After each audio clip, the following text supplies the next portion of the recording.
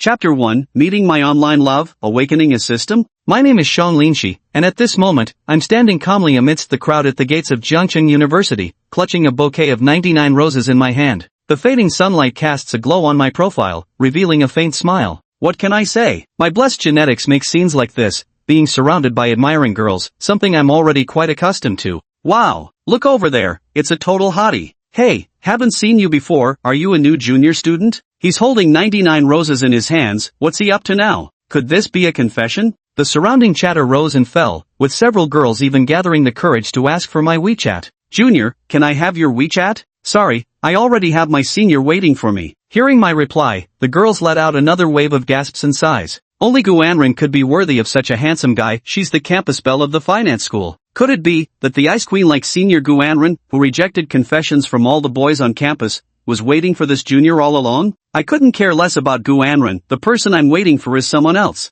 I glanced at my watch and took a deep breath. Only 5 minutes remained until the arrival of the girl I truly adored. Ring ring, the phone suddenly buzzed. Seeing that the caller was my senior, I answered immediately. Meow meow, Linshi, why are there so many people here? Meow meow, we agreed it would just be the two of us meeting. Sean Linshi, huh? Senior, have you already arrived? I don't see you anywhere.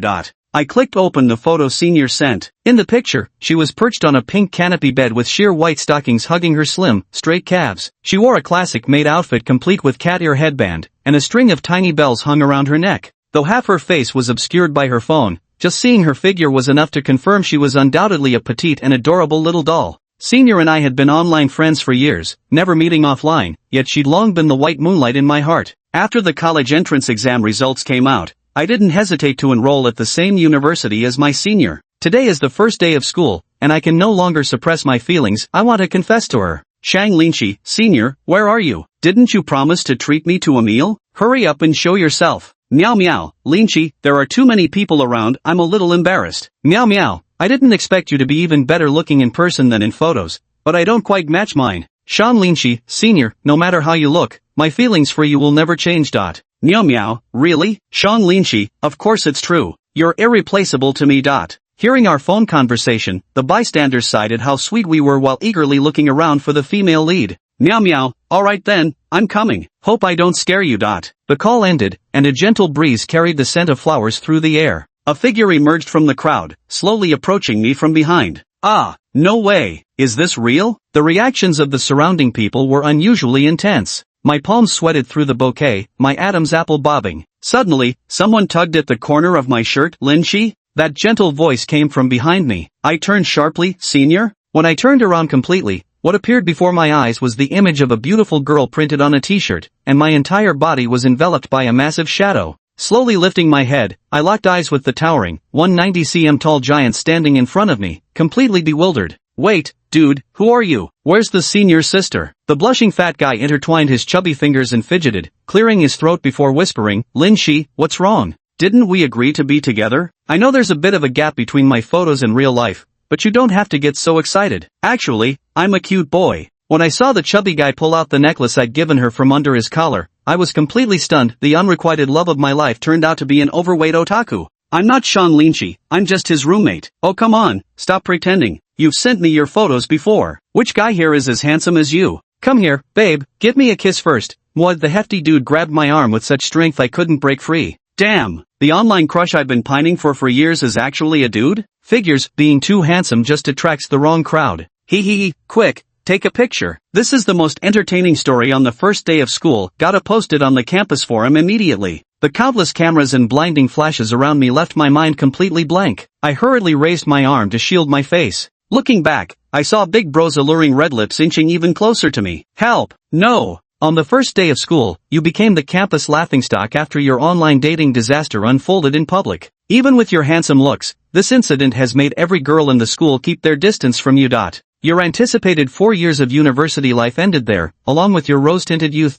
You spent the rest of your life under the shadow of this incident and became socially withdrawn. This simulation session has ended. Score, 1 point progress stage, courtship period. Comment, your taste is quite unique. Reward, a trace amount of confession experience. The scenes in my mind vanished in an instant. Staring at the floating text before me, I froze completely. I lowered my head and glanced at the red rose clutched in my hand, then at the female classmates whispering about me by the roadside. What was that just now? A glimpse of the future? No, I must still be dreaming. My fingers slid along the sharp thorn of the rose, and a piercing pain shot through me. Yet I didn't snap awake abruptly, I still stood on the path leading to the confession spot. This isn't a dream. So, the scenes I just witnessed are the future I'm about to experience? Have I awakened a system? Did the system save my life? Thinking this, I quickly hid behind a tree and concealed the rose. Looking again at the text before me, the words transformed once more. Dating simulator at your service. This simulator is dedicated to helping its host become a winner in life. Experience a lifetime of heart-fluttering romance with different versions of her. In the process of love simulation, different choices will lead to different endings. Note, simulation targets must be based on real individuals the host is attracted to. Already help the host avoid an indescribably disastrous romance. Love simulator? As a seasoned online novel enthusiast, I immediately realized this was my golden finger activating. Judging from the scenes just now, it's clear this thing can simulate my dating journey. So that means, whether it's a queen, a reclusive aristocratic princess, or even an alien princess, all can be conquered? Then simply replicate the methods from the simulation in reality, and victory is guaranteed?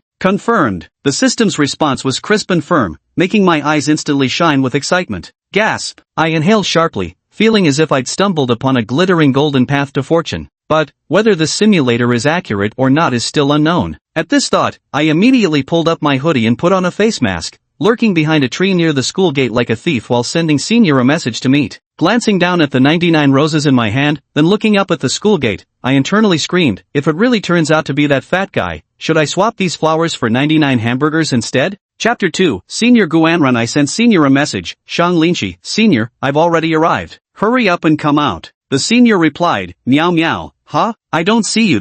I responded, Shang Linshi, let's meet by that crooked neck tree at the entrance. Too many people around, I'm shy. The Senior teased me, meow meow. Oh ho, you weren't shy when you were hitting on me. Playful emoji. 1 minute later, a massive shadow indeed emerged from behind the crooked neck tree. Holding my breath, I watched in horror as the overweight man pulled out a rhinestone-encrusted lipstick, smearing it on his thick lips with a wet smack, the greasy crimson result resembling 2 sausages slathered in chili sauce. I am Sean Linshi, just arrived at university today and already found myself drowning in trouble. Meow Meow sent me a voice message asking where I was. I told her to walk around the tree 3 times for a surprise. To my shock, this Meow Meow turned out to be a 200-pound man. The guy minced around the tree with a fake high-pitched voice, his bulging belly scraping against the bark and peeling off half the tree's skin. I hurled the 1,000-yuan bouquet of roses to the ground with a thud. Just then, the system notification blared in my mind, verification successful, awarding me the crisis prediction skill that detects cringeworthy disasters 10 seconds in advance. Staring at the distorted anime girl print stretched across the man's belly, I pounded my chest in despair. My first love turned out to be a Hulk. Thank God I ran fast, or my first kiss would have gone to those sausage lips. I'd never live that down. Meow Meow said she was exhausted after spinning 4 rounds. I told her I was repeating my senior year in high school. She then asked, didn't you say you scored 650 in the Gaokao? I directly replied, let's not contact each other anymore. I need to focus on studying, before blocking and deleting her. Looking at the roses on the ground, I was annoyed and almost left them behind when the system notified me they could be stored in my backpack to exchange for a 5% boost in Guanran's affection. I immediately picked them up and hurried back to my dorm before the big guy could notice. 15 minutes later, as I pushed open the dorm door, I heard my roommates Fantong and Hao Yuqian cheering wildly. They just destroyed the enemy crystal in honor of kings. When I first arrived at the dorm this morning and we introduced ourselves, I thought their names were just nicknames. But when they whipped out their ID cards, I had to admit defeat, those were their real names. They became as close as brothers within less than an hour of meeting, no surprise, since Honor of Kings is truly a social game.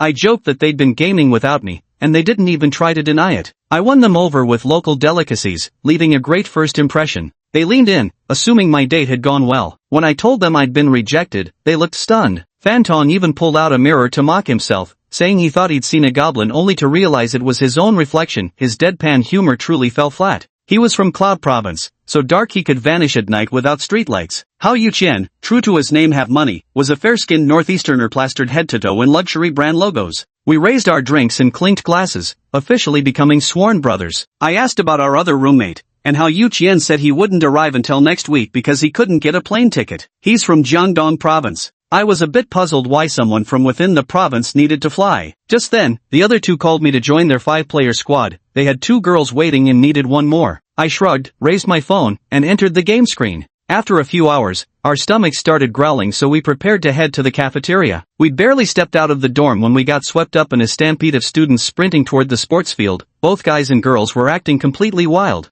I got shoved aside by the crowd but managed to pull up a girl who'd fallen. Without even thanking me, she immediately disappeared back into the sea of people. Hao Yuchan grabbed a male student and asked what was going on. The guy said Senior Guanren had arrived. This campus spell was practically impossible to see outside of major events. After the crowd dispersed, the street fell eerily silent. The entire school had rushed to the sports field. Hao Yuchan scoffed, saying something like Fairy Senior was probably just a catfish, making me cough involuntarily. Fan Tong tried to sprint off, saying the canteen's braised pork was limited and he had to hurry, but I yanked him back. Just then, the system alerted me. High-quality conquest target Guanren detected. Mission, ask for her WeChat. Reward, +3 simulation attempts. Failure penalty, performed chicken you so beautiful in public. I shouted, let's go see the campus bell, and took off running. When we reached the sports field, the crowd was packed tighter than a supermarket giving out free eggs. Shoes had been trampled off several guys' feet, and one bespectacled boy was holding up his phone, yelling that seeing Guanren made his life complete only to be scolded by his mom over unpaid retake fees for failing calculus.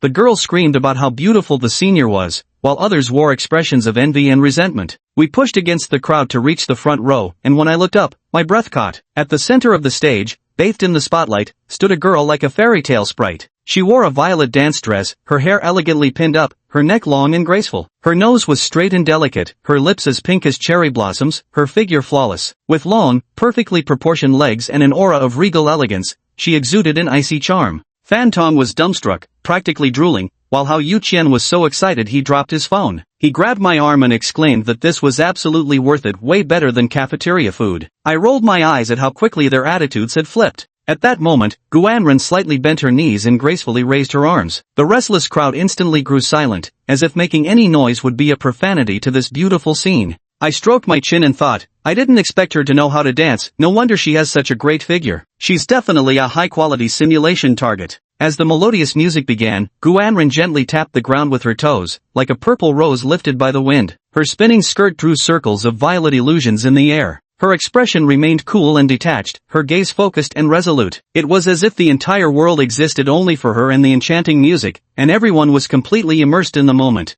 Until the music ended, Guanren gracefully bowed to the audience, and only then did everyone snap out of their daze, followed by thunderous screams. We love you, Senior. Guanren, we love you. Ah, why wasn't I born a man? Don't even dream about it. Even if you were a guy, you wouldn't be good enough for her. She's the daughter of the chairman of Juncheng Group, you know. Whimpering, why does fate favor some so unfairly? Why are some people just born to be protagonists? Gorgeous looks aren't enough, she even has to be a wealthy heiress. Dancing also won a national first prize, directly maxing out all the buffs. Guanren grasped the microphone, cleared her throat lightly, and the crowd instantly fell silent once more. Her voice was crystal clear and melodious, yet carried a touch of aloofness as she began welcoming new students to Jiangcheng University. She mentioned that university marks a fresh starting point for dreams, and as the student council president, she and all members would work hand in hand with everyone to create a positive, vibrant campus atmosphere. Thunderous applause erupted from the audience again. Then, the stage spotlights dimmed, making way for other students to perform their acts. Guanren walked gracefully toward the stage rest area, the crowd's gaze fixed on her retreating figure until the last strand of her hair disappeared from sight.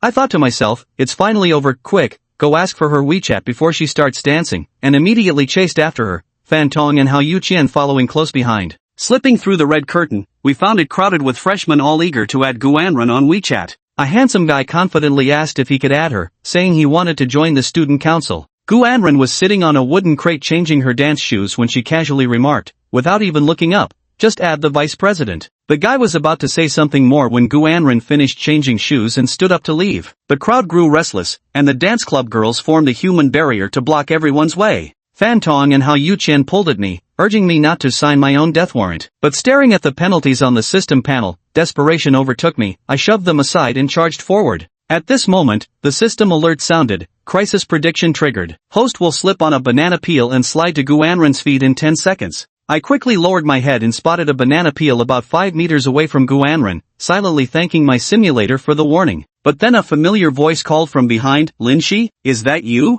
I whirled around to see that nightmare of a man painted with fiery red lipstick, charging toward me. I took off running, only to step on the banana peel, lose my balance, and slide toward Guanren on my knees. The girl screamed for everyone to move aside as I barreled across the floor like a human bowling ball, sending people scrambling to dodge my path. Just as I was about to topple over the prop stand, Guanren suddenly lifted her leg, and her white sneaker landed precisely on my bangs, the heel wedged firmly between my eyebrows. The entire room fell into a dead silence for 3 seconds. Hao Yuqian pulled out his payment QR code and started taking bets on how far I'd be kicked, while Fan Tong wagered half a pack of chips on me flying 10 meters. My body trembling, I lifted my head and met Guanren's stunning face. She was still holding her foot against my forehead. With an awkward laugh, I raised my phone and asked, "Senior, can I add you on WeChat?" Guanren glanced down at me and said, "Sure, if you can hold that pose until the end of the party." I thought to myself, I never expected Senior Anren to have such a sarcastic side. The crowd around us snapped out of their shock, whispering among themselves, some praising my boldness, others questioning whether Guanren only cared about looks.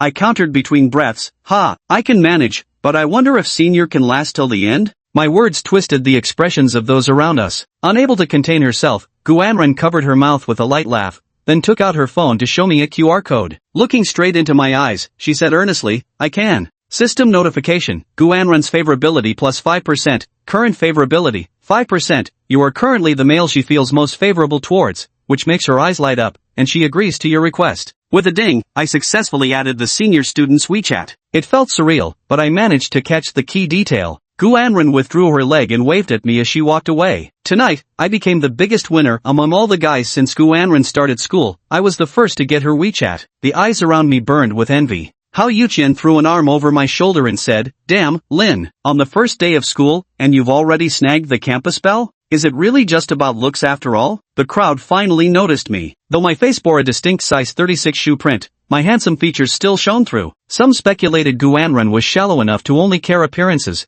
while others believed such an embarrassing entrance might be the key to winning her over. As I rose from the ground and flashed my confident smile, several girls from the dance club instantly lit up like Christmas trees. They swarmed me with phones in hand, clamoring for my WeChat. One even asked me to teach her how to pick up girls, offering to become my disciple. The neglected Hao Yuqian and Fan Tong threw arms over each other's shoulders, lamenting with dramatic sighs, "Out with the old roommates, in with the new fling." Just then, the system notification pinged, "Mission, get Guanren's WeChat. Mission completed." Back in the dorm, the interface changed again. Reward, simulation count plus 3. Current available simulations, 3 simulatable targets, Guanren, Xiao Miao Miao. Begin simulation? Earlier, the simulator couldn't be manually operated due to insufficient simulation attempts. Military training starts tomorrow. I'm slightly worried about physical exhaustion after running simulations. Host, rest assured. Once the simulation begins, your physical state in the real world will be preserved. And the real-world flow rate is 1 minute equals 1 hour in simulation time. Reading the system's description, I stroked my chin. This way I could simulate without worries.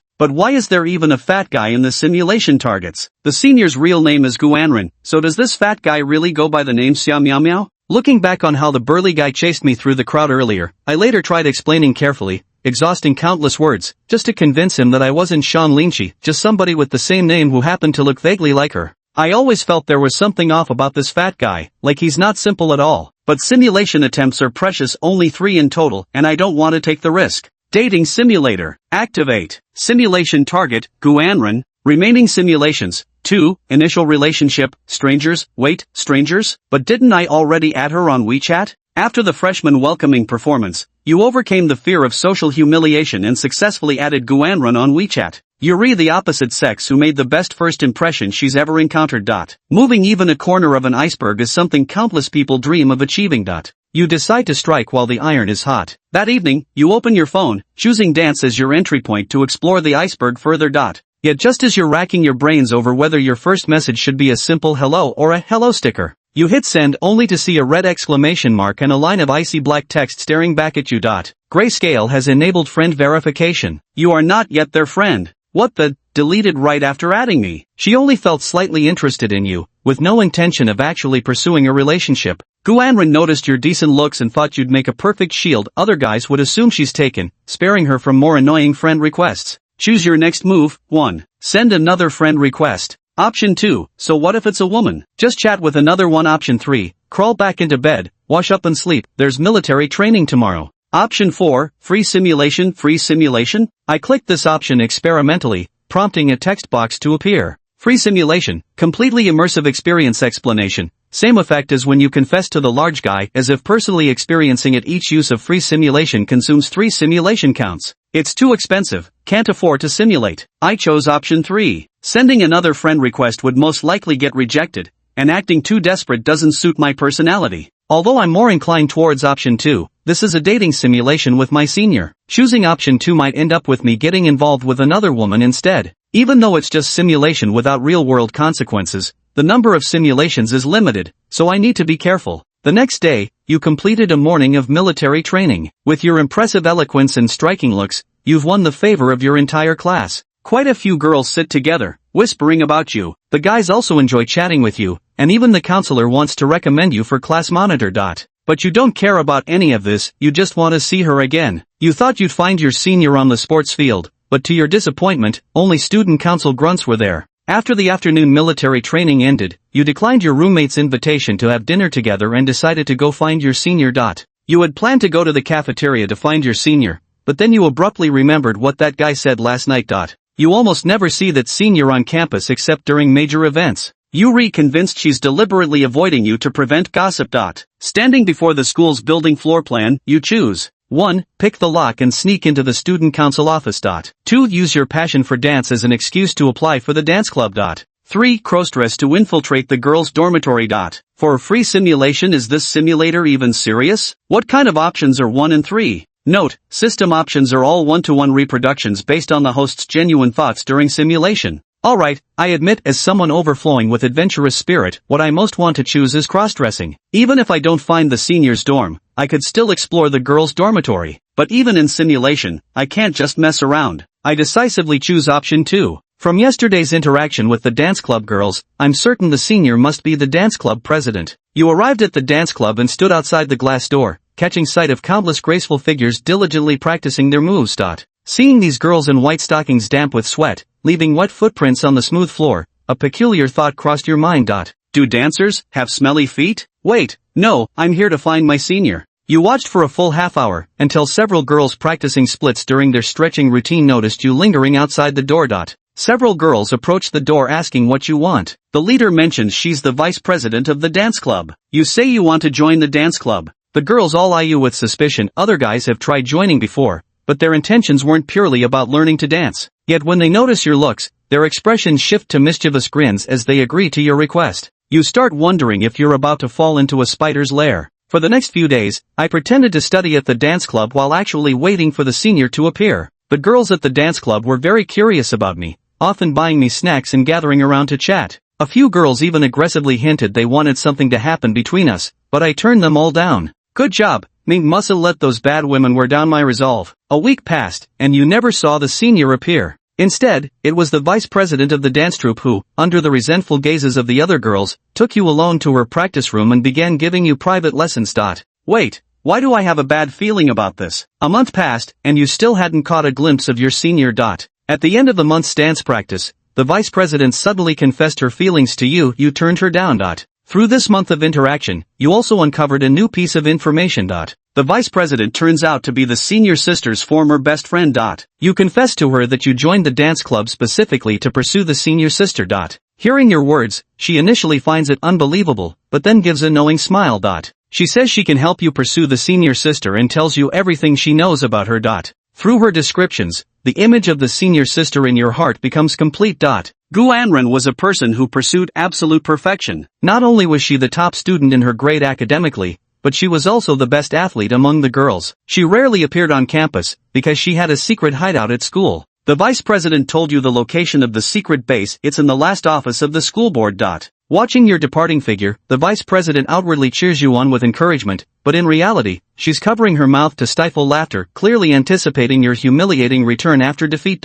Wait, even if the senior doesn't particularly like me, she's still ranked first in the opposite sex popularity poll. I believe with my charm and some skills, I can definitely melt this iceberg. You soon arrive at the secret base entrance and find the door locked. You choose to. Option 1, pretend to be a delivery guy, knock and shout, open up, there's a package for you. Option 2, steal the keys from the security guard and open it yourself. Option 3, wait for the senior to come out the moment she opens the door. Since this is the senior's secret hideout, she definitely wouldn't want others to know about it or be disturbed. However, if the senior comes out on her own, she must have something that requires her to leave campus, and she won't stay long for conversation. Only by entering the secret hideout and closing the door would there be a chance to be alone with her. Option 1, there's a high probability she wouldn't open the door. Who would deliver packages directly here? They're all supposed to go to the Tsainyao post station. But after choosing option 1, I could still try option 3 later. If the door doesn't open, it doesn't open. One must attempt things. I choose option 1.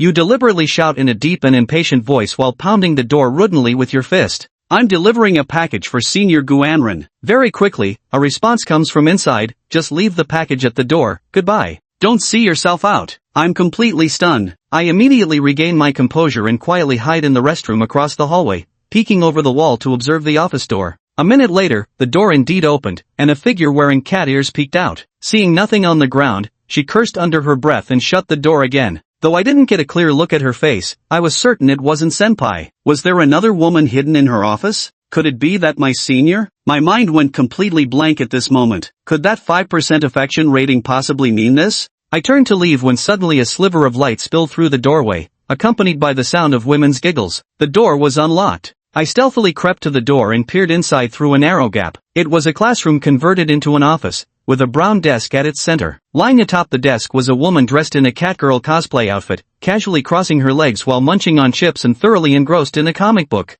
Wait, what if a pair of icy hands suddenly grabbed my shoulders and grasped my throat with the cold edge of a craft knife? Pressured by the senpai and this catgirl, I'd be trapped in this office, doomed to live in eternal darkness? I sucked in a sharp breath, praying that my simulated self would stop looking and just run fast. I narrowed my eyes slightly, carefully studying the catgirl's face. Though she wore a red wig and had fake cat teeth in her mouth, I couldn't shake the feeling that her features bore some resemblance to my senpai. Wanting a clearer look, I reached out to push the door open wider, just a little more. Little did I expect the door to be of such poor quality. With just a slight push, it swung wide open. I stumbled forward into the room. With a loud bang, the door was flung open. The catgirl froze, gripping the manga in her hands as she stared at me, the sudden intruder. After seeing my face clearly, her eyes filled with terror as she quickly jumped off the desk, clutched the cat ears on her head, and hid beneath it only a pair of wary eyes peeking out to stare at me. Holding my slightly dazed head, I slowly stood up and looked around, finally taking in everything in the room properly. It was fully equipped: refrigerator, smart TV, wardrobe, but the most eye-catching was the massive transparent display cabinet beside me, filled with all kinds of figurines and comics. Damn, just one cabinet of these figurines could buy an apartment in Zhangcheng. After confirming my surroundings, I turned my gaze to the figure hiding behind the desk. The moment my eyes landed on her, the catgirl buried her whole face out of sight. At this moment, simulation options popped up before my eyes. Option 1, kneel down and plead, "Master, I was wrong." Option 2, close the door behind you and declare, "This is my secret base now." Option 3, no use hiding, your cat ears have already given you away. After some thought, I said, "No use hiding, your cat ears have already given you away." Hearing my words, the catgirl trembled slightly. She thought her hiding spot was flawless. The spacious area under the desk could easily accommodate her 1.7-meter frame, yet her conspicuous cat ears had betrayed her after all. She raised her hands in surrender and slowly stood up. I thought I'd finally get a good look at the girl's face, but she stood with her back to me, hands still raised. I decided to voice my confusion. "Are you Guanren, the senior?" "No." The girl flatly denied it. "Why would a senior dress up as a catgirl? I'm just the senior's assistant." "Who are you? Why did you break into the senior's office?" the girl suddenly demanded. "I'm here to see Senior Guanren. She's on the school rooftop right now. You can go find her." "Great, thank you so much for your help, senior. If I can't find Senior Guanren, I'll be back." Without hesitation, I turned and left, even thoughtfully closing the cat-eared senior's door for her before going.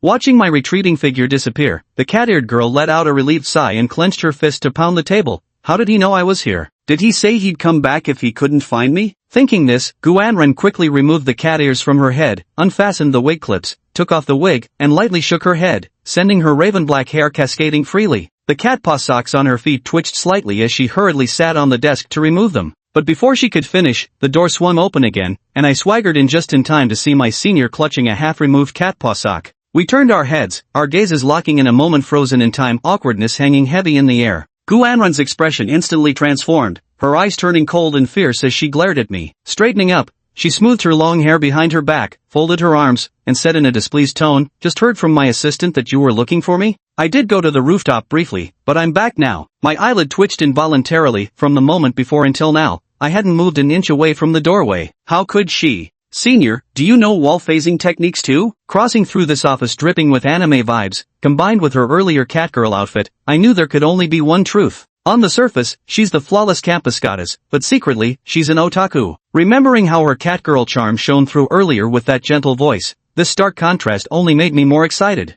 I finally understand why I never see my senior at school. She's been hiding in this office every day. To maintain her perfect goddess reputation, she can't reveal her other side. Even her WeChat name, Black, White, and Hybra, hints at it, referencing Sherry AI from Detective Conan, a character who appears icy on the surface but harbors deep emotions and thoughts. Then, another prompt appeared. 1. Senior, you wouldn't want others to find out your secret, would you? 2. Actually, I sensed a kindred spirit. 3. No use hiding, your cat paws have already given you away. Tisk. I couldn't help but take a deep breath. Option 1 was tempting, but doing that would be too sleazy, completely unbecoming of my image as a wholesome, model student. I stuck with the previous choice and selected option 3. Pointing at the still twitching cat paw of my senior, I demanded, "What is this?" Faced with my accusation, my senior desperately tried to explain, but every time she opened her mouth, her kitten-like teeth betrayed her. She finally admitted she was a catgirl. Then she threatened me to never reveal her secret. In exchange, she'd agree to one request from me. Oh, is that so? Then I'd like to ask my senior to tutor me. I want to become as outstanding as you are. Hearing my words, Guanren seemed uneasy, but since I held her secret, she had no choice but to agree. Fine, but only here for tutoring, absolutely no other places on campus. She strode up to me, wagging her finger with a stern tone. I grinned inwardly. The plan had worked. Spending time together elsewhere on campus would just draw attention, but being alone with my senior in a room, just the two of us, made it far easier to kindle something deeper. Every day after school, I made sure to go to my senior's office for tutoring. Chapter 7, Getting Fattened Up by My Senior. Yes. Seeing the words appear before his eyes, Sean Lynchie couldn't help but feel excited. The story with my senior sister has finally gotten on track. As they say, familiarity breeds affection. Some couples who were even enemies at first can turn hatred into love after spending enough time together. Needless to say, for two normal people, as soon as your daily classes end, you would come to find your senior under the pretense of studying. At first, she was a bit resistant towards you, only seriously teaching you study materials, but slowly, as time passed, she realized you were a man of your word, never telling anyone her secret. Gradually, she became more open around you, often sitting by your side dressed in a bunny girl outfit. She also really likes the way you stare straight at her feet. No, is it because of that kickback then? You admit that senior's feet are truly beautiful, deserving to be described as jade feet.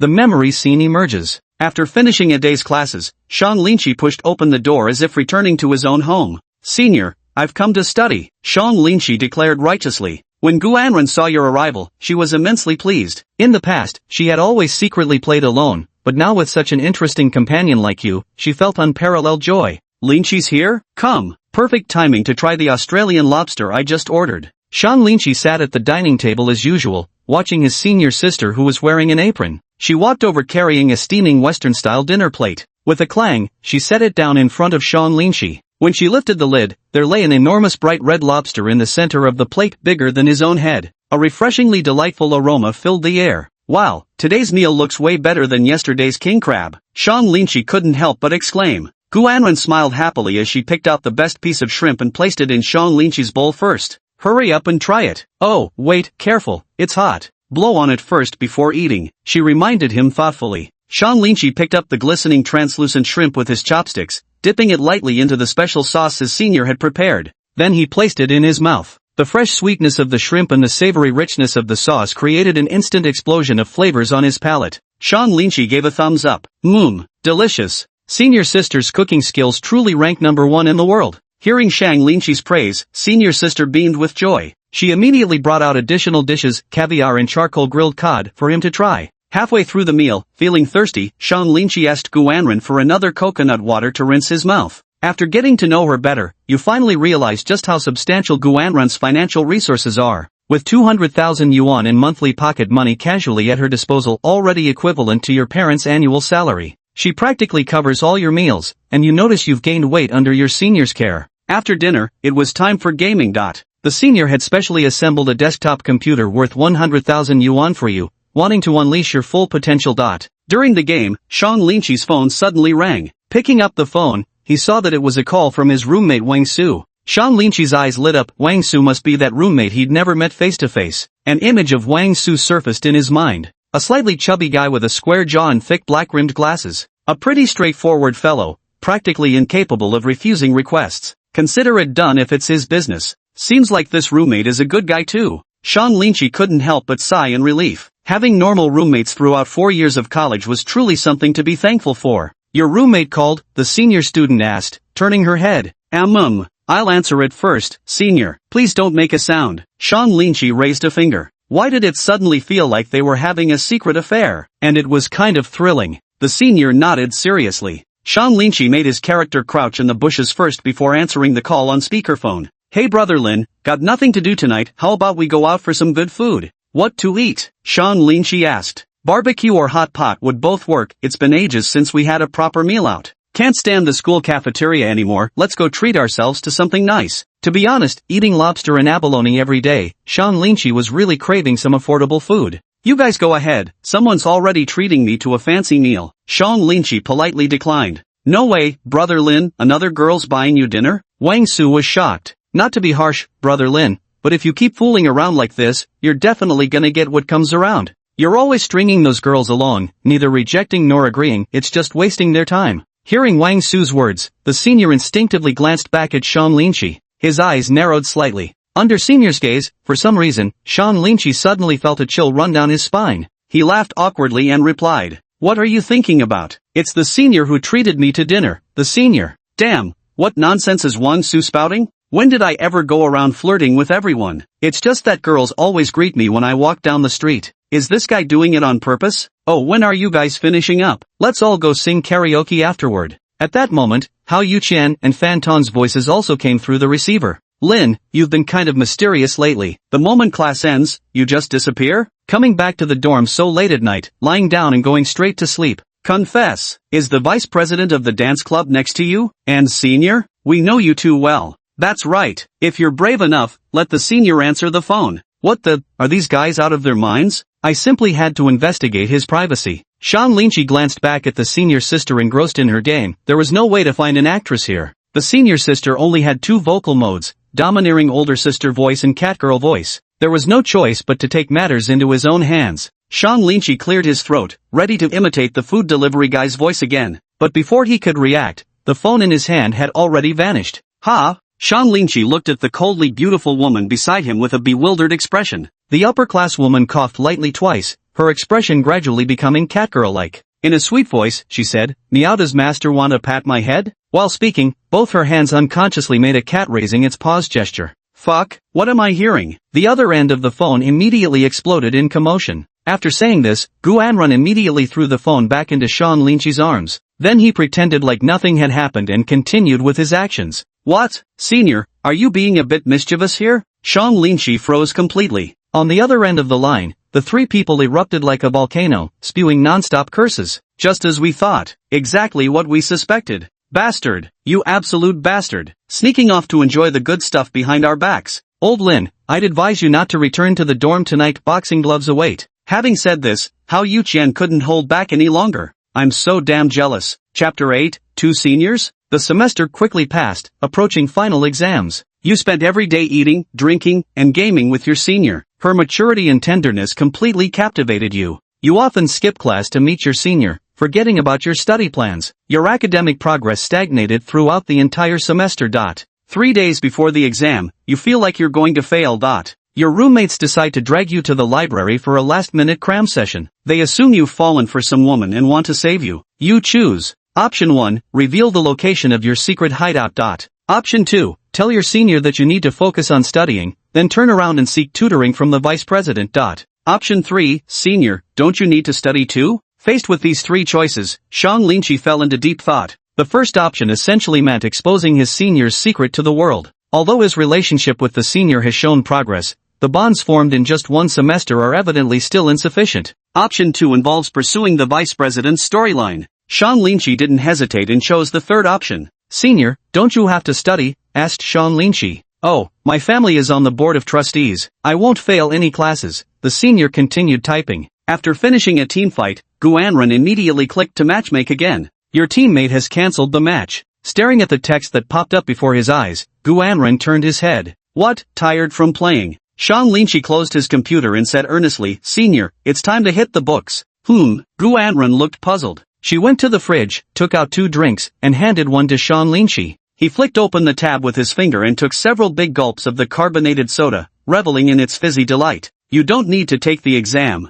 I'll talk to your advisor, getting a passing grade won't be a problem." Hearing this, Sean Linchi was ecstatic. However, constantly relying on his senior sister's help was something he couldn't bring himself to accept. He's a man, not some overgrown baby. At this rate, I might as well let my senior turn me into a complete good-for-nothing. Moreover, he was certain his senior wouldn't fancy a man who relied on her for everything. When it came to exams, he still wanted to pass through his own efforts. "I refuse." Oh, Gu Anran was somewhat surprised, then immediately showed a hint of delight. She put down the soda in her hand, took the exam preparation books from the shelf, and placed them before Sean Linchi. Unlike the study routine you imagined, the senior has already highlighted all the key exam points. You just need to memorize everything from these books to pass the test. If you want to be even lazier, you abandon the idea of cheating. Since the knowledge has already been chewed up and fed right into your mouth, you might as well memorize it yourself. After just a few hours of study, you've already memorized all the material that would take an ordinary person at least 3 full days to learn.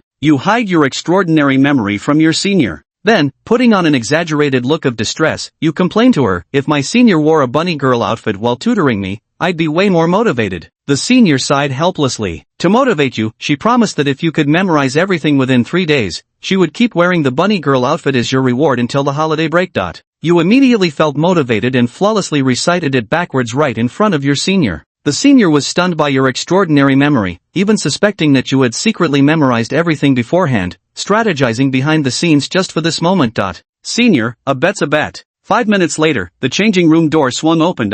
Memories of scenes emerged. The dressing room door slowly opened, and a pair of alluring bunny ears peeked out tentatively. Her hands clutched the hem of the bunny girl outfit, desperately tugging it downward. The scandalously short fabric filled her with shame as she tried to cover even 1 more inch of skin. The black leather fabric clung tightly to her delicate frame, accentuating her slender waist and long, beautiful legs. The bunny ears atop her head swayed gently with her movements, one of them flopping halfway down. Unable to meet his gaze directly, she kept her head slightly lowered as she took small, hesitant steps, slowly approaching Sean Linchi. With every step, the fluffy bunny tail swung softly behind her. Sean Linchi's heart swayed along with it. Her lips pouted slightly as she nibbled her lower lip, her face flushed like the crimson hues of a sunset. Hiss! Bunny ears plus senior equals perfection. In reality, Sean Linchi was completely spellbound, unconsciously swallowing hard. "You really get me, system." The memory playback came just in time, giving you a 5-star review. She truly resembled a startled little rabbit, standing motionless there,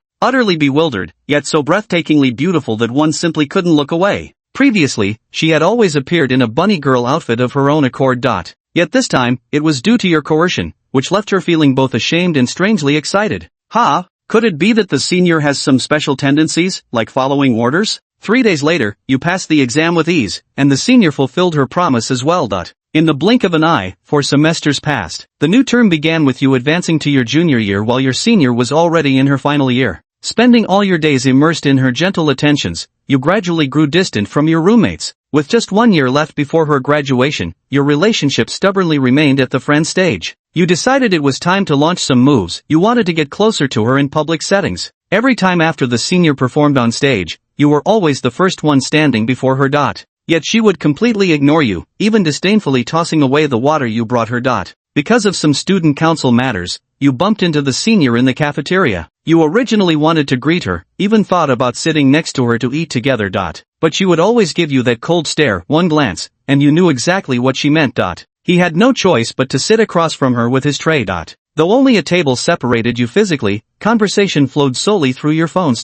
Outwardly an ice queen, yet she bombarded your screen with NSFW memes. No sooner had the senior glared you away than she greeted you with sunshine smiles back at your hideout. You desperately clutch your head, feeling slightly schizophrenic. You even begin to suspect if your senior has a twin sister. Her persona switches so seamlessly it leaves you completely unprepared. You can't comprehend your senior's thought process. What exactly goes through her mind? Why can't she even hold a normal conversation with you in public? Every time you ask her the reason, she avoids the topic entirely. Soon enough, another year passed by. You now a senior in college, while your senior has already graduated. Chapter 9, This is just a transaction. Why do I have this foreboding feeling? You recall the senior's various behaviors at school. She always presented herself as the perfect goddess in public, only revealing her true self in private. Through day and night interactions, you're certain the senior's sexual orientation is normal. Thinking back to your first meeting, when your favorability was only 5%, you were already at the top of her list. You suspect it might have something to do with her family background. Indeed, the heiress of a chaebol family must have been held to high standards since childhood.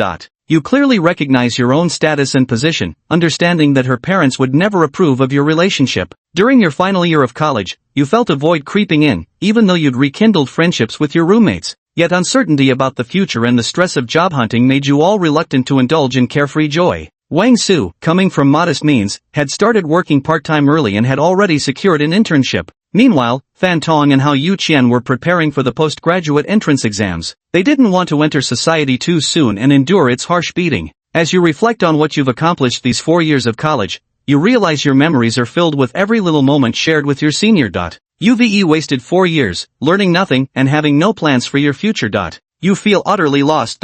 Fortunately, you and your senior didn't lose contact. In her free time, she would still invite you to attend comic conventions together. After graduation, your senior wanted you to intern at her family's company. You felt that freeloading should have its limits, so you declined her offer. Armed with your prestigious bachelor's degree, you resolved to carve out your own path. However, while ideals are beautiful, reality is harsh. You applied to multiple high-end companies, only to find your diploma utterly worthless. There are far too many people more outstanding and harder working than you. With internship experiences at multiple corporations and an armful of world-class competition certificates, you realize you're nothing but a rookie compared to these workaholic overachievers. You suddenly feel a pang of regret. If you hadn't spent all those days fooling around with your senior, you too could have had what it takes to become a top-tier grinder. While small and medium-sized enterprises are quite satisfied with your educational background, the salaries they offer are pitifully low and lack stable career growth prospects. The company you interviewed with yesterday just announced its bankruptcy the very next day. Your parents want you to move back to your hometown and secured a stable, albeit low-paying, job for you through connections. You turned them down. In a big city like Zhangcheng, life is tough, but you refuse to be separated from your senior by distance. You understand that once people part, it's hard to meet again. Kid, you're a man now, and a man's got to hustle for money, you understand? Perfect timing. Our company is hosting a grand banquet tomorrow. Just pay 500 yuan for transportation, and we'll take you there. This is a golden opportunity, you know. Hey handsome, you've got quite the looks. Ever thought about being a live streamer? It might be a bit risque, but the money's good. If you won't do it, there are plenty who will. Shan Linqi had heard this line far too often. Using your parents' financial support, you've lingered in Zhangcheng for 3 whole months without finding a job. Gazing at this neon-lit city of revelry, you suddenly feel like an abandoned orphan. Finally, on the last day before his living expenses ran out, he opened her WeChat and, against his better judgment, sent her a voice message. Senior, please take me in. Wait, is this really my future? Shan Linqi was speechless. If he followed the simulator's script, the outcome would inevitably match the simulation's prediction. Why do I suddenly feel like going to the library to study? What's this uneasy feeling of being afraid of falling behind everyone else? Shan Linqi thought she should keep some distance from her senior. A gentle older sister's charm is simply too lethal for boys. One careless step could plunge you from a paradise of tenderness into an abyss. The next day, the HR only asked you one question. Are you Shan Linqi? You nodded and replied, yes. Immediately, the HR beamed a radiant smile, took your hand, shook it up and down, and said, congratulations, you're hired. Rivercity Group is a great company. Although the starting salary isn't particularly high, having your senior as backing means you won't suffer from toxic workplace culture. You fully utilize your talents and help Rivercity Group secure several major contracts within just 1 year. Promotions and pay raises come effortlessly. Your senior's father even meets you and, thoroughly impressed by your abilities, appoints you as their financial manager. Could it be? The senior also works at the company, where the two of you always pass by each other without a word. After leaving school, you'd thought she might act differently. Yet at the company, apart from giving work instructions, she never speaks to you. Only when you're called alone into her office with the surveillance turned off, or in private, can the two of you communicate normally. Sometimes when you log into WeChat on your computer and chat with her like a thief, a colleague suddenly pats your shoulder, making you yelp in surprise and quickly switch screens. The colleague gives you a knowing look, figuring you must be secretly downloading educational material. Wait, why is this the same situation as back in school? Although it was just a simulation, Shan Linqi himself could actually feel the emotions in those scenes. 3 years later, you're 25 years old. Your parents have retired one after another. Bored with nothing to do, they urge you to quickly find a partner, get married, and give them a little baby to play with. During this time, they introduced you to over a dozen blind dates, all of which you tactfully declined. At 30, you successfully joined the board of directors of Jiangcheng Group. In terms of wealth and career, you've reached the pinnacle, and you feel it's time to make your move. On a dark and windy night, you secretly arranged to meet your senior in a small grove, promising to gift her a limited edition figurine. Delighted by your present, your senior opened the box only to find a love letter hidden inside. She rejected your confession. Simulation ended. Ha, it's over? The text and visuals disappeared simultaneously as Linshi Shang stared blankly at the ceiling. Current summary. Phase experienced, pursuit stage. Rating, 15. Comment, to her, you're merely the best playmate. This is just a transaction, she still maintains her guard around you.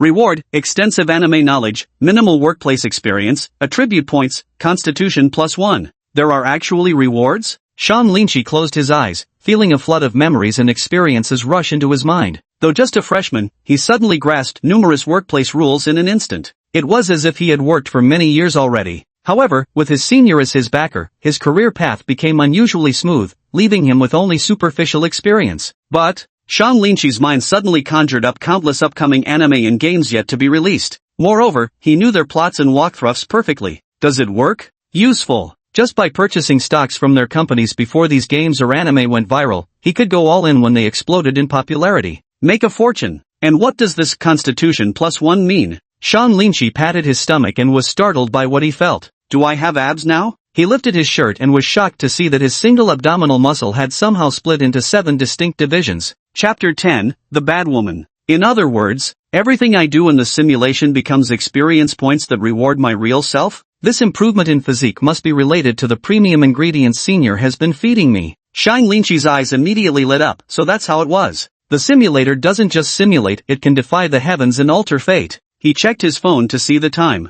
Just now in the simulation, he truly felt the passage of time. It was as if he had genuinely lived through 12 years. Yet in reality, only 1 minute had passed. This meant that if he could choose a career path to diligently pursue within the simulation, after the simulation ends, reality can be cleared in just 1 minute. He can use the simulator to become a flawless person. But, if the simulation can influence me, then could the senior also? Thinking of this, Shang Linshi immediately pulled out his phone. Opening Guanrun's WeChat to confirm. No sooner had he sent a catgirl sticker than a big red exclamation mark appeared. Seeing he'd been deleted, Shang Linshi immediately breathed a sigh of relief. Phew, just like the simulation predicted. At that moment in the simulation, when he saw that the senior had deleted him, he still felt somewhat disappointed. But having already experienced it once, he instead felt a thrill of I predicted your prediction. Shang Linshi rubbed his chin. He was even more looking forward to married life with his senior. I reviewed the summary once again. So she only sees me as a friend? There's no romantic spark. Then this time, I must make my senior sister blush with shyness. Shang Linshi immediately initiated the second simulation. The Love Simulator. Activate. Simulation target, Guanrun. Remaining simulation count, 1. Initial relationship, strangers. UVE already learned senior's secret, and right after the next day's military training, you head straight to her hideout. You pretend to be a courier and knock on the door, then push your way inside abruptly, barging into her hidden world. Guanrun recognizes you at a glance. She pretends to be a junior secretary, trying to lure you up to the rooftop so she can sneak away to change outfits. Shang Linshi didn't leave this time. Instead, she spoke with a hint of teasing in her tone. Senior, didn't you put on those cat ears backwards? It's kinda cute. Ha! Guanrun couldn't quite believe that you'd seen through her disguise at first glance. Though her figure and facial features remained unchanged, her disguise was masterfully crafted. Even her own family wouldn't notice if they walked right by her. You teased her, saying you could actually read minds. Senior, were you just trying to trick me onto the rooftop, and then change outfits while distracting me? Your expression totally gave you away. Guanrun couldn't believe you actually saw right through her intentions. She admits you're a bit sharper than other guys, but she's also well aware of your motives for being here, clearly just another case of love at first sight. After all, any man with normal sexual orientation would inevitably develop some special thoughts about her. Percent. Facing Guanrun's wary gaze, you choose. Option 1, Senpai, you wouldn't want others to know your secret, would you? Option 2, actually, I smell the fellow kindred spirit. Option 3, no use hiding, your cat paws have already betrayed you. Staring at the options that popped up before him, Shang Linshi seemed to understand something. He chose the second option. Shrugging his shoulders, Shang Linchi walked over to a display cabinet as if it were his own home and took out a manga from it. Go on, what do you want me to do? Guanren asked in a hostile tone. You shake your head with a sigh while flipping through the comic. Actually, I understand how you feel, senior, because we're the same kind of people. Oh, Guanren looked puzzled upon hearing this. On the surface, I'm the most popular freshman. I have to maintain this perfect persona in front of everyone. But in reality, I'm a hardcore anime enthusiast and a gaming addict. You mentioned several anime and games that Guanren showed keen interest in during the last simulation, right in front of her. Faced with your fluent conversation, Guanren never expected you to be so genuinely knowledgeable. She gradually lowers her guard, revealing an expression that says, I've finally met a kindred spirit. Unlike the first time, this time she was the one who closed the door and began an unrelenting exchange with you. Time passed quickly. As she was leaving, Guanren wore an expression of reluctance, as if she wished to stay with you longer. She had never before met a man who understood her so well. You suggest that you could come here often to spend time with her, and Guanren is visibly delighted by the proposal. She hands you a key to the secret room. Oh, birds of a feather really do flock together. In the last simulation, his senior had never given him a key. In the days that followed, you wouldn't often visit your senior's secret hideout, maintaining a faint yet lingering connection between you. Originally, Guanren played alone, but ever since experiencing companionship, she often felt lonely when playing by herself. She began appearing in public spaces more frequently, always deliberately showing up in places you frequented. She had the vice president of the dance club approach you intentionally, obtaining a copy of your schedule. As you pass by her, she secretly brushes past you, trying to catch your attention, hoping you'll remember the important matter to come play with her at the secret hideout. Yet, every time, you pretend not to see her, as if she were nothing but thin air. A memory scene emerges. Shang Linchi, having just eaten with his 3 roommates, was discussing which girls in the cafeteria looked the prettiest. At that moment, a figure wearing a baseball cap and a loose hoodie suddenly walked briskly over. By accident, she bumped into Shang Linchi's shoulder. I'm sorry, Guanren exclaimed apologetically. She suddenly raised her head, lifting the brim of her cap slightly, and deliberately winked at Shang Linchi. Shang Linchi understood what she meant, but merely responded indifferently, it's fine. Then he continued walking out of the cafeteria as if nothing had happened. Secretly, he was quite pleased with himself. Oomph, you little brat, after suffering once before, did you think I couldn't handle you this time? Still, it has to be my senior. Even dressed so plainly, her perfect figure remains impossible to hide. Though she wears a mask, that teardrop mole beneath the corner of her eye is as alluring as ever. Guanren was absolutely livid. What kind of person behaves like this? She bit her straw, inwardly cursing, Shang Linchi, you jerk. Flirting with me in secret, yet pretending not to know me in public? Guanren peeled open the lid of her coffee, charged forward, aimed at your back, and prepared to ram into you. She wanted to splash the coffee all over you and force you to stop in your tracks. But before she could reach you, a black and a white figure leapt out like temple guardians blocking her path. Hao Yuqian raised a hand to block Guanren's path. With a somewhat disdainful pout, he said, cut the act. I know you're just creating another opportunity to trick Brother Lin into giving you his WeChat, you scheming woman. Chapter 11, The wardrobe is too small. Going against the grain, that's so like me, Shang Linchi mused smugly to himself. Blocked by 2 men in black and white, the senior student wanted to remove her mask to open the way with her identity. Yet you stopped her. You grabbed the hand she was about to pull the mask off with and winked at her, gesturing for her to check her phone. Guanren, acting like a jealous girlfriend, immediately shook off your hand and opened her phone. Seeing your message agreeing to definitely spend time with her. Guanren curled her lips, feeling she had won, and left tactfully. Fan Tong and Hao Yuqian watched Guanren's retreating figure, sensing something was off. Why does this woman's silhouette look so familiar? It resembles the fairy-like senior sister they'd glimpsed before. Though just a fleeting glance, that breathtaking figure had already etched itself into their hearts. Your roommates sense something amiss, convinced you're hiding some earth-shattering secret from them. They decide to follow you. Walking alone through the school's grove, you feel an eerie chill down your spine, as if something ghostly is trailing you. Shang Linchi suddenly whirled around just in time to see a large black shadow scuttle past under the street lamp like a giant rat, causing the grass on both sides to sway slightly. Squinting slightly, despite the darkness, Shang Linchi could still make out something in the gloom. The unnervingly white teeth of Fan Tong, the only pale part of his entire body. He was hiding behind the bushes, just his head peeking out, staring fixedly at Shang Linchi. And when he turned his head, there was a man sitting on the bench beside him, his face hidden behind a newspaper. Though his face was obscured, the messy yellow hair peeking out from behind the paper instantly told Shang Linchi it was Hao Yuqian.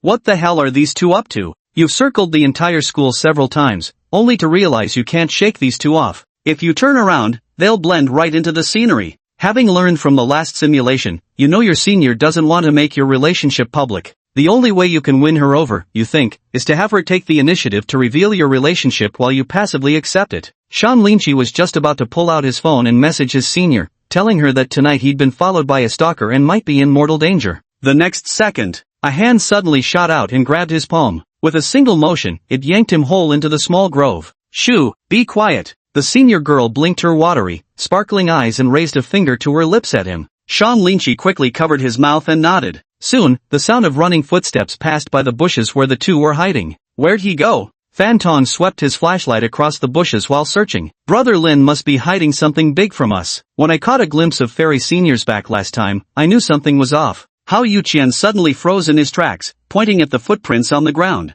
"Look, there are two sets of footprints here, one big, one small. It's definitely Sean Lynchie and another woman." Phantom leaned in for a glance, then curled his lips in disdain. "You idiot, those are cat paw prints." "Oh, so it's a sneaky little cat with sticky paws. Well, I'm going to find out exactly what kind of woman could bewitch Brother Lin so badly he won't even return to the dorm." Hao Yuqian clenched his fists. The night breeze rustled through the small grove, making the leaves whisper softly. In the distance, the dim yellow glow of streetlights filtered through the branches, casting dappled shadows across the ground. Guanren held Sean Lynchie's hand as they darted swiftly through the trees, their footsteps nearly soundless. Guanren knew the terrain here extremely well. She led you and Phantom's group in circles until finally shaking them off. The two of you excitedly ran away hand in hand. Upon hearing the desperate cries of their two roommates, both of you burst into laughter. You were like a pair of young lovers secretly pursued by agents. After running out of the small grove, Guanren finally let out a sigh of relief. Patting her chest, she said, "That scared me to death. We almost got caught."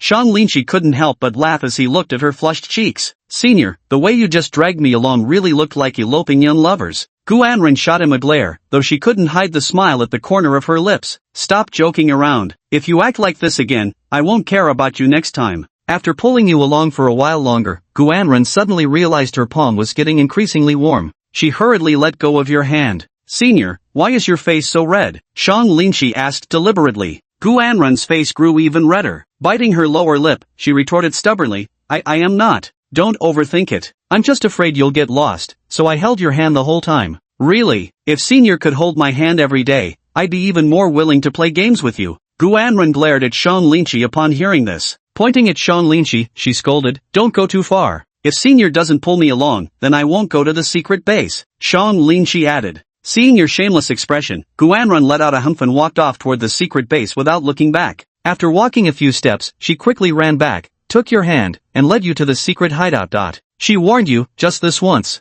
You knew full well, where there's a first time, there's bound to be countless more. For the rest of the semester, aside from gaming, you and your senior also began playing a daily game of evading capture. Your roommates have tried countless methods to plant trackers on you and keep you confined to the dorm, all to no avail. You always manage to evade their pursuit, hiding yourself just before your location is exposed. As exams approach, your roommates decide to drag you to the library for a cram session, convinced you've fallen for some woman and want to save you. You choose. Option 1, reveal the location of your secret hideout. Option 2, tell your senior you need to focus on studies, then immediately go find the vice president for tutoring.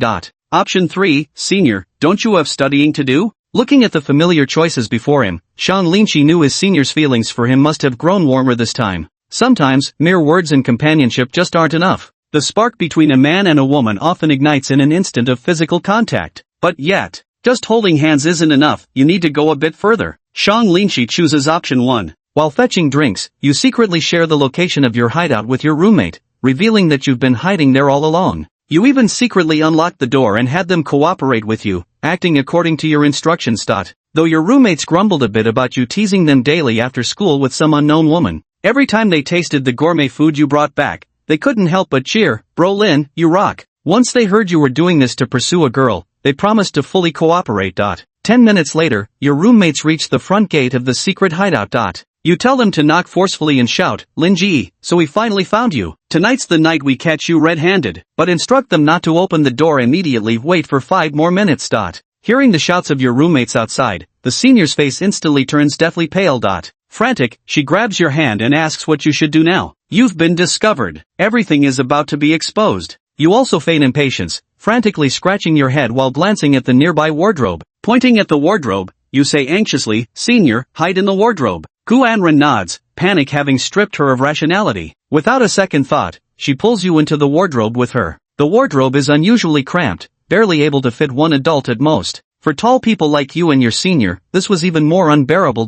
No, the wardrobe is too small, we can't both fit inside. We'd better hurry and hide in the dressing room instead. Gu Anren tried to scramble out of the wardrobe, but just then, the door was suddenly kicked open, leaving them no time to think. Shang Lingqi wrapped an arm around the senior's waist and quickly shut the wardrobe door. Chapter 12, Waiting for You at Home. The closet space was suffocatingly narrow, with Shang Lingqi's chest nearly pressed flush against the senior's back. He could clearly feel her body heat and catch the faint fragrance emanating from her. Their breaths intertwined in the darkness, while the footsteps outside the closet drew nearer and nearer. Gu Anren's body trembled slightly, and Shang Lingqi instinctively tightened his arm around her waist. The senior quickly came to her senses and tried to pry Shang Lingqi's hand away, but any slightly stronger movement would cause the wardrobe to creak suspiciously, leaving her too afraid to act recklessly. She had no choice but to let Shang Lingqi keep his firm grip around her waist. The two held their breath as they peered through the narrow gap in the wardrobe, spotting two shadowy figures passing by outside. The interior of the wardrobe was cramped. Shang Lingqi had to rest his chin on his senior's shoulder, his posture resembling that of a protective eagle.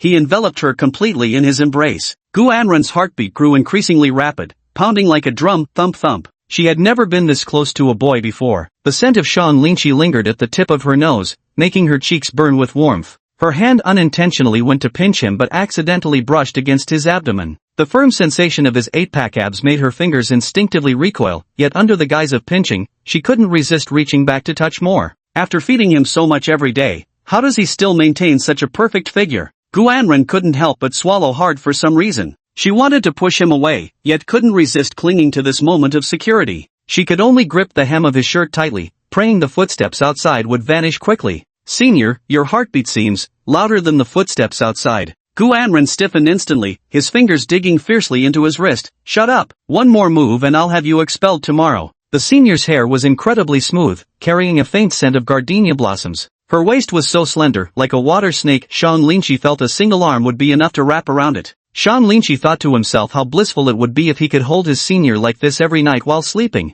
Hao Yuqian and Fan Tong pretended to search around, occasionally casting glances toward the wardrobe. They knew full well that Shang Lingqi was hiding inside, probably enjoying himself immensely. The thought of this guy constantly getting asked for his WeChat by girls and never refusing irritated them. Suddenly, they felt complicit in his misdeeds, and it left them thoroughly displeased. "Damn, not home? We came right on time and still missed them? Your counter-surveillance skills are improving, but we've already discovered your crime scene. We'll definitely be paying daily visits from now on," Fan Tong declared loudly. With that, the two quickly left, making sure to properly close the door behind them. Hearing the footsteps in the hallway fade into the distance, the wardrobe door was suddenly flung open. Shang Lingqi was forcefully shoved out by Gu Anren, landing hard on the floor. Gu Anren stood alone inside the wardrobe, arms crossed, looking down at Shang Lingqi from above. With an unfriendly tone, she demanded, "Speak. Was this your deliberate arrangement?" From the conversation between the two roommates just now and the sudden situation, it was too much of a coincidence. Gu Anren could tell this was definitely someone's deliberate doing. Shang Lingqi looked utterly innocent, scratching his head. With feigned surprise, he said, "How could that be?" Gu Anren stomped her foot angrily, grabbed a cushion, and hurled it at Shang Lingqi. Then, raising her little fists, she pummeled Shang Lingqi while pushing him out from behind, mercilessly shoving him out the door. The door slammed shut with a loud bang. "Hey, senior, we haven't finished the game yet. Get out. I don't want to see you today." Gu Anren's furious roar came from behind the door. The hallway regained its quiet. Shang Lingqi's lips curled into a faint smile. He knew today's wardrobe incident would leave an unforgettable impression on her. For the next several days, the senior sister kept you barred from her door. Fan Tong and Hao Yuqian continued their patrols punctually as scheduled. "You suggested, since our secret base has been exposed, maybe we should relocate. After careful consideration, the senior sister accepted your proposal and rented an apartment near the school. She says she doesn't want to talk to you, yet she still sent you the address to her new secret hideout. There aren't many students living off campus, and even fewer informants, making the senior feel unprecedentedly at ease. In fact, she thinks this incident turned out to be a good thing. She enjoys this feeling of being wrapped around your finger."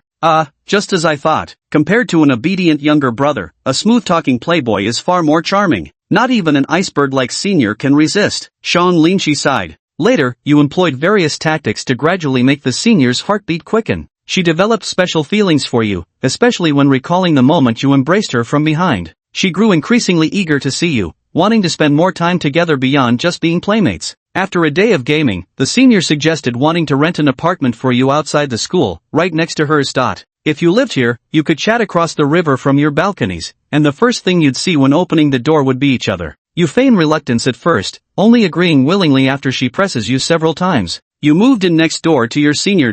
The morning sun rose as Sean Linchi finished washing up and immediately opened the door to step outside. After taking 5 steps forward, he turned around and knocked on her door. The door opened quickly, and the first thing Shang Linchi saw was a lavish breakfast. Shang Linchi pulled out a chair and took his seat. The senior placed the freshly steamed xiaolongbao in front of Shang Linchi, arranging the vinegar dipping sauce alongside them. Shang Linchi chewed on the bun in his mouth. It was delicious, but far less fragrant than the senior sitting across from him. His gaze swept over the curve of her waist tied with an apron, and Shang Linchi chuckled. Senior, with this look, are you sure you're not a newlywed wife waiting for her husband to wake up? Guanren pinched Shang Linchi's cheek. Stop daydreaming. I just didn't want you starving to death on my doorstep. The apron the senior wore had a pattern of a grinning husky, creating an eerie contrast with her icy demeanor as she served the dishes. Shang Linchi stared at the design on her stomach and suddenly reached out to poke the husky's head. Ha ha, this dog is just like you. Senior looks fierce, but actually, before he could finish speaking, a dishcloth came flying straight at his face. After finishing the meal, you both put on masks and hats before heading out, then instinctively went separate ways just before entering the school. After classes ended for the day, you teamed up again to go grocery shopping and stroll around town together. Oh, it seems the things I do with my senior aren't limited to just gaming anymore. You spent even more time together, frequently visiting each other's rooms to hang out, though when it was time to rest, you'd each return to your own place to sleep. You occasionally employ some techniques that make your senior blush and her heart race. She too would sometimes intentionally tease you, but neither of you has ever officially confessed your feelings to the other. Still not enough? Early in your sophomore year, your senior suddenly announced that she wouldn't be able to walk to and from school with you for a while, as she had something important to take care of. She told you not to worry about her, left you some money, and made you promise to take good care of yourself while she's gone. Mooching off someone again, huh? You nod in agreement, knowing your senior well. She must have something important to attend to. You said that if she ever encountered any difficulties, she could always tell you, and you would do your best to help her solve them. She flashed a happy smile and playfully punched you in the chest. The senior who used to walk home with you at 5 p.m. every day now returns precisely at 9 p.m. each night. Though the first thing she does upon returning is to visit your doorstep to see you, her face lighting up with that same cheerful smile. Yet you can sense a lingering weariness in her expression. You gradually grew accustomed to the new way of getting along. You started learning to cook, imagining all the delicious meals you'd prepare for your senior before her return. Your culinary skills have improved rapidly, reaching the level of an average restaurant in just half a month. That day, you whipped up cola chicken wings, your senior's favorite dish, and sat waiting for her at home. You prop your chin in your hand, imagining the delighted expression on your senior's face as she eats chicken wings. Yet by 10 p.m., senior still hadn't returned home. Chapter 13, Rainy World. Senior has never come back this late before. Shang Linchi suddenly grew anxious. He grabbed his phone, sending senior endless messages and calling her countless times. Yet after waiting for a long while, not a single reply came. Could something dangerous have happened to our senior? Shang Linchi grew increasingly anxious. He quickly threw on his clothes and dashed out the door. But he had barely taken 2 steps. A wave of damp and stifling heat hit me in the face. Looking up, the sky was covered with dark clouds, and a muffled thunder rumbled. Raindrops as large as beans fell unexpectedly, hitting the ground and splashing layers of water. The raindrops intertwined, forming a curtain of rain that blurred the vision. The howling wind made the trees and bushes along the street sway violently, their rustling cries resembling agonized moans. This only deepened the unease in his heart. He unfurled his umbrella, heedless of the muddy water splashing beneath his feet. Down the pitch-black street he raced, searching frantically for her silhouette while shouting her name into the void. But how could one possibly find her among Jiangcheng's millions? The city's vastness mocked his desperation. Shang Linchi decided to take a gamble and returned to school. He searched all the places familiar to him and his senior, yet couldn't find any trace of her. Standing by the school's artificial lake, Shang Linchi desperately dialed her phone, oblivious to the sudden fierce wind. In an instant, the gust sent his umbrella flying into the sky. The rain had completely soaked his clothes, the frigid chill invading his body. Yet he still didn't stop moving, shielding his phone screen with his body as he dialed her number while searching for traces of her along the lakeshore. Shang Linchi's heart pounded violently, his mind repeatedly conjuring images of his senior. Just as he had circled the entire lake, the rain weakened slightly. Shang Linchi noticed a black coat floating on the lake's surface. He rubbed his eyes vigorously and recognized the insignia on the coat. It belonged to the senior girl. Staring at the turbulent lake waters before him, Shan Linchi had a terrible thought. Senior, he called out her name loudly as he moved closer to the lake's edge. Yet the lake raged violently, and as a wave surged forth, it mercilessly devoured the coat in an instant. Shan Linchi leaned weakly against the railing, staring at the empty expanse of the lake. Over and over in his heart, he prayed it couldn't be what he feared. He pulled out his phone, ready to dial for rescue. How did you get out here? A familiar voice suddenly came from behind.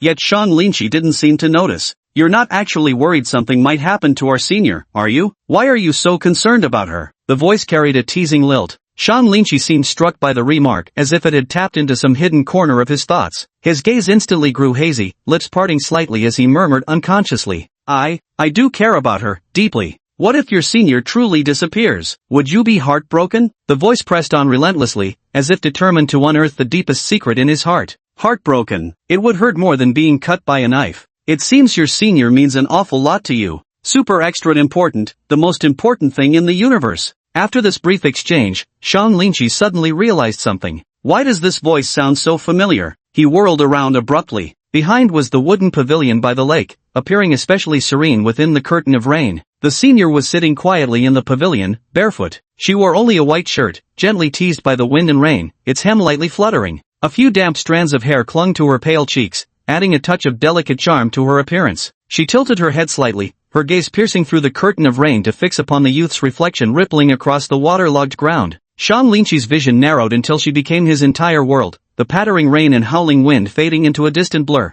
His heartbeat grew increasingly frantic. Senior, though every fiber of Linchi's being screamed to rush over and sweep her into his embrace, reason held him back from doing so. Shan Linchi picked up the fallen umbrella and slowly stepped into the wooden pavilion, standing before her. Why are you sitting here alone so late? Why haven't you gone home? Shan Linchi asked with barely concealed anger. I sprained my ankle and couldn't walk. Then the rain started, so I thought I'd wait for it to stop before heading back. Gu Anran's gaze wavered slightly. Besides, I'm just your senior, not your girlfriend. What does it matter if I don't go home? The senior deliberately teased. Shan Linchi's gaze involuntarily dropped lower, only to discover that the senior's once fair and beautiful ankles now bore a shocking ring of bruises. Her feet were petite and delicate, with perfectly rounded toes. Their usual rosy hue now appeared pallid from soaking in the rain, accentuating her vulnerability. Shan Linchi understood in an instant. This injury must be from dance practice. So, you've been coming back late these days because you're practicing dancing, is that it? What's there to hide about such a thing? Shan Linchi suddenly realized that the senior student had never danced whenever they were together. Let's not talk now, just go home first. Shan Linchi half-squatted, turning his back to Gu Anran, with his arms reaching backward, motioning for her to climb on quickly. Gu Anran smiled faintly without hesitation and immediately climbed onto the boy's broad back. She stretched out her arms and tightly wrapped them around the boy's neck. Shan Linchi held the umbrella with one hand while using his other hand to support his senior's legs, giving her a slight upward bounce. Then he carried his senior towards home. The senior girl's breath brushed against the back of his neck, carrying the coolness of rain and a hint of warmth. Her calf pressed tightly against his palm, skin icy at first but gradually warming through their friction. Shan Linchi's shirt was already soaked through, clinging to her skin, and with every jolt he could distinctly feel the rise and fall of her chest. Gu Anran rested her face lightly against his back, absorbing the young man's body heat and breathing in his scent. For the first time, she realized how strong the young man's body was. Being carried on his back gave her such a profound sense of security. Last time, in the pitch-black wardrobe, she had been the one facing away from him. But this time, it was her. Gu Anran hadn't felt someone care about her this deeply in such a long time. Her eyelids drooped, her voice so soft it nearly dissolved into the rain. If I really fell into the lake, would you jump in to save me? No. Shan Linchi tightened his grip on the umbrella handle. Why? Because I'd hold onto you so tight, you'd never even hit the water. Gu Anran's eyes widened. For a brief moment, her heartbeat was thunderously loud. Then a faint smile crept onto her lips. She playfully stretched out her foot and gave Shan Linchi's calf a teasing scratch. Keep squirming and I'll throw you straight into that puddle, Shan Linchi threatened.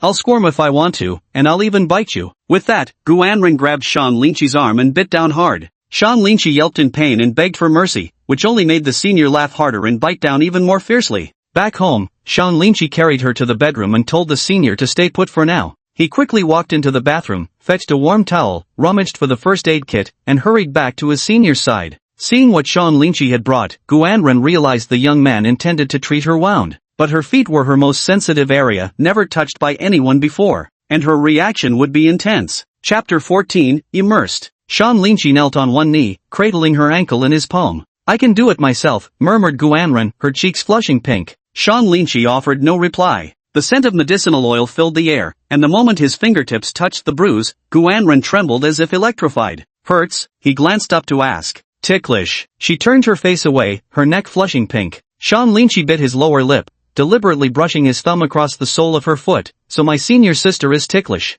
"Linchi Shang." Guanren kicked him square in the shoulder, only for him to seize her by the ankle with practiced ease. The boy flashed a roguish grin, deliberately tickling her soul. "Keep squirming and I won't stop till you beg for mercy." Confronted by Shan Linchi's unyielding stance, Guanren swallowed further protests. Meekly surrendering her left foot, she resigned herself to his whims. Shan Linchi's fingertips were coated with medicated oil as he gently massaged the bruise on her ankle. The oil's sharp scent mixed with the scorching heat of his palm, making her toes curl from the sting. Occasionally, the pads of his fingers brushed against her sole, sending tingling waves of ticklish sensation that made her bite her lower lip involuntarily. She tilted her head slightly aside, avoiding Shan Linchi's gaze. Yet she couldn't help turning back occasionally to glance at the boy diligently applying the medicinal oil. Contrary to her expectations, in the past when she injured herself during dance practice, both her brother and father had helped apply medicinal oil for her. But her feet were her most sensitive area. The moment anyone touched them, she'd instinctively kick out reflexively. He kicked the other person flying. It was a resistance born of shy instinct. Yet when Shan Linchi applied medicine for her, she showed no extreme reaction. The young man's hands were warm and strong, allowing her to completely lower her guard. Recalling their study sessions in the private room, the boy always seemed to be staring at her feet. A mischievous grin reappeared on Guanren's face as she deliberately rested her other foot on the boy's shoulder. "Senior's feet stink so bad." Shan Linchi pushed them away in disgust. Hearing this, Guanren instantly pouted her lips in defiance. He threw his arm around the young man's shoulders again. "My feet don't stink at all. It stinks. It absolutely reeks. It doesn't stink at all. Here, take a sniff if you don't believe me. Who wants to smell your stinky feet?" Shan Linchi deliberately pinched him. After applying the medicine, Shan Linchi hadn't even gotten up yet when the senior immediately climbed onto the bed. She tucked both feet securely under the blanket, determined not to let the boy catch another glimpse. Even with half her face buried in the blanket, her flushed cheeks remained unmistakably visible. "You haven't eaten yet, have you? Let me heat up the meal for you." Shan Linchi stood up and headed into the kitchen. Watching the boy's retreating figure, Guanren frantically fanned herself. So hot, so hot. She covered her face with both hands, feeling her cheeks burning. Soon, the aroma of cola chicken wings wafted from the kitchen. Guanren's nose twitched. She hadn't expected Shan Linchi's culinary skills to improve at such an astonishing pace. She vaguely remembered that just last week, the young man could only master tomato scrambled eggs. Yet after merely a few days of practice, his dishes now carried an air of authenticity. Pushing aside the blanket, she sat up intending to get out of bed. But the moment her left foot touched the ground, a sharp pain shot through it. She tried to hop into the kitchen on one foot, but the intense dance training had left her physically drained. Being caught in the rain earlier had weakened her even further. Soon, a figure walked in and crouched down with his back to her. "Get on, let's go eat." "MHM." Guanren nodded and immediately climbed onto the young man's back. In an instant, she felt lifted off the ground as the boy carried her into the kitchen. Shan Linchi set her down on a chair, then thoughtfully took out a plush toy to cushion beneath her feet. "This feels soft underfoot, so your feet don't have to hang in the air, which makes it hurt less. Eat a bit more." Shan Linchi placed a chicken wing in her bowl.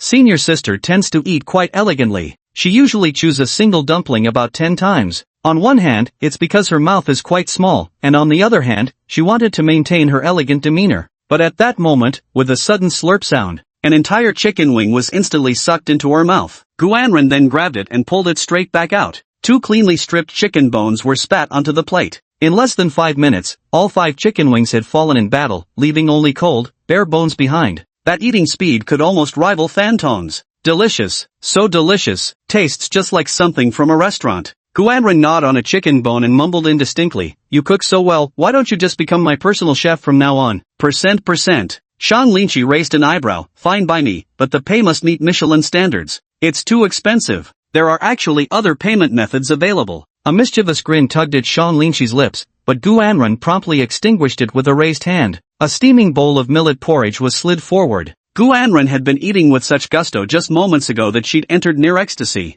All traces of her usual grace had vanished. She hastily covered her mouth, blushing furiously. Her eyes darted furtive glances at Shan Linchi. The young man sitting across from her was resting his chin on one hand, gazing at her with gentle eyes. This made Guanren feel even more bashful. So handsome, incredibly handsome. Don't stare at me so tenderly, I'm not worthy of a deity's gaze. At this moment, Guanren actually felt an illusion that the youth before her was so dazzling he made her unworthy to meet his gaze. Though all the boys at school harbored goodwill toward her, they only dared to steal glances. The moment her gaze shifted toward them, they would immediately look away. Yet this youth was the first man who dared to stare directly at her without flinching. Moreover, the young man's gaze was utterly pure, free from any trace of impurity. Does eating like this make you dislike me? She asked. Shang Linshi raised an eyebrow, his expression brimming with confusion. Actually, I think, this genuine version of you, senior, is truly adorable. You're so beautiful, senior. I'd like you no matter what, Shang Linshi said with a smile. Guanren froze for a moment, then blushed crimson from Shang Linshi's flirtatious words. Grabbing the millet porridge from the table, she gulped it down in one go, desperately wanting to flee back to her bedroom. However, she stood up too abruptly, her left foot accidentally kicked the table corner. Guanren instantly felt her body lose balance, toppling straight toward the floor. Disaster! I'm about to embarrass myself again, Guanren screamed internally. Yet the anticipated collision with the floor never came. A pair of strong arms caught her in midair. He lifted her up in a princess carry. Guanren was completely bewildered. Shang Linshi carried her, heading straight towards the bedroom. You really are quite slow, senior, he said. You even need someone to carry you to sleep. How childish, Shang Linshi teased. I don't. Put me down. I can walk back by myself. Not releasing them. Shang Linshi proudly raised her head and tucked her back into bed. As the lights went out, Guanren hugged the plush toy in her arms, gazing at the young man's silhouette by the doorway. She suddenly wanted to call out to the boy, why not stay tonight and sleep in her room? But absolutely not the kind where they'd share the bed together. Instead, he could lay out a futon on the floor. Today, she really wanted to stay with the boy until the sunlight rose the next morning. She trusted his character, he definitely wouldn't do anything inappropriate to her. Yet the words lingered on the tip of his tongue, never spoken. All she could do was watch the young man leave, closing the door behind him, taking the last glimmer of light from the living room as he vanished. Outside, the rain ceased its symphony. Drawing back the curtains, moonlight enveloped her. Guanren stared at the crescent moon, suddenly aware of a hollow space in her heart, like that patch of moonlight swallowed by darkness. She never imagined she would let down all her guards in front of him. Yet the closer she got, the more afraid she became. She feared this kindness, feared she might drown in it and never be able to pull herself out. Chapter 15, Perfection Equals Love. Because she got caught in the rain the night before and was weakened from dance practice, the senior fell ill with a fever the next day. She still wanted to go out to practice, but you stopped her. You asked your roommate to sign you in for class while you stayed by her side to take care of her. Over these 3 days, you stayed with her day and night, and the bond between you grew even closer. She has grown even more dependent on you. On the third night, while your senior slept soundly, you sat on a chair beside her, studying a new recipe, when you accidentally noticed a notebook. You made out the title on the notebook, Diary. Now you choose. 1. No way, this is senior's private matter. I absolutely can't look. 2. Senior must have been adorable as a child. This time there are only 2 options, to look or not to look. Clearly the senior already has feelings for me, yet our relationship remains stuck in that ambiguous zone between friendship and romance. Moreover, in public settings, just like in the last simulation, the senior refused to acknowledge their relationship openly. So, what exactly shaped her personality into this? What was she afraid of? Shang Linshi didn't hesitate. You glance back to confirm your senior is still asleep, then open the diary. On the first page of the diary, there's a childhood photo of hers glued to the paper. The senior in this photo is completely unrecognizable from how she is now. Round, chubby cheeks with little braids swinging like 2 lively squirrels as she walked. Playing hide-and-seek, she hid behind the door with half her body sticking out, completely unaware. So silly, yet somewhat adorable. The title on the first page reads, June 2017, 2nd grade. After school today, I originally wanted to go to the park with my classmates, but mom called me back to practice dancing again. Last time I didn't get first place in the district competition, mom scolded me harshly and grounded me for a month without going out to play. Dad didn't come home again. Only if I take first place will dad call me once. Only if I score perfect marks will dad praise me.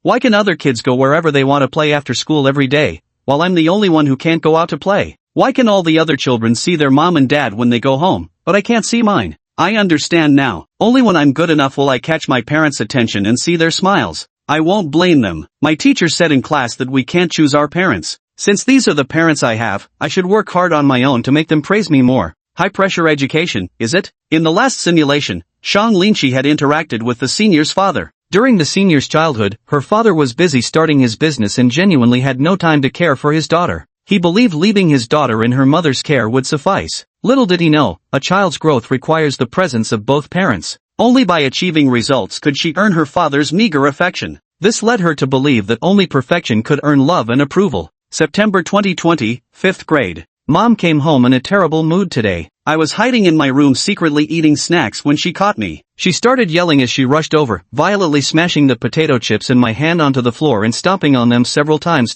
Furious, she snapped at me, "No more junk food. As a dancer, you must maintain a perfect figure." After cleaning up the crushed chips alone, I planned to go to Mom's room to apologize. But through the door, I overheard her voice still grumbling in frustration.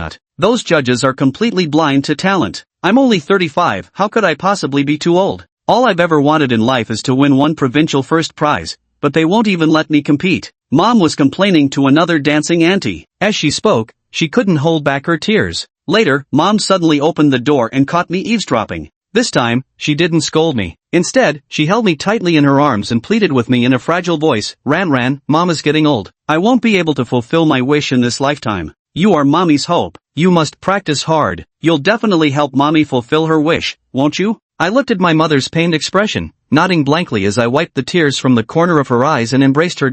Mom, I promise I'll make it, don't cry anymore. After that, I practiced dancing desperately and soon became the best in Jiangdong province. Mom grew increasingly gentle with me, forcing their own wishes onto their children? Shang Linchi couldn't help but clench his fists, feeling utterly infuriated. Already had a father who cared only about starting his business, and now there's a mother pushing her daughter to soar like a phoenix. This further twisted Guanren's psyche, forcing her to push herself to be nothing less than perfect. But, apart from family, there are also friends. Someone as kind as her should be liked by many. Shang Linchi continued reading. March 2021, first year of junior high school. I don't allow myself any mistakes during dance practice. Even the slightest imperfect movement will make me repeat it until it's flawless. With another competition next month, I feel extremely anxious, even to the point of insomnia. I feel nauseous and can't eat a bite, yet I keep pushing myself to practice harder. I've demonstrated extraordinary talent in dance, winning countless awards and accolades. Every time I step on stage, I become the center of attention,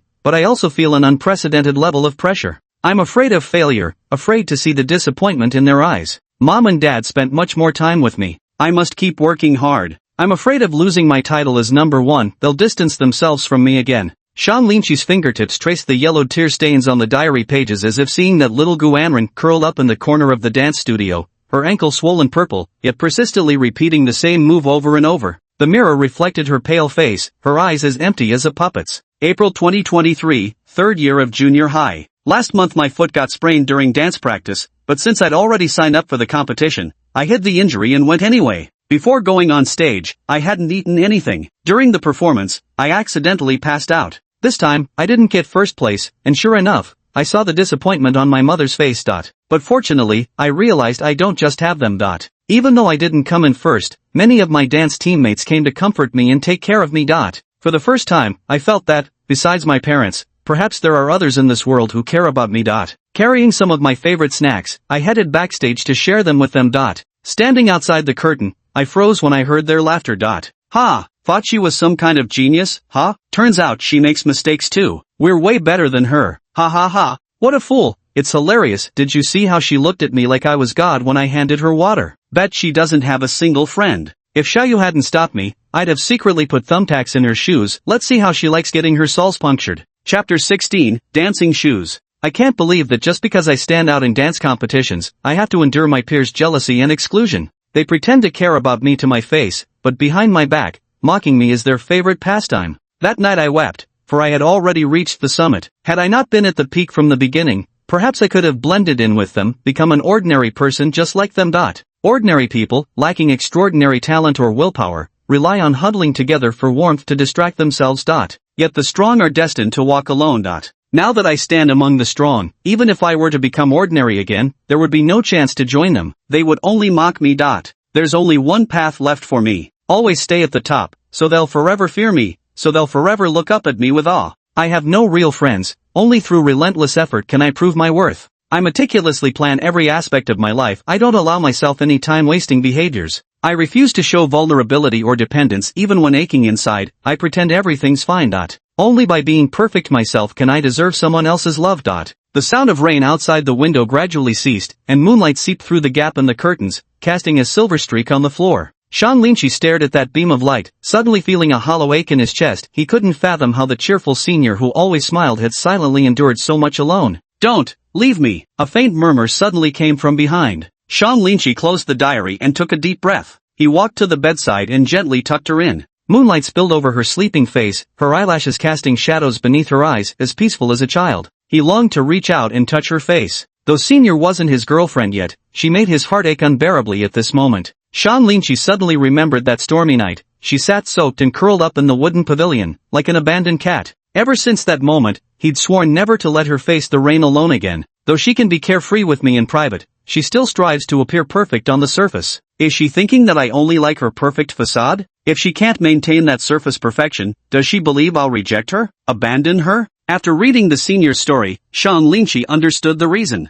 How to change Senior's mindset and make her understand that I love all of her. If he can achieve this, she would probably agree to his confession. Sean Lynchie began pondering this question. Turning your head, you noticed the desk calendar placed on the table again. You flipped back a few pages and saw a number circled in red marker. The dance competition in 3 months? Sean Lynchie carefully recalled, in the last simulation, around this time, the senior had stopped dancing altogether. So that means, it's likely something happened to make her quit. She would make a mistake in this competition, ultimately causing her to completely abandon dance. In the end, she ended up just like me, working at her family's company. If that's the case, Sean Lynchie glanced once more at her senior's retreating figure. There should still be enough time. You learned the exact date of your senior's competition, and in the following days, you took meticulous care of her. To prevent her foot from being injured again, you suggest to her that she must practice properly. She had no intention of taking you to her dance studio, and you never asked to go either. You already understand her personality. She only wants to show you her best side, to make you believe she's naturally gifted, rather than letting you see how much sweat she shed behind the scenes. Meanwhile, you've also been secretly doing your own things behind her back. You always retreat to your own room to do it, which makes her intensely curious about what exactly you're up to. You deliberately act mysterious each time, infuriating her while making her realize she's been keeping secrets too. This makes her recall how you deliberately ignored her in the cafeteria, how you'd mimic her mannerisms to provoke her, filling her with remorse as she feels she's wronged you. But the sensitivity and fragility within her left her without the courage to confess to you. 2 months later, the second semester of freshman year was about to end. You passed your final exam smoothly and spent the last 7 days before the holiday by her side. The seniors' competition was in August, and you were about to return home. On the night before returning home, you prepared dinner and waited for your senior to return from dance practice. Your senior came back unusually early today. She knew you'd be leaving for your hometown tomorrow, and that you wouldn't see each other again for 2 whole months. She wanted to spend as much time with you as possible tonight. As you sat at the dining table happily enjoying the meal, just when you were about to move on to game time, you suddenly pulled out a pink shoebox from under the table. Seeing the gift you pulled out, she looked puzzled. Today wasn't any special occasion. Could this be a farewell present for her before parting? She grew a bit anxious, thinking the mall hadn't closed yet. There was still time to rush out and buy you the latest model phone as a return gift. Sean Lynchie grabbed her arm, stopping her in her tracks. Gu Anren turned to look at his face and said confusedly, "No, I must give you a gift too." Sean Lynchie couldn't help but laugh in exasperation and scolded, "You're really dumb, senior. It's your birthday today, have you forgotten yourself? Birthday?" Hearing this, Gu Anren wore an expression of stunned realization. She was pulled back to sit at the table by Sean Lynchie, seeing him carry out another birthday cake covered with candles. Written on top in chocolate were the words, "Happy 20th birthday, Gu Anren." The lights were turned off, the candles lit. Sean Lynchie placed the birthday hat on her head as phones began playing the happy birthday song. "Happy birthday, Senior Zhu," Sean Lynchie said with a cheerful smile. Gu Anren's eyes shimmered with unshed tears. Even she herself had forgotten about birthdays long ago. Her parents had forgotten too. No one remembered her birthday. Only the young man sitting across from her still remembered. Gu Anren took a deep breath and blew out all the candles, while Sean Lynchie turned on the lights. She pointed at the exquisitely wrapped shoebox on the table. "Senior, hurry and check out the gift."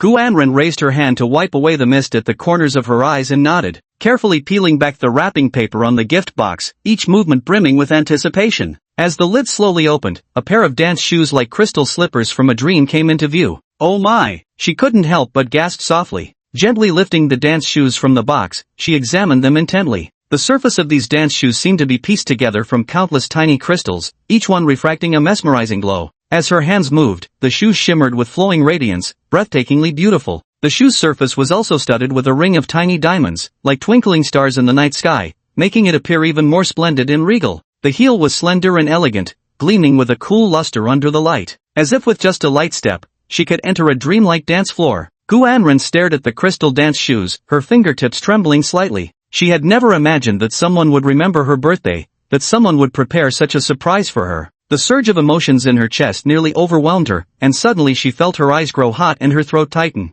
"Do you like it?" Shang Linshi asked. "Yes." Gu Anren clutched the dance shoes tightly to her chest as if beholding some priceless treasure. "Where did you get them? I've never seen this design before," Gu Anren exclaimed excitedly. "I made them myself," Shang Linshi replied softly. Chapter 17, Along with my share. Shang Lin gazed at the infatuated expression on his senior's face and smiled. "I added anti-slip pads to the soles. Even dancing in a pouring rain at night, you won't slip." Gu Anren suddenly froze. "How did you know I'm afraid of competing in rainy weather?" The young man smiled without answering, a shadow flickering in the depths of his eyes. Gu Anren clutched the ballet shoes with trembling hands. She suddenly looked up at Shang Linshi, tears falling and shattering against the Swarovski crystals on the shoes. Her voice quivered. Why are you so good to me?" Shang Linshi reached out and wiped her tears away. "Because you're Gu Anren, no reason needed." Bang! Bang! Gu Anren looked up at the boy, her heartbeat suddenly falling out of rhythm. Shang Linshi suddenly leaned in close, teasing laughter in his voice. "Senior sister accepted my gift, shouldn't you give me something in return?"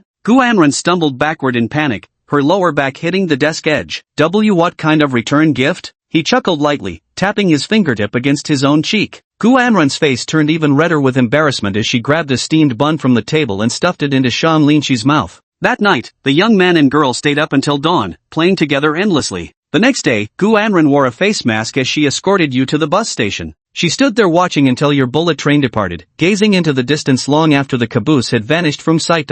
Gu Anren immediately pulled out her phone, already yearning to chat with you through the screen.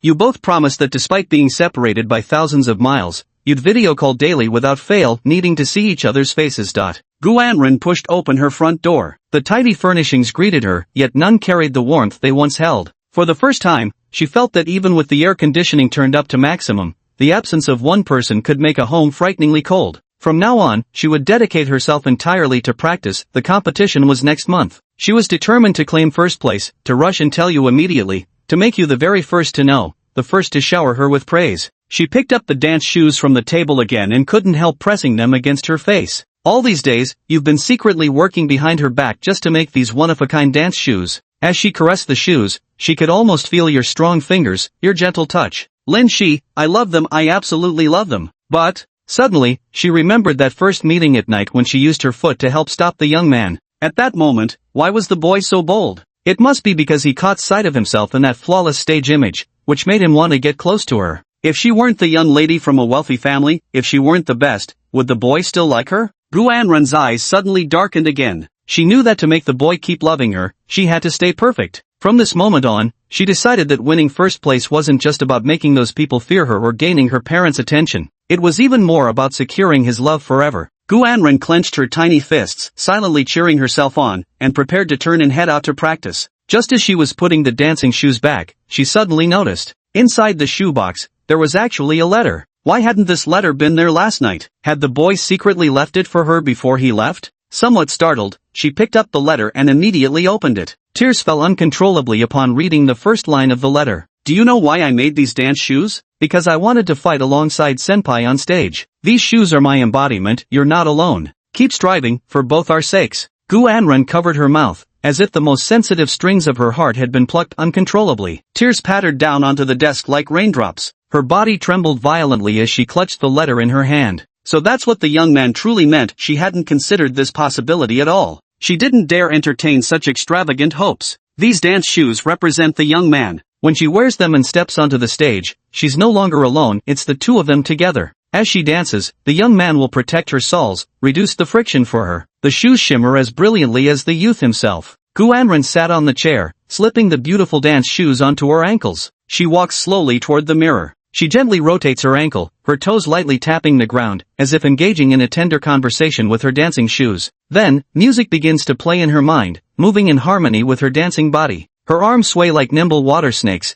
tracing graceful arcs through the air, each movement flowing effortlessly, as if unbound by gravity. She twirled, the shimmering crystal lights flickering and intertwining in the mirror, blending seamlessly with her figure like a celestial fairy descending upon the mortal realm. Her eyes glowed with enchantment and bliss, a satisfied smile perpetually gracing her lips. Time flew by in a flash, and before they knew it, the day of the competition had arrived. Gu Anren donned the crystal slippers you crafted, dancing unrestrained across the stage like a dreamlike spirit untouched by earthly concerns. As the music swelled, both the judges and fellow competitors fell utterly spellbound. What captivated attention the most were those dreamlike, agile dancing shoes paired with the girl's delicate ankles, already beautiful as finely crafted works of art.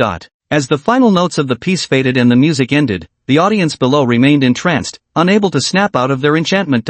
After a long days, they finally regained their senses, followed by thunderous applause.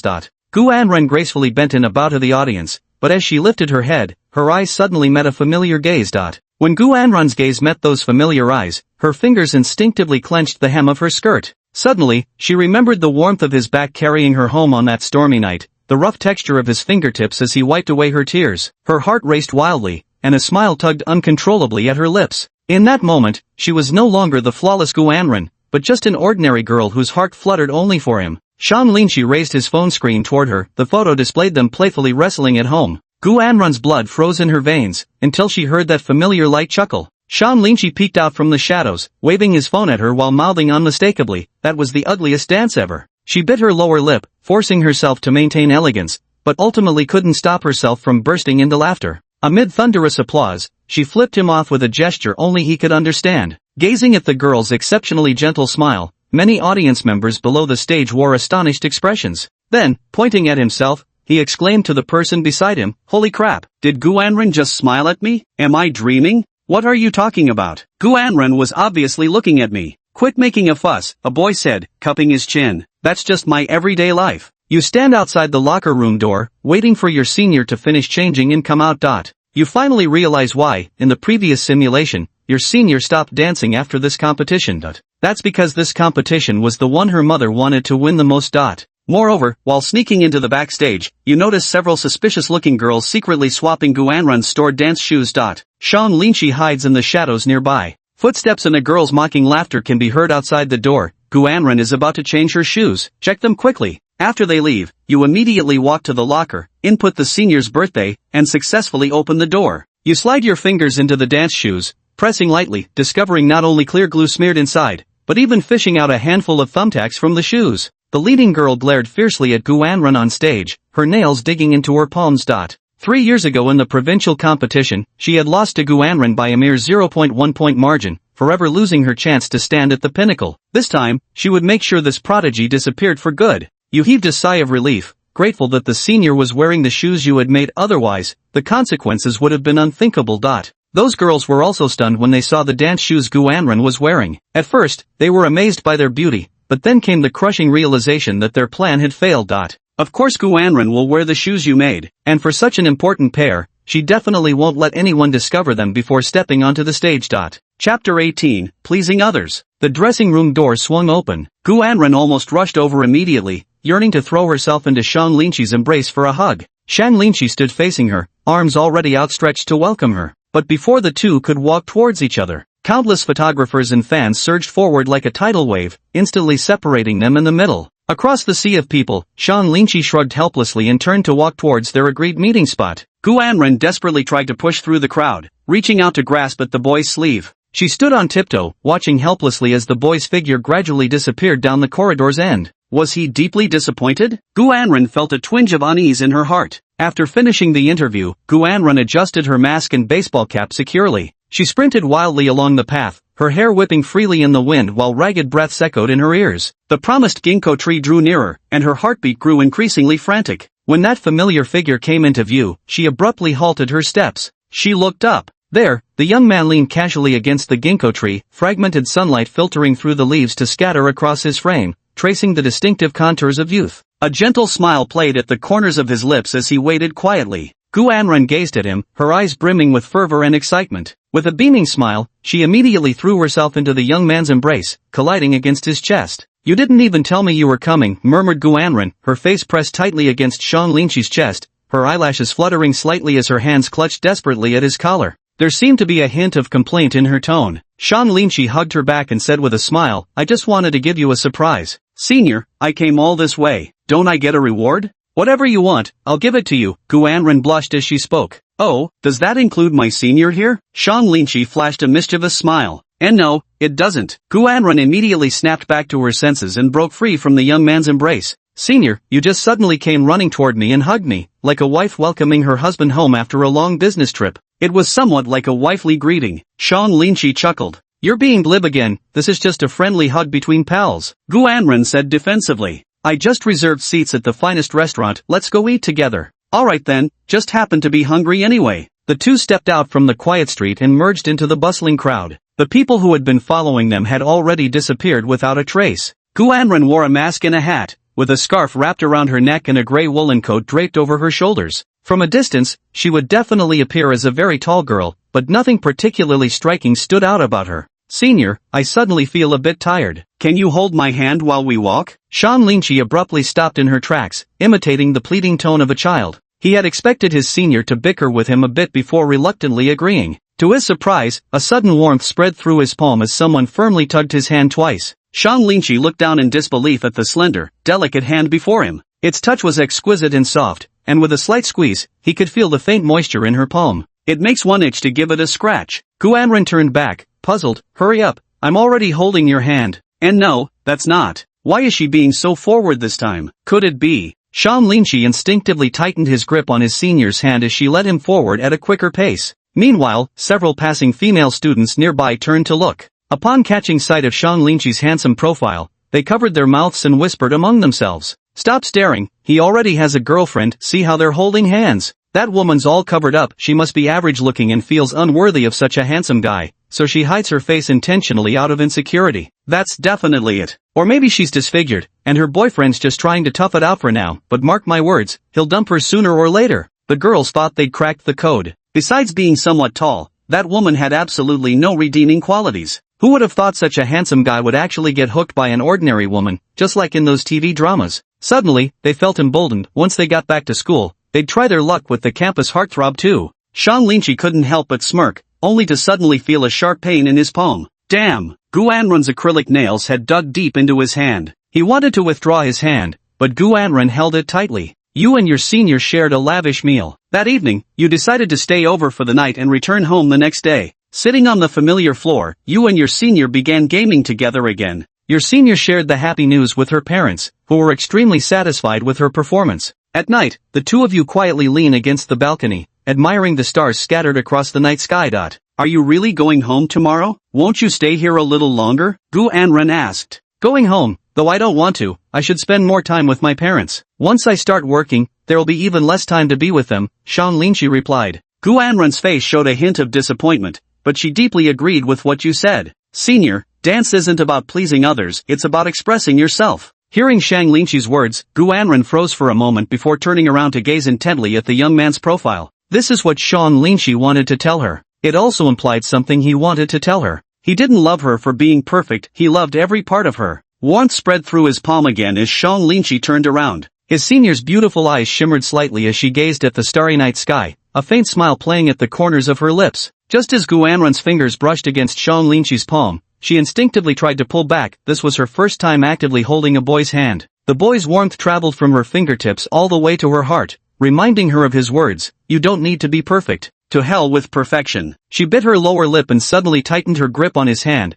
hard enough to make him wince. A month later, school finally started. You and your senior resumed your daily routine, and the brief separation only made you cherish each other more. Although the senior had won the competition she had long been looking forward to, she didn't relax but instead worked even harder. A week later, to your surprise, the senior actually invited you to her private dance studio to accompany her during practice. In the past, she had never allowed you to watch her practice dancing. You took a shower and groomed yourself properly before setting out. Arriving at the appointed place, you gently push open the door, and in that instant, only the soft flow of music greets your ears.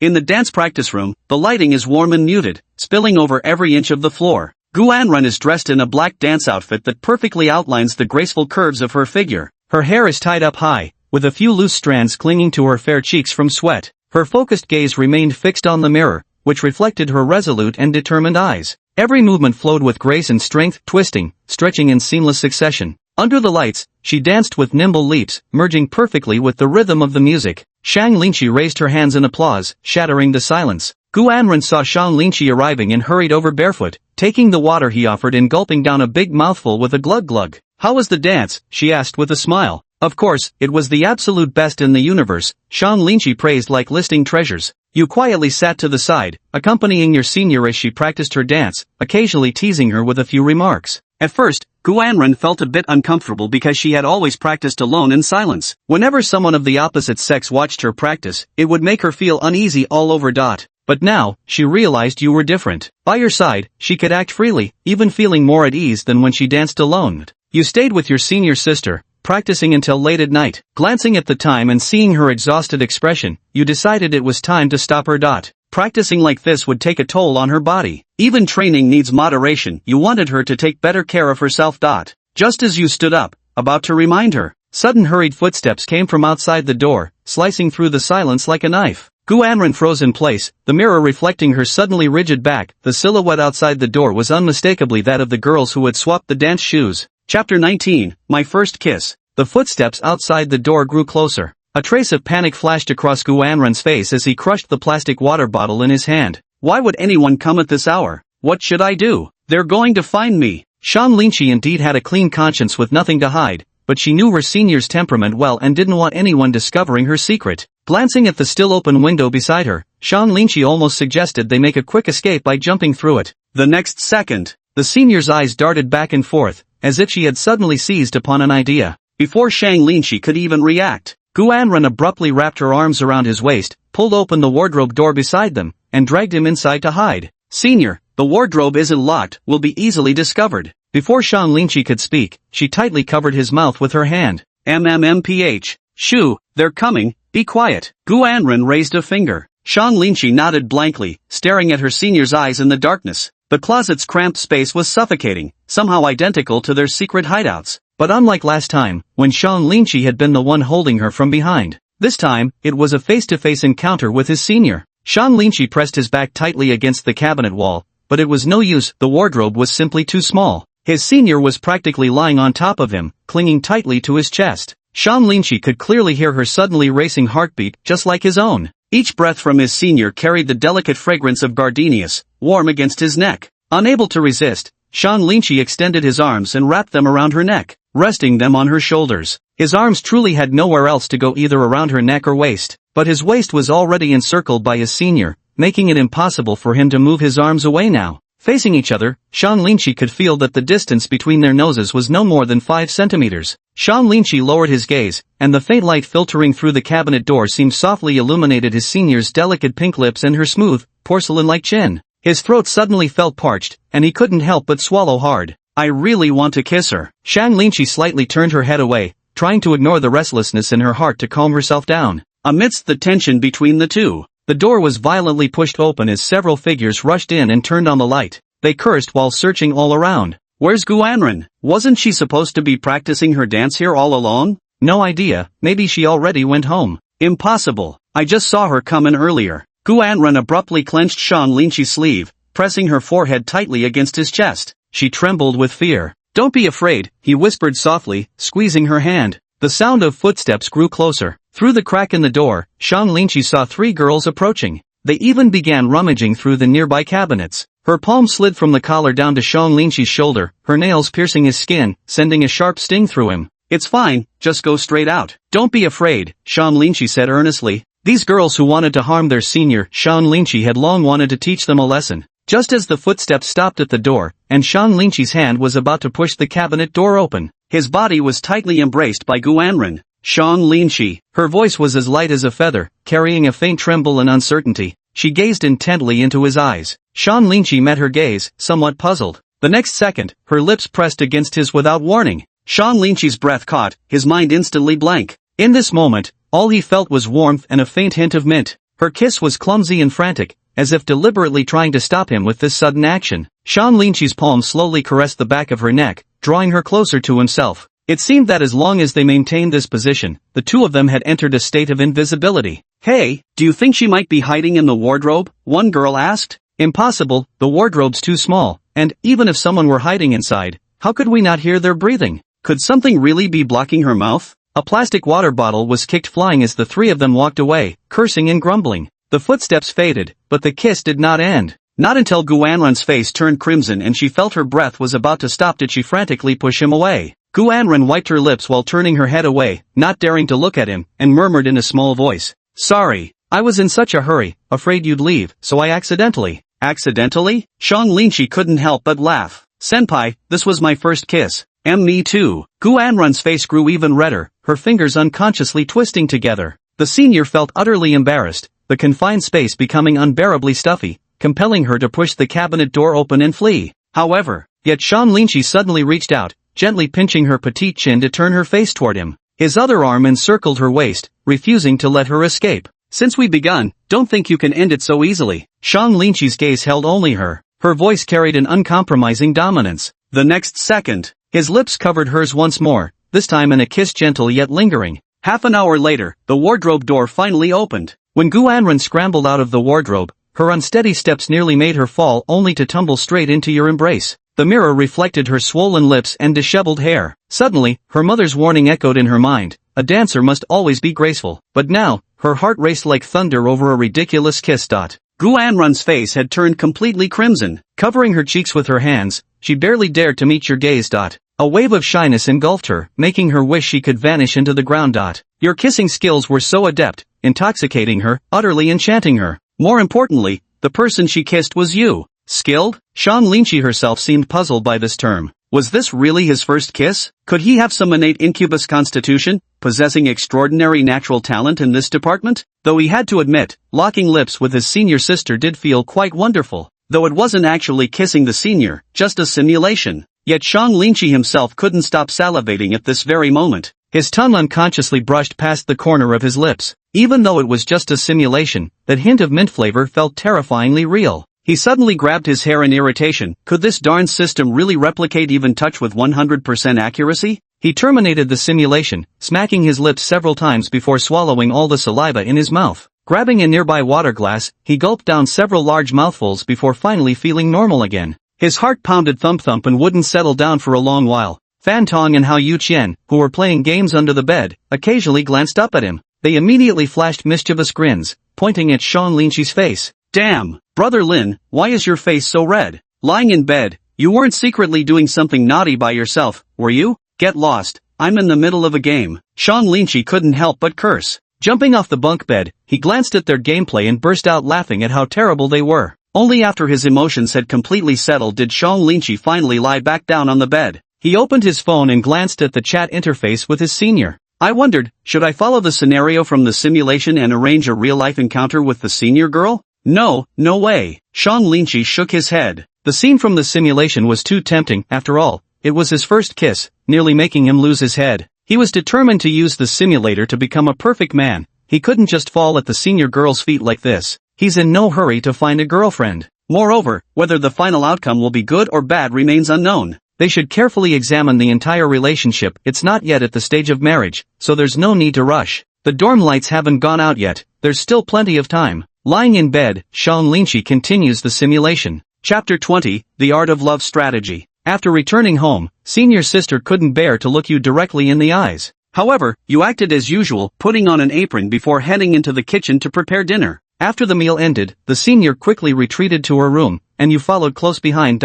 After all those kisses? Why so shy now? Shang Linshi sat on her bed, watching her senior sister engrossed in her phone without even looking up. Looking at the senior's lips, you couldn't help but purse your own, feeling somewhat irritated.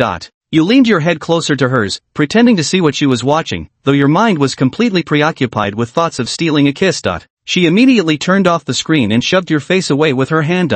But you managed to seize her hand in the motion, your eyes locking onto each other once more. Her eyes trembled slightly as she caressed your face with her fingers, pouting her lips and closing her eyes.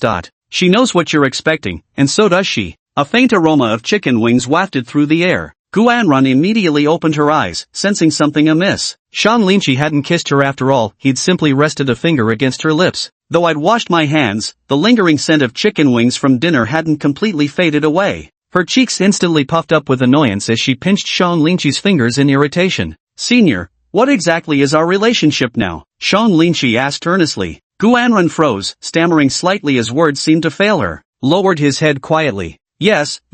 She was too shy to utter the word couple. Moreover, in her mind, it should always be the guy who confesses first after all. That's how it played out in every drama she'd ever watched. She had already taken the initiative to kiss Sean Linchi. If she went ahead and confessed too, she felt like her future household status might be at risk. Senpai, be my girlfriend, Sean Linchi suddenly blurted out. Seeing her hesitant expression, Sean Linchi already understood what she meant. Hearing his words, Gu Anren's heartbeat instantly accelerated. Instead of giving a verbal answer, she responded with action. A faint aroma of chicken wings lingered between my lips. This flavor was truly unique. You spent the entire night together, slipping under her blankets, stealing kisses here and there. She never held back, she loved kissing you. A week later, Gu Anren decided renting 2 places was too wasteful, so she cancelled your lease. You moved in together, and now you're cohabiting.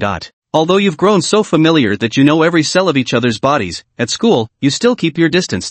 Seriously? We've come this far, and you still don't dare to go public with our relationship, senior? Sean Linchi couldn't help but feel exasperated. And, what about the memory scene? How could there not be a memory scene for something this important? Sean Linchi really wanted to use the free simulation feature to experience it firsthand. However, with only one simulation attempt left, he couldn't afford to use it. I need to find a way to get more simulation attempts. Sean Linchi rubbed his chin thoughtfully. Mission, collect a pair of Gu Anren's dance shoes. Reward, simulation count +1. Looking at the sudden notification that popped up before his eyes, Sean Linchi couldn't shake off this strange feeling. For his senior, dancing shoes were incredibly important, equivalent to celestial battle armor that had fought alongside her. Moreover, why would he need his senior's dancing shoes anyway? It's not like he could wear them. Is this meant for smelling? Although in the simulation, he and his senior had already become familiar with every inch of each other's skin, in reality, their relationship had only progressed to the foot-breaking stage. Asking his senior for her shoes like this? Wouldn't the first impression definitely be that of a pervert? Damn system, you really just want to see me make a fool of myself. And the reward is so stingy too, just giving me one attempt, the risk totally outweighs the payoff. Still, something's better than nothing. This simulation round ends here. Sean Linchi now has only one simulation attempt left. Sigh, guess I'll have to wait until after tomorrow's military training to find that senior girl. Fine, I'll take it. Sean Linchi steeled himself. He returned to the simulation interface and continued the simulation. You know it was your actions that moved the senior, making her realize you love her for everything she is. But that first kiss in the wardrobe that night remains vivid in your memory. Thinking about those girls who attempted to harm the senior, you suspect they might return and you decide to teach them a lesson. During one of the seniors' competitions, you used her identity card to access the backstage and successfully ran into those 3 girls in the hallway. You called out to the leader of the group, took her to an empty room, and told her you had something to say. The 2 accompanying girls grew visibly excited at the sight of your looks and urged the leader to go with you immediately. They all assumed you were about to confess your feelings to her. Meanwhile, the leader herself blushed shyly, gazing at your tall figure as she obediently followed behind you. Enter the room and close the door. Before Sean Linchi could speak, the girl leading the group immediately said, I know what you want to say, but I'm not ready yet. Can you give me some time to think? We can start as friends first. Here's my WeChat, I still don't know you very well. As she spoke, the girl unfolded her WeChat QR code and placed it in front of Sean Linchi. Sean Linchi looked utterly confused upon hearing this. He took out his phone and showed the girl the video of them secretly switching shoes back then. Seeing this, the girl instantly turned pale, realizing your purpose wasn't to confess your feelings but to deliver a warning. She immediately pieced it together, recognizing your true identity. I'm sorry, it's all my fault. Please forgive me. You can ask me to do anything, but please don't leak my video. If you do, I'll never be able to compete again. Why are you couples like this, always forcing me to do things? The girl said with grievance, lowering her head. Sean Linchi was somewhat puzzled upon hearing her words. What exactly do you mean by that, young couple? Sean Linchi asked. The girl quickly explained. You're Gu Anren's boyfriend, aren't you? The girl mysteriously pulled out a book from her pocket. Sean Linchi took it and looked. The cover was plastered with arrows piercing hearts, titled The Art of Love Warfare. Gu Anren said that as long as you practice according to this book, your affection for her will skyrocket. She even promised to treat us to a fancy meal if this works out. Upon flipping through the tactics manual, Sean Linchi was instantly dumbfounded. Play hard to get tactic? Sweet and caring approach? Shared experience method? Deep communication technique? That day when we went door-to-door campaigning, it was all Gu Anren's idea. We don't know what you two did in the closet, but she definitely got what she wanted. So that's how it was. The senior deliberately sent those girls over just to create an opportunity to kiss him. I thought it was just an accident, but turns out it was all part of Senior's calculated plan. So this is how you repay my concern, Guanren. To think it was your trap all along. Sean Linchi clenched her fists in frustration. So, do we still get the fancy meal? The girl asked cautiously. Sean Linchi closed the Art of Love book and said, since you helped my wife, of course I'm treating you. At that moment, Guanren was hiding outside the door, eavesdropping on Sean Linchi's conversation with the girl. She froze completely where she stood. Oh no, he must think I'm such an idiot. Guanren covered her face in embarrassment. She tried to escape, but Sean Linchi blocked her at the door. Senior, you left your Art of Love strategies at my place. Sean Linchi flipped open a page and began reading aloud at random. If a love rival appears, never panic or become jealous. Calmly display your strengths and charm while showing even more care and affection. Make them feel that you are truly the best match for them. Halfway through reading, Guanren quickly raised her hand to cover Shang Linchi's mouth. Stop reading it already. Let's hurry up and go eat a feast. Chapter 21, Parental Oppression? Counterattack. Contrary to your expectations, this time the senior actually grabbed your hand in front of the three girls and hastily left with you. This was the first time she dared to be intimate with you in front of others. You entered an empty room together, where you told her you were furious and would teach her a lesson. Back home, your senior confessed she no longer wanted to hide. She wished to make your relationship public. Your choice. Option 1, shout to the world that you love her. Part 2, I've grown accustomed to the feeling of an underground romance. Part 3, when I achieve fame and success, I'll come to marry you stepping on 7-colored auspicious clouds. Seeing the long-lost options before him, Sean Linchi fell into deep thought. Option 1 means it's time to go public. The second reason is to maintain the status quo. The third priority should be career development. By this point, his relationship with the senior had reached its peak, so much so that she was the one who actively requested making it public. All this time, the senior had been living under other people's expectations, like a puppet. This time, she wanted to take control and declare to everyone that Sean Linchi was the man she loved most. It was also her silent rebellion against the oppression she had long endured. If she refused, it would surely disappoint her senior. Without hesitation, Sean Linchi chose option 1. Back at school, you two started from the basics, walking side by side. Gradually, you began strolling hand in hand across the campus. Everyone who caught sight of you wore expressions of sheer disbelief. The boys brimmed with envy and resentment, and so did the girls. Especially your roommates had the strongest reaction. They finally discovered who that mysterious woman was. Who would have guessed that the seemingly aloof senior sister was the one teasing them with you all along? Upon learning it was her, their anger immediately subsided. They blessed your relationship and often went out with you both. Every day of yours was filled with happiness, and your parents even came to visit you. Upon first seeing their senior, they were instantly captivated by the girl's stunning beauty. Yet her extraordinary prettiness also made her parents worry whether she might just be a pretty vase. They still preferred a more traditional girl. Later, the maturity she displayed put their minds at ease. They came to believe the girl wasn't just about looks, she was also considerate, capable of handling nearly everything perfectly, and surely able to take good care of you. They were thoroughly impressed with the girl and urged you two to get married quickly, preferably right after graduation. With two such good-looking people, the baby you'd have would surely be incredibly adorable. However, you didn't disclose the senior's family circumstances to your parents, fearing they might have concerns. Incidentally, he also prevented his senior from planning to give your parents hundreds of thousands worth of extravagant gifts as a welcome present. Even if you deliberately kept a low profile, two campus celebrities walking together could never truly stay under the radar. That day, you suddenly receive a message from the school board, summoning you to the office. A memory scene emerges. Sean Linchi pushes open the office door. Inside sits a refined-looking man who has been waiting for some time. This is the man's first meeting with him, yet it's not his first time seeing the man. Sean Linchi knew the man sitting across from him was none other than Guanren's father. And the woman beside him, though middle-aged, was so well-maintained she could pass for a woman just over 30. It was Guanren's mother. Sean Linchi had a bad premonition in his heart. He had imagined similar scenes before, but when their gazes actually met, still feeling extremely nervous. Unlike his own parents, those sitting across exuded an overwhelmingly intimidating presence. Guanren's father revealed a gentle smile, gesturing for Sean Linchi to take a seat. When Sean Linchi sat down, his senior's mother was the first to speak. We've all heard that you're dating Ranran and are even thinking about getting married right after graduation. Sean Linchi nodded. Mr. Gu picked up his teacup and took a sip, the cold glint reflecting off his gold-rimmed glasses as he spoke with a tone that was gentle yet brooked no argument. Mr. Shang, I quite admire your courage, but marriage isn't child's play. You can't bridge social classes just through sweet talk.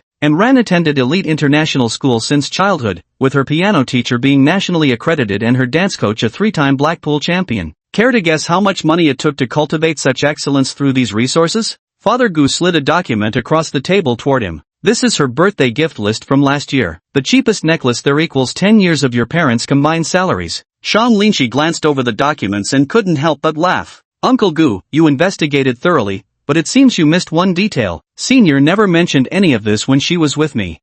Because she knew mentioning it would be pointless. Shang Linshi, I'll give you two choices. Father Gu raised two fingers. First, take the initiative to leave Guanren, and I'll arrange a full scholarship for you to study abroad. 2. He suddenly leaned in closer, forcefully rapping his knuckles 3 times against the desk. I'll make sure your entire family understands the consequences of overreaching. Having said this, Father Gu's face abruptly broke into a benevolent smile as he clasped his hands together and spoke. Anyway, I really appreciate you bringing happiness to my daughter. Don't worry, I'll make sure you're properly compensated. Guanren's mother took a deep breath. Then I'll get straight to the point. I've already looked into your family background. You're not a suitable match for Ranran. We expect her to find a boyfriend from a similar social standing. I'll work hard after graduation. Work? Mrs. Gu let out a cold laugh, the diamond ring on her fingertips glinting with an icy light. Working a lifetime, how much money can you really earn? Isn't that exactly your parents' case? Besides, I want Ranran to find someone with extraordinary musical talent, someone who can accompany her to greater heights in the arts. Her true passion is dance. Just having a pretty boy's face with no real achievement won't cut it, believe me. Given enough time, she won't like you either. I heard your dad is planning to start a business in the suburbs? What a coincidence. That land is getting developed next month. Just say the word, and your family won't even have a place to stay. Gu's mother picked up the teacup and took a sip. Ranran has never even taken the bus since she was little. Do you really expect her to squeeze into the subway with you and eat boxed meals? My beloved wife? By the time poverty makes nothing goes right between husband and wife,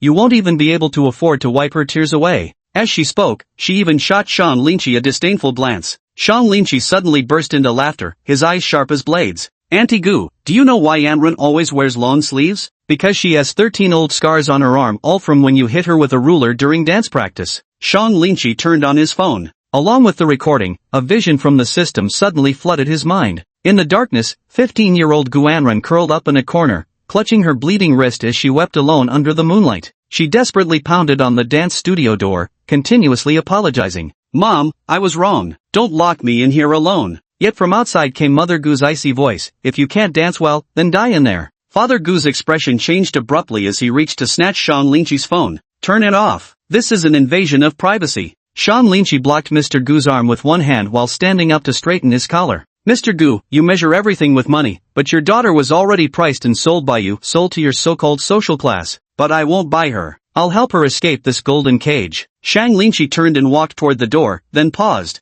By the way, that guaranteed profit real estate project in the east of the city, the land pollution report is in my email. Care to take a look? Chapter 22, You're not the one I'm marrying. Hearing your words, Mr. and Mrs. Gu both wore expressions of shock, frozen in place. They never expected you'd not only know so much about Guanren's childhood, but also be deeply familiar with their family business. Of course Shang Linshi knew, during the first simulation, to win Gu's father's approval. He had even helped the man handle several shady orders. The two men fixed Shang Linshi with wary stares. Mrs. Gu added, let me tell you, we've already arranged a marriage partner for Ranran. He's a young master from a renowned piano family abroad, just as good-looking as you, and we're very satisfied with his family background.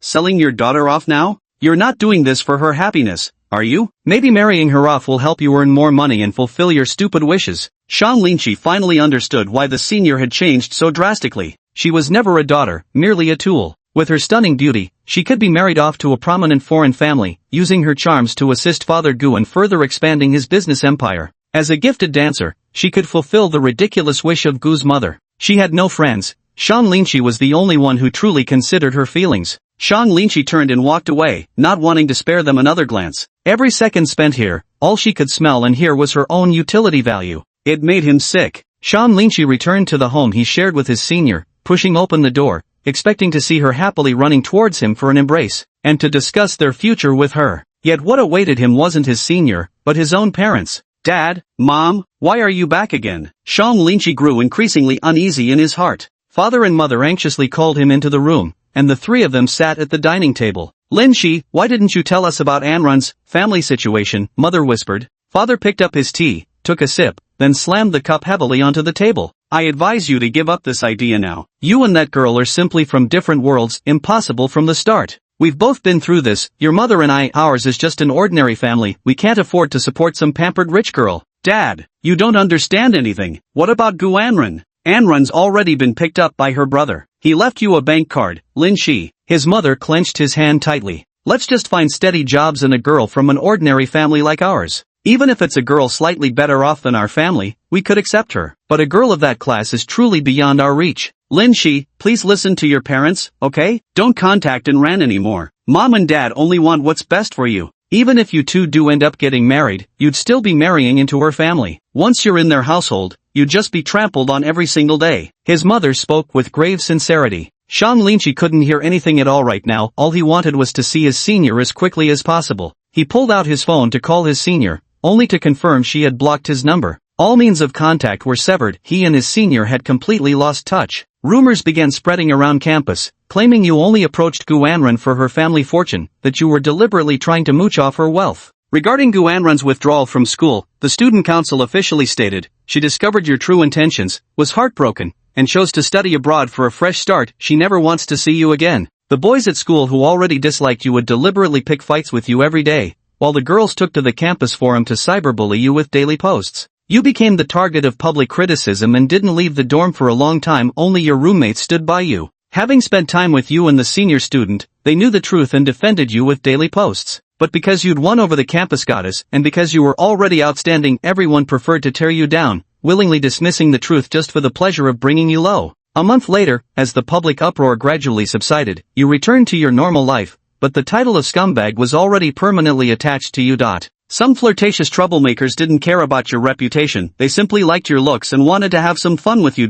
You became the entire school's good girl detector in the eyes of male students. To them, any girl who still wanted to be with you must surely be a bad girl. You paid no mind to the gossip. The only thing you cared about was finding out where your senior was now. Was she doing alright? Yet, you know nothing about your senior whatsoever. An invisible blade completely severs the bond between you. Until one day, in a dazed state, you passed by the entrance of the dance club and saw your first instructor again.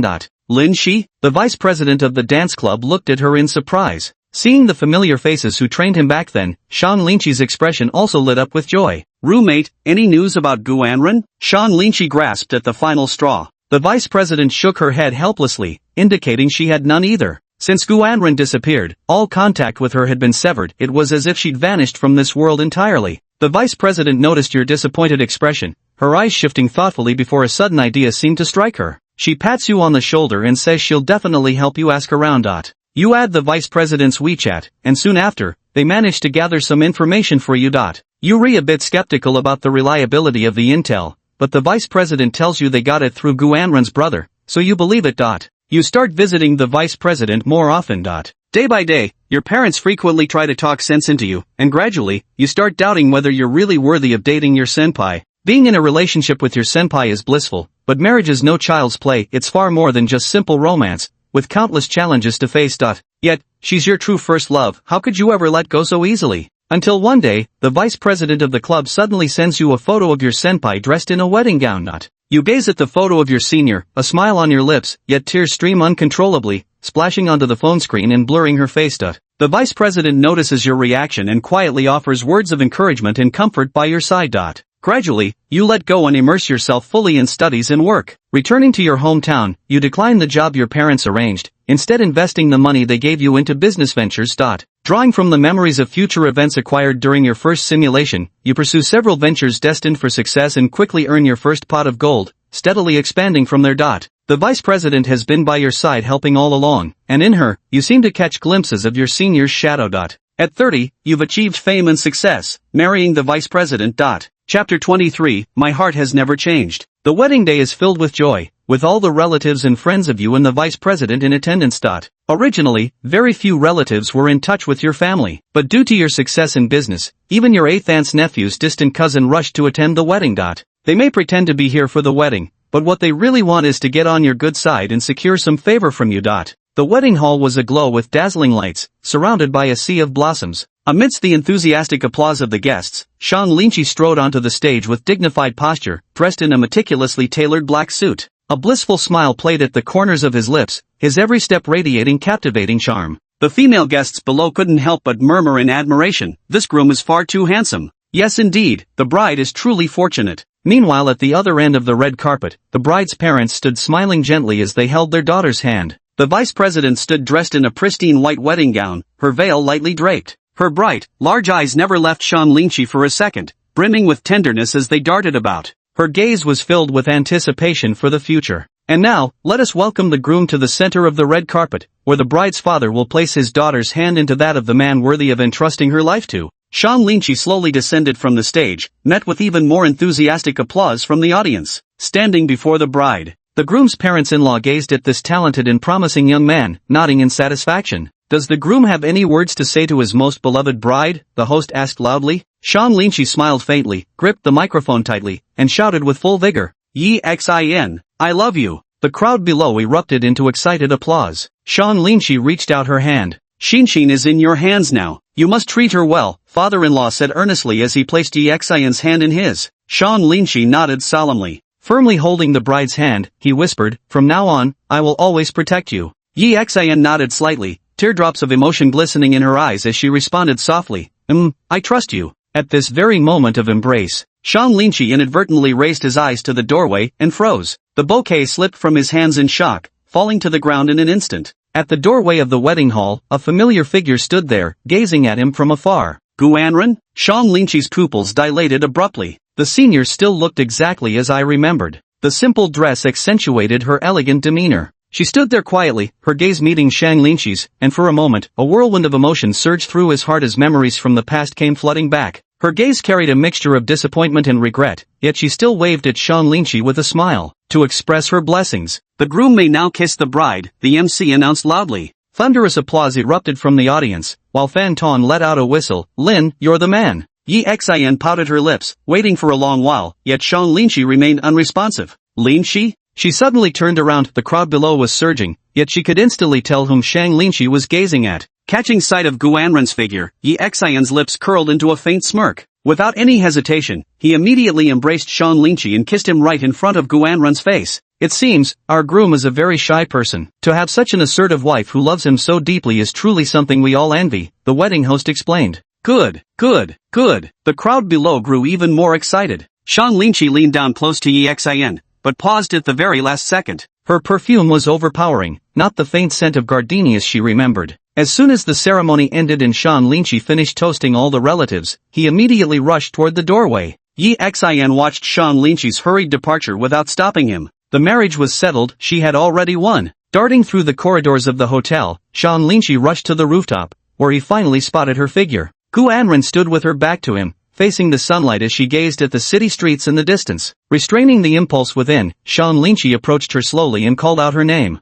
"Senior, it's been a while." He wanted to move closer to her, but Sean Lynchie stopped short, hands in his pockets, keeping his distance. Guanren turned around, showing no restraint whatsoever. She immediately dashed up to Sean Lynchie and punched him square in the chest. "After all these years apart, you still recognized me. I thought you'd forgotten about me long ago. You look really handsome today." The little boy who needed his senior to protect him has now grown into a capable man who can stand on his own. Guanren smiled brightly. Sean Lynchie scratched his cheek, somewhat embarrassed, and said, "How could I forget? You're the senior who helped stop my car with her feet." Guanren puffed up her cheeks. "Hey, that's a stain on my life, don't bring it up again." The two locked eyes, suddenly falling into silence. Sean Lynchie pondered for a while, then slightly turned and said, "Senior, why didn't you notify me when you got married?" Guanren looked astonished. "Get married? I never got married. I've been busy practicing dance, how could I possibly get married? Getting married would ruin my figure." Sean Lynchie turned his head sharply and looked at her at these words. Guanren lowered her head slightly and explained, "Originally, my mother wanted me to marry a foreigner. The wedding date was even set, but I threatened her, saying, I want to marry someone I truly love. If forced, I'll cripple my own legs and never dance again." "You mean to say?" Sean Lynchie bowed her head, grabbed her right hand, and saw no ring. So, was the photo Xin showed her back then fake? Had the senior actually been waiting for him all along? When Sean Lynchie abruptly grasped her hand, Guanren immediately pulled her palm away and retreated 2 steps. "Don't do this. You're already married to Xin, you can't betray her." "But my heart has never changed." Sean Lynchie couldn't suppress the emotions surging within him ever since meeting the real person. His senior's shadow felt terrifyingly fake now. He pulled Guanren into an embrace. "I know what I should do, but right now I just want to hold you." Gu Anren pressed against his chest, desperately trying to break free, but his embrace was too tight. She silently lowered her head, clutching his collar tightly as unstoppable tears fell, soaking his chest. I'm truly in so much pain. I thought running abroad and practicing relentlessly every day would make me forget you, but I admit it, I could never forget you. Especially when I wear the dance shoes you gave me. Lin Shi, I really want to marry you, to be with you forever, and to have a child with you, but the reality is, we can't be together. You got married, but the bride wasn't me. You will have a new future. Life is long, so even if the one walking beside you isn't me, don't be sad. I'll always be silently praying for you. Forget about me. Chapter 24, I think I might really be falling for her. At this point in your career, you've achieved success and should be able to gain the approval of Gu Anren's parents. Suddenly, the thought of immediately divorcing and marrying your senior emerges in your mind. But you understand your senior's personality, she would never agree to it. You also feel guilty about your actions, believing you've betrayed her. At night, returning home, Yi Xin initially wanted to be intimate with you. But seeing how utterly dejected you looked, she didn't push it. Aware that she fell short of Gu Anren in every aspect, she accepted this. Yet she possessed one strength greater than Gu Anren's, patience. Gu Anren was her best friend. She could lose to her 100 times, but in the end, she had one. You admit Yi Xin is a wonderful wife who takes great care of you, yet you can't feel that spark of passion from love when you're with her. As days pass, you gradually grow accustomed to this life. You and Yi Xin have a child together. The responsibilities of family make you suppress the love buried deep in your heart, forcing you to become a dutiful husband. 10 years later, at the age of 40, you receive the news of your senior's passing. She died of sorrow, having remained unmarried all her life, with you being the only man she ever had. Simulation ended. As he read the words before him, Shang Linqi suddenly felt his mind go blank. An overwhelming wave of guilt crashed over him, pressing down so hard he could barely breathe. He lay motionless on the bed, staring blankly at the ceiling. He could deeply feel the emotions from the simulation, as if he had truly lived through that lifetime. In summary, just 4 words, regret and heartbreak. Phew, I never expected my senior to love me this much. Shang Linqi raised her hand and couldn't help but knock on her own head. It's all my fault. If I had been willing to trust my senior and resisted Yi Xin's temptation, maybe I would have ended up marrying her. Shang Linqi trembled as he climbed down from the bed and made his way to the wash basin. He splashed handful after handful of cold water onto his face. The icy droplets brought him a semblance of clarity. At this moment, he felt an impulse to climb out the window, sneak out of the dormitory, and head straight to the senior's secret hideout to see her in person. But as he reached the dormitory entrance, the roar from the dorm supervisor instantly sent him retreating back inside. Shang Linqi went to the vending machine, bought some snacks, and returned. Fantong happened to be hungry, staring wide-eyed and open-mouthed at the cookies hugged in his arms. Shang Linqi handed him some food. Only then did Fantong notice the vacant look in Shang Linqi's eyes, as if he had just been through something traumatic. A flash of insight crossed Fantong's clever eyes as he instantly understood. Putting an arm around Shang Linqi's shoulders, he comforted him. Bro Lin, so you're still upset about this afternoon's confession, huh? Don't be sad, you still have us brothers. At worst, we'll go talk to her for you tomorrow. Don't you dare. Shang Linqi's mind suddenly conjured an image of Fatty, his face turning deathly pale. That wave of unease, overwhelmed by sheer terror, promptly dissipated on the spot. Brother Lin, don't stand on ceremony. We're all good brothers here, we'll definitely help you win over your white moonlight. We'll shamelessly beg her for you. Upon hearing this, Shang Linqi snatched back the snacks from Fantong's hands. Stop eating. Ha, Brother Lin, did I do something wrong? Fantong scratched his head, utterly confused. Brother Lin is obviously a master at charming girls. Do you really need to go and mess things up for him? Hao Yuqian curled his lips. Don't flatter yourself. That woman must be deliberately stringing Brother Lin along. Who knows, maybe her roommate is advising her right now. Oh dear, we must make him confess his feelings 99 times before agreeing. Absolutely can't let him win her over so easily. Our Miao Miao must stay reserved. As he spoke, Hao Yuqian even curled his little finger affectedly. Put. Shang Linqi couldn't help but laugh at Hao Yuqian's brilliant acting. Stop daydreaming, you two. You should focus on how to deal with tomorrow's military training. Though you act like extroverts in front of me, deep down you're both introverts. In the simulation, Shang Linqi already knew what would happen during tomorrow's military training. When the entire class was introducing themselves, Fantong and Hao Yuqian, both socially anxious, were as pale as sheets even before stepping onto the stage. They racked their brains over how to introduce themselves, rehearsing it countless times in their minds. But the moment I actually stepped onto the stage, my brain instantly froze. On the first day of school, his self-introduction left an unforgettable impression on the entire class. It's not just because of their names. At Shang Linqi's reminder, Fantong and Hao Yuqian immediately furrowed their brows. Yeah, We'll definitely have to do self-introductions tomorrow. No more gaming, no more gaming. I need to draft a few versions quickly. God forbid I go up there tomorrow with nothing to say and make a fool of myself in front of the girls in our class again. After finishing that round of the game, the two quickly opened their laptops, rehearsing in their heads while drafting their self-introductions. Ha ha. Having teased his two adorable roommates a bit, Sean Lynch's mood improved considerably. He regained his composure, focusing his thoughts on reality, and turned his gaze back to the panel. Summary of this session. Phases experienced: courtship, honeymoon phase, unexpected events. Rating, 70. Review, your love burns fiercely, yet familial circumstances keep you apart. She has been waiting for you all this while, and both of you live your lives steeped in regret. Rewards, intermediate cooking skills, intermediate shoemaking skills, extensive entrepreneurial knowledge. As expected, at this point, Sean Lynchy could immediately recreate the pair of dance shoes he had gifted to his senior simply by gathering the materials. He knew the exact measurements of his senior's feet by heart, no need for a second fitting. Glancing at the time, it was already 10 p.m. Sean Lynchy didn't proceed with the third simulation. Only one simulation attempt remained, and he was someone with a touch of OCD. When eating beef noodles, he always saved the last piece of beef to eat at the end. It gave him a peculiar sense of security. He needed to keep one simulation chance in reserve to feel at ease. Tomorrow I'll go find my senior to get an extra simulation chance before conducting the third simulation. Sean Lynchy finalized his plan. Previously, the mere thought of meeting his senior in reality would make him nervous, but now, he already understood her extremely well. After all, they had already reached the stage of bare honesty in the simulations, so he wouldn't feel too awkward. Instead, it felt like he was about to meet an old friend he hadn't seen in years. It seems like I'm really starting to fall for my senior sister. What should I do? Sean Lynchy lay on the bed, closing his eyes, unable to fall asleep for the longest time. Chapter 25, Sanitary Pads and Sunscreen.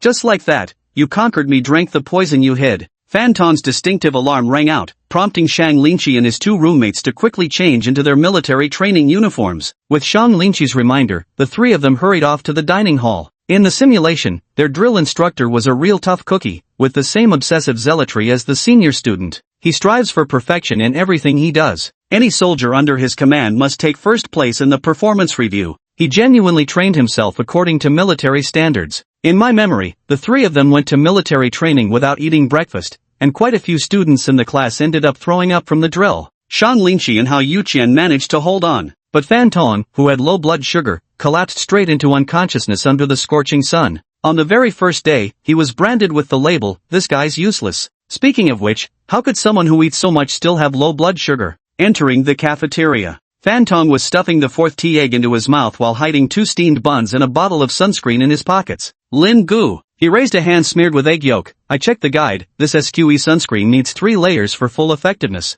Think you're painting a wall or what? Hao Yuqian squeezed through holding a cup of coffee. He mysteriously pulled out several packs of sanitary pads. Don't get it? These are military training treasures, ultra-thin overnight versions work perfect as shoe inserts. Seriously? You're so dark you could practically disappear already, still need sunscreen? I want to get lighter too. I don't want to disappear, Fantong said with puppy dog eyes. Didn't I remind both of you last night? No sunscreen, no sanitary pads, Sean Lynchy said sternly. The two of them threw their arms around Sean Lynchy's shoulders dismissively. Lin Ji, are you really looking out for us? You clearly don't have any military training experience. The two of them chuckled knowingly. Sean Lynchy was speechless, hopeless. When classmates meet for the first time, there's always an endless stream of things to talk about. They stood in small clusters, eyeing each other warily. Everyone, attention, stand straight. The thunderous roar startled even the cicadas into silence in the trees. The dark-skinned instructor strode over briskly, his military boots making the rubberized track tremble slightly.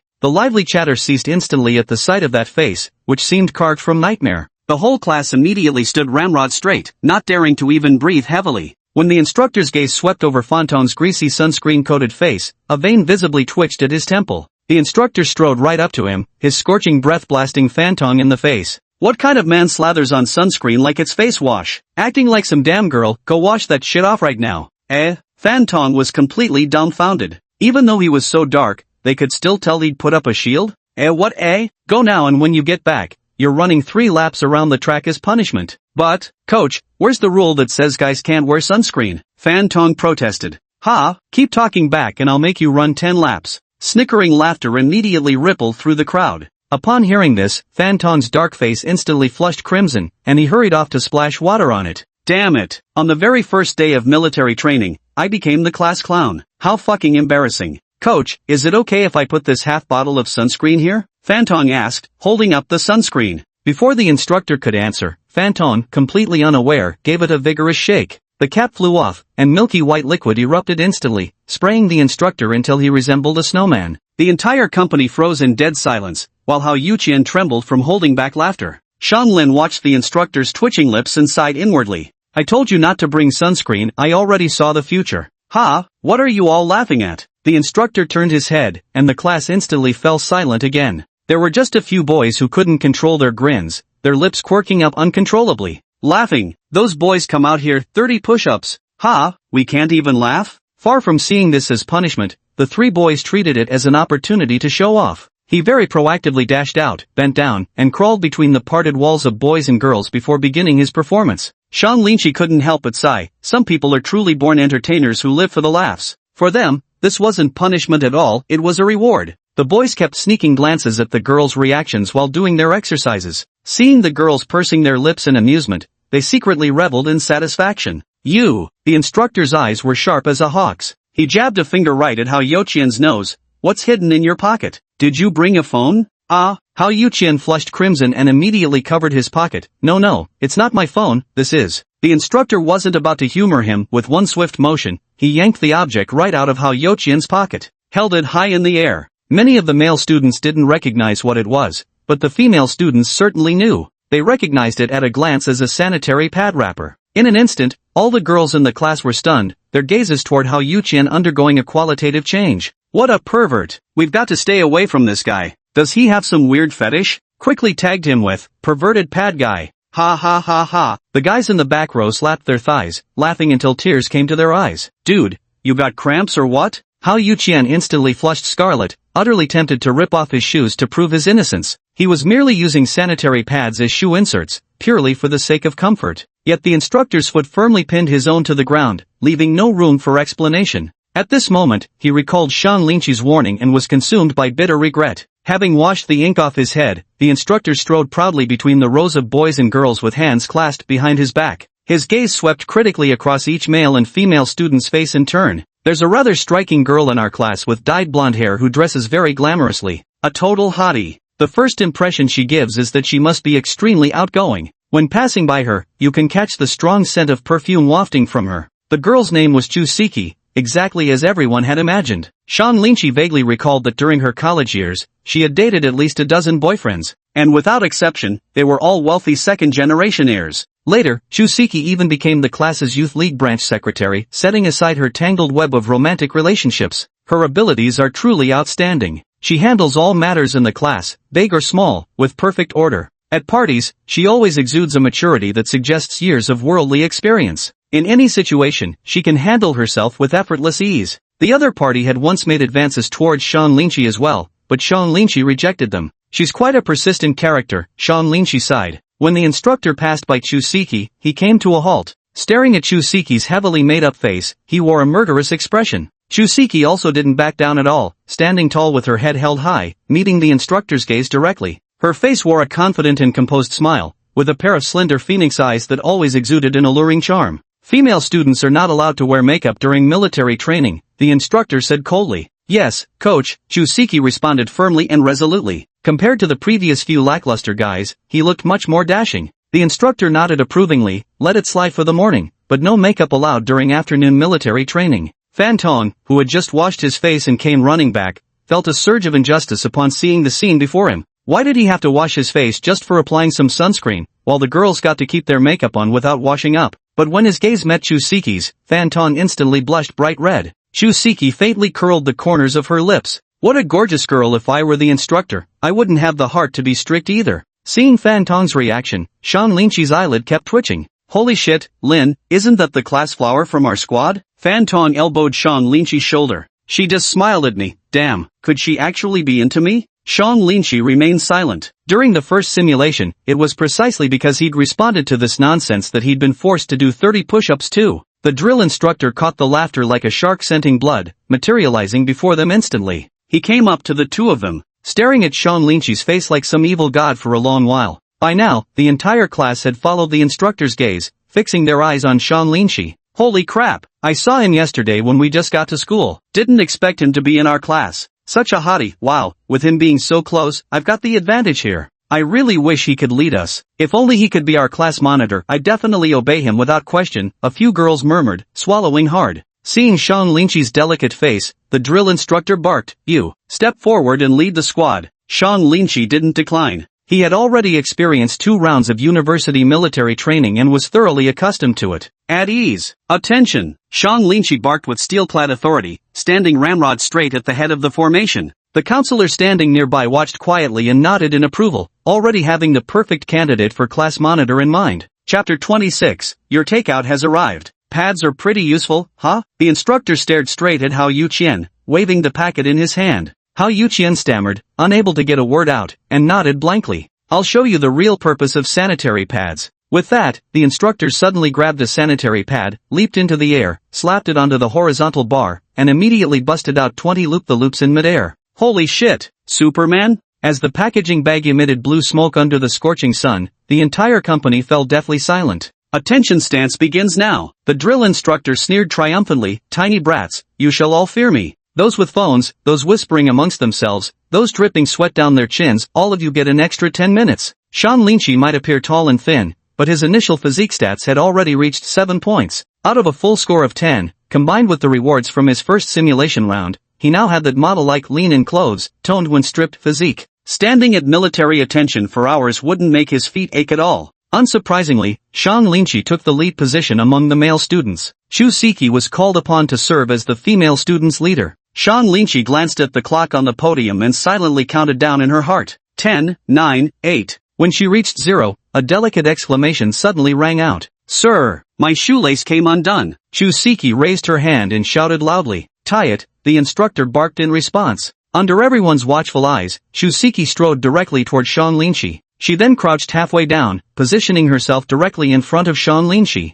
A button on the camouflage collar suddenly popped open, revealing a heart-shaped tattoo near the collarbone. Damn, that tattoo is radiant. The corner of her lips curled slightly as she looked up at Sean Linshi. Yet she realized Sean Linshi wasn't even glancing her way. He stood rigidly at attention. His gaze was firmly fixed on the national flag on the podium. He'd already seen Xueqiu twice in the simulations, not that she wasn't attractive, but right now all he could think about was his senior. His senior was simply the best. No other woman's body could hold his interest. Moreover, it was precisely because he failed to control his wandering eyes in the simulation that Chu Siki later mistakenly believed she had a chance with him. She often flirted with him in class. Sean Linshi knew the other party didn't want a serious relationship, they just wanted a one-night stand. Someone with Sean Linshi's looks was in the same league as that female senior. A group of wicked women would gather in circles to discuss and even compete to see who could seduce a certain handsome guy first. For them, this is just a game called collecting character profiles. Perhaps I should have made it clear from the start that I have no interest in bad girls like you.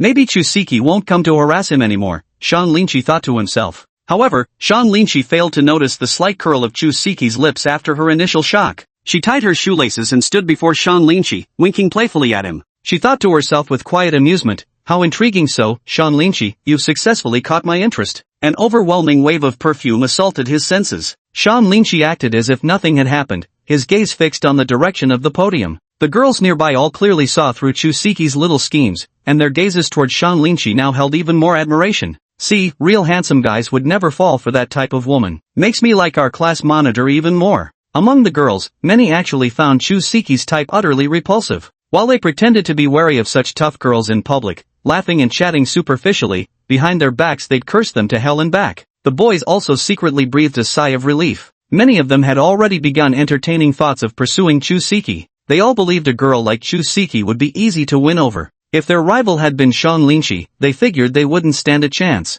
The class president should go after the school's belle instead. Leave these merely pretty girls for the rest of us brothers. Of course, Chu Siki is easy to pursue, provided your bank account meets the standard. Sean Linshi couldn't care less about his hormone-driven classmates. Right now, he was busy figuring out how to get his seniors' dance shoes after the military training ended. By the afternoon, the blazing sun hung high in the sky, making the ordeal even more unbearable. In the simulation memory, Yi Xin should currently be recording attendance. As the vice president of the dance club and a student council officer, Yi Xin often appears among various training squads. Thinking about the scene of marrying Yi Xin in the simulation, Sean Linshi couldn't help but feel a toothache. When she comes over to him later, he absolutely must not make eye contact with her. An hour passed standing at military attention. 3, 2, 1. Sean Lynchie silently counted down in his heart again. As his peripheral vision caught the swaying ponytail, a dull thud suddenly rang in his ears. Someone fainted. The girl wearing oversized camouflage fatigues collapsed limply onto the ground.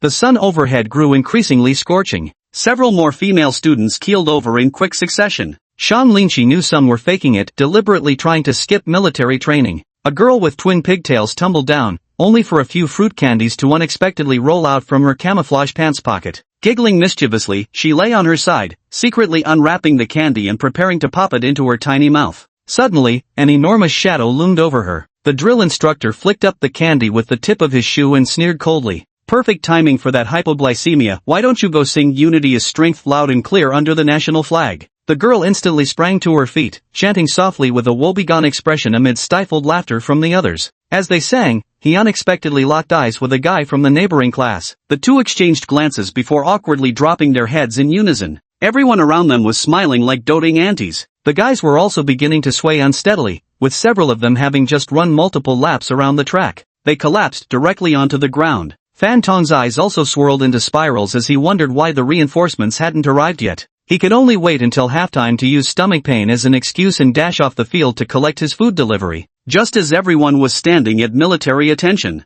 3 delivery riders suddenly rode their electric scooters onto the field, shouting, "Who is Fan Tong? Your fried chicken family bucket is here." Ha! Fan Tong was completely stunned. Wait, weren't they supposed to wait outside the field? And why was the delivery so fast? "Who is Fan Tong?" the drill instructor roared. Several male students deliberately responded as a joke, "I'm the rice bucket. I am Fan Tong." Fan Tong stepped forward under the instructor's murderous glare, his face turning as red as a monkey's bottom. "Instructor, let me explain. This was prepared for the crows. The school regulations say we can't waste food." "I know, I'm the crow." The instructor sneered twice. He snatched the delivery guy's family bucket, forcing Fan Tong to stand right beside him and watch as he devoured 2 chicken drumsticks in front of his eyes. Beside the gleaming military boots, Fan Tong's heartbroken tears fell like scattered pearls. "Bro Lin, that cost me $100 to order. I spent most of my living allowance on several game skins right after the semester started. I'll have to live on instant noodles again this week." "Wah!" Fan Tong wailed dramatically while slumped over Sean Lynchie's shoulder. "Come on, it's just 100 yuan. You could have borrowed some from me if you were broke,"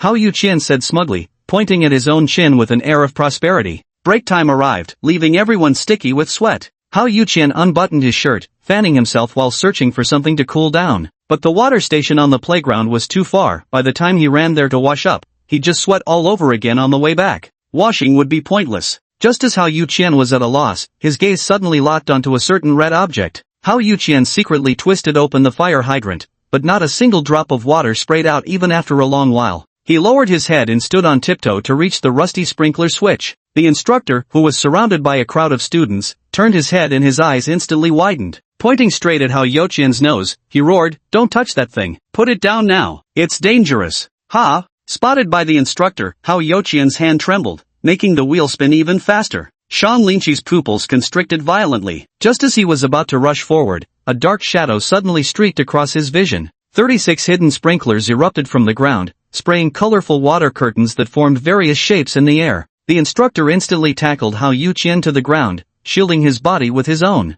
Chapter 27. Finally we meet. Surveying the numerous fountain nozzles scattered all around, Sean Lynchie froze in place. He had actually thought Hao Yuqian would turn on high-pressure hoses and blast the instructor skyward. Fortunately, no such mishap occurred. "Sir, sorry." Hao Yuqian bowed his head in apology. A pair of strong hands patted his shoulder as the instructor said sincerely, "As long as you're unharmed." "Sir?" Seeing the instructor's unusually gentle gaze, Hao Yuqian was stunned. The next second, the instructor's face instantly turned stern as he roared, "Punishment, 10 laps around the track. Now move it." "Yes, sir." Hao Yuqian didn't hesitate and immediately sprinted around the playground. The instructor wrung out his drenched military training cap in his hands, then turned his gaze to Sean Lynchie. Addressing the entire class, he said, "Cadet Sean performed exceptionally well just now, daring to rescue his comrades single-handedly. His courage is commendable, and all of you should learn from him." "Yes, sir," all the students responded loudly. The girls were looking at Sean Lynchie with even more admiration now.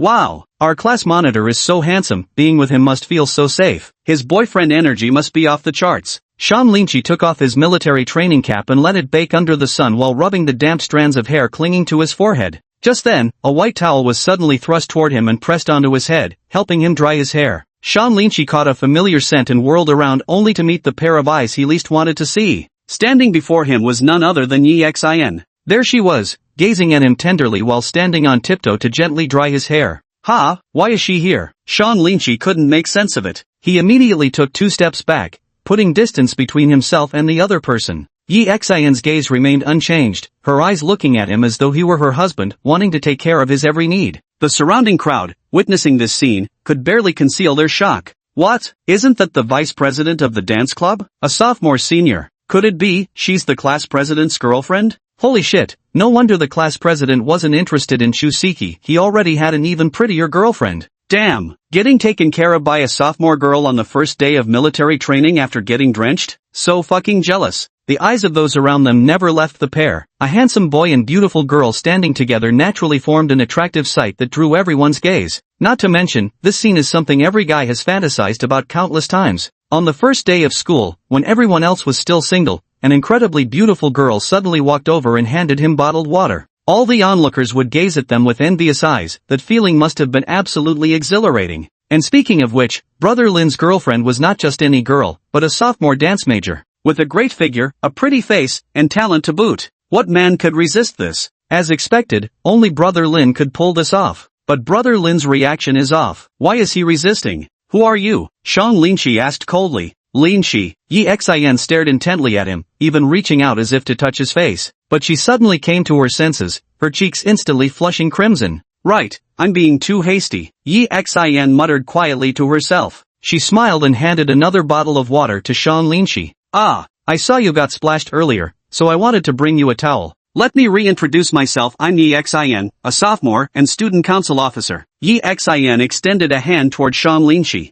So they didn't know each other after all. The surrounding crowd collectively breathed a sigh of relief, but he snapped back to his senses immediately. No, that's not it. Bringing water and handing towels, this is clearly insidious. He's got his eyes on the class monitor. The boys around grew restless. I mean, Shusiki was one thing, but facing such an outstanding girl, why is the class monitor still so indifferent? If it were me, I would have made a move long ago. Hello senior, no need for water, I brought my own. Sean Lynchie remained cold as ever. At that moment, Fan Tong walked over, his dark face breaking into a cheeky grin. He reached out and asked, Senior Yi Xin, since Brother Lin doesn't want it, how about giving this water to me instead? I'm really thirsty. Fan Tong wasn't actually thirsty, he just wanted to drink the water the senior had bought. Sean Lynchie was utterly speechless. Some people really are born with a natural simp mentality. Is it supposed to taste sweeter just because senior bought this ordinary bottle of water? No way. Yi Xin refused outright. Fan Tong's face fell instantly. Fine, this privilege belonged to Brother Lin. Then I'll treat you to a meal after military training ends, Yi Xin added.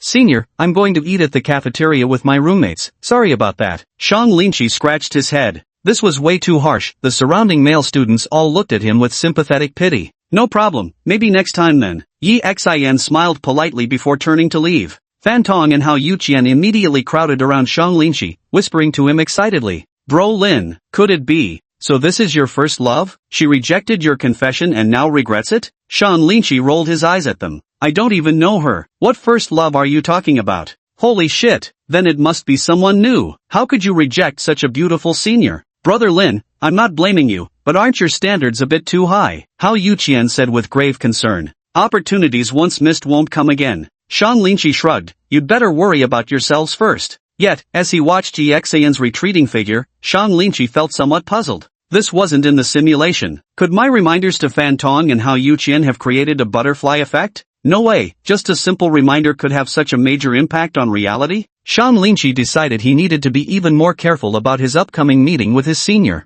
Another day of military training came to an end. Sean Lynchie didn't go directly to find his senior, but first made a trip to Jiangqing's anime mall. Carrying the limited edition figurine gift box in his hand, Sean Lynchie didn't feel particularly distressed by the expense. In the simulation, his senior had done far more for him than this. Spending 1,000 yuan on a figurine was practically nothing in comparison. Originally, he had considered whether to directly make dance shoes and give them to his senior. But being new here, it's better to start with small gifts. Arriving at the office door filled with memories, Sean Linchi knocked directly. "Hello, you have a delivery," Sean Linchi called out. "Just leave it by the door, and have a nice day." Just as predicted, it matched the script perfectly. Sean Linchi hid in the opposite bathroom. Soon, with a click, the door panel turned. The seniors' cat ears popped out, glancing around for a long while. Seeing no one, they immediately retreated. Sean Linchi stepped straight out of the shadows, pushed open the door, and saw that familiar figure. As the youth strode in with one hand in his pocket, Gu Anren twitched his cat ears and froze on the spot.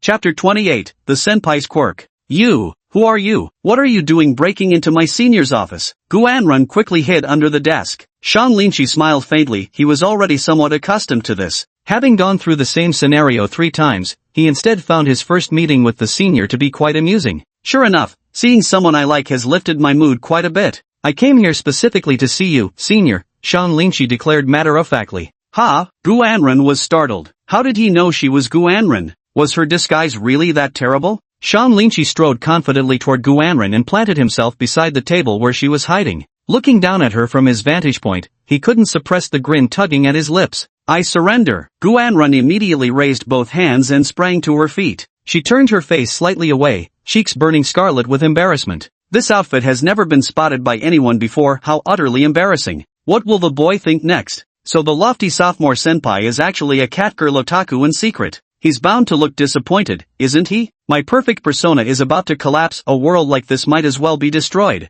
"Senior, I'm sure you wouldn't want others to know your little secret, right?" Sean Linchi whispered in her ear. "This is bad, so bad." Watching Gu Anren's flustered expression, Sean Linchi couldn't help but smirk in satisfaction. Option 1 was something he had never tried before, though it might affect future plot developments. But for a first encounter, the impact wouldn't be too significant. Not to mention, in their future interactions, he knew his senior far too well. He was well aware that his senior always had certain hidden traits. Sure enough, Sean Linchi's tone sounded as if she held all the cards, godlike in its authority. Gu Anren hastily clutched the cat's paw, pleading in a desperate tone, "I'll agree to any of your demands, but please don't expose my secret." Sean Linchi studied Gu Anren's expression carefully. "Just as I thought." After saying this, the senior sister briefly flashed a strange, mischievous hee-hee smile. She was very satisfied with the young man's reaction after discovering the secret. That damned senior sister is really a pervert. Sean Linchi secretly clenched her fists. Outwardly, the senior sister appears as an ice queen, but in reality, she's an incredibly sweet and submissive little wife. When it comes to her husband, she's the type who obeys without question. She loves following his commands and adores his domineering tone.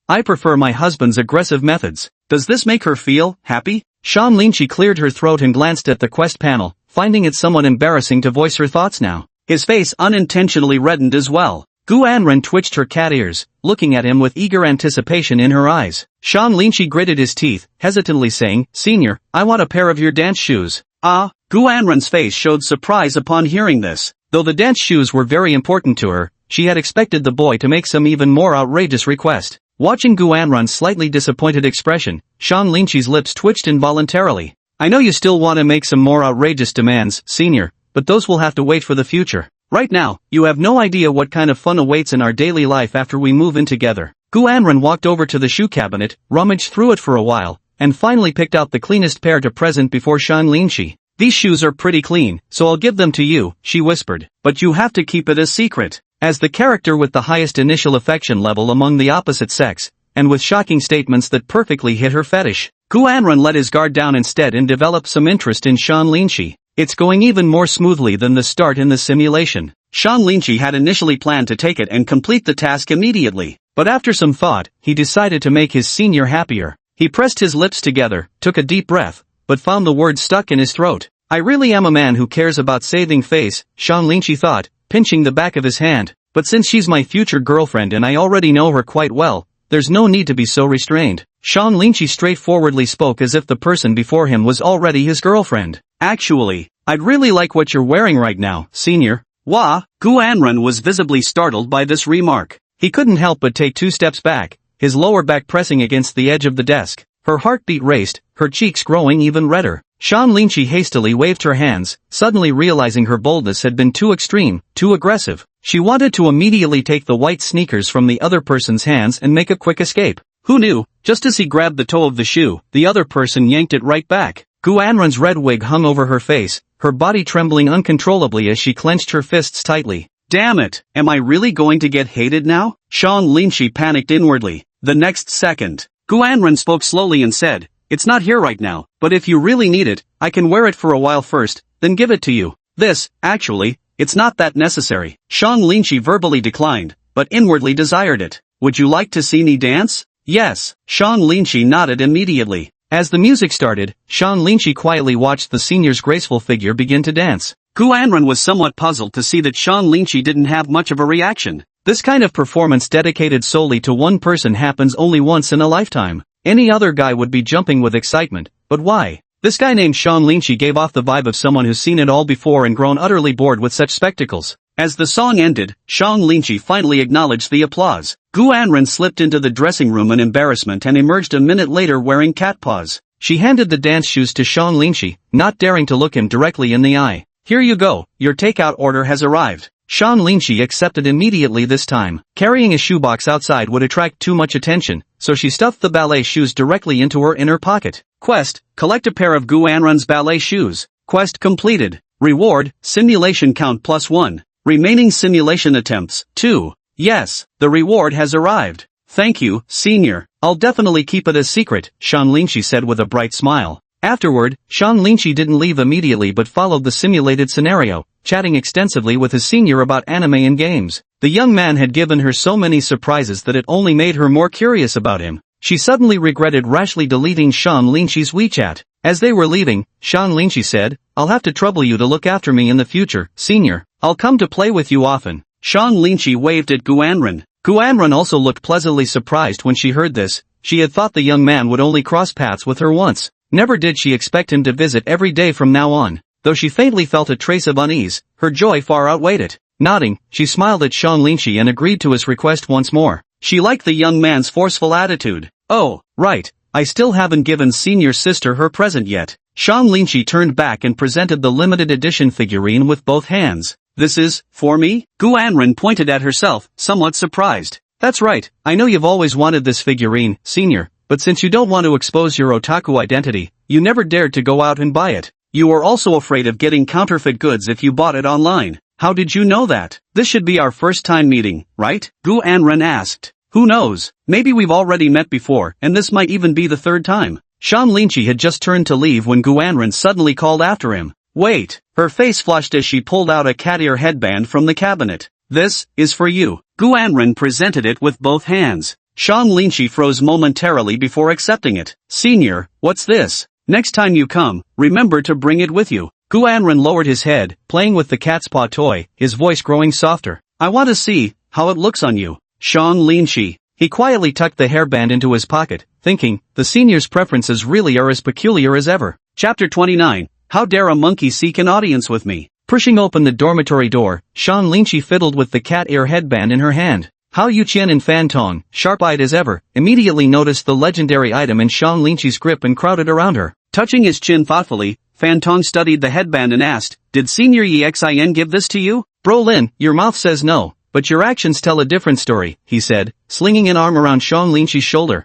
"What are you thinking? I don't even know her." "Then was it from the class bell? She doesn't seem the type, her vibes are more streetwise. Would she really wear something like this?" "Oh, I get it." Trying to act all innocent in front of Bro Lin, Hao Yuqian deduced. "Don't always assume the worst about others, maybe they have reasons they can't talk about." Sean Linchi shrugged. "What if I told you it was Guanren who sent them? Would you believe me?" Sean Linchi smiled faintly. "The Ice Queen? You're kidding, Lin Ji." Fan Tong and Hao Yuqian gaped in disbelief. "Just looking at the fairy senior from afar makes me feel chilled to the bone, let alone. I can't believe someone like the Ice Queen would use something so cute. This totally ruins the character setting, doesn't it?" "No way. I don't believe it. Not unless you have her send a WeChat message to prove it," Fan Tong demanded stubbornly, refusing to let go until he got to the bottom of things. When Sean Linchi opened WeChat and saw the deleted messages, the two of them instantly burst into joyous laughter. "Ha ha ha, Brother Lin, she's already deleted you on WeChat." Sigh, although Brother Lin is indeed school grass material, Guanren isn't just the campus belle anymore, she's a goddess. A goddess of that caliber, even someone as handsome as the school grass can only gaze up at her from afar. "Brother Lin, you'd better give up now." Sean Linchi thought the senior had already re-added him, never expecting to end up with egg on his face.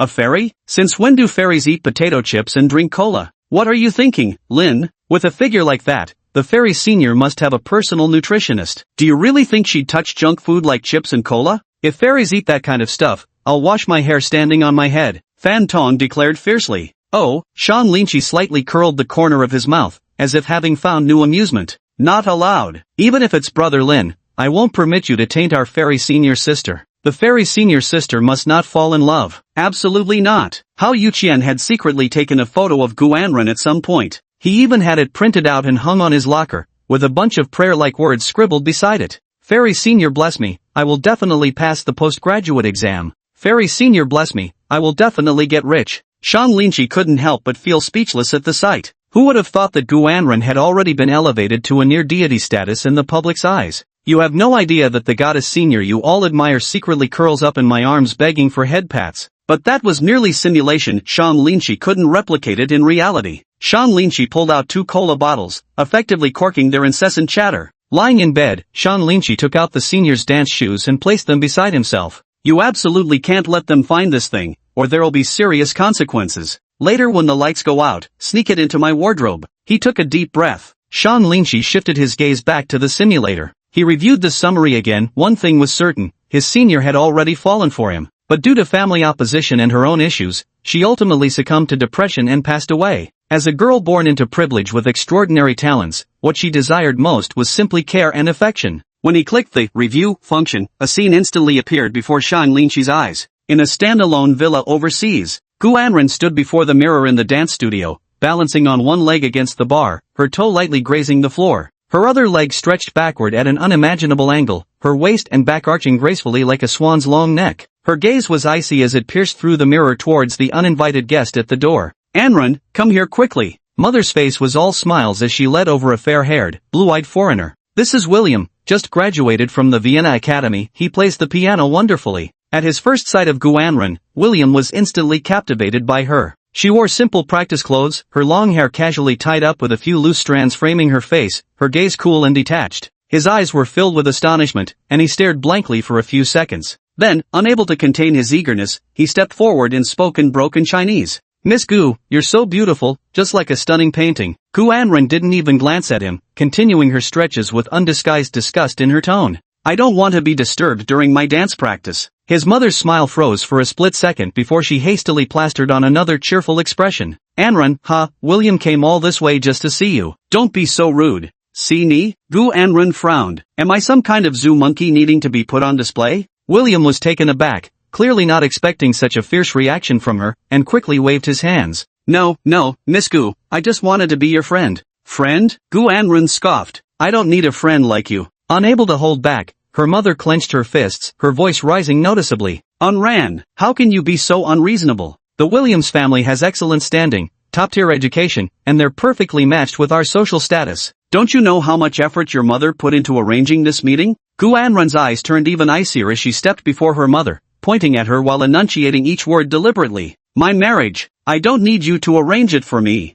You. His mother turned pale with fury. I'm your mother. If I don't take care of you, who will? Take care of me? Gu Anren's voice dripped with scorn. What have you ever done for me, from childhood till now? Besides making me practice dancing, making me compete, what else have you ever cared about? Mother's pupils dilated, speechless as if choked. William stood awkwardly to the side, unsure of how to react. Gu Anren's gaze swept over both of them before finally settling on her mother's face, her tone icy and resolute. If you force me to marry any man but him, I'll cripple myself. This pair of legs will never dance again. You're insane, her mother shrieked. Do you realize what you're saying? What's so great about that Shang Linchi anyway? Just a pretty-faced freeloader. What can he possibly offer you? I'm perfectly lucid. Gu Anren's voice carried terrifying calm. My legs are mine to use as I please. If you don't mind, then you can try. With that, she turned and walked to the window, pushing it open with one swift motion. A biting cold wind rushed in, tossing her long hair into disarray. She looked down at the garden below with breezy detachment in her voice. If I jump from here, it should be enough. Gu Anren, you unfilial daughter. Mother Gu shrieked in raging despair. Her voice trembled with panic. Don't do anything rash.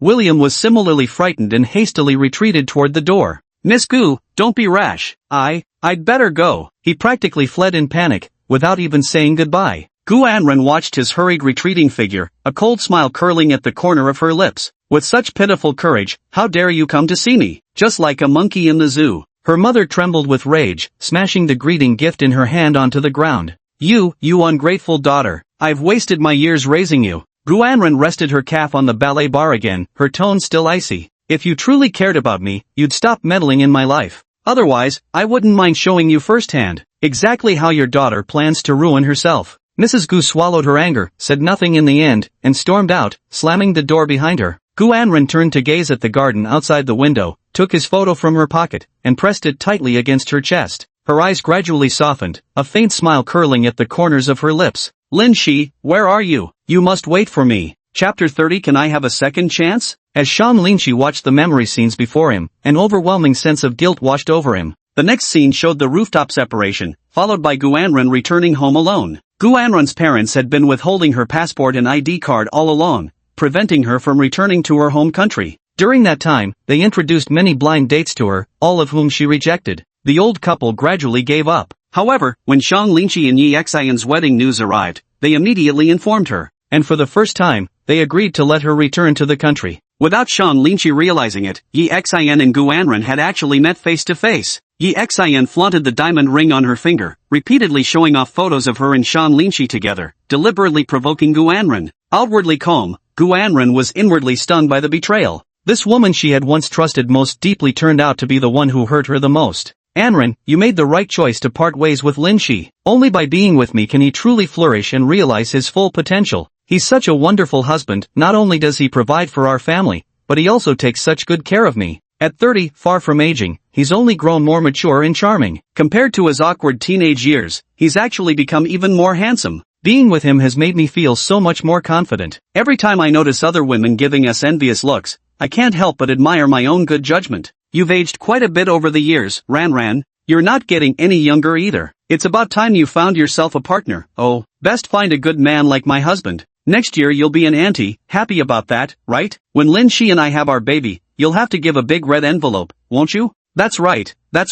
Lin Shi and I will have to have another one. 2 by 2, that's the best way, isn't it? Before Yi Xian could finish her sentence, a sharp smack rang out. A bright red handprint appeared on her face, leaving Yi Xian stunned from the slap. Clutching her cheek, she stared in shock at Guanren across from her. Have you said enough? Guanren glared at her with icy eyes. Yi Xian didn't get angry. Instead, she smiled. Guanren, I won. You lost. You're just throwing a tantrum in your helplessness. That night, Guanren stood swaying at the doorstep, holding a half-empty can of beer. She took out her keys and pushed open that familiar wooden door, the hinges letting out a faint creak as if welcoming her home. This was her favorite home, where she had lived with that young man for 3 whole years during their university days. Everything inside remained unchanged, even the pair of couple mugs still sitting on the coffee table. One printed with meow and the other with woof, purchased to commemorate their first anniversary together. Her fingers brushed over the couch and accidentally touched a small hole on it. It was from that day when he excitedly brewed new coffee for her but accidentally knocked over the cup, scalding the fabric. Though he was the one hopping around in pain from the burns, his first concern was urgently asking if she was okay. Senior, I ruined the couch. Looks like I'll have to sit on your lap from now on. That's what he said at the time.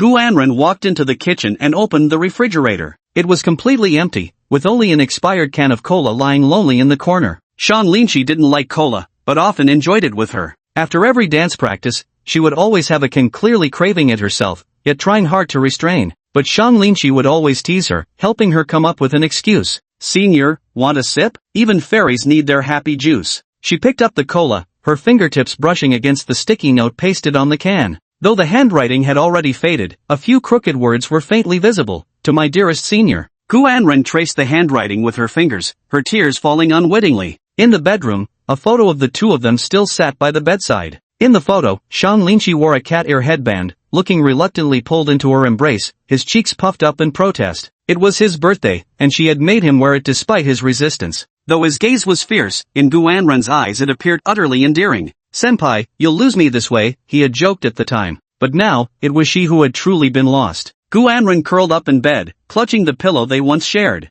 The pillow, though already moldy, still seemed to carry traces of his scent. Lin Shi. She hugged the pillow tightly, her voice muffled. I miss you so much. Memories flooded over her like a tidal wave. The first time he cooked for her, the kitchen nearly exploded. He secretly made shoes for her, but ended up crafting a hammer. After her competition loss, he gently helped apply ointment to her wounds. And when he pinned her down, his powerful assault was irresistible. You promised you'd always stay by my side. Gu Anren's voice trembled. Why? Yexin. She finally couldn't hold it in any longer and burst into tears. Outside, the night grew darker as moonlight poured in. Its glow fell upon that pair of cat ear headbands by the bedside. Exhausted from crying, she clung to her pillow and fell into a deep sleep. She dreamed she had returned to that summer, dreaming Shang Linshi was still by her side. Holding her hand, he smiled and said, "Senior, let's stay together forever, okay?" "Okay," she murmured softly. The next day, the dream ended. She still had to face the future, a future alone. She wiped the tears from the corner of her eye and picked up the bedside photo. "If there's ever a chance to start over, will you take me with you?" she whispered.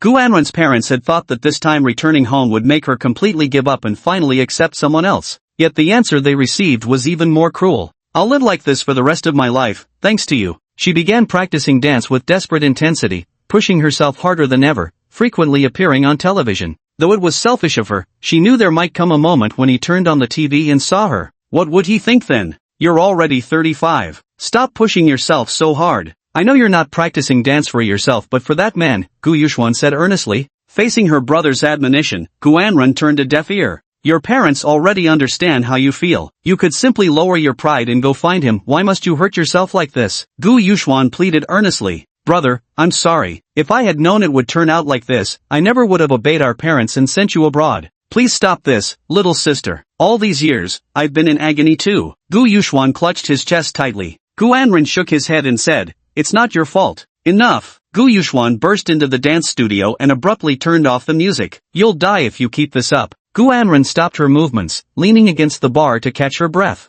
Gu Yuxuan's voice trembled with anger as he pointed at Gu Anren and roared, "Look at yourself now. You're already 35, you're not a young girl anymore. What are you pushing yourself so hard for?" Gu Anren didn't respond, turning back to continue practicing in front of the mirror. "Are you out of your mind?" Gu Yuxuan looked at her in disbelief. "You'd ruin yourself for a man?" "Not for him." Gu Anren turned around, her gaze unwavering. "It's for my own sake. This is the path I've chosen, and I must see it through." "But," Gu Yuxuan wanted to say more when he suddenly noticed her pale complexion in the mirror. Gu Yuxuan rushed over immediately and grasped her wrist tightly. "Anren, why do you look so pale?" "I'm fine." Gu Anren shook her head. Wearing the dancing shoes he gave her, the heel suddenly snapped, and she stumbled forward. "Anren!" Gu Yuxuan quickly caught her and pressed his hand to her forehead. "You have a fever?" "I'm fine." Gu Anren tried to push him away but suddenly felt short of breath. Her vision went black as her body went limp. "Anren! Anren! Someone call an ambulance, quickly!" Gu Anren lay in her brother's arms, her vision gradually blurring. Gu Yuxuan's face slowly transformed, morphing into the one she knew best. Shang Linshi was holding her, looking at her with concern, just like before.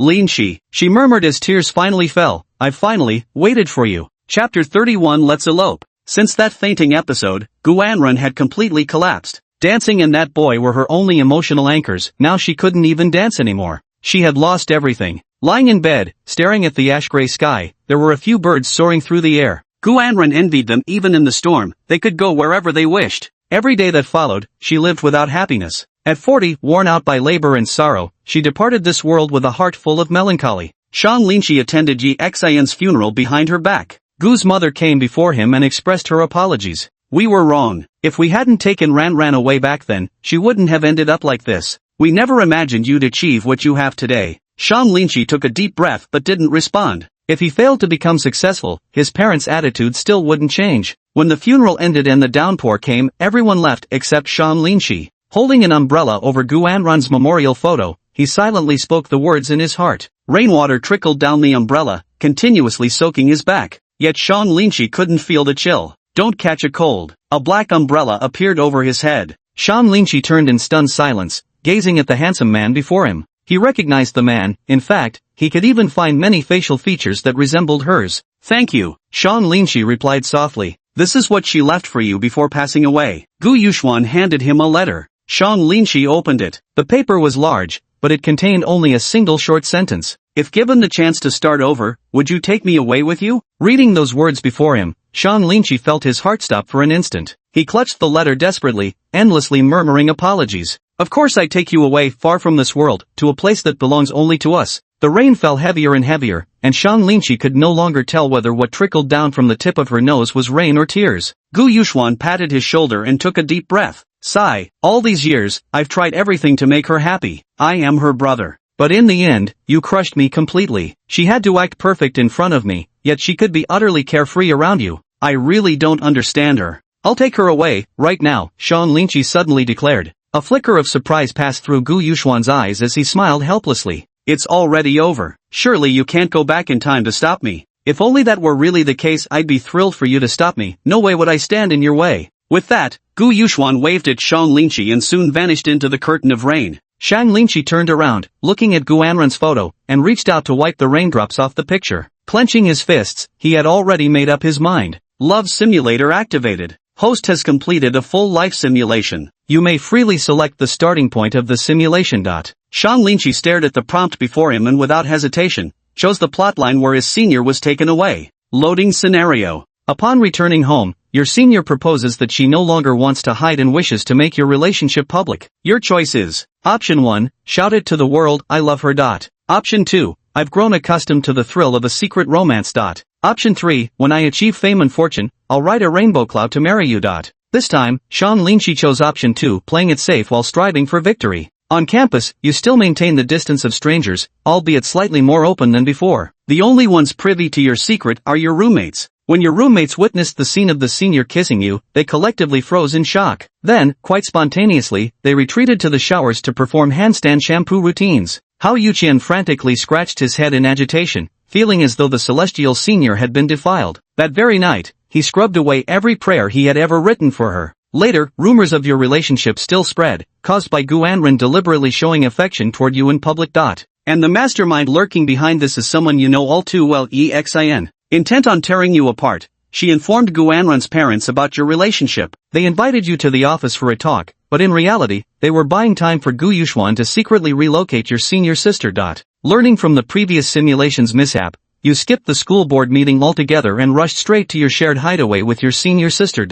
Memories surfaced. Shang Lingqi immediately rushed out of school, hopped onto his e-bike, and sped all the way home in no time. After parking the e-bike, Shang Lingqi spotted the black Maybach parked downstairs. The elevator doors opened with a ding. Shang Lingqi rushed out breathlessly, kicking the door open with one foot, just in time to see Gu Yuxuan gripping Gu Anren's wrist, dragging her toward the exit while two bodyguards murmured apologies, young miss, yet still firmly held her arms on either side. I won't go. Gu Anren struggled desperately. Let her go. Shang Lingqi roared, charging forward and shoving Gu Yuxuan away with one forceful motion. Gu Yuxuan staggered back 2 steps, only steadying himself when he hit the wall. Shang Lingqi? What are you doing here? I'm here to take her away. Shang Lingqi stood protectively in front of Gu Anren, his gaze resolute. Take her away? Gu Yuxuan sneered. And who do you think you are? With this, Shang Lingqi suddenly pulled out a cat ear headband from his pocket and swiftly put it on. And ran. Let's go. Gu Anren froze for a moment before bursting into laughter. Alright, stop them. Gu Yuxuan clutched his chest, shouting in exasperation.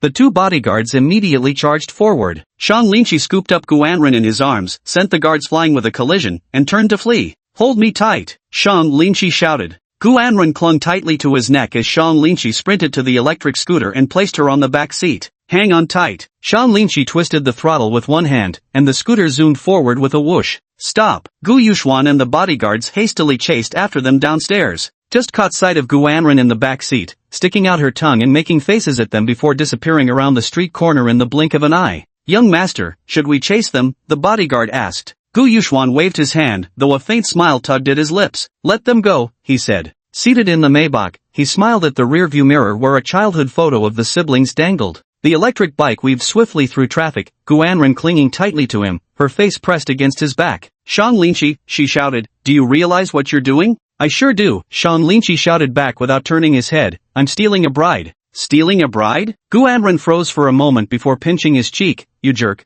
Who said I'd marry you? Who else would you marry if not me? Shang Lingqi suddenly slammed on the brakes, sending Gu Anren crashing into his back. What are you doing? Gu Anren punched his shoulder while rubbing her flushed little nose. Shang Lingqi turned around, removed his helmet, revealing a cat ear headband atop his head. He asked solemnly, Gu Anren, will you marry me? Gu Anren looked at his ridiculous appearance, but tears suddenly fell. You idiot. Will you or won't you? Shang Lingqi pressed. I will. Gu Anren threw herself into his arms. I will. The electric bike stopped by the roadside as the two embraced each other tightly. Passers-by turned their heads to look, and some even took out their phones to snap pictures. Holy shit, is this for a movie? Someone exclaimed. Lingqi Shang, Anren Gu whispered into his ear, let's elope. Alright, Linchi Shan put his helmet back on. Hold tight, we're making our getaway. The little electric scooter started up again, carrying the two of them as it raced through the sunset. Under the sunset, their silhouettes stretched long, very long. Chapter 32, Exclusive Night. The electric scooter ran out of battery and gradually came to a stop, halting on an old bridge at the edge of the city. The night was deep, yet the starry river of the heavens glittered above. Below the bridge, the babbling stream reflected their faces drawing close, lips meeting in a kiss. We can't escape this. Guanren suddenly released his neck, her feet finally touching the ground. We haven't graduated yet. What about school? What about our families? Shan Linchi embraced her once more. We're on the same wavelength, senior. Yet his gaze remained resolute. I have a plan. What plan? Guanren lifted her head. First, pretend to agree to your parents' arrangements, but on the condition that the wedding must be held in the country. As soon as that diploma is in hand. The night before the wedding, you'll sneak out the window. I'll be there to pick you up. Shan Linchi understood the attitude of Guanren's parents perfectly. As long as they consented to the marriage, they definitely wouldn't force her. I know, senior, you've always wanted to rebel against them. This is your chance to make a stand. Guanren froze for a moment. Are you crazy? This is too risky. Shan Linchi turned to look at her, his gaze tender. Would you trust me? After a brief silence, Guanren suddenly laughed. You're really too wicked. Aren't you afraid I might change my mind and marry someone else? I'm not afraid. I believe in you. Gazing at Shan Linchi's earnest eyes, Guanren's pupils trembled slightly before she couldn't help but cradle his face and press her lips against his. Perfect. She clenched her tiny fists. Just imagining the shocked expressions on their faces at the wedding makes me feel so exhilarated. The two extended their pinky fingers, silently hooking them together as matching mischievous smiles spread across their faces. Afterwards, Shan Linchi was summoned to meet Guanren's parents. Running away together requires preparation. Of course, ample funds are essential. Contrary to expectations, Shan Linchi didn't make a scene. Before Gu's parents could even begin their lecture, Shan Linchi readily agreed to break up. But only on one condition. He demanded 1 million yuan. Gu's parents looked at the young man before them and exchanged glances. So he really had his eyes on their family's fortune after all. As experienced individuals, they knew all too well how cheap love could be. 1 million is out of the question, but we can give you 200,000, enough for you to study abroad. Fine. Shan Linchi couldn't insist further. Getting whatever he could was better than nothing. With the addition of the senior's pocket money, it was enough for them to live outside. At night, Gu's mother proudly told the senior about Shan Linchi's performance. Guanren pretended to cover her face in tears and agreed to the marriage partner arranged by Gu's mother. After Gu's mother left, she immediately opened her phone and sent a message to Shan Linchi. Guanren, mission accomplished. Feels a bit like starring in Mission Impossible, so thrilling. Shan Linchi, I know your acting skills all too well, just don't blow our cover. Guanren, not a chance. Once I wore a bunny cosplay outfit and you didn't even recognize me. Shan Linchi, then, could you wear it tonight too? Mischievous grin. Guanren, ugh, you're so bad. Do you really like bunny tails that much? Bunny tail wagging sticker. Gu's mother quickly demanded that Senpai meet William, wanting her to go abroad.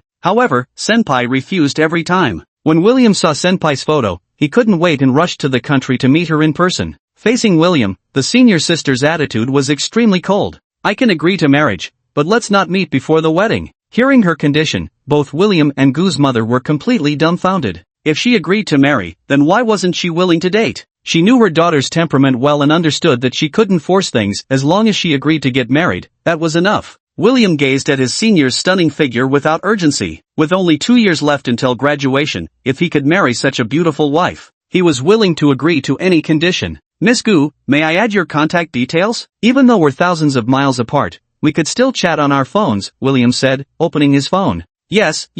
Mother Gu quickly nodded. Add each other's contact and chat, maybe you'll hit it off. No, I just want to focus on dancing right now. Guanren turned her head away. Hey, you stubborn girl, I really don't understand you. What's the harm in adding a contact? Mother Gu frowned. Don't push me and I'll break my own legs. Guanren raised a finger. This truly provoked Mother Gu's temper, just as Shan Linchi had seen in his memories. The senior student pushed open the window, gazed at the scenery outside, and protested loudly. William and Mother Gu both recoiled in fright at the sight before them. I really can't understand this stubborn girl. Fine, suit yourself. Watching the two figures flee in panic, Guanren couldn't help but laugh and immediately sent him a message. Shan Linchi, senior, you look so cool jumping out the window. Guanren, next time I jump out a window, remember to catch me below. Shan Linchi, absolutely. On the surface, they acted like strangers, but in private, everything remained as usual. Their acting was so flawless, like the most familiar strangers, biding their time. In the blink of an eye, graduation season arrived.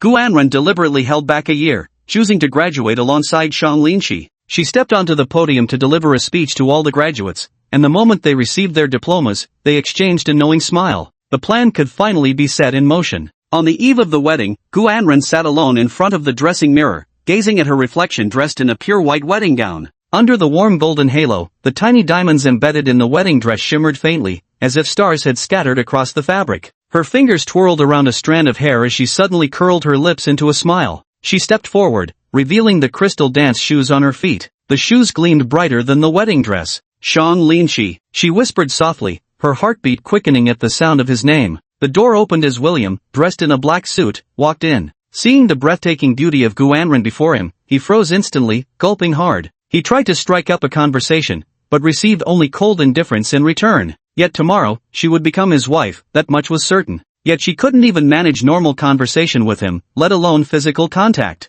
This left William utterly bewildered, even questioning the meaning of life. "You'd better leave now. We'll see each other at tomorrow's wedding," Gu Anren said coldly. William chose not to court further rejection. The woman stood as cold as an iceberg, radiating an aura that kept everyone at arm's length. Just gazing into her eyes made him feel a chill run through his body. "Alright, Miss Gu, I'll be going now. Try to rest early tonight," William said timidly. He didn't feel like a groom in the slightest, rather, he felt like some lowly servant. Outside the window, the moonlight enveloped her completely, fluid as water. Gu Anren glanced at the time and immediately stood up. She took off her dance shoes and walked barefoot on the soft carpet, tiptoeing to the window. Pushing open the window, the night breeze brushed against her cheeks with a hint of coolness, yet it made her heartbeat quicken. "He's waiting for me," she murmured. She lifted her skirt and carefully pushed open the glass door, standing barefoot before the carved railings. The night wind lifted her silver veil, billowing under the moonlight like a flowing river of stars. In that moment she lowered her head, a smile instantly graced her cheeks. Lin Shang was indeed waiting downstairs on his little electric scooter, waving up at her.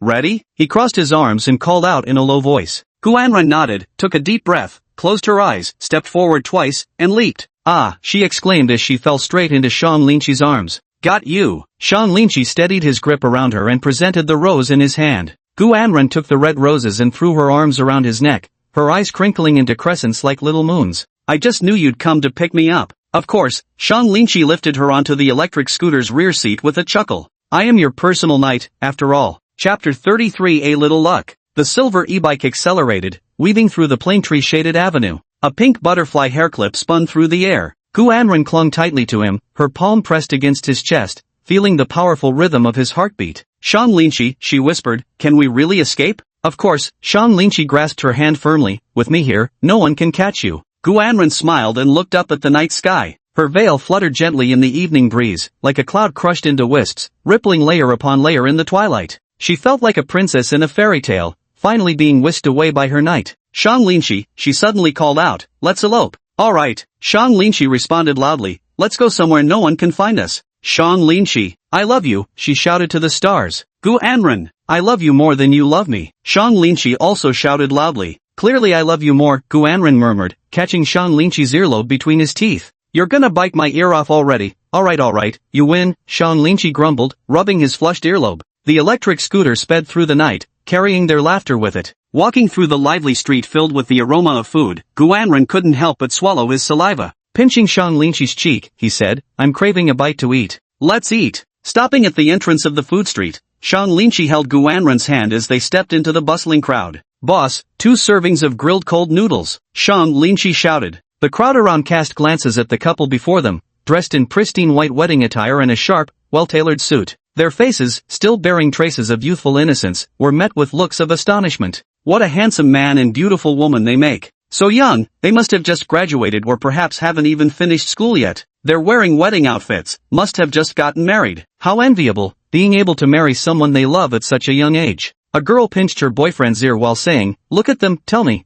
when are you going to propose to me?" The boyfriend yelped, "Ouch," and hurriedly explained, we definitely will. I'll marry you as soon as I've saved enough money." "You said the same thing last year." Gu Anren couldn't help but laugh as she watched Shang Linqi, dressed in a sleek suit, squatting by the roadside devouring grilled cold noodles in big bites. "What are you laughing at?" Shang Linqi asked, his words muffled by the mouthful of food. "Laughing at how you look like a runaway groom," Gu Anren teased, her finger brushing the tip of his nose, and a starving ghost of a runaway groom at that. Sean Lynchie swallowed his food in one gulp, suddenly leaning in to plant a loud, sauce-smeared kiss on her lips. Now you are too, runaway bride. Sean Lynchie chuckled smugly, her scheme succeeding. Gu Anren rubbed her flushed cheeks while laughing, wiping sauce from her face. You're terrible. Who would have thought street food could taste this amazing though? It's been so long since I last tasted something this nostalgic. Sean Lynchie froze. In his memory, these foods had always been off limits for his senior. Back when her mother forced her to practice dancing relentlessly, she had to evade all prying eyes just to buy a single street snack.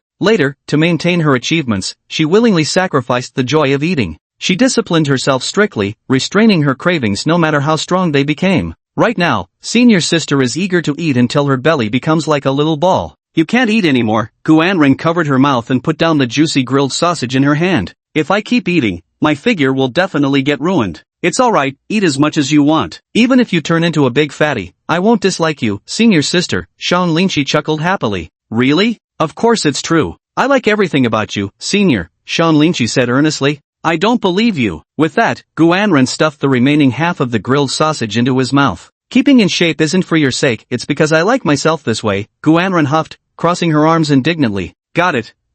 Now, open wide. Sean Lynchie skewered a small meatball and dangled it playfully in front of her lips, circling it in the air. The aroma was so enticing that Gu Anren couldn't resist. He took a big bite of the meatball and chewed vigorously. Just let me indulge tonight. Starting tomorrow, don't tempt me with delicious food. Gu Anren raised a finger and said sternly. Don't worry, I'll make tons of delicious food for you every day, senior. I'm determined to turn you into a chubby girl. Gu Anren once again reached out to pinch Sean Lynchie's cheek. No way, I'll turn you into a greasy middle-aged man first. The electric scooter started up again, carrying the two to the riverside. Gu Anren took off her glass slippers and stepped barefoot onto the sandy shore, dashing into the shallow river. Sean Lynchie, come on, she called out, looking back. Shang Lynchie rolled up his trouser legs and followed her, plunging into the river headfirst. Ah, so cold, Gu Anren shrieked, hurriedly clutching at her skirt. Looking back, she saw Sean Lynchie splashing water toward her calves. Not to be outdone, Gu Anren scooped up water and fought back. The two frolicked and played in the river, when Sean Lynchie was suddenly ambushed by Gu Anren, sending her tumbling into the water. Seizing the moment, he grabbed her wrist, and both of them plunged into the river.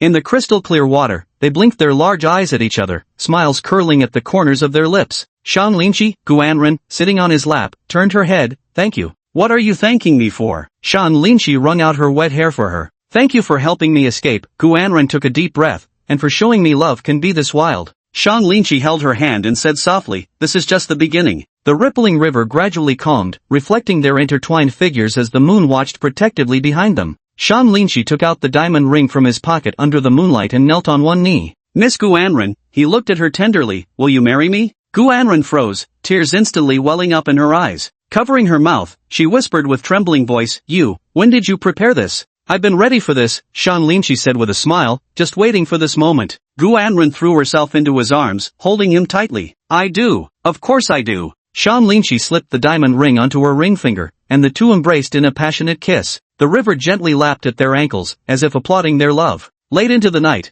the two finally returned to the cabin and began packing their belongings. Gu Anren crouched in front of her suitcase, struggling with the decision. Should I bring the dance shoes or the hairpin you gave me? Sean Lynchie wrapped his arms around her from behind and whispered, just bring me. Her eyes suddenly sparkled as she turned around. Then let's elope to a small town and open a dance studio. I'll teach the kids, and you'll handle the money. We'll work hard together. I won't let you strain yourself. Shuajie. Sean Lynchie gripped her hand tightly. They hurriedly packed their bags and rushed to the train station on their electric scooter. 2 tickets to Haicheng, the ticket inspector asked. Raising his head, he was momentarily taken aback by the couple's attire before asking with a smile, honeymoon trip? Yes, our honeymoon trip. The two of them grinned and flashed peace signs. The train slowly pulled away, Gu Anren leaning against his shoulder as the scenery outside the window flew past. In the night, the city lights gradually faded into the distance, replaced by a star-filled sky. Gu Anren lifted her hand to wipe the condensation off the window, gazing at his reflection in the glass. She asked softly, Lin Shi, will we be happy?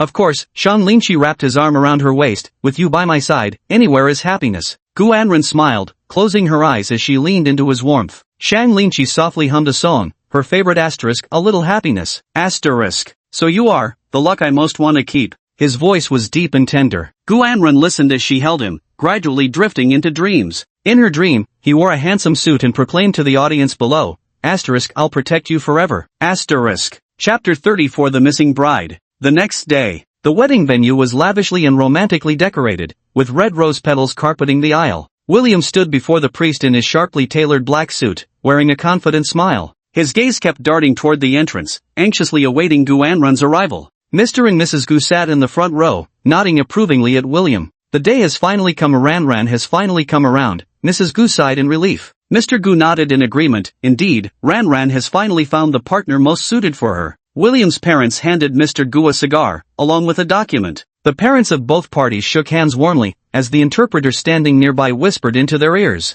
Upon hearing from the interpreter that the documents in hand were indeed the cross-border cooperation deal, Father Gu instantly smiled even more brightly. Mother Gu and William's mother were there lavishing praise on each other. I can't wait to see William and Anran perform together on stage. This East meets West collaboration is sure to dazzle the audience. You're absolutely right, Mrs. Gu. We too look forward to our children not only being life partners in private, but also comrades in arms sharing the stage together. You have no idea, I adore mixed-race babies most of all. When the time comes, Anran won't just be limited to domestic fame but will become an international superstar. Mrs. Gu couldn't stop beaming with joy. The guests below the stage also eagerly discussed this high-society marriage alliance. I heard the bride is the daughter of the Gu family, as beautiful as a fairy. William is truly an elite from abroad, such a perfect match of talent and beauty. A powerful alliance, this might just be the most beautiful form of love. Yes, Gu Anran is also such a clever and well-behaved. Not like my family's one, insisted on finding some ordinary boy from a common family and swore to marry none but him, ended up bringing home a freeloading live-in son-in-law who just waits around to die.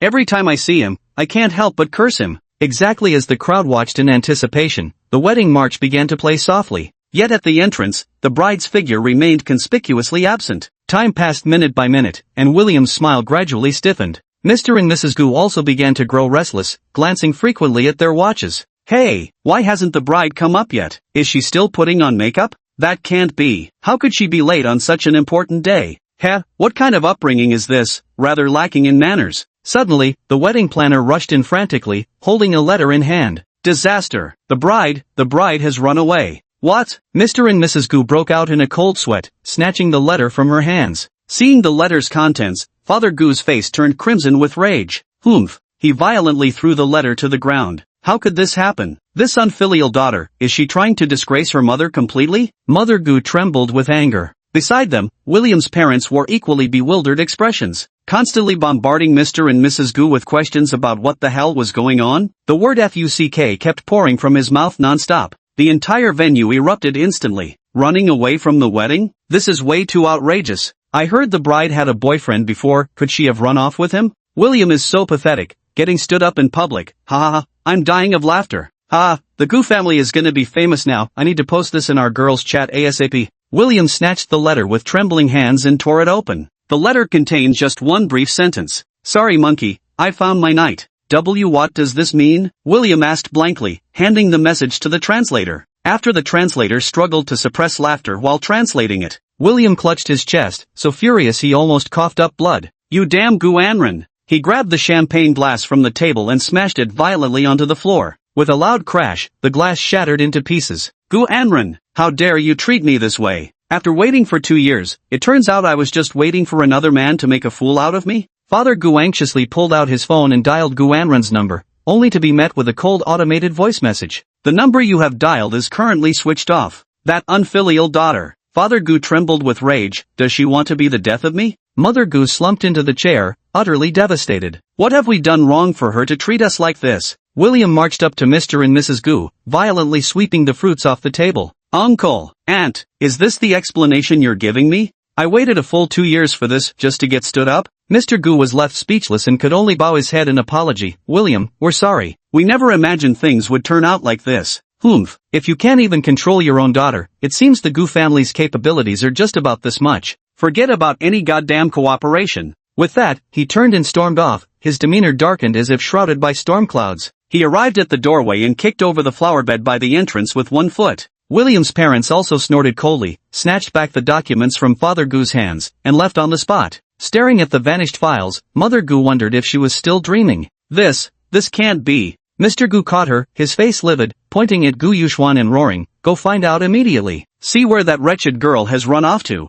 Gu Yuxuan was forced into action. Leading a group of men, they stormed ferociously into Shang Lingxi and Gu Anran's small cottage. The door was kicked open violently as Mr. Gu bellowed, "Gu Anran, get your ass out here right now." The room was completely empty, with only a few scattered clothes and a note left behind. Mother Gu picked up the note, and her eyes widened instantly. "Mom and Dad, I've been abducted by love. I'll vanish for a few days and return with wedding sweets. Your loving Ran Ran." Mom Gu collapsed onto the sofa, covering her face as she wept. Why must you be so cruel to us? Mom only wants what's best for you, Ran Ran." Father Gu grabbed the note and immediately tore it into pieces, shoving them into a bodyguard's mouth. Meanwhile, on the train, Shan Linchi was walking back to her seat carrying 2 cups of instant noodles. Gu Anring tore open the packages of sausages and marinated eggs, adding a few to each cup. Now it could be considered a deluxe combo. Shan Linchi, she suddenly laughed. "What do you think my parents' reactions are right now?" Shan Linchi pictured the furious expressions of Gu's parents and analyzed, "Your dad must be hopping mad, and your mom's probably crying."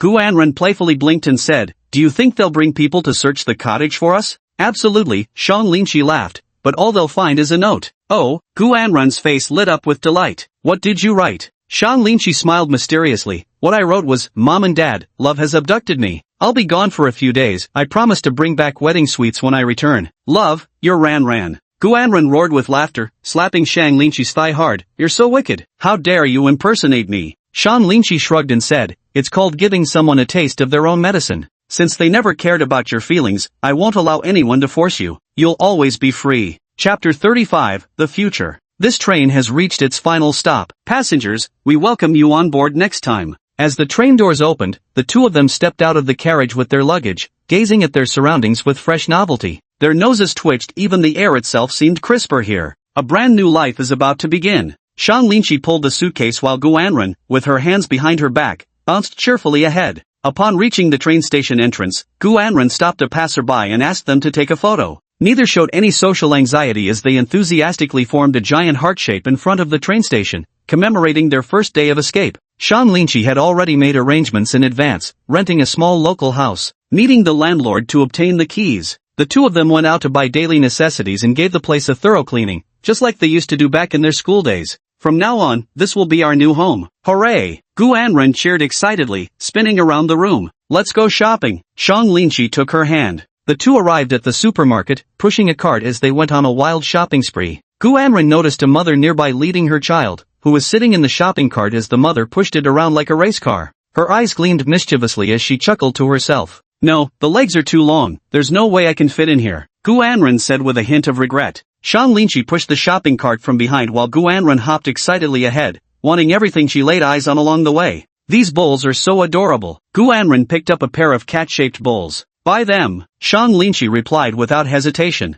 "This pillow is so soft." Gu Anren hugged a marmot plushie, rubbing it against her face. "Buy it. This one. Buy it, buy it, buy it." The shopping cart quickly piled up into a small mountain. Gu Anren looked at the receipt, sticking out her tongue. "Did we buy too much?" Shang Linchi rubbed her head. "It's fine, we'll be staying for a long time. Keep buying." Returning home, the two immediately launched into a thorough cleaning. Gu Anren tied on a headscarf and wiped the windows with a cloth while Shang Linchi took charge of mopping the floor. Changed into a new mattress, the washing machine running at full power. The two of them worked hard all day, looking at the sparkling clean house. They exchanged smiles. "Let's go. I'm hungry, time to eat." Shang Linchi took Gu Anren to a famous local restaurant. Though not as luxurious as the high-end restaurants she often frequents, this place was down to earth, which felt quite novel for the senior. "This place is amazing. Every dish here looks so delicious." Shang Linchi smiled while pulling out a chair for her. "Order whatever you like today, it's on me." Gu Anren blinked mischievously. "Then I'll have to take full advantage and treat myself." After sitting down, Gu Anren opened the menu with sparkling eyes. "This looks amazing. And this, oh, I really want to try this one too."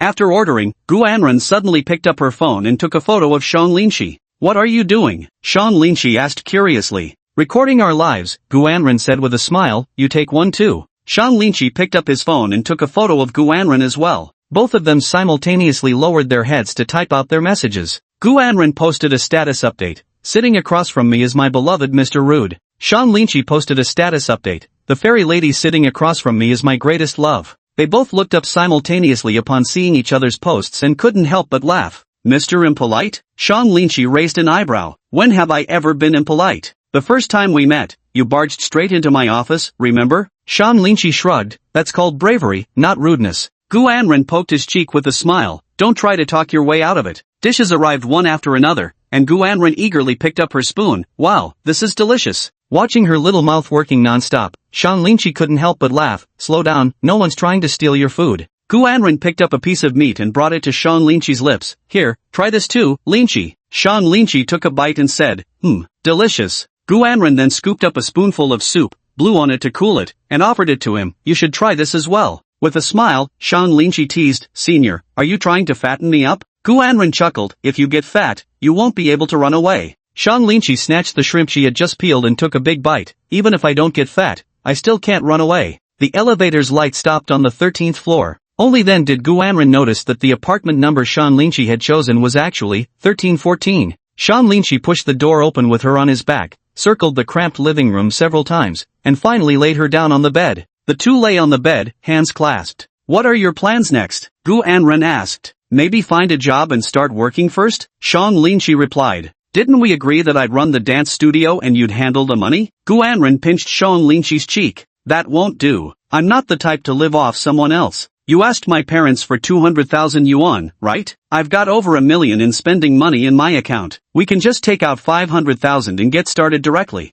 The remaining 700,000 yuan, if we spend it carefully, will be enough for us for many years. Gu Anren said seriously. Shang Linqi couldn't resist pinching the senior's cheek. Senior, how did you become so silly? You've run away from home. Do you think your bank card would still work? Hearing Shang Linqi's reminder, Gu Anren finally understood. Indeed, she had never developed any concept of money since childhood because she never lacked for funds. She never had to worry about money. If she ran out, a single phone call would bring more. But now, she definitely wouldn't get a penny. No, I have to check right now. Gu Anren grabbed Shang Linqi's hand and rushed back to the bank downstairs. Her heart pleaded, please don't let her parents be that cruel. However, after entering the wrong password several times, the bank card was indeed frozen. She opened her phone, stared at the remaining 20,000 yuan in WeChat, and suddenly felt a wave of anxiety. This is bad. Between the two of us, we only have 220,000 left. What should we do? Gu Anren said worriedly. Returning to the room, the atmosphere suddenly turned silent.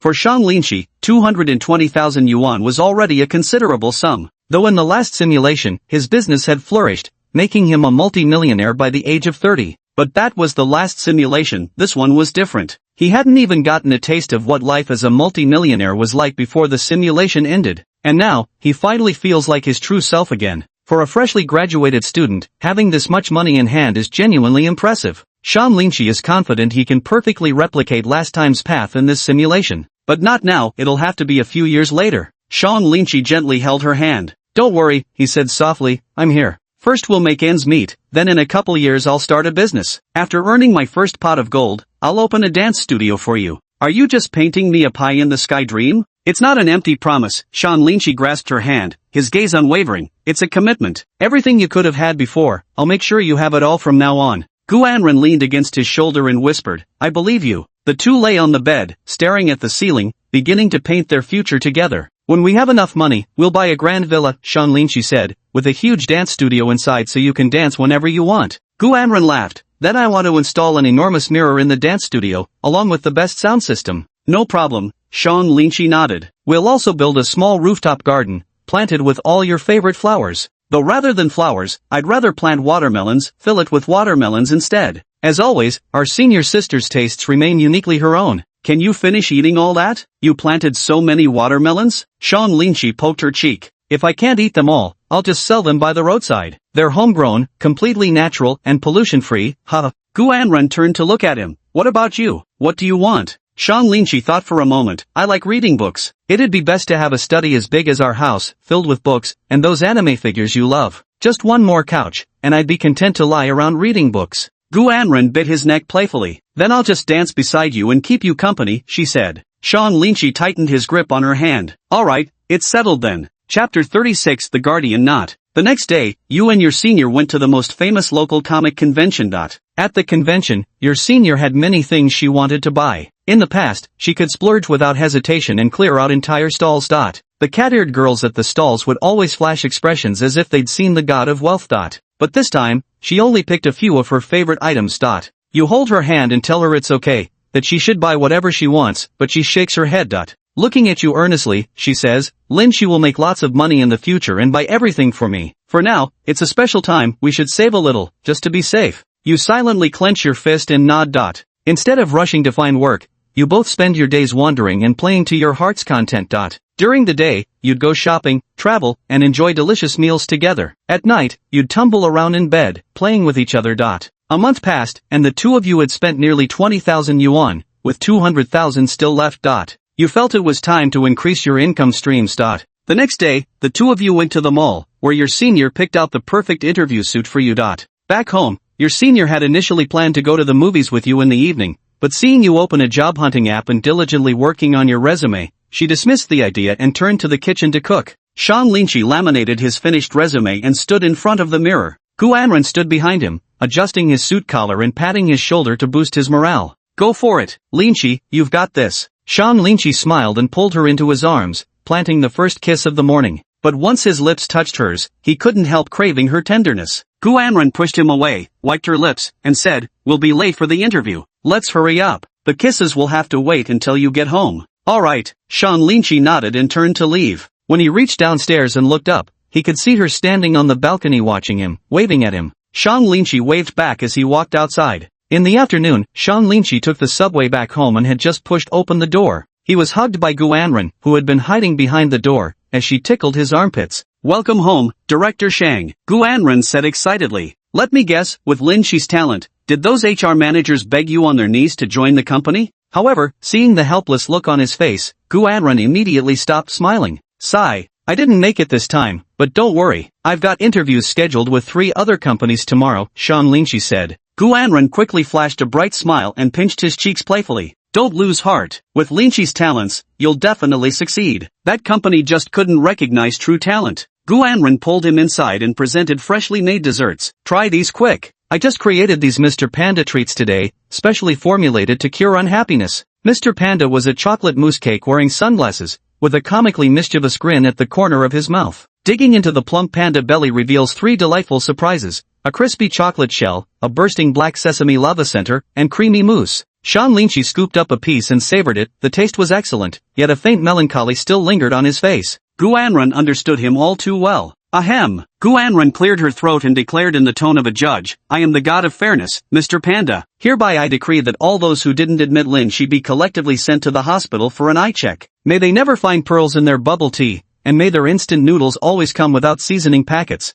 Ha ha. Sean Linchi couldn't help but laugh at her antics. "Witchy lady, have you forgotten you just blew up the microwave?" "Kitchen started it first, it fought dirty," Gu Anren retorted, brandishing her knife and fork toward the microwave. Seeing Sean Linchi's mood improve, Gu Anren immediately pulled him along to take a stroll downstairs. "But senior, I still need to revise my resume." "Whatever you do, you should be in a good mood to do it well. Going downstairs to change your state of mind is the right choice." Sean Linchi nodded and followed her into the elevator to go downstairs. The two held hands as they strolled downstairs. As they passed by a snack shop, an intense milky aroma wafted toward them. Gu Anren immediately halted. "Report. Suspected scent of fried milk monsters detected. Requesting annihilation. Approved. Proceed with haste." Guan smiled excitedly and rushed to the food stall. Through the glass, he watched the elderly woman inside carefully flip cubes of milk curd. "Ouch," the old lady cried out in surprise. The old man sitting in the nearby deck chair hastily stood up. Waving his fan as he said, "How many times have I told you? Don't let the oil splatter everywhere. Let me handle it,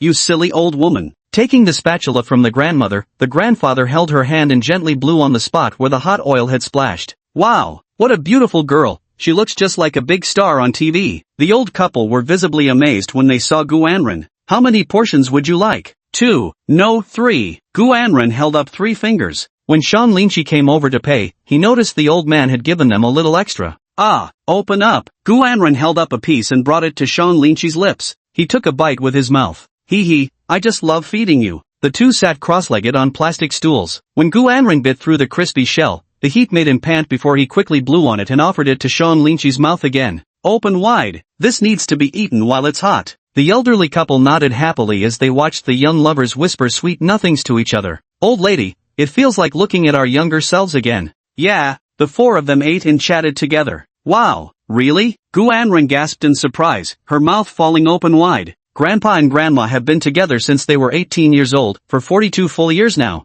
Yes, I got tricked by this old rascal. When we were young, he'd ambush me at the school gate every day with snacks. He even secretly tied ribbon bows on my school bag. The worst time, after school, he deliberately punctured my bicycle tires just to make me ride home on his bike. This old man is downright wicked, Grandma scoffed, slanting a glare at Grandpa. Hearing this, Grandpa immediately bristled with indignation. Slapping his thigh, he retorted, "You were the one who wanted to eat those sugar-glazed cakes from the school gate, remember? Well, guess what happened? In the end, I not only blew several months' worth of pocket money, but ended up getting myself tangled in it too. You old fool, what nonsense are you spouting? Clearly, you were the one chasing after me," the old lady retorted as she pinched the old man's ear. Ha! Guanren covered her mouth to stifle a laugh. While the old lady and Guanren were engrossed in their lively conversation, Shang Linchi suddenly felt a warm sensation spread through her palm. Looking up, he saw the old man smiling as he placed a bright red peace knot he had made himself into his palm. Shang Linchi wanted to refuse, but the old man firmly pressed it into his hand. "It's nothing. I hope you live a happy life together, this is my blessing for you." Same to you both. Shang Linchi nodded. Chapter 37 The Stranger Woman. The evening breeze carried away the milky fragrance lingering on her body as Guanren bounced cheerfully along the woodland path. The pair found a park bench to sit on. Leaning against his shoulder, she couldn't suppress the longing on her face. "How I envy those elderly couples who get to stay with their loved ones forever," she sighed. "Even if we just run a small shop together, it'll be full of happiness." "Lin Shi, will we be like them someday?" Guanren asked quietly. Shang Linchi tightened his embrace around her waist, his voice resolute. "We definitely will." When the two of them returned to the neighborhood, they happened to run into a group of elderly men and women dancing in the square. "I know this one," Guanren exclaimed excitedly before dragging Shang Linchi into the crowd. Standing at the very back, she started swaying along with the group. Watching Shang Linchi's clumsy movements, Guanren secretly pulled out her phone and seized the chance to snap a photo. Her hair clip spun loose in the wind, letting her dark tresses cascade free. It happened to drift into the folds of an elderly lady's handheld fan. "Oh no, my lucky hair clip!" Guanren panicked, desperately searching all around. As Shang Linchi watched her darting after the procession of elderly women, staying by her side, the bitterness in his mouth suddenly melted into cotton candy sweetness. After returning home, Guanren sat in front of the mirror, still chattering away. "Going out is so much fun. From now on, I'll dance with the grannies every day and give them a taste of dimensional crushing superiority. Perhaps by the time you return tomorrow, I'll be the lead dancer." She lifted her chin proudly. Shang Linchi tied her hair for him, the strands still carrying a sweet fragrance. "After all, our Anren is the world's best dancer, don't bully an old lady. This empress demands a startled swan and flowing clouds updo." Guanren shook her head playfully before the mirror. She suddenly turned around, gripping the comb between her teeth. "Look quick, don't I look like a pirate captain?" Shang Linchi pinched the nape of her neck and gently turned the little troublemaker's head back around. "Your cowlick is even more unruly than a pirate captain's." Fingers threaded through her silken hair, tucking stray strands behind her ear, fingertips accidentally brushing against her earlobe. The sandalwood comb glided slowly, but wayward strands kept escaping as she fidgeted constantly. "Keep squirming and I'll braid you into a minotaur." Shang Linchi pinned down her flailing legs, only to see her fish out an identical piece knot from her pajama pocket. As Shang Linchi combed her hair, he suddenly felt her fingers grasping his. Guanren unwound the red string, coiling the piece knot around his ring finger in loops. "This is our talisman," she said, entwining her own finger into the strands. "When we turn 60, let's give this piece knot to a young couple too." They turned off the light and burrowed under the covers, cocooning themselves like two silkworms. "Lin Shi." Guanren scooted closer to him. She stretched out her arm and pulled him into an embrace, gently stroking his head. "Don't put too much pressure on yourself." Shang Linchi's eyes trembled slightly as he batted her hand away. "Senior, stop patting my head all the time. You're making me feel like a kid." "You are a kid in my eyes, little brother. Don't forget I'm a year older than you. I should be taking care of you, little baby." Guanren used their age difference as justification. Shang Linchi pouted, then suddenly threw off the covers and switched off the bedside lamp. "Why'd you turn off the light all of a sudden?" Guanren asked, turning off the lights to inspect the results. She felt his fingers tighten around her wrist. "Senior, don't forget, I'm not a baby anymore," Shang Linchi whispered in her ear. Hearing Shang Linchi's words, Guanren immediately understood. She knew exactly what he was planning to do. Her teeth clenched on her lower lip, eyes flickering with apprehension. "Didn't you already brush your teeth? Why do you still want candy?" Shang Linchi could taste the milky sweetness on his tongue.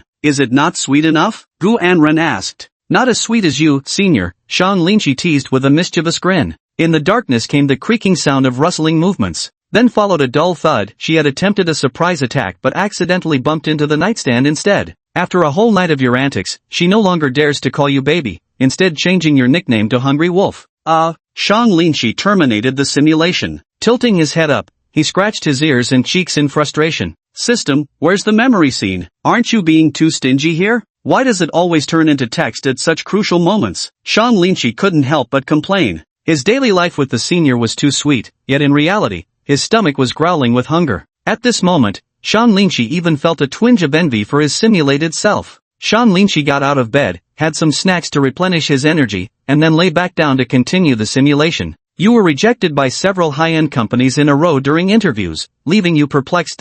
Despite having numerous certifications and internship experiences at several companies during college, far surpassing 99% of your peers, you were still rejected. You feel there must be something wrong somewhere. But eloping with your senior has virtually cut off all your connections with everyone else.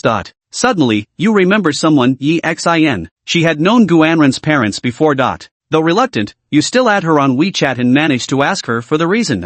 Sure enough, Guanren's parents are secretly sabotaging you. As part of the same social circle, Mr. and Mrs. Gu only need to dangle some promises in front of these companies to get them to reject your applications.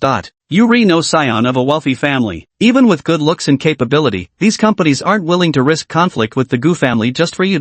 With his doubts resolved, Sean Lynchie found himself sinking into anxiety. Unable to secure a job in the short term, his spending with his senior never ceased. Even 200,000 yuan wouldn't last long. You recall your shoemaking skills and decide to take online orders. Though laborious, doing so might provide some additional income. But shoemaking requires measuring women's feet. Those from other cities wouldn't be a problem, they could simply communicate online. However, local girls usually insist on meeting offline, which requires personalized service. You shared your concerns with the senior female student, who saw nothing inappropriate about it. She trusted your character. Later, you came up with a compromise. The senior could take the measurements while you handled the crafting. Each pair of shoes sold for between 500 to 1,000 yuan, and through this arrangement, you earned several thousand yuan per month to cover living expenses. Moreover, such freelance work can give you more free time to play around. Until one day, the arrival of a strange woman. This time, your senior wasn't by your side, as she had gone out to buy supplies. The woman came too suddenly, with no prior contact, taking the initiative to show up at your doorstep. She pushed the door open, took off her high heels, lifted her foot, and demanded that you measure it for her. Chapter 38, Lynchie is mine. Ha, I've already taken off my shoes. Aren't you measuring? The woman sat on the bed, arms crossed, emanating an aggressive aura. Sean Lynchie remained rooted to the spot. Sorry, I'm not the one taking measurements. You can wait about half an hour. She'll be back soon and help you then. The woman sneered twice. Making a customer wait this long, do you even have any sincerity? I'm a very busy person. Besides, you should feel honored to even be allowed to touch the soles of my feet. The woman curled her lips smugly. Sean Lynchie couldn't help cursing inwardly. Is this woman insane? Your chicken feet can't hold a candle to even a single toe of my senior. Seeing Sean Lynchie still unmoved, a sly glint flashed through the woman's eyes. She swung her legs lightly and said, "What's the matter? I'm offering 10,000 yuan, are you taking the test or not? Opportunities like this don't come often. You look like you could really use the money." Sean Lynchie wondered if he had misheard and turned his head. "How much did you say?" 10,000. The woman's reply was short and firm. "What's wrong? This is a chance for you. Once the other person comes back,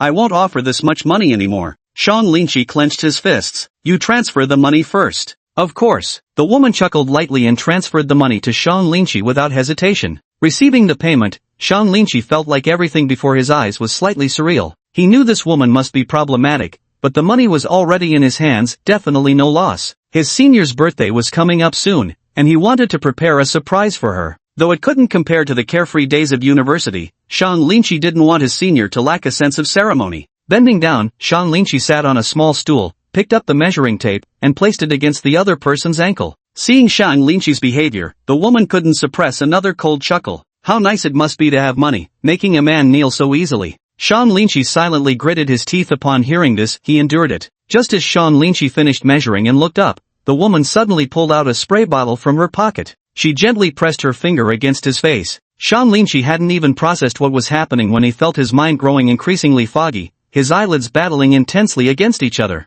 His body swayed unsteadily before collapsing with a loud thud onto the floor. The woman straightened up, gazed at him lying unconscious on the ground, and then pushed his body onto the bed. She pulled out her phone and sent a voice message. "Madam, Sean Lynchie has been knocked unconscious by me. I'll take the photos right away." "Good. Let's finish this quickly and get ran away from this little bastard." The woman turned her head to look at the youth on the bed and sighed helplessly. She removed her jacket and knelt beside Sean Lynchie, turning his body toward her. Reaching out, she began unbuttoning Shan Linqi's shirt. When the young mistress returns and sees these photos of you naked with another woman, let's see how you'll explain that, the secretary sneered. Just as the last button was about to be undone, the door burst open with a loud bang. The secretary whipped her head around, her reflective glasses mirroring Guanrun's flushed face. Guanrun leaned heavily against the doorframe, gasping for breath. Let go of Shan Linqi right now, he roared as he charged over angrily. She raised her hand and abruptly slapped the secretary hard across the face. The secretary was grabbed by the collar by Guanrun and violently thrown to the ground.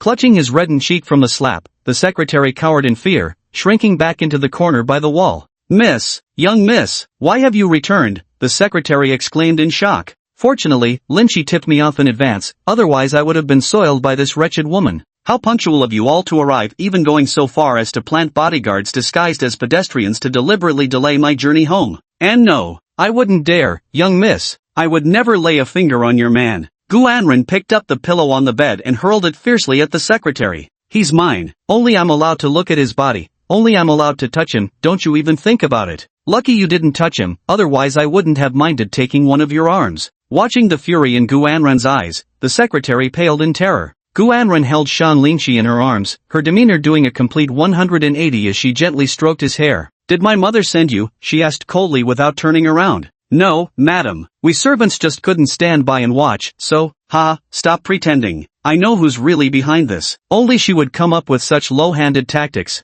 Go back and tell her that if she dares to treat Linqi like this again, I'll make her pay for it. Tell her. I'm absolutely not going back. Get the hell out of here. Seeing Guanrun's murderous expression, the secretary trembled and nodded repeatedly, quickly fleeing the cabin with the bodyguards in tow. Silence reclaimed the room as Guanrun held Shan Linqi in his arms, gently pressing a kiss to his forehead. She tucked him back into the blankets. Linqi, I won't let anyone hurt you, she whispered. Turning around, she picked up the plastic bag from the floor and went to the kitchen to prepare food. Late at night, Shan Linqi groggily opened his eyes. He had just had a dream where it seemed a woman was trying to take advantage of him. Fortunately, his senior arrived just in time, or the consequences would have been dire. He slowly sat up and saw the senior sitting beside him. His body still felt weak, so he leaned into her embrace. Senior, did something happen just now? He asked. Guanrun smiled and ruffled his hair. Don't worry, nothing happened. 6 months passed, and your life with your senior gradually became more financially strained. Apart from important holidays, you hardly ever went out to spend money. One day, your senior suddenly told you that this couldn't go on anymore, she needed to go out and find a job too. You felt somewhat guilty. You had promised that she could focus on being beautiful while you would earn money to support her,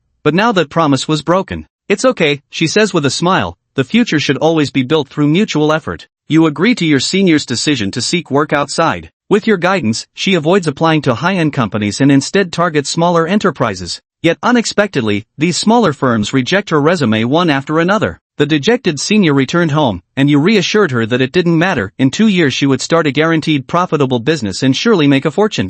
Your senior believed your words and smiled. The following month, instead of job hunting, she stayed by your side helping every day. Then suddenly, she received an offer from a major corporation, convinced it must be another trap set by her parents. But after considering your current circumstances, she decided to go even if it was a trap. She joined the company doing the simplest job, yet earned a monthly salary of over 10,000, which baffled her colleagues. Upon seeing her stunning looks, several female co-workers whispered among themselves, convinced she must have seduced the boss with her beauty to climb the ladder. The next day, upon hearing the rumors, the company boss turned pale with fright and immediately fired those spreading the gossip. Seizing an unnoticed moment, he secretly called a company-wide meeting to announce she was the young mistress of the Gu family. Hearing this, the male colleagues who had ill intentions immediately kept their distance from her. At home, you threw yourself into self-media work, striving to secure more orders. The fact that your income paled in comparison to your seniors only added to your mounting pressure. Every day, you punctually picked her up from work. Colleagues passing by, taking in your demeanor and looks, assumed you were the blind date her family had arranged for her. However, when they saw the two of you squeezing onto the subway hand in hand, laughing joyfully, they were utterly baffled, completely at a loss as to what was going on.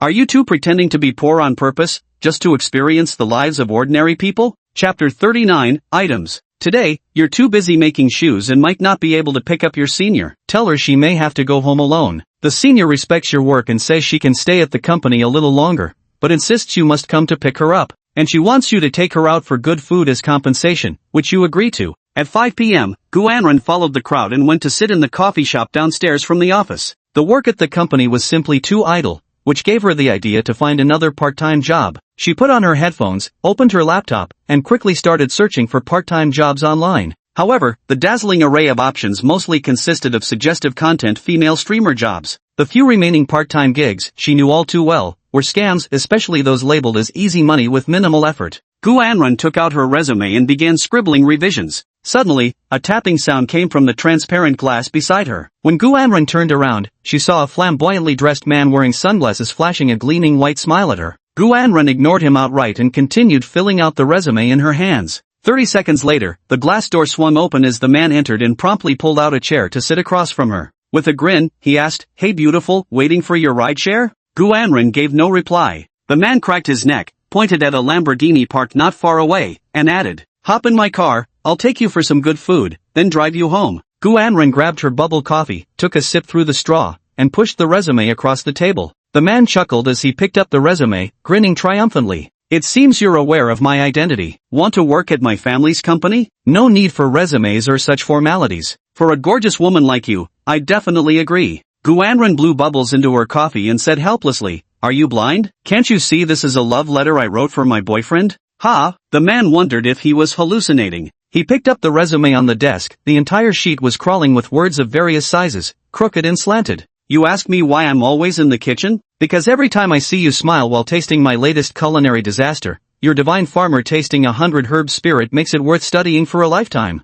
You ask why 80% of my photo album is your awkward shots? Only 20% are actual food. Don't be mad. After all, delicious food expires, but you're a limited edition human treasure I want to keep forever. Besides, even at your ugliest, you're prettier than anyone else. I used to be an icy goddess, but after meeting you, I turned into a husky that loves wrecking the house. You never get angry when I wrap my tail around you, calling it softness conquers strength." The rich second-generation heir felt his brain was about to explode at the sight of the handwriting before him. She really has a boyfriend? And what's with these middle school level love jokes? The woman before him had always seemed like an unattainable iceberg in the eyes of ordinary men, one that only a high-quality man like himself could ever hope to conquer. Even someone like him had to observe her for a long time before daring to make a move. Her aura was so overwhelming it created the illusion that she could only be admired from afar. Yet unbeknownst to him, this iceberg had already melted, transformed into a blazing volcano by another man. But the shocks to his system didn't stop there. Gu Anren propped her chin with one hand,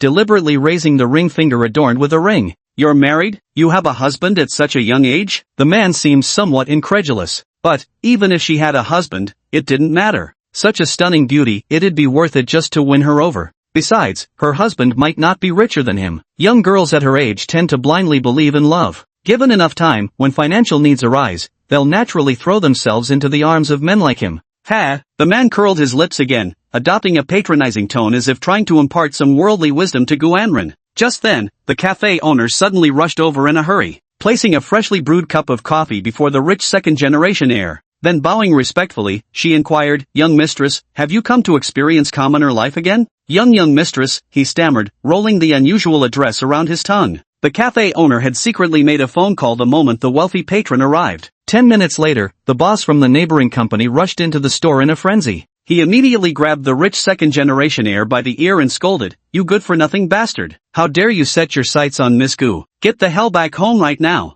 The young heir was publicly slapped twice by his father and covered his reddened cheeks, looking utterly aggrieved. He hurriedly bowed his head to apologize to Gu Anren, admitting he had failed to recognize her worth. Gu Anren glanced at the Lamborghini parked at the entrance and sneered, "So pathetic to show off with just a toy car. How childish. A toy car?" The rich second-generation heir felt his pupils quake. If his car was considered a toy, then the woman before him was undoubtedly a colossal entity beyond imagination. He no longer dared to meet Gu Anren's gaze. The woman's gaze was too sharp, looking at him as if he were just a tiny, insignificant bug. The rich second generation still refused to give up even after being dragged back to his family's company by his father. He wanted to see exactly who this woman's boyfriend was. Hiss, could it be the son of Jiangqing's wealthiest man? Or maybe one of the 3 young masters of Haichang? The rich second generation couldn't help but speculate wildly in his heart. Soon, there appeared a figure in a hurry, riding an electric scooter in sight. Although this guy was quite handsome, the rich second-generation heir thought he was just delivering takeout to Gu Anren. It wasn't until Gu Anren climbed onto the scooter's rear seat and wrapped her arms around his waist, that the rich heir felt his entire worldview shatter. Holy crap, someone I've never seen before. Could he be another rich heir, slumming it for fun? The wealthy second generation secretly snapped a photo of Shang Linqi's retreating figure and sent it to his privileged circle, posing the question. Young master of Haichang, never seen him, but why does Gu Anren have a boyfriend already? I was totally planning to chase her. Jiangqing's richest man, what? Could he be from some hidden aristocratic family? Someone at Gu Anren's level would only associate with those from hidden families. Do such reclusive clans really exist? Yunqing's little tyrant, stop guessing blindly, I've got insider info. This guy's name is Shang Linqi, just an ordinary kid from a regular family. Haiching's third young master, a nobody from a common household actually bagged Gu Anren? For some reason, I kinda wanna kill him. Jiangqing's richest man, don't act rashly. They'll break up eventually, there'll still be chances later. Haiching's third young master, you want to compete with me for Gu Anren? Jiangqing's richest, such a high-quality woman, let's each rely on our own skills, brother. Yunqing's little tyrant, then I'll have to join in too. Whoever wins Gu Anren's heart gets 1 million from each of us.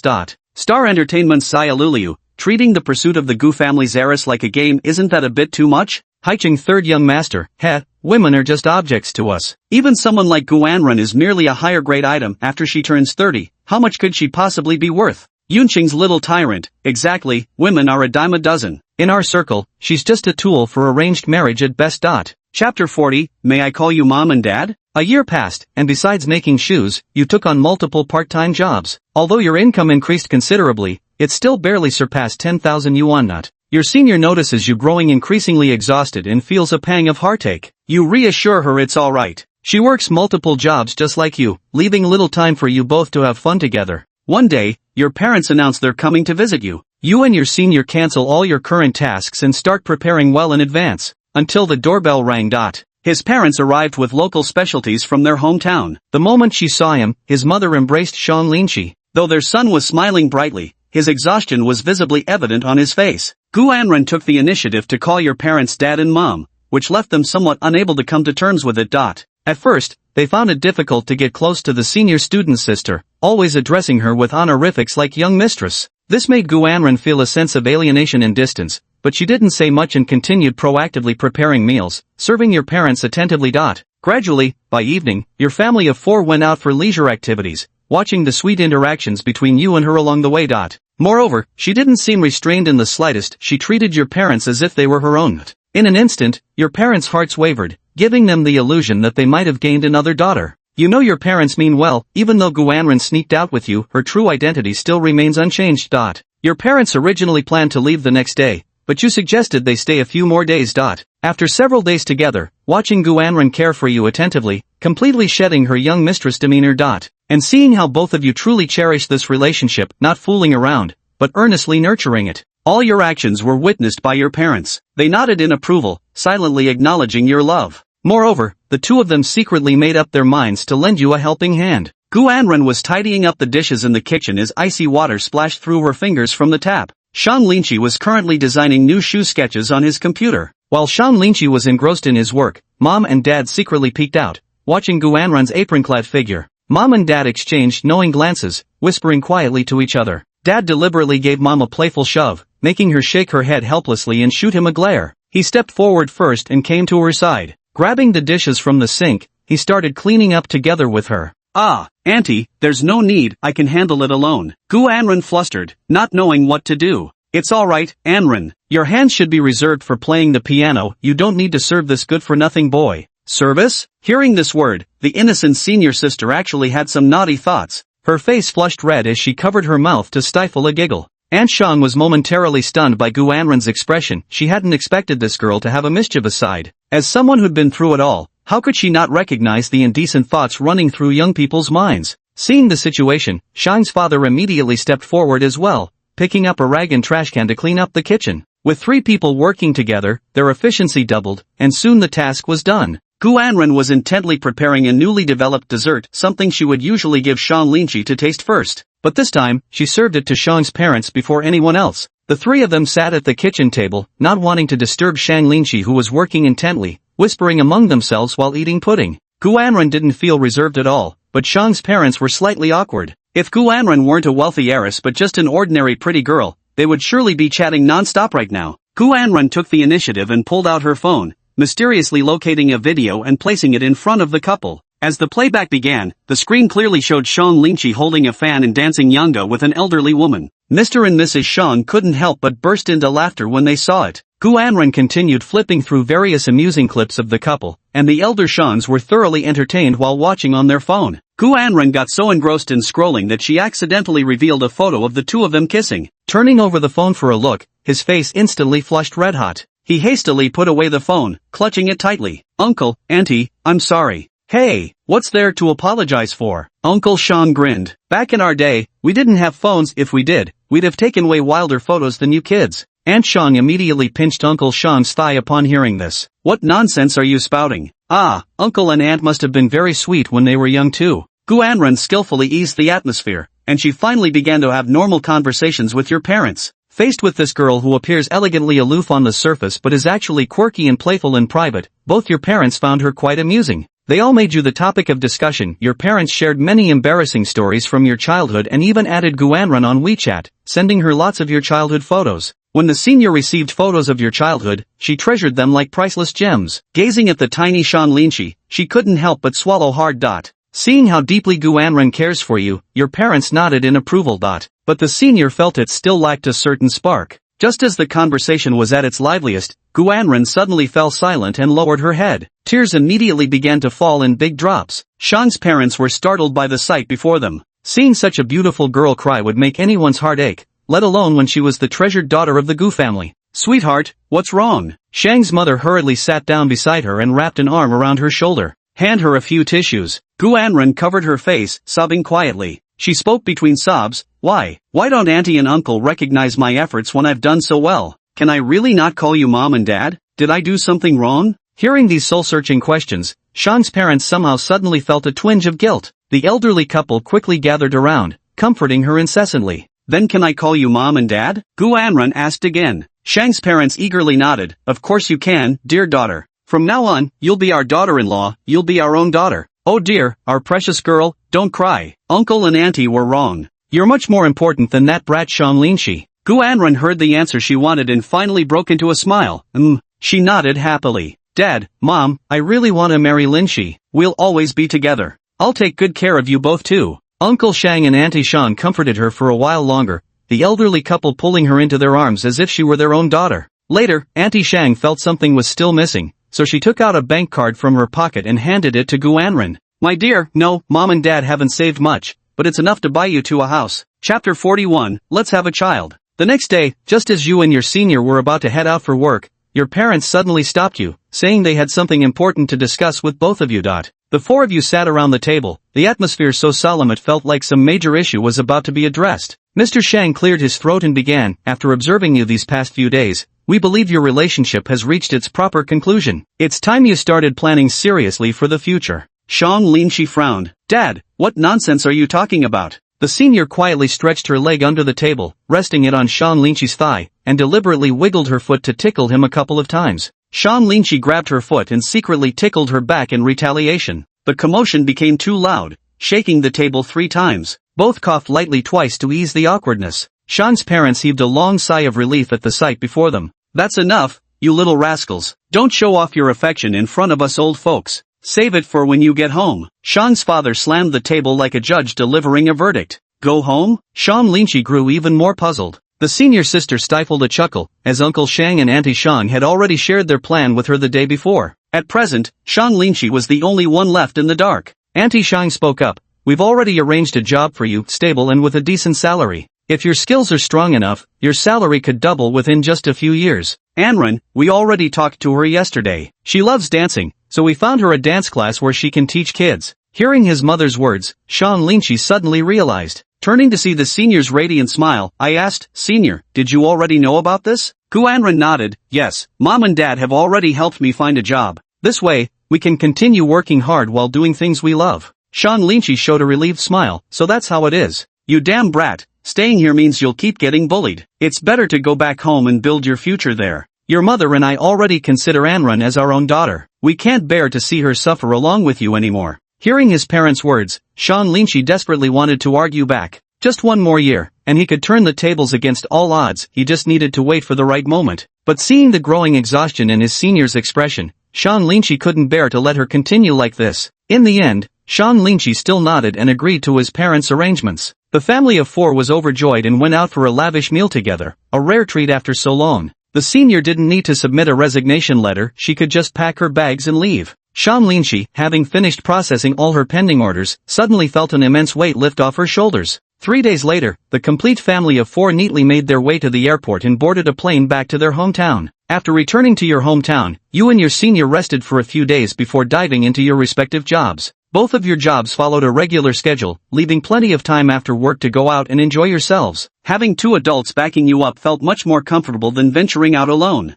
Your parents discussed with you whether you wanted to live separately or stay with them. Since you weren't yet prepared to buy a house, you decided to stay with your parents for the time being. Suddenly having an extra person at home didn't make my parents uncomfortable, instead, it livened up the household even more. The Gu family's secretary secretly followed you both every day, recording footage of Gu Anran affectionately calling my parents mom and dad before sending it to Madame Gu. Watching the video on their phones, Mr. and Mrs. Gu were so furious they nearly exploded. They had always looked down on my parents, yet now their own daughter treated them 100 times better than she ever did her own. They vowed to make you pay for this. Finally, a year later, you invested your hard-earned savings into your first business venture. You originally thought this would be your chance to turn things around and make a fortune, but never expected your relationship not only caught the Gu family's attention, it also became widely gossiped about among the wealthy second-generation circles. All these businesses you're involved in are deeply tied to these behemoths. They admire your investment savvy, but precisely because it's you, they won't let you earn a single cent. Your business encountered numerous obstacles, and you lost all your money. Later, relying on memories from the simulation, you invested in several other ventures, only for them to all go under in the end. It was only then that you realized being in business wasn't about your own abilities being strong enough to soar with the right opportunity. All the money you made was only because someone allowed you to make it. Even the opportunities you seized were created by these towering giants. They were like towering mountains, or perhaps mountain bandits hidden within. To cross these peaks, one had to seek their permission first. You sank into depression as another 3 years slipped by. Your investments had not only failed completely but consumed your entire savings too. Noticing your despondent expression, your senior comforted you, saying it didn't matter since both of you had stable jobs to fall back on even if the venture failed. She also had connections in wealthy social circles and quickly uncovered the reason with just a few casual inquiries. Just because you're dating her, your opportunistic behavior is being boycotted by everyone. Behind this is also the Gu family manipulating their connections. Reading those chat screenshots from that group of rich second-generation kids instantly made her sick to her stomach. The senior also felt somewhat guilty. If you weren't with her, perhaps you really could have soared to great heights and smoothly made a fortune. Sean Linchi felt suffocated by this cruel reality. Was this all his life would ever amount to? At night, he lay in bed, turning over strategies in his mind. Gu Anran, seeing his serious expression, hugged him tightly and whispered earnestly into his ear, "It's all right. Living an ordinary, peaceful life like this is perfectly fine. There's no need to chase after that kind of extravagant lifestyle." But, Sean Linchi clenched her fingers tightly. "I want to use my own efforts to give you the same privileges you'd have in the Gu family." Gu Anran shook his head upon hearing this. She turned over, pressing down on him, wrapped her arms around his face, and kissed his forehead. "That's not how it is, Linchi. Have you forgotten? I wasn't happy living like that. Being with you now makes me happy." She tightened her arms around his neck, her fingers gliding over his firm muscles. "You've lost weight." "Lost weight?" Sean Linchi gazed into her eyes. "Senior, you're partly responsible for that." Gu Anran immediately grasped his meaning. The little head tucked into his neck shyly and said, "It's my fault. I'll buy you more seafood tomorrow to make it up to you. Don't push yourself so hard. Have you forgotten about that grandpa and grandma? Our lives are already much better than theirs. Honestly, I'm just a little envious of how they run their small business together." "Senior." Sean Linchi was about to say something more when her fingertip pressed against his lips. "Shoo, no more talking, get some rest. Let's try our best to have a baby." Chapter 42, Teacher Gu. Under her comforting words, you gradually find peace. What she said was right. Being together is what truly matters in the end. You realize that pursuing success isn't just for her sake, but equally for your own. By nature you yearn to make your mark, unwilling to live the same ordinary life as most people. Every evening after work, you drive to pick up your senior, strolling through malls and walking together in the park. Every time you pass by the theater entrance, you notice the senior student lingering there for a long time. She gazes intently at the dancing girl on the big screen, pointing out the flaws in her performance to you, but her eyes are full of undisguised yearning. It's been so long since she last stood on stage, and you know she harbors the desire to return. You always urge her to sign up for competitions, but she just shakes her head and says it's alright. The truth is, your senior has secretly applied many times before, but was always rejected by the organizers. She knows it was her mother who intervened, setting a condition: as long as she leaves you, she can step onto that stage. Gu's mother thought she had grasped her daughter's lifeblood, but never imagined she would choose to abandon her dreams, all for you. Shang Linqi parked the car outside the dance studio. Before even going upstairs, she could already hear the lively laughter of a group of children. You stand outside the glass door, watching your senior sister drenched in sweat as she presses down on a young girl's leg, helping her stretch. You were about to push the door open to find her and hand out some snacks to the children, when suddenly a little boy shouted loudly, "Teacher Gu, I heard you were once the dance champion of Jiangdong province. Is that true?" Gu Anren curled his lips into a smile at these words, standing up with his hands on his hips, as if mentioning her proudest asset. "Of course. You can search the teacher's name online. Every video is of her dancing." The children immediately searched and indeed found footage of Gu Anren at 18, fluttering across the stage like a carefree butterfly. "Wow, teacher dances so beautifully, like a fairy." Of course, Gu Anren smiled confidently. But why isn't the teacher competing now? Teacher is still very young, right? Yeah, could it be that teacher can't do it anymore? Wow, this video even says dancing prodigy Gu Anren, but a little boy pointed at the video title, his mouth hanging open. He thought for a moment and said, could it be that the teacher is a fallen genius, too embarrassed to compete again after failing? Standing outside and listening, Shang Linqi couldn't help but clench her fists. Why were these kids so infuriating with their words, always hitting where it hurts? Hearing this, Gu Anren's pupils flashed with a hint of helplessness, but instead of getting angry, he merely smiled faintly. That's right, your teacher isn't a genius anymore. Teacher got injured, so I can't compete anymore. Your teacher still really wants to dance on stage though. Teacher feels sad, but you are teacher's hope now. I hope to nurture you all into new champions. As Gu Anren spoke, a hint of moisture faintly appeared at the corners of her eyes. A group of children watched their beautiful teacher tear up, unable to help but feel heartache for her. Several little girls quickly gathered around Gu Anren, hugging her and stroking her head. Teacher, we promise we won't let you down. We'll definitely uphold your legacy and become the new champions. That's right, don't cry, teacher. We'll study hard, we promise. I'm sorry, teacher, I shouldn't have said that. The little boy lowered his head in shame. Gu Anren noticed the small clenched fists and smiled, nodding in approval. So today, all of you will need to do 10 extra sets of stretches. A mischievous glint flashed in Gu Anren's eyes. What? No way, teacher, I feel like I just fell for the pretty teacher's trap. A little boy bit his finger in dismay. The plastic bag slipped from his hand and fell to the ground, but Shang Linqi didn't push the door open again. So senior really does want to return to the stage after all. He sat alone in the car, pulled out his phone, and tried to register her for the competition. Yet when he entered her name, a red exclamation mark popped up instead. This name has been blacklisted for violating competition rules and is disqualified from participating. Shang Linqi clenched the steering wheel, knowing full well that this was surely another one of Mother Gu's maneuvers. That damned old hag was determined to ruin them both. Hadn't 4 years been enough for her to move on? She wouldn't let Shang Linqi earn a living, nor would she allow his senior to take the stage. Phew! Shang Linqi let out a long sigh. When the car window was knocked, Shang Linqi turned around just in time to see their senior standing outside with a smile. Unlocking the car door, the senior immediately climbed into the passenger seat. Sorry about that. The students were unusually enthusiastic today, so I got held up a bit. It's fine. What would you like to eat? Where would you like to go? Shang Linqi asked. Let's skip it today. Tomorrow one of my students has a competition. After she finishes, let's take the kids out for something nice as a reward for her. You're not working overtime tomorrow, right? Gu Anren asked. No overtime. I'll come early tomorrow. Yeah.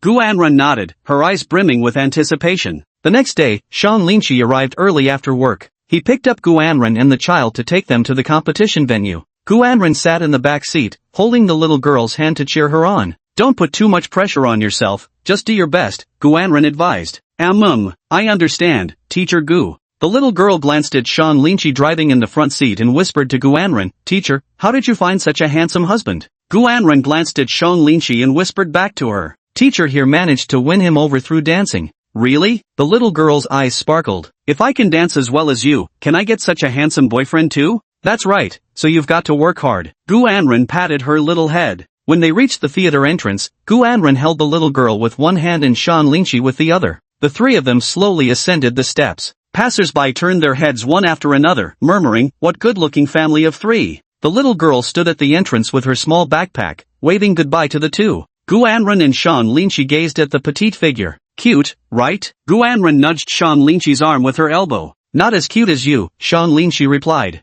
I'm not talking about that, I mean, I really want a baby now, a little Linchi of our own, Guanren whispered. Before Guanren could finish, the little girl suddenly came running back. Staring at Shang Linchi and then glancing at Guanren, she asked, Teacher Gu, if I win the championship, can I hug brother Linchi? Shang Linchi pointed at himself. Me? With a look of surprise, he bent down without hesitation and immediately hugged the little girl. Of course you can, go for it. The little girl happily skipped away, her braids swinging behind her. What? Guanren clenched her fists upon hearing this, then suddenly embraced Shang Linchi. Shang Linchi turned her head and saw her eyes practically spitting fire. No, it's just a child, that's all, Shang Linchi nervously replied, scratching the back of her neck. Guanren puffed out her cheeks and mumbled, humph. Suddenly I don't feel like having kids anymore. What if we have a child who keeps stealing you away from me every day? Shang Linchi shrugged. Then it's survival of the fittest between you two. Guanren tugged madly at his face. Shang Linchi, you can't do this. You have to treat me better. Chapter 43 You Are My Pride. The stage lights dimmed as the piano prelude began to resonate through the auditorium. A petite figure in dreamy lilac skirts appeared, lifting her chin high with arms outstretched. The spotlight chased her movements like a baby swan emerging from a lake. Shang Linchi tilted her head slightly, about to lean in and whisper by her ear, Xiaoyi's taking the stage. Suddenly noticing Guanren's tightly interlaced fingers, gripping the hem of her clothes fiercely, rubbing incessantly. It was her habitual gesture when nervous. Senior? Shang Linchi reached out to touch her lightly trembling fingertips, brushing against a thin layer of sweat. Guanren clenched his hand, their fingers interlocking as if this could bring her peace. The camera flashes shattered into a galaxy across the swirling skirt of the girl, when suddenly Guanren heard that familiar creak of wooden floorboards. Back then, she would always carry her dance shoes alone, being the first to breathe in the morning mist after the rain on her way to the children's palace. The glass of the dance studio would always fog up on rainy days, like someone had breathed a puff of white haze upon it. Midway through the dance, Xiaoyi executed every move flawlessly, without the slightest mistake, even performing better than usual. You truly live up to being the senior's top disciple. That was brilliantly danced, Shang Linchi marveled, wanting to give her senior even more pride. Yet she only grew more nervous. Next comes the quadruple spin, Guanren whispered. On stage, the pianist in tails suddenly sped up his fingers. The melody accelerated from gentle to climactic. Teacher, can I attempt this section? He pointed at the extremely difficult move in the video. This will require immense effort and carries risk of injury, Guanren cautioned. He shook her head. Teacher, you could do this when you were younger than me. I must try, I want to become your pride. The girl lifted her snow-white chin, spreading her arms like a fluttering butterfly as she spun and leaped across the stage in continuous motion. Guanren's eyes trembled slightly as she watched. The movements were identical to her own at 8 years old. She seemed to see the shadow of that stubborn figure from years past. Knees wrapped in bandages yet still rising onto tiptoes, obstinately ironing that faded dance skirt until it stood perfectly straight. Lotus tiptoed slightly, the delicate dragonfly clip in her hair seeming ready to take flight. The audience erupted into thunderous applause, their amazement impossible to contain. This girl is only 12 years old, yet she managed to pull off such an extraordinarily difficult move. I remember the first time I performed this move I was 17. Imagine how much sweat she must have poured into perfecting it. Who is her teacher? To nurture such a heavenly prodigy. I suddenly remembered someone, Guanren. This move was completed by Guanren when she was just 8 years old. Hearing many around him mention his senior's name, Shang Linchi couldn't suppress the smile at the corner of his lips. His senior was his pride. In his heart, she would always be number one. He felt the chair jolt slightly and looked down to see Guanren's feet involuntarily tapping along with the rhythm. The left ankle turned slightly, silently retracing the dance steps long etched into his soul. She longed to dance, she still yearned to stand on stage and perform. This was her dream. This stirred a fleeting sense of loss in Shang Linchi's heart. Until the music ended, Xiaoyi gasped for breath, sweat trickling down her forehead as she bowed to the audience. The crowd remained awestruck, the melody still reverberating in their ears while the girl's ethereally beautiful figure replayed endlessly in their minds. The judges below the stage nodded repeatedly, whispering to each other. It seemed the champion for the evening had already been decided. Alright, let's thank little Henning for her wonderful performance. Do you have anything you'd like to say to everyone? The host held out the microphone. Little he took a deep breath, steadying her rapidly beating heart. Gripping the microphone, he said, Today I did it, I completed that high difficulty move I've always wanted to achieve. But what made me happiest wasn't my own dancing, it was seeing my teacher come to watch my performance. I want to tell her thank you. Xiaoyi's gaze swept across the crowd, instantly spotting Guanren and Shang Linchi's seats. The spotlight on stage instantly shifted, suddenly enveloping the two figures beneath its glow. The audience turned their heads in unison, and when they recognized that familiar face, expressions of shock appeared one after another. Guanren? Is this Guanren's disciple? No wonder this girl dances so magnificently. She was formerly the champion of Jiangdong province. Holy shit, still so young, still like a fairy. But, why did she stop dancing? Everyone wondered in confusion. At this moment, everyone's gaze shifted to Sean Linshi, watching their tightly clasped hands. Someone murmured quietly, if I recall correctly, it was supposedly because of Gu Anrun's boyfriend. The two eloped, leaving her unable to dance anymore. What a handsome hottie, wow, I'd totally fall for him too. TCH, what good is being handsome? He's probably after the Gu family's money. But the Gu family is sharp enough, they won't let this cunning brat get his way. Amidst the cacophony of curses from the crowd, Shang Linshi furrowed his brow. He wanted to stand up and retort, but Gu Anren beat into it, rising first and declaring, that's right, I am her teacher, and my disciple is the star of tonight's show. Then, her gaze turned icy again as she glared at the boys in the front row who had insulted Shang Linshi. What's the matter? I just like him, got a problem with that? The boys couldn't even meet her eyes and quickly turned their heads away. Teacher, I did it. Xiao He waved cheerfully. Gu Anren crossed his arms and shouted toward the stage, you're the best. You're my pride. The appearance of the former superstar caused continuous murmurs among the audience. The organizers quickly arranged for the next student to take the stage. Only when the lights dimmed again did the restless crowd finally settle down. Yet the sideways glances directed at the duo never ceased. Before long, Xiaohua squeezed into the stands and made her way to the two of them. Both of them gave her a hug. Xiaohua was utterly excited and chattered non-stop at Gu Anren. Gu Anren held her in her arms, with Xiaohua sitting on her lap, nuzzling incessantly against her soft little cheeks. Xiaohua will definitely be the champion tonight. Wonderful, absolutely wonderful. You've really gotten sweet revenge for the teacher. Gu Anren clenched his fists. Shang Linshi watched the intimate interaction between the mentor and apprentice, then went out to buy Lotus's favorite cake and coffee as a reward for her. At 9 p.m., the last student finished their performance, and it was time to announce the results. All three of them fixed their gazes on the judges' panel with eager anticipation. Honored guests, the performances have all concluded. I now declare, the champion of tonight is. All three held their breath. Little Anyakshuan. Let's congratulate her. She is tonight's champion. Thunderous applause erupted as a girl around Henning's age stepped onto the stage to receive the trophy from the organizers. She seemed somewhat at a loss, holding the microphone as she spoke haltingly. I feel the champion shouldn't actually be, she said, casting a glance toward Henning below the stage. She saw her hiding in Gu Anren's arms, softly sobbing. Her heart ached with a sharp pang, feeling this trophy shouldn't belong to her. But before she could finish her sentence, the microphone was suddenly snatched away as the event organizer uncle smiled and patted her head. Little Anyakshuan seems too excited and nervous to speak properly. Let's congratulate her with applause. Chapter 44 Our Baby. After the competition ended, Gu Anren stormed backstage dragging Shang Linshi by the hand. She confronted the judges and accused them of unfair scoring, but the judges only responded with a cold sneer. Sorry, but since she's your apprentice, she can't win the championship. We don't want to upset the Gu family, nor do we want to offend the Yin family. A female judge nearby adjusted the red frames of her glasses and said with earnest concern, Xiao Gu, you should listen to your mom and break up with this man soon. Staying with him won't do you any good. The female judge had watched Gu Anren grow up through dance, and she couldn't help but lament the wasted potential of a dancing prodigy. Men can't be relied on. In a couple of years, when you're a bit older, he might even start seeing other women behind your back. Listen to me, dear, we women must live for ourselves. You're still young and have many more championship wins ahead of you. Never waste your future prospects. These judges were all familiar faces to Gu Anren, and they all nodded in agreement. Gu Anren wanted to argue back but suddenly sensed the hand holding hers slip away. Lin Shi? Gu Anren turned around, watching his figure hurriedly walk away. She immediately chased after him and grasped his hand tightly. Lin Shi, what's wrong with you? Shang Linshi continued walking outside without stopping.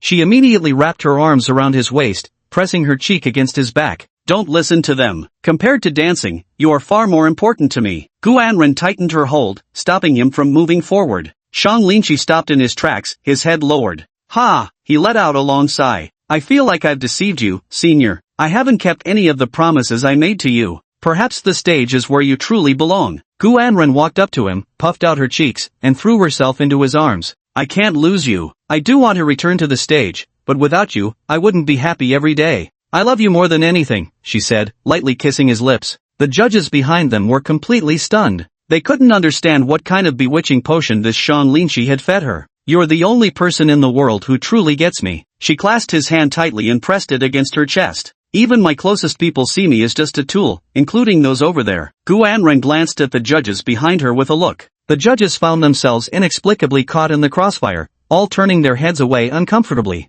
Only you see me as Guanren. Shan Linchi was deeply moved by her words and pulled her into a tight embrace. Senior, you're so good to me. You're the best senior in the world. Guanren nodded. So don't ever feel like you're not good enough. Linchi is the best. Guanren patted him on the back. I know, I won't say things like that again. Shan Linchi hugged her tightly, resting his chin on her shoulder. Linchi, don't forget I'm your senior after all. I won't let anyone bully you, I'll protect you. Guanren flashed a smile. Sniff sniff, the female judge was inexplicably moved, pulling out a handkerchief to dab at her tears. I'm so moved. Is this true love? Understanding each other, making allowances for one another. The remaining male judges felt a sudden impulse to change the champion's name, but they immediately shook their heads. No, we can't afford to offend the Gu family. Now they seem to somewhat understand this young couple. I almost envy their love. After leaving the theater, Guanren and Shan Linchi still took Xiaoyi out for a fancy meal. Xiaoyi looked slightly dejected, but children forget their worries when good food arrives, and she said to Guanren with a smile, "It must still be that I haven't danced well enough, I'll keep working harder." Go for it. Guanren cheered her on. After this incident, you've grown to cherish each other even more, and you gradually abandoned your aspiration of becoming a billionaire. Both you and your senior colleague have stable jobs. For an ordinary family, this is already an enviable life for many. More importantly, you possess a bond that money can't buy. You rarely argue, and every moment spent together is filled with sweetness. She has become the sole purpose of your existence. Free from life's worries, all you desire is her happiness. Suddenly, a bold idea strikes you, one that could both bring your senior back to the stage and protect your relationship. That night, you share your plan with her. Guanren's eyes gleam with excitement for a fleeting moment, yet an uneasy premonition lingers beneath.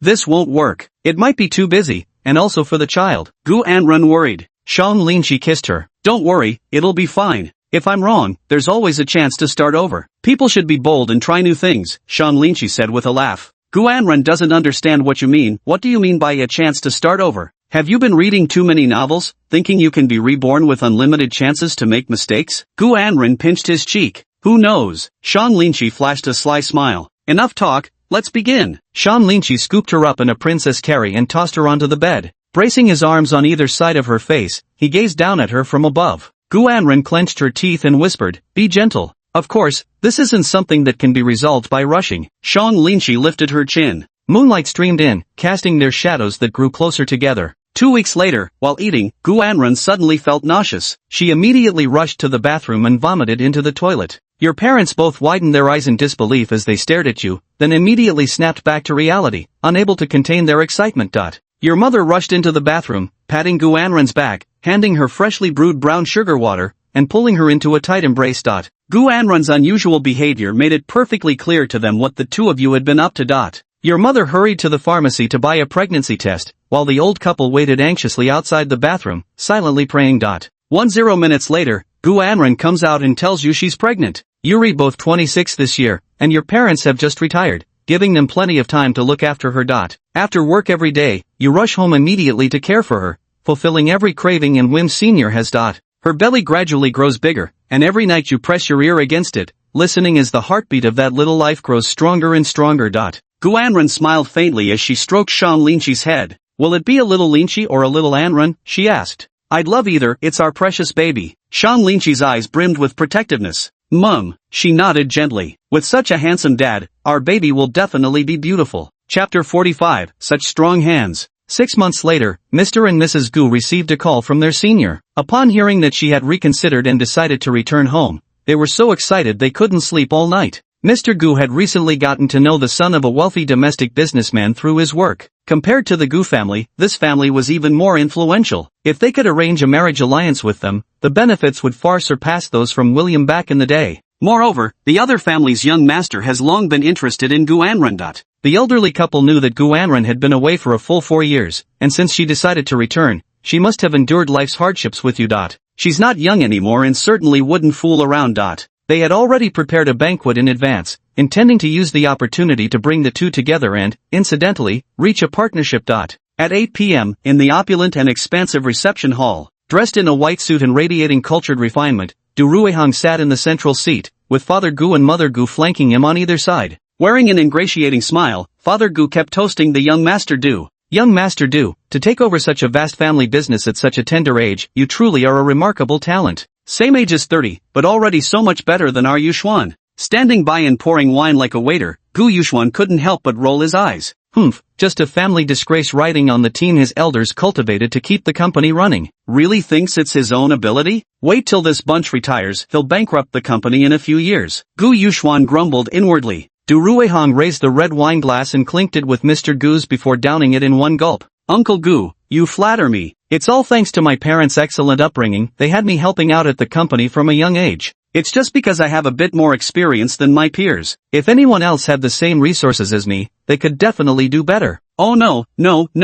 Mr. Gu hurriedly waved his hands. Young Master Du is being too modest. It's entirely due to your own capabilities. Du Ruihong's mind wasn't on the drinks at all, he kept beating around the bush and probing for other topics. Mrs. Gu saw through him immediately. With a warm smile, she directly took hold of Du Ruihong's hand. Ruihong, uncle, and I have already spoken to you before. What do you think of our Anren? Du Ruihong perked up instantly and put on a gentlemanly air, saying, Miss Anren has always been outstanding, I make it a point to watch all her competitions. Whoever gets to marry Miss Anren must have accumulated good fortune in their past life. As he spoke, he shook his head again. Miss Anren is simply too dazzling. Ordinary folks like us can only look up in admiration. Oh, I heard Miss Anren is coming tonight. Perfect timing, I can ask for her autograph. Hearing this, Elder Gu was so delighted she couldn't stop grinning. She kept stroking Du Ruihong's hand and said with a laugh, You make her sound like a celestial beauty, isn't that a bit too exaggerated? Our Anren is indeed outstanding. Ordinary talented young men simply don't measure up to our standards. But someone like young Master Du, I think he'd be a perfect match for Anren. Du Ruihong hastily waved his hands in protest. No, I'm not worthy of Miss Anren. Don't be modest, Ruihong. Mr. Gu put an arm around his shoulder. You know why we invited you here tonight, right? Uncle, what do you mean? Du Ruihong pretended not to understand. We want you to give it a try with Anren. If you two could get married, it would perfectly complement our business collaboration between families. Isn't that hitting two birds with one stone? No, that's absolutely out of the question. Du Ruihong waved his hands repeatedly. Don't be modest. I actually think it's Gu Anren's good fortune to marry someone like you. Mother Gu beamed with delight. After rambling on about various topics for quite some time, Du Ruihong finally dropped his pretense and nodded in agreement. In that case, I'll have to start calling you uncle and auntie mom and dad from now on. I promise to treat Anren well if we do get married someday. Du Ruihong's words trailed off abruptly. There's an even bigger business opportunity worth considering with uncle. Upon hearing this, Father Gu's eyes lit up as he nodded repeatedly. While Father and Mother Gu stepped out to discuss privately, Du Ruihong let out two cold chuckles.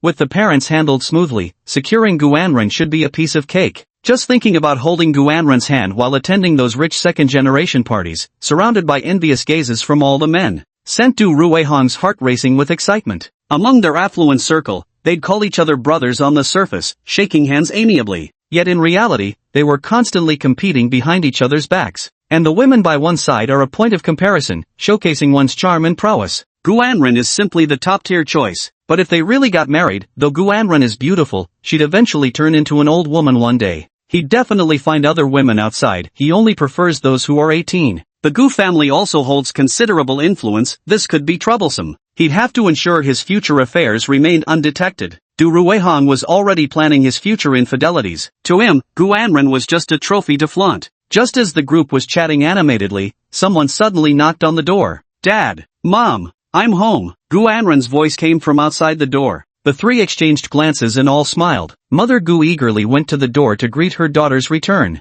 Hi Anren, my precious daughter is finally back. Mom and Dad have prepared a surprise for you. Guess who's here? Mother Gu was smiling when suddenly she noticed Shan Lingqi holding onto Gu Anren's arm, her expression instantly freezing. Why is this little bastard here? Gu's mother's eyes bulged like copper bells as she pointed at Shan Lingqi's nose and cursed. Mom, Dad, what's wrong? Not welcoming your son-in-law? Shan Lingqi didn't back down at all and fired right back. Son-in-law? Du Ruihong instantly couldn't stay seated, looking at Gu's father with a face full of confusion. Who's your mother? Get out of here right now. Gu's mother immediately moved to push Shan Lingqi out. His arm was suddenly seized, pulling him in front of the senior sister as a shield. Anren is pregnant right now, Mom. You'd better behave. Pregnant? Hearing this, Mrs. Gu lowered her head and only then noticed Gu Anren's protruding belly. She collapsed to the floor instantly, her face filled with utter disbelief. You people. That's right, Mom. It's already been 7 months. Soon you'll be a grandmother. Gu Anren wasn't angry at all, offering a kind smile instead. She actually wanted to fire back, but she couldn't afford to get upset, it wouldn't be good for the baby. Uncle Gu, I think we might need to reconsider our collaboration. Du Ruihang immediately grabbed the documents from the table and strode toward the door. Ruihang, Mr. Gu tried to stop him, but Du Ruihang strode away swiftly. What the hell? Guanren is already a mother? He reached the entrance, intending to greet Guanren. However, Shang Linqi blocked his path, looking at Shang Linqi's icy gaze, then taking in his towering 1.85-meter frame. Standing at 1.7 meters tall, he looked like a little brother next to Shang Linqi. For a moment, it made him feel somewhat intimidated. He smiled and reached out his hand, wanting to shake hands with Guanren, but Shang Linqi grabbed it instead and shook it vigorously up and down. Hello, Master Du, I've long heard of your esteemed name. I'm Guanren's husband. Holy crap, this guy has a crazy strong grip. Chapter 46, Little Xiao is born. 6 feet 1 inch? Shang Linqi terminated the simulation, attempting to stand fully upright on the bed. Ouch! His head abruptly collided with the ceiling as he jerked upward. I grew taller? Shang Linqi clearly remembered his previous height of 180 centimeters, just enough for his head to brush against the ceiling. But now, with 5 more centimeters, he had to stoop down. When did you get so tall? I didn't even notice. Shang Linqi rubbed the bump on his head and flopped back onto the bed. Lin, stop lying in bed doing shady stuff. Come down and hang out with us, Fantong called from below the bunk. I'm not interested. I'm at a critical juncture in my life. Shang Linqi waved his hand dismissively. To be honest, Shang Linqi believed 180 centimeters was the perfect height. Being too tall wasn't necessarily better. He'd rather have those extra 5 centimeters added elsewhere. His gaze drifted downward. If my height's increased, maybe other parts grew a bit too? The dorm lights haven't gone out yet, so he can't examine himself properly. Better start the simulation first. Du Ruihang retreats under your imposing manner, fleeing in panic. Gu's parents struggle to accept this truth for the moment. Gu's mother turns to look at the secretary beside her. They had specifically assigned her to monitor your daily activities, so how did this result in a child? You and your senior had long recruited the secretary, threatening her not to reveal any secrets. Looking at Guanren's protruding belly, Mr. and Mrs. Gu realized the rice was already cooked. There was no turning back from this outcome. Though they didn't like you, they still cared for Guanren's child, for it carried the blood of the Gu family. Shang Linqi, what are your plans? Mr. Gu asked. Focus on my career and become a proper father, came Shang Linqi's crisp reply. Gu Yuxuan was curiously touching Guanren's belly, even leaning in close to listen for the little one's movements. He exclaimed excitedly, wow, I'm going to be an uncle soon. Mother Gu shot him a disapproving glance. She said, your plan worked, but don't even think about inheriting our family fortune. Even if Gu Yuxuan is worthless, he's still our son. Every last penny in our family has nothing to do with you. Hearing Madame Gu's words, Shang Linqi was momentarily speechless. I couldn't care less about your family's money. Shang Linqi hooked her arm around Guanren's waist. The most precious treasure of the Gu family already belongs to me. Mr. Gu stubbed out his cigarette, knowing it wasn't good for the child. Do you want to hold a wedding ceremony? No need, we only have one request. What do you want? After the child is born, let Anren return to the stage. I won't appear in public and affect her career. Shang Linqi promised. Mother Gu nodded. At least you have some self-awareness, huh? Just make sure no one finds out you're Guanren's husband. I couldn't bear that kind of embarrassment. Shang Linqi took 2 books from his bag and handed them to the 2 women. This is a gift for you. Mother Gu took the cover and glanced at it, her face flushing red with anger. Pride and Prejudice? 3 months later, you and Guanren's child was born smoothly. Both mother and child are safe and sound. It's a girl. Her name is Shang Xiao, the name you gave her. On the day the child was born, both sets of parents harmoniously interacted for the first time. When Guanren emerged from the operating room holding the baby, all 4 grandparents excitedly cradled the newborn, their eyes filled with nothing but her. Only you went to your senior's side first, holding her hand tightly and asking how she was doing. Gu's parents demanded that you hand over the child to them to raise, but you refused. The 2 elders harbored resentment in their hearts, but no matter how prejudiced they were against you, they still recognized you as the child's father. The thought of that adorable baby crawling around your house every day makes them seethe with envy. Mr. and Mrs. Gu turned their focus on Gu Yuxuan, urging him to hurry up and give them a grandchild. Gu Yuxuan was somewhat speechless and had no choice but to go on the blind date. You and Guanren returned to your hometown, where the family of 5 lived happily together. The spring sunlight streamed in through the curtains, dyeing the carpet a honeyed hue. Shang Linqi lay sideways on the floor, building a lopsided castle out of wooden blocks. Little Xiao crawled around the floor with a pacifier in her mouth. Her chubby little hands clutched a pink building block, holding it up high as she gazed at her father with sparkling eyes. Does Yao Yao want to add a door to the castle? Shang Linqi deliberately held the block up even higher. His daughter stretched out her hands excitedly, trying to grab it, but even climbing onto Shang Linqi's lap wasn't enough to reach. Teased relentlessly by Shang Linshi, little Xiao let out frustrated ya cries. She immediately turned and scrambled toward her mother who was ironing clothes, her chubby knees making rustling sounds against the carpet. She grabbed onto the pant leg and gave it an insistent tug. Without even looking down, Guanren already knew what her daughter wanted. He knelt down and scooped her up, settling her onto his shoulders. Little Xiao clung to a lock of her mother's hair while vigorously waving her other hand toward her father. Her chubby cheeks puffing out, she squealed in that toddler lisp, "One." Guanren planted her hands on her hips and shot Shang Linshi a pointed look. Shang Linshi helplessly shrugged and cooperatively placed the blocks within her reach. Xiao grabbed them and giggled with a hee-hee. Guanren gently stroked her little head. Yao got bullied by daddy again, he's such a big meanie. The mother-daughter duo stood united, as little Xiao stuck out her tongue at Shang Linshi and triumphantly held up the blocks in her hand, as if showing off to Shang Linshi that her mom is her trump card. Guanren poked her daughter's chubby little cheeks, so soft and rosy. So adorable. Guanren couldn't resist kissing her little face, nuzzling against those soft cheeks. Xiao Xiao giggled while scrunching her neck, revealing 2 tiny baby teeth that had just come in. He also kissed his mother's face. "Come to daddy." Shang Linshi clapped his hands. Swiftly scooping his daughter into his arms, the father-daughter pair began playing up high. Shang Linshi then placed her on the Roomba, letting the little Xiao ride it at full speed across the living room. Guanren quickly took out her camera to capture the heartwarming scene of the father and daughter. Shang Linshi fed his daughter a small cookie, but just as she was about to take a bite, he suddenly snatched it away and popped it into his own mouth. The little girl stared at the vanished cookie, her face instantly turning red with frustration. Rubbing her eyes, she burst into loud, wailing sobs. The camera panned to Shang Linshi's retreating figure just as he turned his head and flashed a cheeky peace sign at the lens. But Guanren pressed his head down abruptly. "The baby's crying and you're still teasing her." Guanren tossed the camera to Shang Linshi and quickly scooped Xiao Xiao into her arms. Yao, watch mommy do a magic trick for you." Ta-da! Guanren produced a freshly baked cake from behind her back. Xiao Xiao instantly stopped crying, sitting on her mother's lap while happily eating cake while hugging it. Shang Linshi put down the camera, watching the senior sister and the baby with a faint smile curling at the corner of her mouth. As the night deepened, Xiao Xiao finally quieted down, burying her little head into Shang Linshi's arms. Guanren tiptoed quietly closer, lifting the blanket to slip under it, then reached out to hold his little face and kissed her forehead. As mommy drew near, Xiao Xiao immediately released Shang Linshi's neck, wriggling her way into Guanren's embrace. "Is mommy perhaps more fragrant?" Shang Linshi bit her lower lip, slightly jealous. He rolled over and gathered both the child and his senior sister into his arms. Guanren looked at him, smiling, and kissed his lips. "Linshi, meeting you is the greatest fortune of my life. I never thought I'd get married or have my own child before," she said with a smile. "Same here." The couple held their baby as they gradually drifted off to sleep. Chapter 47, Mom, I miss you so much. When Cyril was 3 years old, the senior was 31 and made her return to the stage. Although her age was considered somewhat advanced in the dance world, the senior hadn't aged a bit. Her appearance still resembled that of a college girl. Under your nurturing, the aura of a devoted wife grew stronger around her. Compared to her younger self, the current version of her excited you even more. You maintained a daily exercise routine, and having such a beautiful wife certainly didn't leave you feeling physically drained.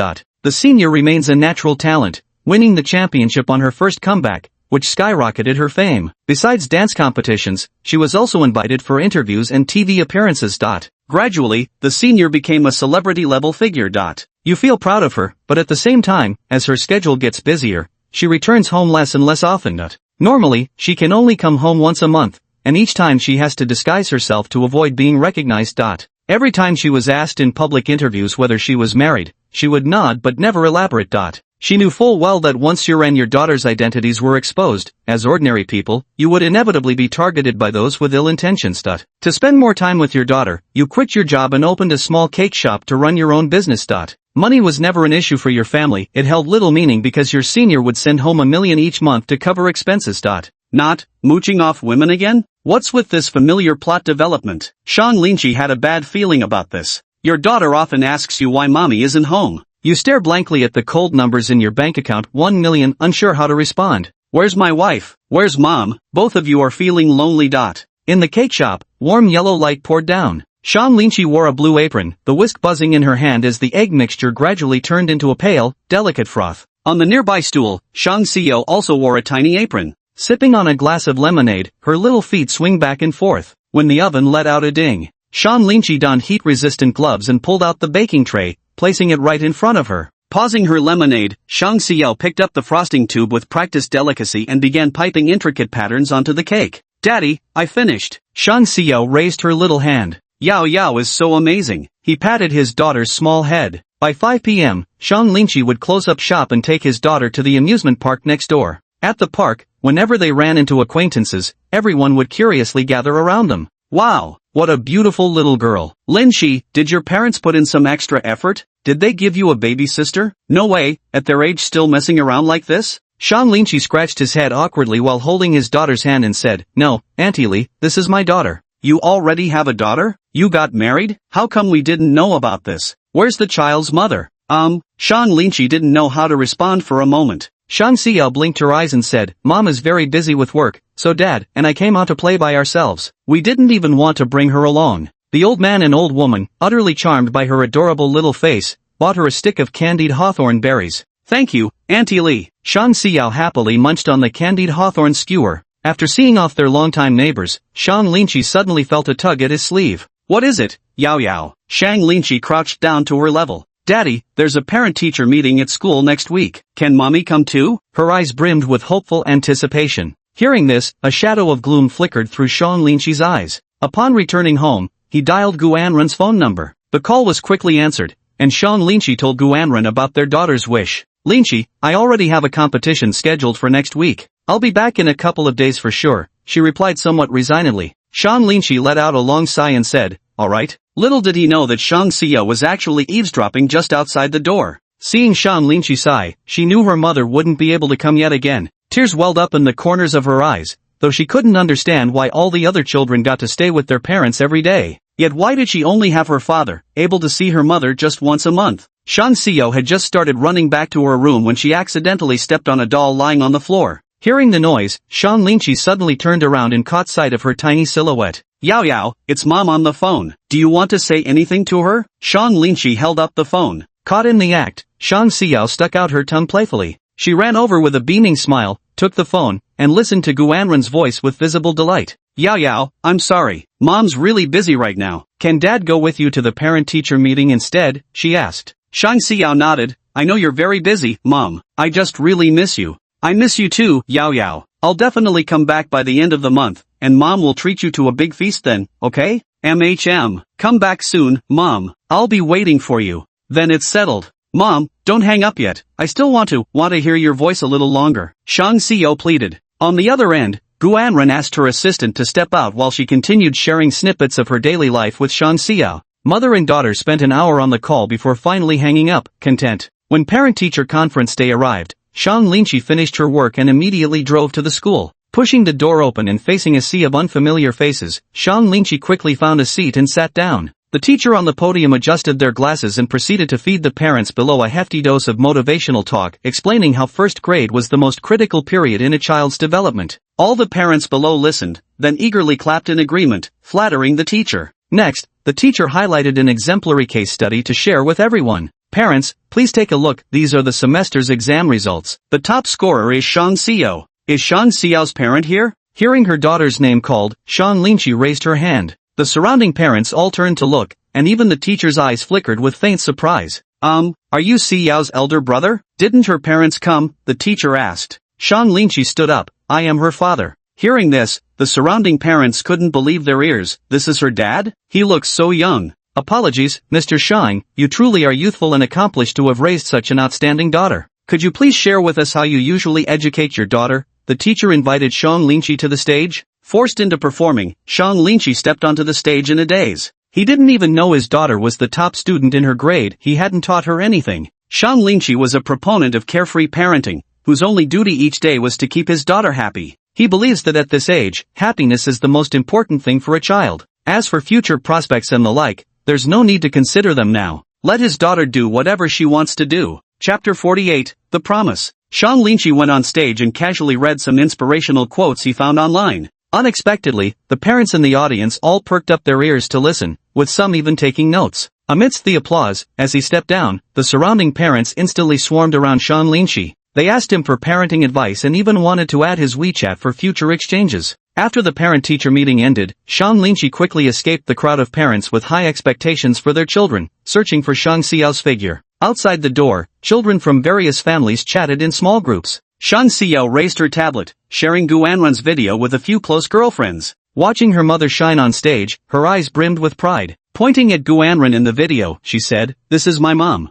The nearby girls shook their heads in disbelief upon hearing this. "I don't believe it. I don't believe it." The girl shook her head like a rattledrum. "You're saying Guanren is your mom? Xiao, stop bragging, she's a celebrity, you know." "That's my mom," Shang Xiao argued firmly. "Unless you bring her here and have her admit it herself," the other girl retorted, arms crossed. At that moment, Shan Linqi squeezed through the crowd, crouching down to pat Shang Xiao's little head. "Discussing something with your friends?" Shan Linqi asked with a smile. Shang Xiao stubbornly showed the tablet to Shan Linqi and said, "Daddy, tell him that Guanren is my mom." Upon seeing Shang Linqi, the girls all widened their eyes, covered their mouths, and flashed starstruck expressions. "Xiao, is this your dad? Wow, so handsome." The girls gaped in admiration. Shang Xiao seemed to have won back around, triumphantly lifting her little chin and wrapping her arms around Shang Linqi's neck. "Yeah, this is my dad. Handsome, right? Handsome, so handsome. No wonder you're so good-looking, you look exactly like your dad." Shang Xiao pouted, "Of course. If I don't look like my dad, who else would I look like?"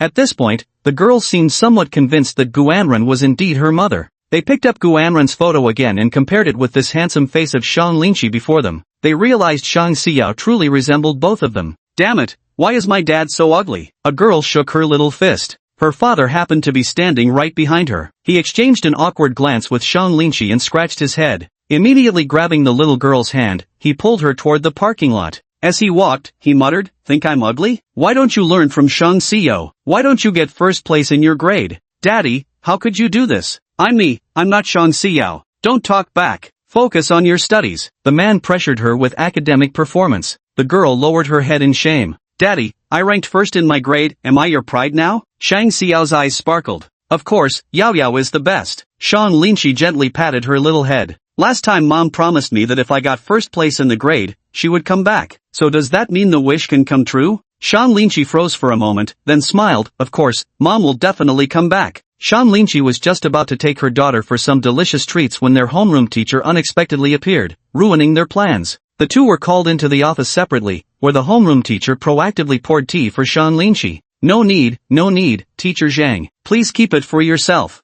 Don't worry about it." She happily patted Shang Xiao's head. "With Xiao achieving such outstanding results, I feel honored too." Shang Linqi accepted the tea, took a sip, and got straight to the point. "Teacher, why did you call us here?" The homeroom teacher smiled and suddenly played a video for Shang Linqi to watch. Shang Linqi leaned in closer and saw that the video actually captured Shang Xiao dancing. Her movements were incredibly fluid, each motion flowing seamlessly like floating clouds and running water. For a moment, Shang Linqi felt as if he was seeing his senior's figure again. "Wait, just how many things is this girl still hiding from me? When did she learn to dance?" Shang Linqi turned to look at her daughter, but Shang Xiao deliberately averted her gaze. "Xiao keeps surprising me, not only is she outstanding academically, but her dancing is simply divine. You've truly raised a genius daughter." Faced with the homeroom teacher's incessant praise, Shang Linqi felt somewhat embarrassed. He really hadn't done anything except play with his daughter every day. "So I was thinking." The homeroom teacher suddenly produced a poster and handed it to Shang Linqi. Shang Linqi took a look and discovered it was a youth dance competition. He instantly understood the homeroom teacher's intention. If Yao Yao can participate in the competition, it would greatly benefit her future. Once she wins an award, regardless of its size, we can guarantee her admission to a top-tier middle school in the city, along with an annual scholarship. Shang Linqi understood the homeroom teacher's intention. The main purpose wasn't for Shang Xiao's sake, but to indirectly boost the school's reputation through such gifted children. Perhaps if Shang Xiao won an award, the principal might even give her some bonus money. For some reason, Shang Linqi felt reluctant to let her daughter walk down this path. A faint unease stirred within him. "If you're willing, we can directly arrange an introduction for your child. Such opportunities are rare. Many children aspire to join but don't qualify." "Let's hear Yao Yao's opinion first," Shang Linqi replied. He scoffed inwardly. His mom was literally the ceiling of the dance world. What need did he have for their school's introductions? Shang Linqi only cared about whether his daughter liked it and if she would be too tired. Shang Xiao nodded immediately and said earnestly, "I want to participate. Dad, I really want to participate." Looking into her earnest gaze, Shang Linqi nodded. "All right, I agree. Guanren's frequent absences cause the home atmosphere to lose its former warmth. Both you and Shang Xiao have always lived with your parents. Staying with grandparents also makes her feel surrounded by more love, and you hope to compensate for what she's been missing. Your parents live in an old, small house. To support your daughter's dance practice, you bought a larger property specifically renovated into a dance studio for her use. You don't want your daughter to practice dancing alone like your senior did. Every day after school, you accompany her during her dance practice. When your daughter gets tired, you remind her to rest. When she's hungry, you immediately prepare delicious meals for her, taking care of all her needs. Since your senior can't teach her, you hire the best dance instructor in the city for your daughter. After a week of practice, you can't help but marvel at your daughter's talent. Now you understand how she learned to dance so well without formal instruction before. Every day, she practiced by watching her mother's videos. Within just a few viewings, she could mimic them almost perfectly.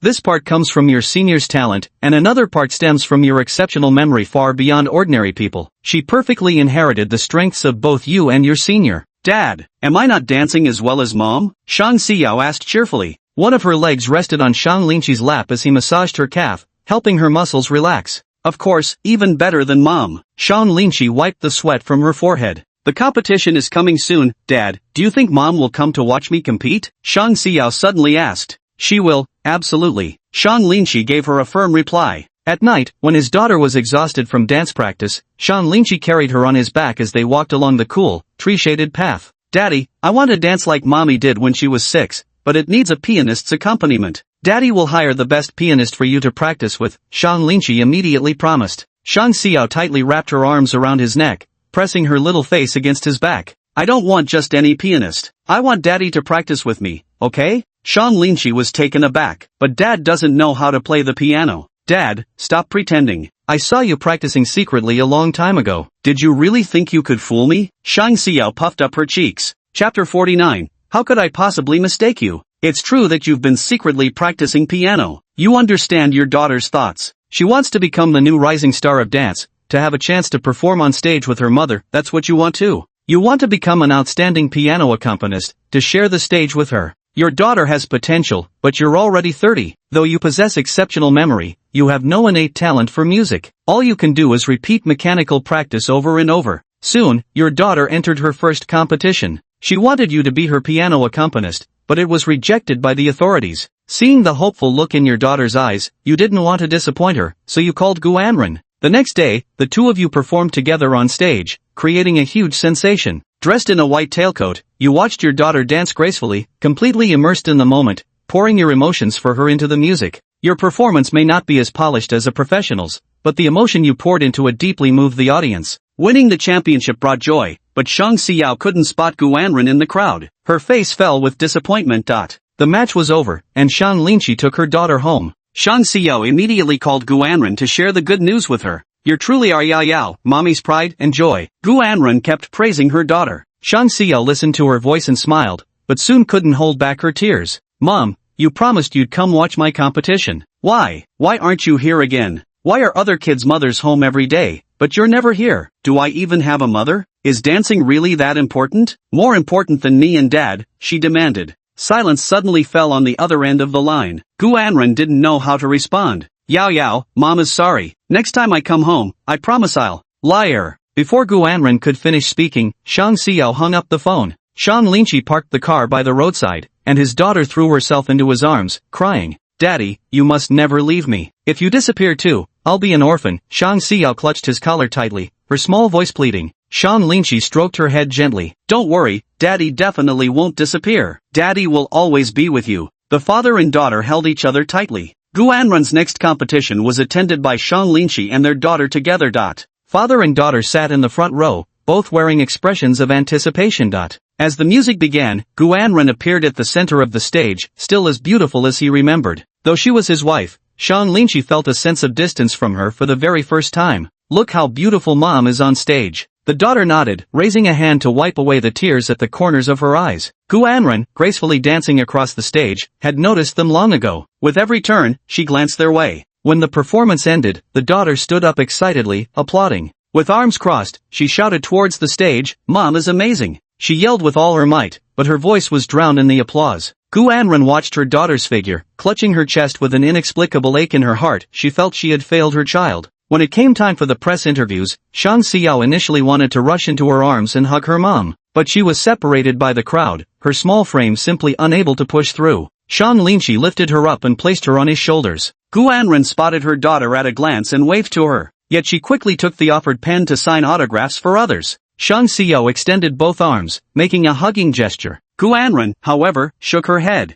Shang Xiao froze for an instant, then tousled Shan Lingqi's hair and asked her father to put her down. She grabbed Shan Lingqi's hand and pulled him outside. Yao Yao, you don't want to see mom anymore? Shan Lingqi asked. What are you looking at? She doesn't even acknowledge me as her daughter. I'm not her daughter. Shang Xiao gritted her teeth, breaking free from Shan Lingqi's grasp as she dashed outside. Shang Xiao was growing increasingly obsessive. She pushed herself relentlessly in dance practice, allowing no time for rest.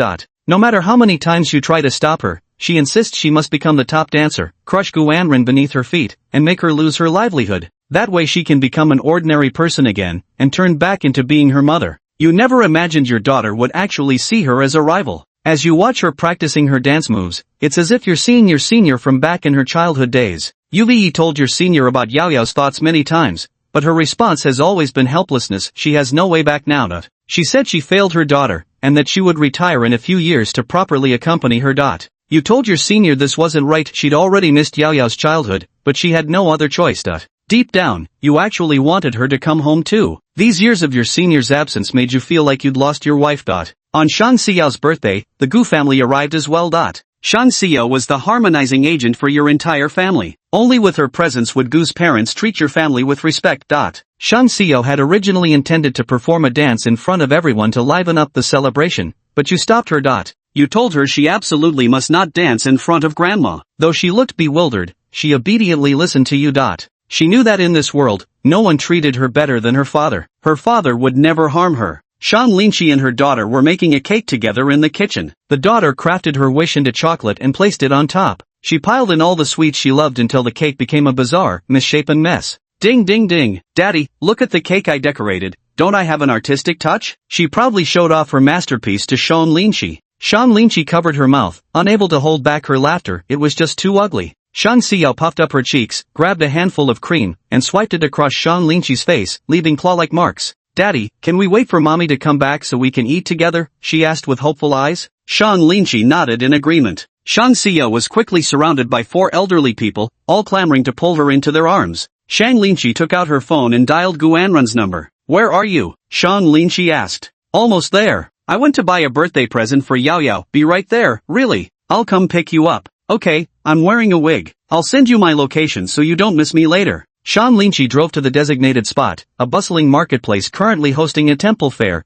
teeming with crowds. Gu Anren hid in this kind of place. After changing outfits, she could easily shake off the paparazzi. Excuse me, coming through. Shan Lingqi shoved through the crowd. In the distance at the center, he spotted a figure with hair so long it covered their face, and grabbed their hand. Feeling his strong grasp, the woman seemed startled and whipped her head around. Sorry, but do you have the wrong person? She quickly pulled her hand away and took a step back, wanting to escape. But he took the chance to pull her into an embrace. Shan Lingqi gently brushed aside the wig covering her forehead, revealing those cool eyes and the beauty mark beneath them. Senior, your disguise is a failure. How could I ever mistake my own wife? He laughed. Chapter 50, Mom, don't go. Gu Anren froze for a moment before immediately embracing Shan Lingqi. Even her daily assistant, dressed like this, couldn't recognize her, yet you spotted her at first glance. Shan Lingqi raised her hand and gently kissed the back of it. Of course, even in a crowd, I could spot you at a glance. Only I can hear your heartbeat. Gu Anren smiled, gripping his hand tightly as she followed closely behind him.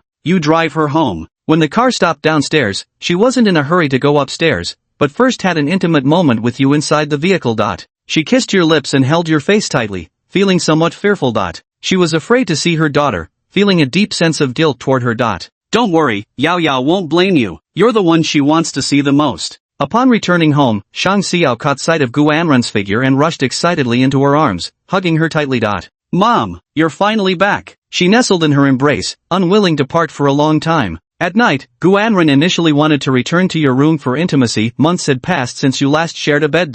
But you refused her, letting her sleep with your daughter instead. Gu Anren gently closed the door, shutting out all the noise from outside. In the room, soft lighting illuminated the figures of mother and daughter. Shang Xiao bounded over like a cheerful little deer, patting the stool with a beaming smile. Mom, come on, hurry. It's been so long since we've had a proper chat. Gu Anren sat beside her and gently pulled her daughter into her arms, nuzzling the top of her head with the tip of her nose. Snuggled against her mother's familiar scent, the little girl clung to her with utter devotion, happily sharing anecdotes from her school day. Mom, today my deskmate, Wang Xiaoming, actually talked in his sleep during class. He was drooling and yelling chicken leg, then he even mistook his textbook for one and bit off a corner of it, haha. He even screamed that the snacks had come to life, but in the end, it was the spicy strips that saved his life. Gu Anren couldn't help laughing as he listened, gently pinching her cute little nose. Did he end up getting to eat that big chicken leg in the end? Shang Xiao blinked and said, I saw how pitifully hungry he looked, so I asked Dad to buy a few extra chicken drumsticks, but I only gave him one of them.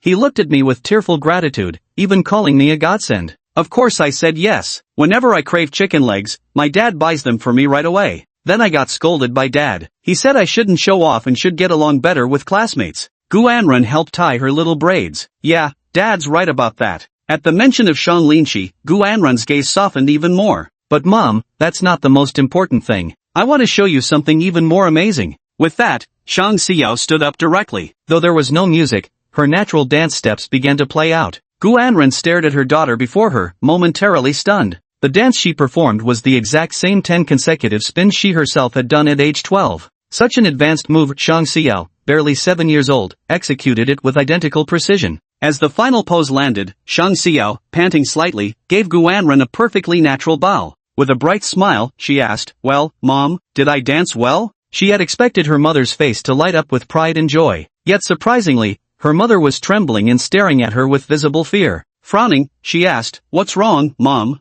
Gu Anren rushed over immediately and wrapped her in a tight embrace. Leaning close to her ear, he whispered softly, Yao Yao, you haven't danced in front of others before, have you? No, it was only that one time when Dad and I went to compete together, but I didn't attempt anything this difficult back then. Yao Yao, promise Mommy that you can dance, but never do it in front of Grandma and Grandpa, okay? Shang Xiao looked puzzled upon hearing this. How come what Mom said sounds just like Dad? Grandma and Grandpa treat her so well, and she's always wanted to make a good impression in front of them. Promise Mommy, Gu Anren pleaded, holding her tightly. Shang Xiao stretched out her tiny arms and clung tightly to Gu Anren's neck. Mom, give me a kiss and I'll agree to it. Gu Anren didn't hesitate, planting a kiss on her forehead while clutching her small hand. One more kiss. Gu Anren then kissed her cheek. Okay, Mom, I promise you. Though she wished her father would kiss her, she was grown up now and knew she shouldn't do that. Shang Xiao seemed to sense something, she was a clever girl. Late at night, Shang Xiao and Gu Anren slipped beneath the covers. Yao Yao, go to sleep now. You have school tomorrow.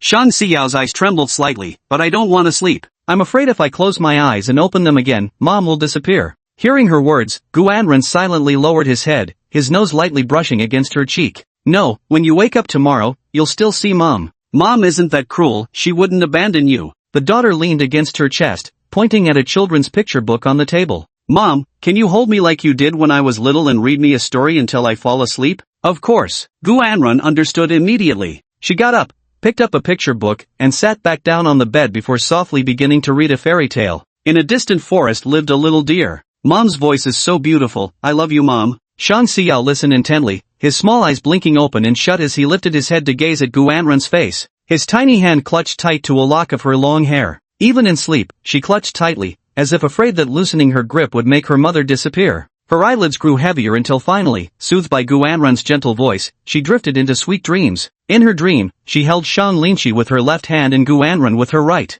The family of three lived happily together, both parents kissing her cheeks, taking her to every place she wished to go. Gazing at her daughter's sleeping face, Gu Anren curled a faint smile, wanting to get up and go outside to find Shang Linshi. She knows that over these years, she's not only let her daughter down but also you. Though you're in your 30s, you've barely changed, still a hot-blooded young man at heart. Exactly the age when you'd crave your wife's attention desperately. More importantly, she desires it too. But just as she stood up, a small hand tightly clutched the hem of her clothes. Mommy, don't go. The door cracked open slightly, and Shang Linshi gestured to her using sign language. Gu Anren opened her mouth, silently communicating with him in their secret sign language conversation. Watching Shang Linshi's movements, she nodded and lay back on the bed, pulling her daughter into her arms. When both mother and daughter had fallen asleep, Shang Linshi quietly crept in, just in time to see the little girl's foot planted squarely on Gu Anren's face. Clamping a hand over his mouth to stifle his laughter, he took out his phone and secretly snapped a photo of them. Then he tucked them in and quietly slipped out the door.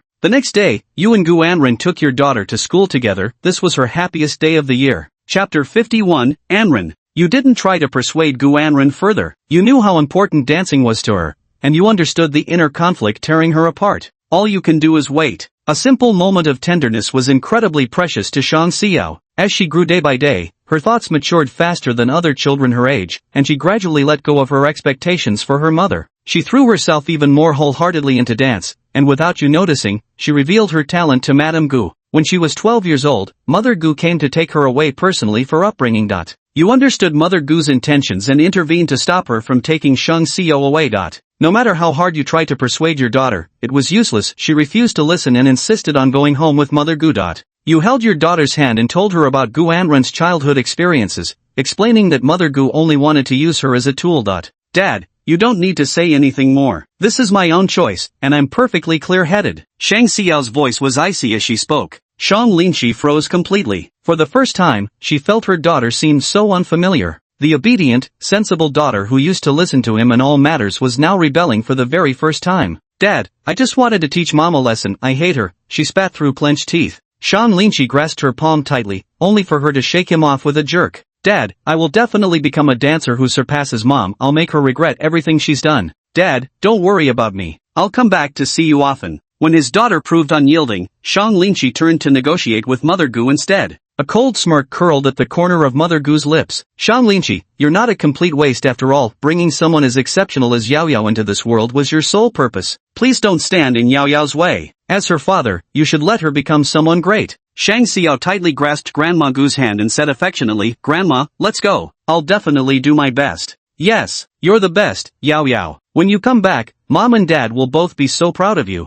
Shang Xiao nodded, and as the door closed, Shang Linshi was left alone at home. You called Gu Anren and told her about what happened today. She cancelled all her work and hurried home, then took you to her parents' place. The moment Shang Xiao saw Gu Anren, his heart wavered for an instant. Under Mrs. Gu's ideological influence, Shang Xiao soon clenched her fists again, declaring to Gu Anren that she would not change her mind. In front of everyone, she roared at Gu Anren, venting her hatred and calling it her vengeance. You and Gu Anren returned in defeat. She buried herself in your arms and wept bitterly, acknowledging her mistake. She knew exactly what her mother would do to her daughter, just as she had done to her in the past. You comforted her, though you're actually the one who understands the crux of the matter best. If you were a successful person, everything would be different. Lin Shi, I'm sorry, if I hadn't returned to the stage, Yao Yao wouldn't have ended up like this. I'm not a qualified mother. Shang Linshi gently stroked her shoulder, resting his chin atop her head. And no, it's not your fault. They were the ones in the wrong. After your daughter left, while your senior still remained on stage, you felt profound loneliness. Your parents, the Gus, have been pressuring your beloved, and now they're extending their claws toward your daughter. They've taken everything from you. You swear to make them pay. The senior student stepped onto the stage, her heart heavy with guilt, her performance severely declining. She soon chose to withdraw. Afterward, she often appeared by your daughter's side, but it was already too late. Your daughter remained as cold toward her as ever. The two of you have reunited, and though the sweetness of the past has returned, the arrival of your daughter has left an indelible weight in both your hearts. The days pass as your daughter grows up, and each time you return home, she rushes into your arms. Gu Anren took the initiative to get intimate with her, but was rejected every time. At 50, your daughter gets married. She finds a boy much like you, his family modest, but he treats her well. Gu's parents had already passed away by then, and unlike them, neither you nor her senior would obstruct her marriage. This made their daughter view Gu Anren in a slightly better light. She had assumed her senior would be exactly like her grandmother.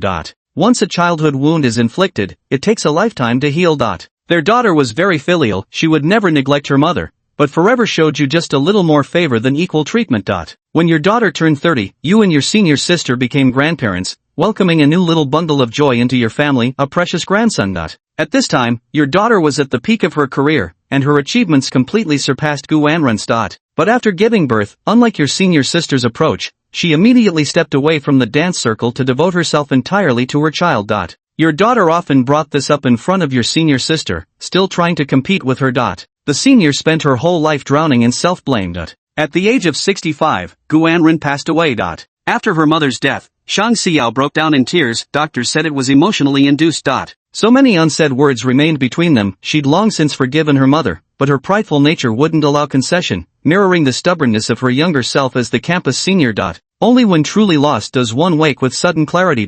Dad, I'm sorry. I'm so sorry. Shang Xiao threw herself into Shang Linqi's arms, weeping bitterly. I shouldn't have angered her every day. She died because of me. I'd wanted to hug her for so long, but now there's no chance left. Sean Linchi patted his daughter's head and said, "There will be chances. Daddy will never let anyone hurt you or Mom again. Daddy will clear all obstacles for you and Mom." The daughter looked up at you, your hair already completely white, with some confusion in her eyes. Shan Xiao often visited the grave to confide in her mother. Her early career had already amassed enough wealth for her. She feels she's also let you down. Living with you and her son-in-law, keeping you company every day is her way of fulfilling filial piety. At 80, you passed away. Before your death, you repeated one daily ritual, practicing the piano. In your final days, you composed one last piece titled Serenity. Your daughter, following your will, posted the piano pieces you composed online along with the love story between you and your senior throughout your lives. Once released, it sparked an enormous response. The whole world came to know that you were actually Gu Anren's husband. Some piano critics bestowed the highest praise upon this piece, lamenting why they hadn't discovered you sooner, thus missing out on such a piano genius.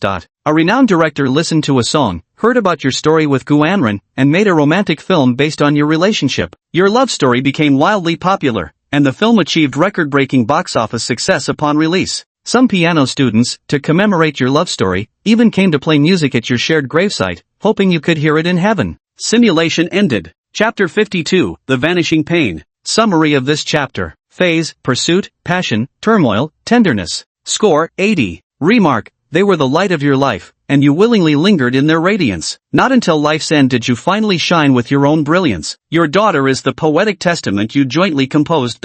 Rewards, concert grand piano, musical piece Serenity, pain transfer patches *3, +1 mental value. The text scrolled repeatedly, yet Sean Linchi remained dazed for quite some time. He was so immersed in the scenario that he couldn't extricate himself. The senior, worn down by conflicts with her daughter, passed away 15 years before him. The daughter also blamed herself deeply for her mother's death, and he, as a father, felt powerless to reconcile the conflicts between mother and daughter. As the comment said, Sean Linchi's entire life was overshadowed by their brilliance. He remained behind the scenes, and it wasn't until after his death that people learned he was Gu Anren's husband. If he hadn't become a pianist in the end, aside from his deceased parents and daughter, no one in the world would have remembered him. Is this reality? Class is an insurmountable chasm. Does dating a senior mean I have to live off her? Sean Linchi saw the score of 80 and knew there was still room for improvement. This is not a happy end.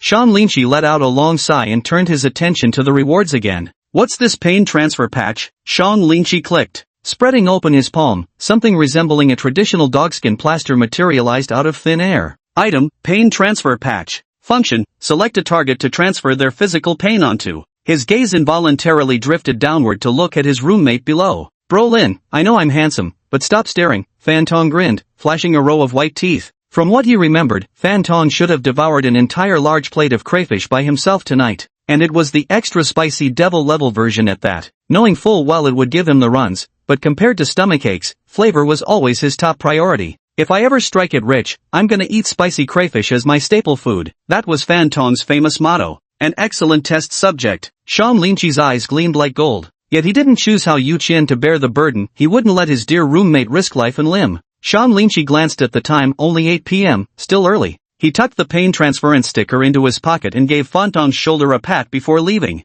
Target selected, Fan Tong. Select pain transfer target. Sean Linchi arrived at the school basketball court and had just reached the entrance when he heard a crowd of girls screaming. Wow! Senior Liu Yang is so handsome, another three-pointer. His defense is so aggressive, another block shot at 1.9 meters tall. His legs are longer than my entire life. He immediately took care of his injured teammate, such a caring heart. Listening to the girls' conversation, Sean Linchi entered the basketball court. Just then, she saw Liu Yang making a huge backward leap to prevent the ball from going out of bounds, only to come crashing toward the group of girls sitting around the court. He pretended to stumble, perfectly landing on a pretty junior's lap, even taking the chance to grope her black stockings. Liu Yang wore an expression of flustered panic, scratching his head as he hastily apologized to the girl. He grabbed her hand, asking if she was all right. The girl was too shy to speak, only nodding repeatedly. Junior, to make it up to you, let me treat you to dinner this weekend as an apology. That wouldn't be appropriate. It's fine, it's all my fault. I really must treat you to dinner. Liu Yan looked at her with sincere eyes. Sean Linchi's lips twitched uncontrollably. Anyone with eyes could see this guy was doing it on purpose. How on earth did you manage to sit so precisely on a girl's lap?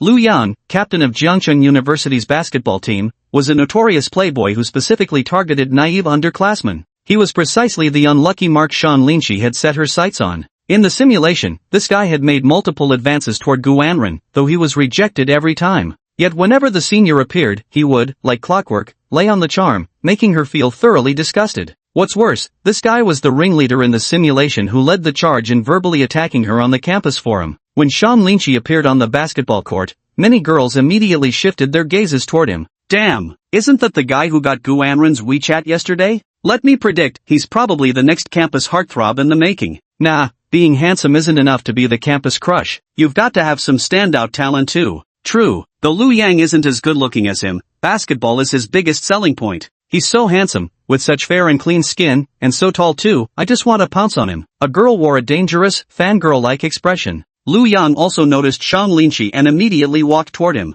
Hey, isn't this the new junior? You actually got Guanren's WeChat? That's unprecedented. But let me give you some advice, Guanren likes mature men. You'd better give up sooner rather than later. Sean Lynchie raised an eyebrow. Who are you to tell me what my wife likes? Wife? Ha, that's hilarious, Junior. Have you lost your damn mind? If Guanren hears you calling her that, you might be taking an involuntary vacation from school tomorrow, Liu Yang advised patiently. He deliberately hurled the basketball straight at Sean Lynchie's face without any warning. This was a tactic he'd used many times before, always catching the other guy off guard with a sudden sneak attack. Afterward, he'd claim it was an accident and insist he hadn't even thrown it that hard, saying it was the other guy's fault for being too weak, unlike his own impressive strength. His strength was indeed formidable, most guys would have been knocked flat by that throw. But Sean Lynchie was no ordinary guy. He effortlessly caught the basketball mid-air. What's this, challenging me to a one-on-one? Ha, since when did this kid have such quick reflexes? Liu Yang furrowed his brows. Before Liu Yang could react, Sean Lynchie leapt upright where he stood and, in front of everyone, swished the ball into the hoop with a loud clang, a perfect three-pointer.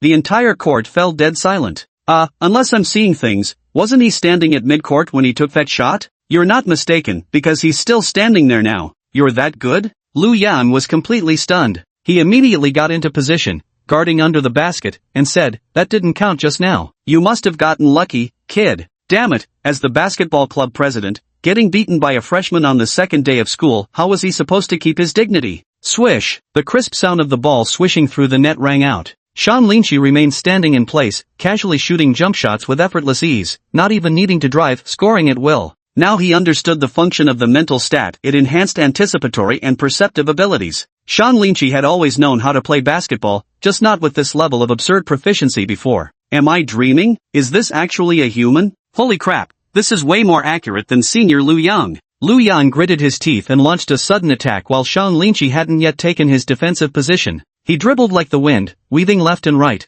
trying to shake Sean Lynchie's defense. But in Sean Lynchie's eyes, everything seemed to move at 0.5x speed. He suddenly accelerated, charging toward the basket like a cheetah. Yet just as he thought he'd broken through, Sean Lynchie appeared before him like a phantom, executing a clean steal and firmly securing the ball in his own hands. Even my height isn't an advantage anymore? How could I get robbed right under my nose like this? Sean Lynchie pivoted with the ball, only for Liu Yang to deliberately slam his shoulder into his back in an attempt to send him sprawling. All this guy knows is lame ambushes, what else is he good for? Although his constitution stat had reached 8 points, Liu Yang's sheer weight gave him an absolute advantage. A direct confrontation simply wasn't wise. Sean Lynchie's black tie fluttered violently against his chest as he dribbled the ball with one hand. With the other, he swiftly pulled out a pain transfer patch and slapped it onto Liu Yang's arm. In an instant, Liu Yang's eyes widened abruptly. His abdomen and throat burned as if about to explode. Opening his mouth felt like he could breathe fire at any moment. What's going on? My stomach suddenly hurts so bad. He clutched his abdomen tightly with both hands and collapsed face-first onto the floor. Beads of sweat broke out on his forehead, and he could even taste the garlic butter lobster lingering in his mouth. But he's allergic to seafood and never eats it. At this moment, Fan Tong, who had been clutching his burning stomach, was about to rush to the toilet. Damn it! If I ever eat crayfish again, I'm a dog. Hao Yuchen beside him was laughing so hard he kept slapping his thigh. He'd just gotten lucky enough to taste what insanely spicy really meant. As soon as his tongue touched the crayfish shell, he felt a stinging pain like needles pricking him. He opened an expired carton of milk and drank the whole thing just to suppress the eerie sensation from the crayfish. Is this something humans are supposed to eat? Just as he reached the doorway, Fan Tong suddenly felt his entire body tingle with an unsettling euphoria. He rubbed his stomach and looked at himself in the mirror. His previously swollen lips had completely disappeared. Ha ha ha, he laughed loudly with hands on his hips. As expected, the crayfish have finally been subdued by me. Keep going, there's still 3 pounds left to eat. Ah, he cackled like a villain. He immediately ran back, grabbed a handful of crayfish, and stuffed them into his mouth. Absolutely delicious. There's only the aroma left, and even the pain is gone. Chapter 53, No thanks, I'm afraid of getting tired. At the same time, Liu Yang on the basketball court felt an even more intense cramp in his abdomen, as if someone was scorching him with red-hot tongs. And, what's with this foot pain after military training? I haven't eaten anything tonight, damn it. Before he could finish speaking, another wave of excruciating pain hit him, this time accompanied by an intense burning sensation. Liu Yang felt as if an invisible demon were prying his mouth open and pouring scalding chili oil directly into his stomach. Fuck, this feeling. It's like I swallowed some insane spicy shit. In the dorm room, Fantong was thoroughly enjoying himself peeling lobster shells, dipping the tender meat in rich spicy sauce, an indulgence he couldn't resist. He was completely unaware that every time he popped a crayfish into his mouth, Liu Yang would flinch in agony. Absolutely delicious. Fantong puckered his lips contentedly. Feeling slightly parched, he couldn't be bothered to pour water and directly grabbed the still steaming chili oil instead. Gulp gulp, he took a hefty swig. Wow, this is amazing. The lobster bisque in his mouth had him shaking his head with delight. Again. Hao Yu-chen beside him stared wide-eyed as if his eyeballs were about to pop out. Hey, Fantong, don't overdo it or you'll end up in the hospital. Know your limits. Relax, buddy, my stomach's been tempered through countless trials, hard as steel. Fantong puffed out his chest proudly. Meanwhile, on the basketball court, Liu Yang had already collapsed onto the ground, his face as pale as paper. His stomach churned violently, as though countless knives were slicing through his internal organs. His hand trembled as he reached out to make a call for help, only to find his entire body had stiffened completely. I must be dreaming. All of this is an illusion. Who the hell did this damn thing? Achoo! Fantong suddenly gave a mighty sneeze. Who's cursing me out? He couldn't help but mutter. Whatever, keep eating. Truly divine. Meanwhile, Liu Yang's agonized screams echoed across the basketball court. What's going on here? He didn't even touch Shang Linshi. How did he end up flat on the ground? Could Senior Liu Yang be faking illness? Is he scared? Trying to pretend he's unwell to avoid admitting defeat? Junior Shang, what happened to Senior Liu Yang? A student asked. Shang Linshi hadn't expected Fantong's lethality to be so formidable either. He'd literally knocked Liu Yang flat with one blow. Just how many pounds did this guy eat? Shang Linshi could only shake his head helplessly, indicating that he didn't know either. Anyway, let's call an ambulance first. Soon, the distinctive wee-woo of an ambulance echoed through the air. With Shang Linshi's help, Liu Yang was lifted onto the stretcher. The surrounding students, never once to miss out on chaos, immediately whipped out their phones to snap photos before rushing to post on the campus forum. Shang Linshi recalled how in the first simulation, he'd been similarly kissed by that overweight man. Now I kinda get why the senior was so exasperated. These gossipmongers are terrifying. When he returned to the dorm and saw that cafeteria container as big as a wash basin, not even a drop of soup left behind, Shang Linshi understood.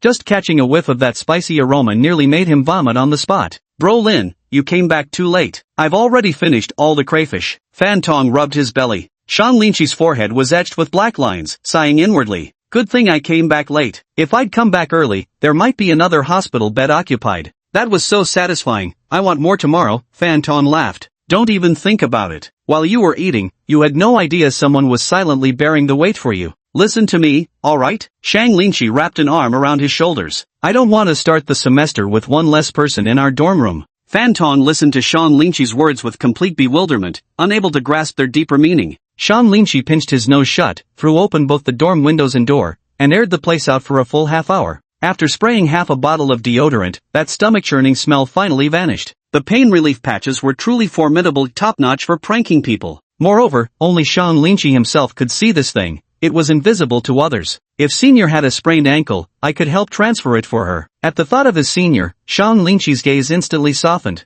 Now he only had one simulation left, and a perfect ending route had already formed in his mind. Once an option was selected in this damn system, there was no turning back from that path. He decided to use the free simulation mode and personally walk the path himself. Could you spare some more simulation chances? Shang Linshi made his wish. Mission 1, hold hands with Guanren, interlaced fingers, simulation count +1. Mission 2, hug Guanren, simulation count +2. Mission 3, enjoy a lap pillow from Guanren, simulation count +3. I'm going, so many simulation counts? Though they're all physical contact missions, does this system want me to actually make a move on my senior in real life? The mere thought of his daughter's adorable appearance made Shang Linshi feel his heartbeat quicken. It carried the tender affection of a doting father, especially during those moments when just the two of them, father and daughter, spent time alone. Shang Linshi fell ill, and 6-year-old Shang Xiao cooked for him, fed him medicine, and even gave him massages. Daughters truly are little angels, she took such amazing care of him. Maybe I should just follow the simulations scenario and get together with Senior?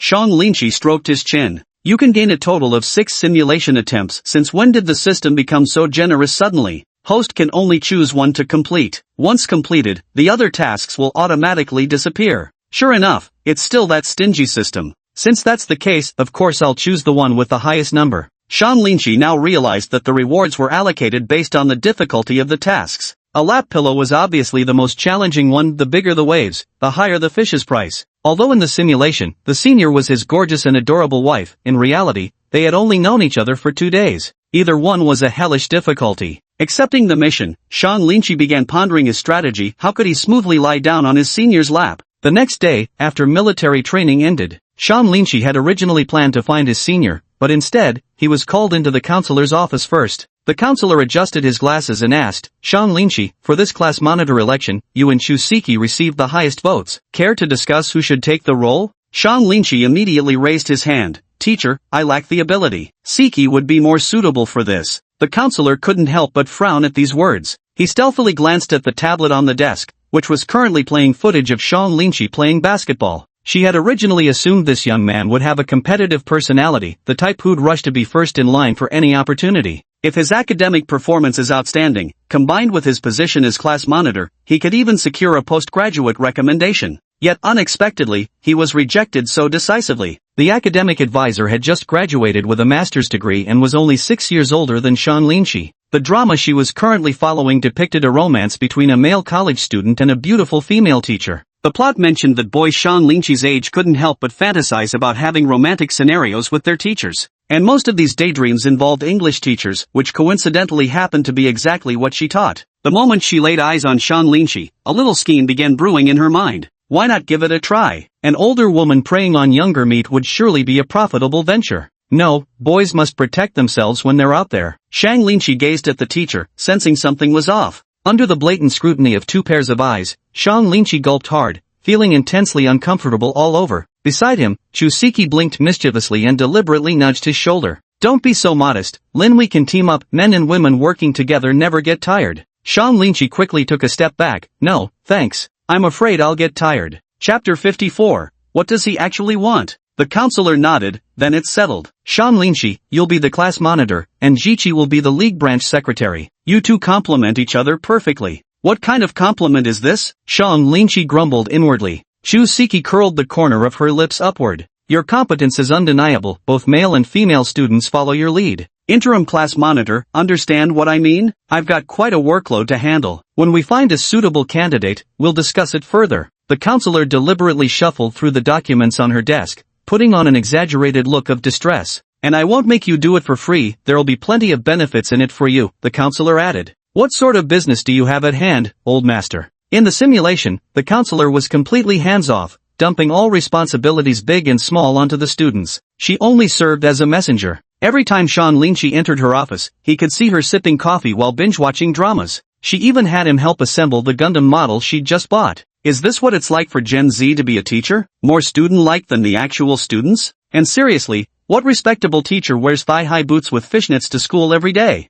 Alright then, Shang Linchi had no choice but to relent. After bidding farewell to their advisor, troubles still loomed over them. No sooner had the two stepped out of the office than an overpowering wave of perfume hit them. Chusiki immediately moved closer, standing right in front of him, and blinked as she spoke. Brother Lin Shi, being class president must be exhausting. Let's cooperate more often in the future. Okay, cut. She deliberately poked Shang Linchi's arm lightly with her finger, her voice dripping with sweetness. We're probably around the same age. Then it's big brother class president. Shang Linchi expressionlessly took a step to the side. Cooperation is fine, but please maintain a safe distance. I don't want any misunderstandings. Chusiki smiled even more brightly. Oh come on, why so serious? We're all classmates. We should help each other out and get along. And, she suddenly leaned in closer, saying in a sweet voice, besides work assistance, I can also offer some extra help in personal life. Shang Linchi, keeping your distance would be help enough. I'm gynophobic. Watching Shang Linchi swiftly flee down the hallway, Chusiki's smile froze, but it quickly returned as she stuck out her tongue to lick her lips. Definitely a high difficulty target, but the harder it is to obtain, the more excited I feel. Hee hee. Damn, is this person insane or what? Sean Linchi felt cold sweat breaking out. She spoke her innermost thoughts in a completely normal tone, and he heard every word crystal clear. While descending the stairs, Shusiki suddenly let out a startled cry. She deliberately missed a step and took the opportunity to fall right into Sean Linchi's arms. Ah, class president, save me. Sean Linchi acted swiftly, grabbing her backpack with both hands and steadying her firmly. Be careful, is the staircase slippery? Extremely slippery. Shusiki tried to seize the moment to lean against his shoulder, but Sean Linchi suddenly let go and stepped up one stair. Can you stand on your own? Just walk ahead. If you stumble again, I'll be right there to catch you. Shusiki gritted her teeth in frustration. Fine. Even going down the stairs comes with so many twists, truly worthy of a queen of the dating seas. Sean Linchi silently wished that if it had been his senior beside him, she would probably have taken action by now. Fortunately, nothing unexpected happened afterward. The two of them smoothly exited Building A. Sean Linchi waved to Shusiki and said, I'll head back to the dorm first then. Shusiki suddenly wore a troubled expression and quickly caught up again. Class monitor, I've ordered a lot of packages and can't carry them all by myself. TSK, impressive. She actually pulled out the express delivery card. Sean Linchi marveled inwardly. When a girl takes the initiative to ask a guy for help, it's generally hard to refuse. This is a perfectly valid reason. Moreover, the courier station is an exceptionally high-traffic area. When a guy and girl walk together there, they're extremely likely to be mistaken for a couple. What's even more terrifying is how easily you might bump into classmates at the courier station. And these particular classmates all happen to be big chatterboxes who'd spread the gossip like wildfire by the next day. Sean Linchi quietly clenched his fist. What reason could he use to refuse? Ha! A cold laugh rose in Shusiki's heart. This is pretty much an impossible choice for guys. Hey, Linchi? What a coincidence, running into you here of all places. Just as Sean Linchi was at a loss, a familiar voice suddenly rang out. Sean Linchi turned abruptly to see Yi Xin pushing a delivery cart towards them. Shusiki's heart skipped a beat. Yi Xin approached the two, glancing between Sean Linchi and Shusiki. His gaze instantly sharpened. Forget Guanren, why has another annoying little minx appeared? What a coincidence, she obviously intentionally passed by here, hoping to get Sean Linchi to go with her to the parcel station. Senior, your timing is perfect. Sean Linchi's face lit up with excitement. After telling Yi Xin about Shusiki's confusion, he watched the two girls push the delivery cart away. Sean Linchi waved friendly at the two girls. Hateful, why does this wretched woman always come to ruin my plans? Shusiki inwardly gritted her teeth. Then, she beamed at Yi Xin with a radiant smile and said, Senior Yi Xin, thank you so much for helping me out with this. Pushing the cart, Yi Xin waved her hand dismissively. No problem, it's on my way anyway. Our dorms are just a floor apart. Damn it. If it weren't for you, this little minx, I could have gone with Sean Linchi, she cursed inwardly. But, although today's plan failed, at least I ruined another woman's scheme. Not a total loss. Though the two women walked side by side, each harbored ulterior motives in their hearts. Declining his roommate's invitation to the cafeteria, Sean Linchi finally got back on track and headed to his senior's secret hideout. My stomach's growling, senior. Sean Linchi rubbed his belly as he collapsed onto the sofa. What did you just call me? Guanren wondered if she had misheard. Why did it sound like he just called out wife? She must have misheard. Though the guy's personality was a bit wild, he wouldn't be that straightforward, right? Guanren had already received word that he was coming over to freeload a meal and had prepared a table full of exquisite delicacies. After all, he held her secret. Unless he intended to do anything outrageous, she didn't actually mind. Instead, it brought a peculiar joy, as if playing some sort of game. Sean Linchi spun the lobster shell in her hand, outwardly nonchalant but secretly running calculations at breakneck speed in her mind. Watching his senior sister tidy the table while wearing an apron made him unconsciously recall the simulations he'd experienced. His heart churned with restless excitement, yet he didn't dare make any rash moves. Every time Guanren turned around, he would withdraw his gaze, tilt his head adorned with a cat ear headband upward, and whistle toward the ceiling. Guanren inexplicably felt a chill run down her spine as she tidied up the dishes in her hands. She silently lamented in her heart, has he been staring at my legs ever since he came in just now? What on earth is he trying to do? Chapter 55, Senior, can I borrow your lap? To confirm her suspicions, Guanren went to the changing room. After switching to white lace socks and little black leather shoes, her already slender legs gained an additional layer of innocent allure under these two magical enhancements. Seeing Sean Linchi's unwavering gaze, she thought to herself, just as I suspected, this guy's been staring all along. Now you're not even trying to hide it anymore. Damn. Senior, don't mess with me like this. Are you trying to make me commit a crime? Sean Linchi grabbed the glass of ice water on the table and took a big swig to cool himself down. At the same time, he used this movement to disguise his swallowing action. Afterwards, Guanren, who had originally planned to play games together, was no longer in the mood for it. She turned to the mirror and began practicing her dance. Seeing this, Shang Linqi immediately stood up and said, "Senior, I'd like to learn dancing too. Could you teach me?" Guanren had no idea what this guy was up to, but she nodded regardless. Then, they began special training for Shang Linqi. Let's start with stretching. Watching the senior effortlessly perform splits, stretching her body a full 180 degrees, Shang Linqi tried to imitate her, but achieving a proper split was clearly impossible. His pants couldn't withstand it either. Afterwards, Guanren grabbed both of his hands, demonstrating some simple dance moves and having Shang Linqi attempt to spin. "Alright, I'll give it a try." Shang Linqi pretended to spin 3 times theatrically, then suddenly let out a shriek and collapsed straight onto the floor. He pretended to clutch his ankle, sitting on the ground in apparent agony. "Senior, I think I twisted my left ankle. Can I borrow your knee to lean on?" "Haha, I know Senior too well, she'd never leave me to die in distress." Guanren crossed her arms and looked down at him with a frosty glare. "Sprained your ankle? That's a serious problem indeed, you really need something soft to lean on." She tapped her lips lightly with her fingers. Shang Linqi smiled and nodded repeatedly. "But," Guanren suddenly crouched down, looking at him with disbelief. "You're holding your right foot, but you were limping on your left foot just now." Guanren tilted her head, her face full of confusion. Shang Linqi rubbed his ankle again and realized he'd indeed grabbed the wrong one. He said somewhat awkwardly, maybe both are sprained?" "Sigh, I really don't know what to do with you." Guanren sighed helplessly. She took a spray bottle from the cupboard and handed it to him. "Here's some bruise spray, apply it yourself." Shang Linqi took the spray and gave it a squirt. Suddenly, a sharp pain shot through his previously uninjured left foot. The sting brought tears to his eyes. "Wait, Senior, are you sure this is bruise medicine?" Guanren covered her mouth and chuckled. "Next time you fake being sick, check the bottle first." Shang Linqi flipped it over. The words, "pepper spray anti-assault formula," glared back at him. "Poof." Guanren arched her eyebrows triumphantly. "Oh my, I really underestimated you, Guanren. You actually had something like this hidden away?" Shang Linqi took out a towel and, enduring the excruciating pain, wiped off the pepper spray before straightening his pant legs. Today's confrontation ended in Shang Linqi's defeat. The next day, while Guanren was away at the student council, Shang Linqi sneaked into the secret room. He dismantled all the chair and sofa legs. When Guanren returned, she thought a husky had broken into the house. Especially her favorite super comfortable chair, it had gone missing. What mischievous idea has this kid come up with today? Guanren secretly glanced at Shang Linqi, who was sprawled on the floor reading a comic. He tossed the small bag onto the table and headed into the kitchen to cook. When he emerged, Shang Linqi was utterly seduced by the aroma of the food. It was so delicious he nearly forgot his plan. "There are no chairs left, sit on the floor to eat," Guanren said irritably. "Senior, the chair's broken and my neck hurts a little. How about lending me your lap?" There's no way she can dodge this time. Guanren had already seen through Shang Linqi's intentions, but chose to play along without exposing him. Playing along with this adorable junior could be quite entertaining. "How utterly adorable you are, little brother Linqi," she sneered inwardly. She glanced at the wobbly chair, then suddenly pulled a folding chair from behind her. Holding the chair with both hands, she gracefully unfolded it and took a seat. "Thanks for the reminder, but I brought my own."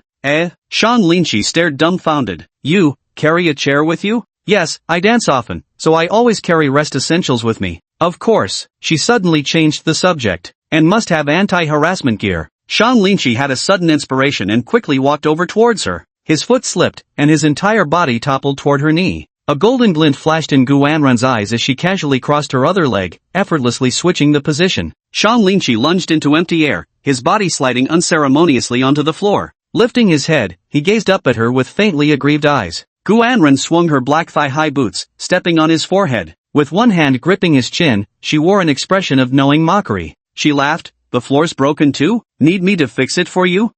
No need." Shang Linqi, second defeat. On the third day, the two spread out a go board on the floor and sat cross-legged playing. During the match, Shang Linqi glanced at his senior while precisely calculating angles in his mind. "Got it. When the senior stands up, I'll fall backwards and she'll catch me." "Senior, I suddenly feel a bit hypoglycemic and need some sugar," Shang Linqi said, raising her hand. A yellow lightning bolt flashed through Guanren's mind as she hid a smile at the corner of her lips. With a somewhat helpless sigh, she stood up and said, "I really don't know what to do with you, baby Linqi." She had just stood up when Shang Linqi simultaneously rose to her feet. Rolling her shoulders, she said, "It's better to stretch a bit, must be due to lack of exercise." "Suit yourself," Guanren shrugged. Shang Linqi headed to the fridge, grabbed 2 cola bottles, and on her way back, spotted her senior practicing dance moves. He stood at a slightly higher angle than his senior, his eyes spinning wildly. The entire 185 centimeters tall lad toppled backward like a fragile sheet of paper, falling toward the ground. The angle was perfectly aimed at his senior's knee. As long as I fall, she'll definitely catch me. Here we go again? Gu Anren was already prepared. With an elegant sideways spin, he perfectly avoided Shang Linqi's fall trajectory. With a loud thud, Shang Linqi hit the ground face first. Gu Anren stood with hands on hips, looking down at him from above. Low blood sugar? Then what's that in your hand? Shang Linqi rubbed his dizzy head, looking at what he was holding. Hadn't he just grabbed 2 cans of cola? When he looked down, holy crap. When did he end up holding a chocolate bar? No way. You're actually a magician, senior? Shang Linqi quickly stuffed the chocolate into her mouth and mumbled indistinctly. This is medicine. Gu Anren pinched her chin between her fingers, a smirk curling at the corner of her mouth. Oh, then remember to get white chocolate next time. Dark chocolate has less sugar. So adorable indeed, little baby Lin Shi. Chapter 56, very comfortable. Could it be that I really have no choice but to follow the script from the simulation and have a closet incident with my senior? Yet that was a hug, still having nothing to do with knees. And once you really do it, things will spiral out of control. Shang Linqi felt utterly hopeless. The senior's vigilance was just too strong, as impenetrable as a tank. Although I was ready to aim for a perfect playthrough, I only had one simulation attempt left. The only ones who could earn simulation attempts were his senior and the fat guy. He could never entertain the idea of anything happening with the overweight guy, so he had no choice but to seek solace from the senior girl. Should have picked hand-holding instead, he thought ruefully. A lap pillow was way too tricky to pull off. Just give up already, kid. After that, whenever Shang Linqi went to hang out with Gu Anren, he maintained a completely proper demeanor. This actually made Gu Anren feel somewhat uncomfortable all of a sudden. Sometimes she would even deliberately stretch out her legs to test Shang Linqi's reaction. But Shang Linqi wouldn't even glance at her even when she wore a bunny girl outfit. It had no effect.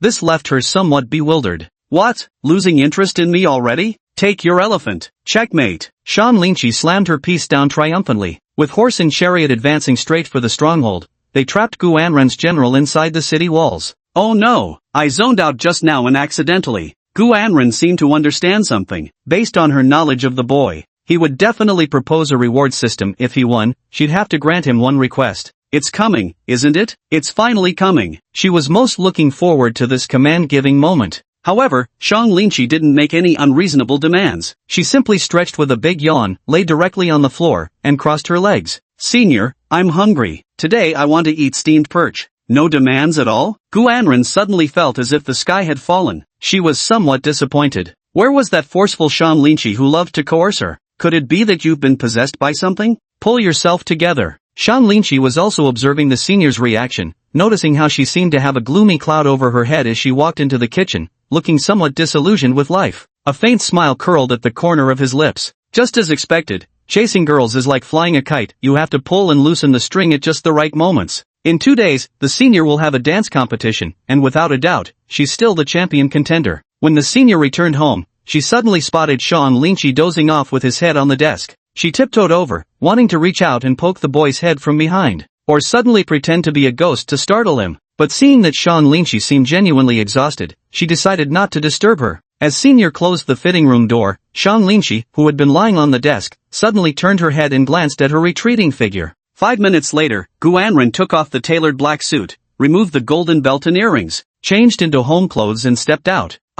Shang Linqi lifted his head from the desk and stretched with a big yawn. When Gu Anren saw Shang Linqi's face, his frown deepened, and he quickly walked over to him. What have you been up to? Why do you look like a panda? Shang Linqi's dark circles were strikingly apparent, his expression looking extraordinarily weary as he staggered along unsteadily. Gu Anren watched him coldly. Putting on another act? It's not an act, Shang Linqi said weakly. I stayed up helping you organize the dance competition materials last night and only slept at 3. Gu Anren froze for a moment. So that's why, she thought, recalling how this morning when she left. How did you find my dance materials so quickly? And how did this guy know her classification system? She'd never mentioned it to him before. Even her mother didn't know and couldn't possibly remember every single competition she'd participated in. Crossing her arms aggressively, she demanded answers. Who asked you to meddle? You don't even know me. Shang Linqi didn't reply. He clutched his forehead, swaying unsteadily. Senior, my head feels so dizzy. This time he didn't directly collapse toward his senior, but deliberately fell in the opposite direction,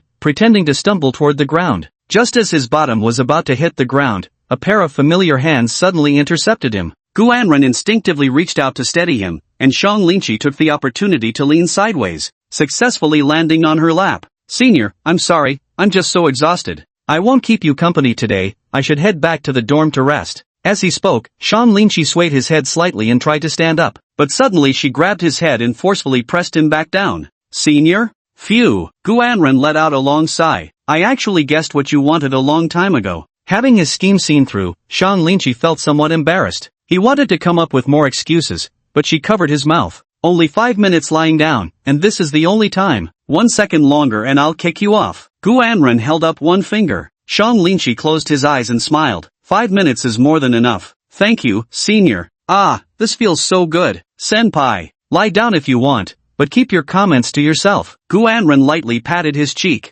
Lying on the senior's lap feels even more comfortable than a pillow. Reality truly is better than simulation. Mission: enjoy Gu Anren's lap pillow. Mission completed. Reward: simulation count +3. Though the reward had been granted, Shang Linchi found himself reluctant to rise, utterly immersed in the senior's gentle embrace. "Time's up, get up now or I'll kick you." The senior's voice turned icy again. Shang Linchi immediately sprang up from the ground and did a few stretching motions. Wearing a triumphant grin, he wiped off his fake dark circles right in front of Gu Anren. "Senior, I've got something to do, gotta run." Shang Linchi turned and sprinted away. "Bastard, it was all an act and here I was so worried about you just now." Gu Anren grabbed the throw pillow and chased after Shang Linchi to pummel him with it. But Shang Linchi fled swiftly, vanishing in an instant. After Shang Linchi had run off, she glanced at the spot where he had lain earlier. The boy had slept soundly for those 5 minutes, and the red marks on his legs still hadn't completely faded. She adjusted her skirt and sighed. "Honestly, if you'd just been straightforward from the start, I would have agreed long ago.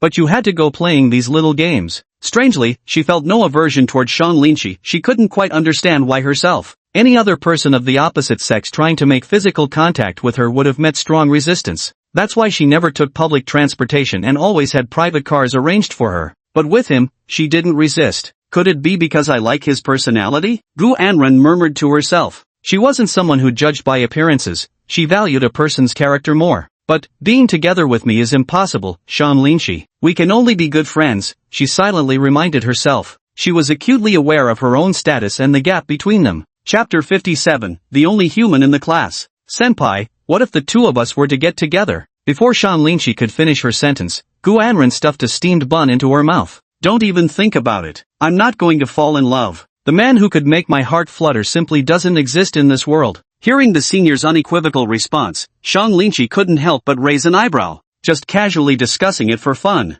Upon hearing this, Gu Anren glanced at Shang Linchi lying on the ground and said, "First of all, let me make it clear, there's no possibility between the two of us." Shang Linchi nodded. Then she rested her chin in her hand and thought for a while. "If we really get together, I might have to be the one supporting you. You'd be living off me." Shang Linchi pursed her lips. As expected, Senpai's IQ is always on point. Hearing the senior admit to being a sugar baby made Shang Linchi feel somewhat displeased. "Then will you have children?" Shang Linchi asked again. "Absolutely impossible. I absolutely detest kids. Having to stay up late every night taking care of them, and your figure would get ruined after giving birth." Gu Anren touched her flat belly, her fingertips trembling slightly. The mere thought of her instantly turning into a greasy old woman filled her with terror. "That won't happen, not at all. Even after having a baby, Senior will still be a great beauty," Shang Linchi said with a laugh. "You sound so certain. How come it's like you've seen it with your own eyes?" Gu Anren shot him a skeptical look. "I have the superpower to foresee the future." "That's childish." Gu Anren rolled her eyes at him. "If you really had the power to predict the future, why didn't you get a perfect score on the college entrance exam?" She lifted her chin defiantly.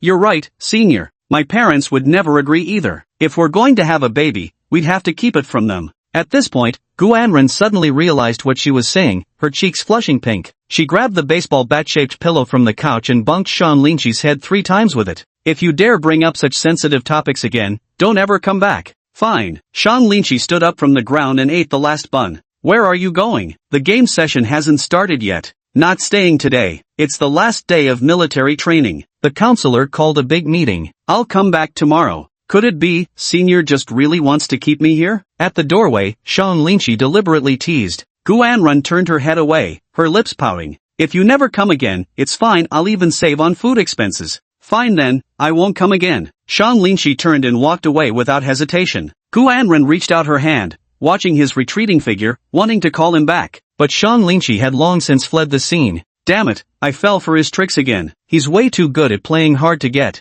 Gu Anren patted her own cheeks and muttered to herself. I absolutely can't let him toy with my emotions like this anymore, or I'll definitely fall prey to his schemes again someday. Last time it was a lap pillow, who knows what it'll be next time. Gu Anren, you must stay true to yourself and absolutely can't be led astray by Shan Linshi. Dance is your greatest strength. She cheered herself on. Shan Linshi walked out of the school board building, humming a little tune. Taking a deep breath, the air felt noticeably fresher. Is this what love feels like? Really nice, he smacked his lips. By the time he arrived at the classroom, his classmates had been waiting for quite a while. The advisor, dressed in black stockings with her legs crossed, was playing a game on her seat. She glanced at Shan Linshi and patted the desk. He said, the class president is here, let's convene the meeting. Ha! Shan Linshi was a bit confused. Isn't that something the teacher should handle? The advisor winked at him and showed him the intense team battle happening on his phone. Alright, suddenly going AFK at a time like this would definitely get me flamed by my teammates. He stood at the center of the podium, cleared his throat, and said,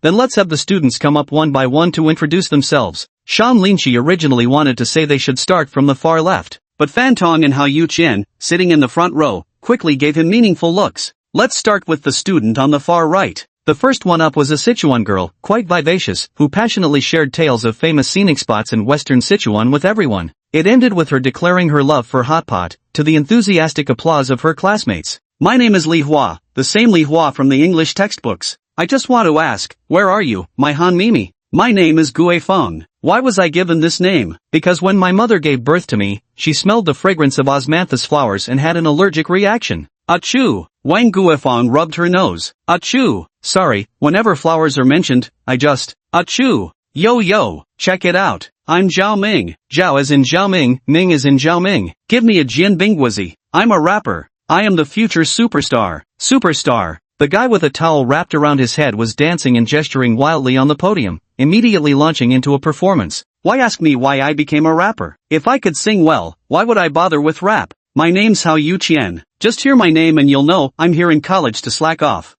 My name's Fan Tong. I guess you all know me already? No need for further introductions. The instructor sitting nearby nodded. Right, I know you. Is there any family bucket left today? Ha! Seeing the drill instructor's fiendish face, Fan Tong instantly turned pale. My name is Chu Siki. Starting today, I'll be the class's league branch secretary. I have many hobbies: gaming, anime, singing, dancing. Everyone can come to me with any questions. If you encounter any relationship troubles, you can always come to me. I'm your all-around little assistant. As she spoke, Chusiki even threw a flirtatious glance at the boys in the audience. The boys in the audience all erupted into excited, giddy movements. The girls, however, gritted their teeth in silent frustration, their faces clearly displeased. My name is. Shan Linshi looked at the girl standing beside him. She had already repeated my name as over 10 times in a row. The girl appeared quite tall, but she kept her head lowered the entire time, with her long hair covering her face, making it impossible to see what she looked like. Sorry,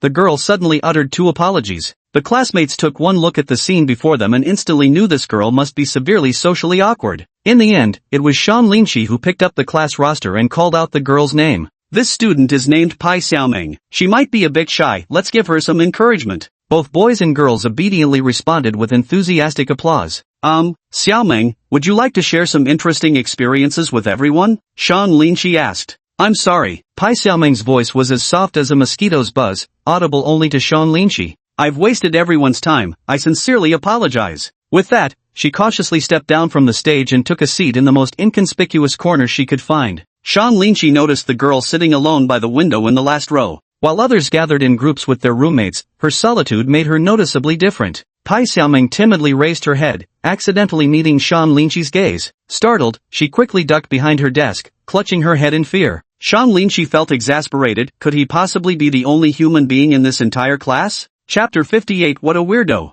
After all the classmates finished their introductions, Shan Linshi also gave a brief self-introduction. A few male students in the audience shouted, Class President Hottie, you're so handsome playing basketball. Can you do an impression of the little black fan meme? Come on, give me a break. Seems like you guys are really eager to take charge of this week's classroom duty. Shan Linshi curled up the corners of her mouth. Since she had become the class president, she needed to exercise her authority. The boys hastily waved their hands. Our bad. Long live the class president. After Shan Linshi finished her introduction, it was the instructor's turn to speak. We all sang together, unity is strength. I'm just a rough fellow with little education, so I won't say much. In short, though we've only spent 10 days together, I've been truly happy and will always remember you all. When the moment of parting arrived, the classmates all felt somewhat reluctant to say goodbye. Sir, even though you're too strict with us, I still really like you. Several girls even gave farewell gifts to the instructor. The counselor didn't do any work at all. Sean Lynchie arranged everything exactly according to the simulation script. Alright, this week's duty roster will follow dormitory order, starting with Chuseki's dorm first. That works, right? Chuseki nodded with a smile. Of course, anything related to our class monitor will be treated as my own matter. Tomorrow marks the first official day of the new semester. I hope everyone can have a wonderful college life. Meeting adjourned. Fresh college students at the start of term, naive yet foolish, reacted just like they did back in high school when the dismissal bell rang. They scattered in an excited frenzy, jumping about with unrestrained enthusiasm. You did well. Got a minute? Come to my office. The counselor patted Sean Lynchie's shoulder. Teacher, is there some task you need me for? Nothing much, just wanted you to help me assemble this new Gundam model I bought. No time, bye-bye. Teacher. Sean Lynchie hurried to catch up with the retreating crowd. Things had played out disastrously in the simulation. The advisor, that old witch, even made him go to her office to change clothes first, claiming it was some kind of ceremonial sense before assembly. Does wearing too many clothes slow down your assembly speed? Watching Sean Lynchie flee, the counselor tugged at the edge of her black stockings before releasing them with a sharp snap. Still too young, a bit naive, better to nurture for a while before reaping. Sean Lynchie followed his roommate to the cafeteria, and during the meal, he coincidentally spotted Guanren arriving as well. The two locked eyes, and Guanren flipped him the bird. Sean Lynchie fired one back as well.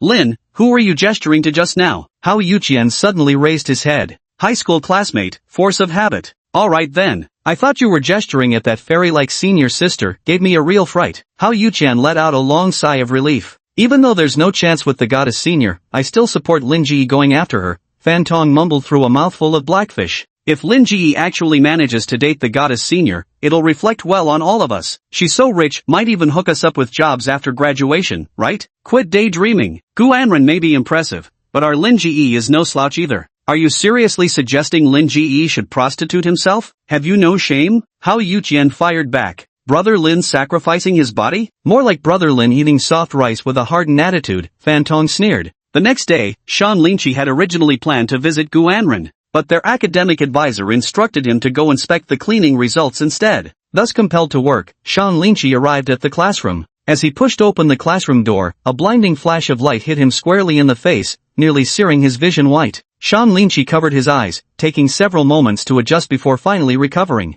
Staring at the reflective glass and floors whiter than even Fan Tong's complexion, his face twisted in disbelief. In his memory, Chuseki and her dorm mates were the laziest bunch of girls imaginable. Our dorm always ranked last in the grade during every hygiene inspection. Don't be fooled by how well dressed and delicate these girls usually look. They can get way dirtier than guys when left unchecked. Trash piled up like mountains, yellowed socks crammed under beds. The whole room reeked of a suffocating mix of rotting stench and overpowering perfume. Damn, you can't even clean your own dorm properly, yet you keep the classroom spotless? Could it be to show that she's an extremely clean girl? Sean Lynchie scanned row after row, until she reached the very last one. Suddenly, there was a loud bang. Sean Lynchie's eyes sharpened, her ears twitched as she instantly locked onto the source of the sound. Who's there? A strange rustling noise came from under the desk, followed by the appearance of a familiar figure in his line of sight. The person was wearing the school uniform, their small white shoes worn out yet meticulously polished. With that disheveled, long hair reminiscent of Sadako, Sean Lynchie immediately recognized the girl. Xiaomeng, what are you doing curled up under the table by yourself? Hearing Sean Lynchie call her name, Pai Xiaomeng startled violently and curled even tighter beneath the desk.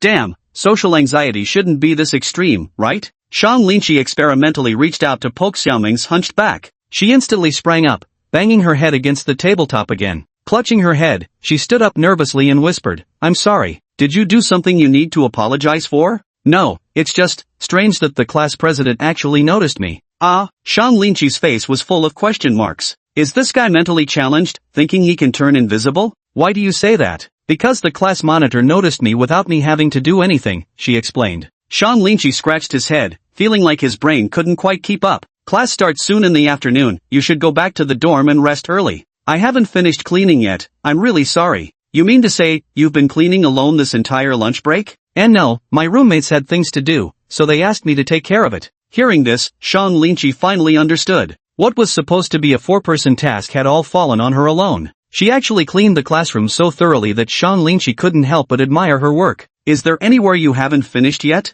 I'm sorry, class monitor. The floor isn't clean enough yet, and the trash hasn't been taken out. I'll finish it as soon as possible. Her tone carried a hint of shame. With that, she immediately knelt down again, meticulously wiping away every single footprint Sean Linchi had left behind. What a strange person. Pai Xiaoming was halfway through scrubbing the floor when she suddenly heard the sharp scritch-scritch sound of someone wiping behind her. She mustered her courage and secretly turned her head to look. From behind the waterfall of straight black hair obscuring her face, her pupils suddenly contracted. To her surprise, she saw Sean Linchi also squatting on the ground, helping her pick things up. And no need, class monitor. I can do it alone, Pai Xiaoming stammered. It's fine, hurry up and finish cleaning so we can go rest. Next time don't help them take on extra work. Chapter 59, The Underwear Thief. Sean Linchi originally wanted to help take some trash downstairs for her, but when he turned around, Pai Xiaoming had already vanished without a trace. Not a single garbage bag remained either. Although it was only the first official day of the semester, Sean Linchi already recognized nearly every classmate's name thanks to the simulations. But what baffled him most was having no memory of this person's existence. It was as if she'd been completely invisible. He didn't pay much attention to other girls, after all. His eyes were completely fixed on his senior. Deliberately, he kept his distance from the other female students. Sigh, guess I'll have to go see my senior in the evening. There's an English class in the afternoon, and the counselor directly started playing Peppa Pig for everyone to learn from. I'm Peppa Pig, this is Daddy Pig, this is Mummy Pig, and my little brother George. We love jumping in muddy puddles when it rains. Everyone loves rolling around in the mud. The only useful thing said was to remind everyone to study hard and prepare for the first English CET4 exam. When the class ended, Sean Linchi pushed open the dormitory door, expecting to hear shouting again. But the dorm was eerily quiet. Sean Linchi noticed the black suitcase and looked up toward the bed by the window. A familiar yet unfamiliar figure was tidying up the bed. Wang Su. Sean Linchi's face lit up with pleasant surprise. Had all the dorm members finally assembled? Sean Linchi originally wanted to greet him, but Fan Tong and Hao Yuqian quickly grabbed his arm and mysteriously pulled him outside the dorm room. Oh, so we've got a newcomer, which is why you two socially awkward folks are holding back. Sean Linchi narrowed his eyes slightly, having already seen through everything. No, Lin, we're all roommates, how could we possibly be holding back? Fan Tong hurriedly explained. Hao Yuqian glanced back to make sure the dorm door was closed. Then he secretly leaned close to Sean Linchi's ear and whispered, "There's a pervert in our dorm." Ah, what do you mean by that? Sean Linchi recalled that in the simulation, Wang Su had to work part-time outside the dorm every day due to his family's financial struggles. His parents wanted to increase his monthly allowance, but he refused, insisting he could support himself through part-time work. A thrifty, honest-looking good kid, how did he end up being labeled a pervert? Let me tell you, Lin, we were in the middle of gaming when this guy suddenly barged in. Since he looks old for his age, we thought he was another upperclassman trying to sell campus cards for commission. But he didn't say a word, just stood there glancing around the dorm before walking out. Sean Linchi raised an eyebrow. What's the big deal? Maybe he's just socially awkward too, making a mountain out of a molehill. No, brother Lin, let me finish. Hao Yuqian's expression turned deadly serious as he gripped his arm tightly. A typhoon hit today, lots of guys' clothes got blown onto the lawn downstairs. I just happened to be on the balcony collecting laundry. So Wang Su passing by downstairs, I was about to call out to him. But guess what I saw instead? Sean Linchi's face was filled with utter disdain. Could it be that he deliberately dirted someone else's clothes? He asked. No, brother Lin. It's 100 times worse than that. Hao Yuqian's face instantly turned deathly pale. He gripped Sean Linchi's arm tightly and spoke each word deliberately. Wang Su stood on the lawn, looking around in all directions, making sure no one was passing by. He pounced on the underwear on the ground like a starved tiger. He grabbed a pair of men's briefs and stuffed them into his pocket. Then, seizing the moment when no one was around, he walked off with his hands in his pockets, pretending nothing had happened. Lin, he's an underwear thief, and what's worse? Damn it, he stole a guy's underwear. Lin, bro. After hearing Hao Yuqian's description, boom. Sean Linchi felt as if his head had been struck by lightning, his whole body went numb with shock. You all. Sean Linchi felt like he was at a loss for words. Are you fucking serious? What kind of person does this sort of thing? I can vouch for brother Lin, I saw it too. Fan Tong quickly raised his hand. Stealing from girls is one thing, but this bastard actually stole from a dude. Fan Tong furiously wriggled his fingers as if going insane. Memories from the simulation came flooding back like a dam bursting. Summer break had arrived, and Sean Linchi lay sprawled on his senior's sofa, muttering, "It's weird, senior. Today while packing to go home, I actually noticed 2 pairs of underwear missing. There aren't even mice in the dorm, they just vanished." Guanren adjusted her black-framed glasses perched on the bridge of her nose, legs crossed as she scrolled through the latest dance news. She paused her mouse wheel and analyzed, mice wouldn't steal that sort of thing. Only people would. And in most cases like this, the culprit is usually someone on the inside. Hearing the senior's analysis, Shang Linchi burst into laughter. No way. My roommates and I get along great, we're completely open with each other. There's no chance they'd do something like this. Guanren glanced at Shang Linchi and shook her head helplessly. Do whatever you want. Just hope we don't lose 2 more next semester. Cut it out, senior. Can't you wish me something better, or I'll really bite you, you know? Shang Linchi opened his mouth, only to be shoved aside as she pressed a hand to his face. Putting away the memory, Shang Linchi suddenly turned deathly pale, his body trembling uncontrollably. He braced himself against the wall with one hand,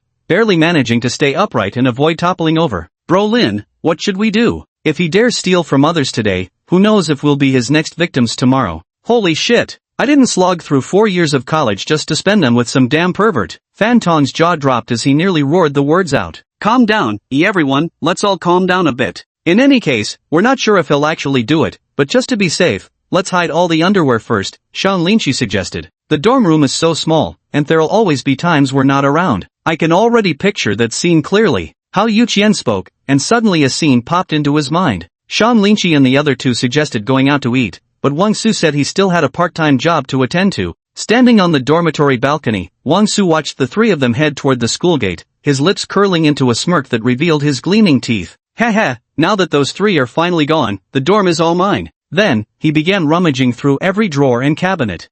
Quite alert indeed, hiding your underwear outside the wardrobe. But, it's not like this dorm is that big. Did you 3 stash them under the floorboards? After a thorough search, Wang Su finally held up 3 plastic bags, a cold smirk curling at the corners of his mouth. Found them after all. The higher the truth, the greater the lies. When they come back later, I'll use working as my alibi. Chapter 60, Freedom Simulation. The dormitory door cracked open a sliver, revealing 3 heads stacked in a row, peering carefully through the door crack. At this moment, Wang Su had already tidied up his bed and was standing in the center of the room, picking up a mirror to comb his hair. There's also a chance you saw wrong, maybe he wasn't the one stealing the underwear. Fan Tong still clung to a sliver of hope. Impossible. That obese figure, that square-jawed face, and the Mediterranean bald spot right in the center of his head. Could there possibly be a second person in school with such distinctive features? Hao Yuqian muttered under his breath. Shang Linchi was also praying silently in her heart, hoping desperately that it wouldn't turn out as the senior student had analyzed. Please don't let there be a mole. Why am I the only one left? Did the other 3 go out? Wang Su scratched his head and looked toward the door. Shang Linchi and the other 2 quickly held their breath, hiding their heads behind the door. Seeing that the dorm room was empty, a predatory gleam flashed in Wang Su's eyes like a beast spotting prey. He pulled a pair of underwear from the closet and shook it in the air. Then, picking it up, he pulled it over his own head. Holy shit, no way! Fan Tong screamed in terror without thinking. Who's there? Through the hole in his pants, Wang Su glared fiercely at the doorway. He strode over, pressing his ear against the door to listen, then yanked it wide open. Sticking his head out, he peered suspiciously down the dormitory hallway. There's no one outside the dormitory. Was that the sound of gaming from the next room? But, why does it sound just like that guy when I first moved in? He narrowed his eyes, sensing something was off. Shang Linchi and the other 2 barged into the opposite dormitory, pressing their backs against the door, hearts pounding wildly. Class monitor? What are you guys doing in our dorm? Asked a male student from the neighboring room. Shoo! Hao Yuqian quickly rushed forward and clamped a hand over the other person's mouth. MMPH. The guy struggled desperately, utterly bewildered about what was actually happening here. When he saw Hao Yuqian's cracked lips and bloodshot eyes that made him look like someone who'd visited the toilet over a dozen times in a row, the guy was instantly overwhelmed by his domineering aura and nodded repeatedly, promising he wouldn't make a sound. With a loud bang, the door to their dorm room shut once more. The boy, along with Shang Linchi and the other 2, let out a collective sigh of relief. Class monitor, what kind of major incident is happening here? The boy whispered in inquiry. Family scandals shouldn't be aired in public, Shang Linchi replied. Oh, the guy curled his lip, clearly distressed at missing out on gossip. The 3 of them lingered as guests in the neighboring dorm for a while longer before finally opening the door to leave. Lin, should we go back? I'm so scared. Fantone's lips trembled. Of course we're going back. No matter what, we got here first. How can we let some creep take over our dorm? Hao Yuqian clenched his fists. Shang Linchi agreed with both of them. Besides, they were in a hurry to get inside and check their closets. What if they went in now only to find something missing from their closets? Hao Yuqian swallowed hard, gripping the doorknob and turning it gently. Damn it, the door's locked. Did any of you bring the keys? He asked, turning his head. Shan Linchi shook his head, Fan Tong also shook his head. Holy crap, how are we supposed to get in there then? I really don't want to talk to him. Maybe, we should hide outside? Come back after it gets dark. That might be the only way. Let's go, we can sit at the cafe outside campus. The two turned and left without hesitation. After walking a few steps, they suddenly froze. Bro Lin, aren't you coming? Fan Tong asked. No, the counselor still needs me for something. You guys go ahead first, I'll head straight to the office. Alright then. The two had no suspicions at all and quickly made their escape. Shan Linchi arrived at the elevator entrance and took another glance at his dorm room door, feeling a slight toothache coming on. Damn, the simulation didn't go into detail about this part. Maybe I should just follow the script from the simulation. Let's just move out and live with my senior instead, away from this creep. Shang Linchi took the elevator downstairs, heading straight for Gu Anrun's secret hideout. Why do you look so pale? Like you've just seen a ghost? Gu Anrun asked. If it were really a ghost, that'd be wonderful, but alas, people are far more terrifying than ghosts. Gu Anrun's face was full of question marks upon hearing this. Shan Linchi took the coffee just made by her senior, pressed her lips to the rim of the cup, and took a delicate sip. The senior had a habit of making whipped cream toppings, always decorating the surface of the rich coffee with various intricate patterns. Today the pattern she made was a blooming lotus flower. However, after Shan Linchi took a sip, the shape of the lotus changed. Put! Shan Linchi couldn't help but spray it out. Wiping her lips, she looked at the lotus she had consumed. It had actually transformed into an inverted triangle shape. Why does this thing look so similar to? Gu Anrun was somewhat speechless as she picked up a cloth to wipe the table that Shan Linchi had dirted. What's wrong? Is my coffee really that bad? She sounded a little irritated. No, no. Shan Linchi shook his head vigorously. It's just a bit too hot. Ha? What exactly happened to you? Feels like there's some juicy gossip to uncover. Gu Anrun's eyes lit up with curiosity. No, absolutely not. Then why aren't you drinking? Gu Anrun planted her hands on her hips defiantly. Drink! Shan Linchi didn't even glance at the flamboyant design before downing it in one gulp. That's more like it. She nodded approvingly. The two sat down to eat, and after finishing the meal, Shan Linchi went to wash the dishes. Once everything was tidied up, he rested his arms behind his head and lay on the senior sister's sofa. What should we play today? Board games or ranking up? Gu Anrun asked. Let's not play for now. I need to go save the senior sister first. Save me? What is there to save about me? Gu Anrun was puzzled. Senior, may I borrow your lap? My neck hurts a bit. No way. AI. Shan Linchi heaved a sigh. If only I could enjoy the lap pillow from my senior while simulating romance with her, now that would be the life. Shan Linchi didn't respond anymore, as the text before his eyes rapidly scrolled by. Dating simulator activated. Host has selected the wardrobe incident as starting point. Loading scenario. Scenario loading complete. Free simulation activated. A peculiar white halo flickered before Shan Linchi's eyes. When he opened his eyes again, he found himself standing on the sports field. The sunlight was blinding, and the surrounding crowd surged, noisy and clamorous. He subconsciously looked up and saw Gu Anrun standing radiantly at the center of the stage. He reached out and pinched Fan Tong's cheek beside him. Ouch! What are you doing, Lin Ji? Fan Tong covered his face in pain.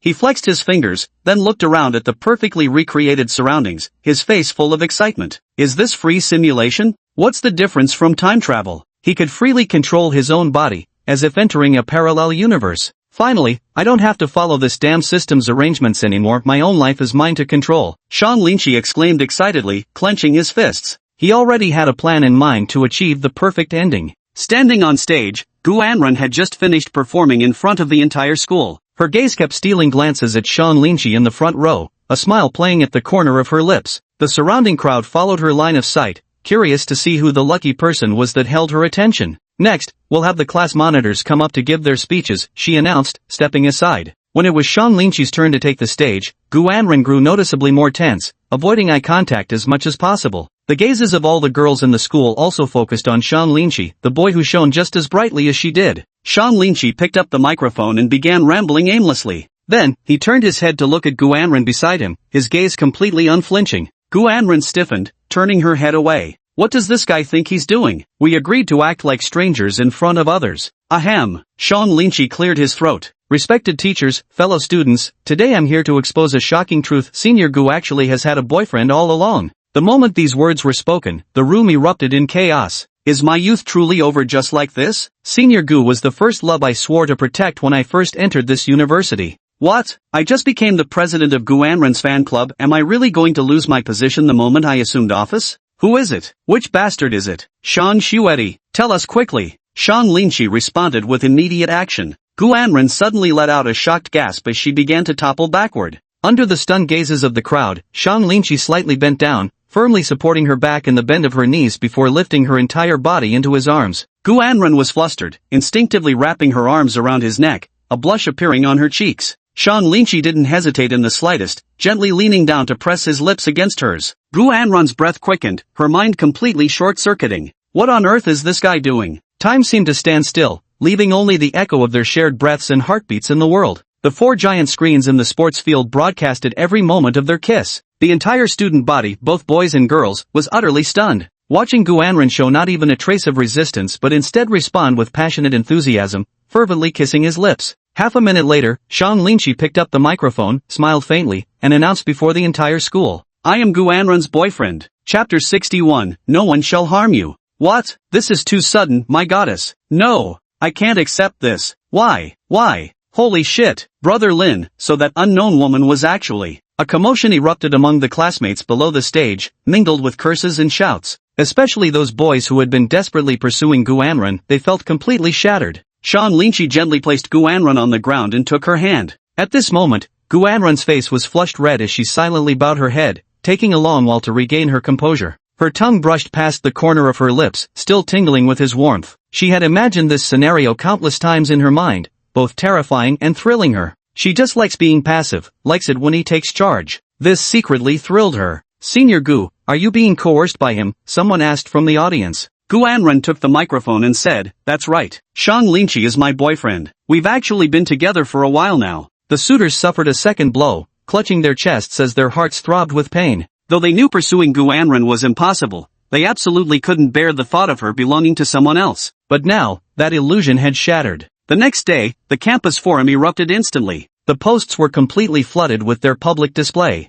Mr. and Mrs. Gu rushed over upon hearing the news and tracked down Shang Linshi and Gu Anren. They first scolded the pair, then had a private talk with Gu Anren. Shang Linshi stood outside the office door with his hands in his pockets, whistling casually. Gu Anren showed no signs of nervousness at all. Seeing her attitude, Mr. and Mrs. Gu couldn't help but frown. Ran, we've already investigated everything. Why did you pick someone like him? Mrs. Gu tapped the table. Looks alone are useless, Ran. You should break up with him sooner rather than later, don't let him ruin your future. Mr. Gu also advised earnestly. Gu Anren recalled in her mind the words Shang Linshi had spoken to her. Make her do as he says. Gu Anren took a deep breath, the corners of her lips curling slightly as she smiled. Dad, Mom, do you really think your daughter is a fool? Resting her chin on one hand, she continued, of course I know his situation. I just think he's good-looking and want to play with him, that's all. Mother Gu couldn't help but gasp, staring at Gu Anren's frivolous expression with utter disbelief on her face. Was this still her once graceful and dignified daughter?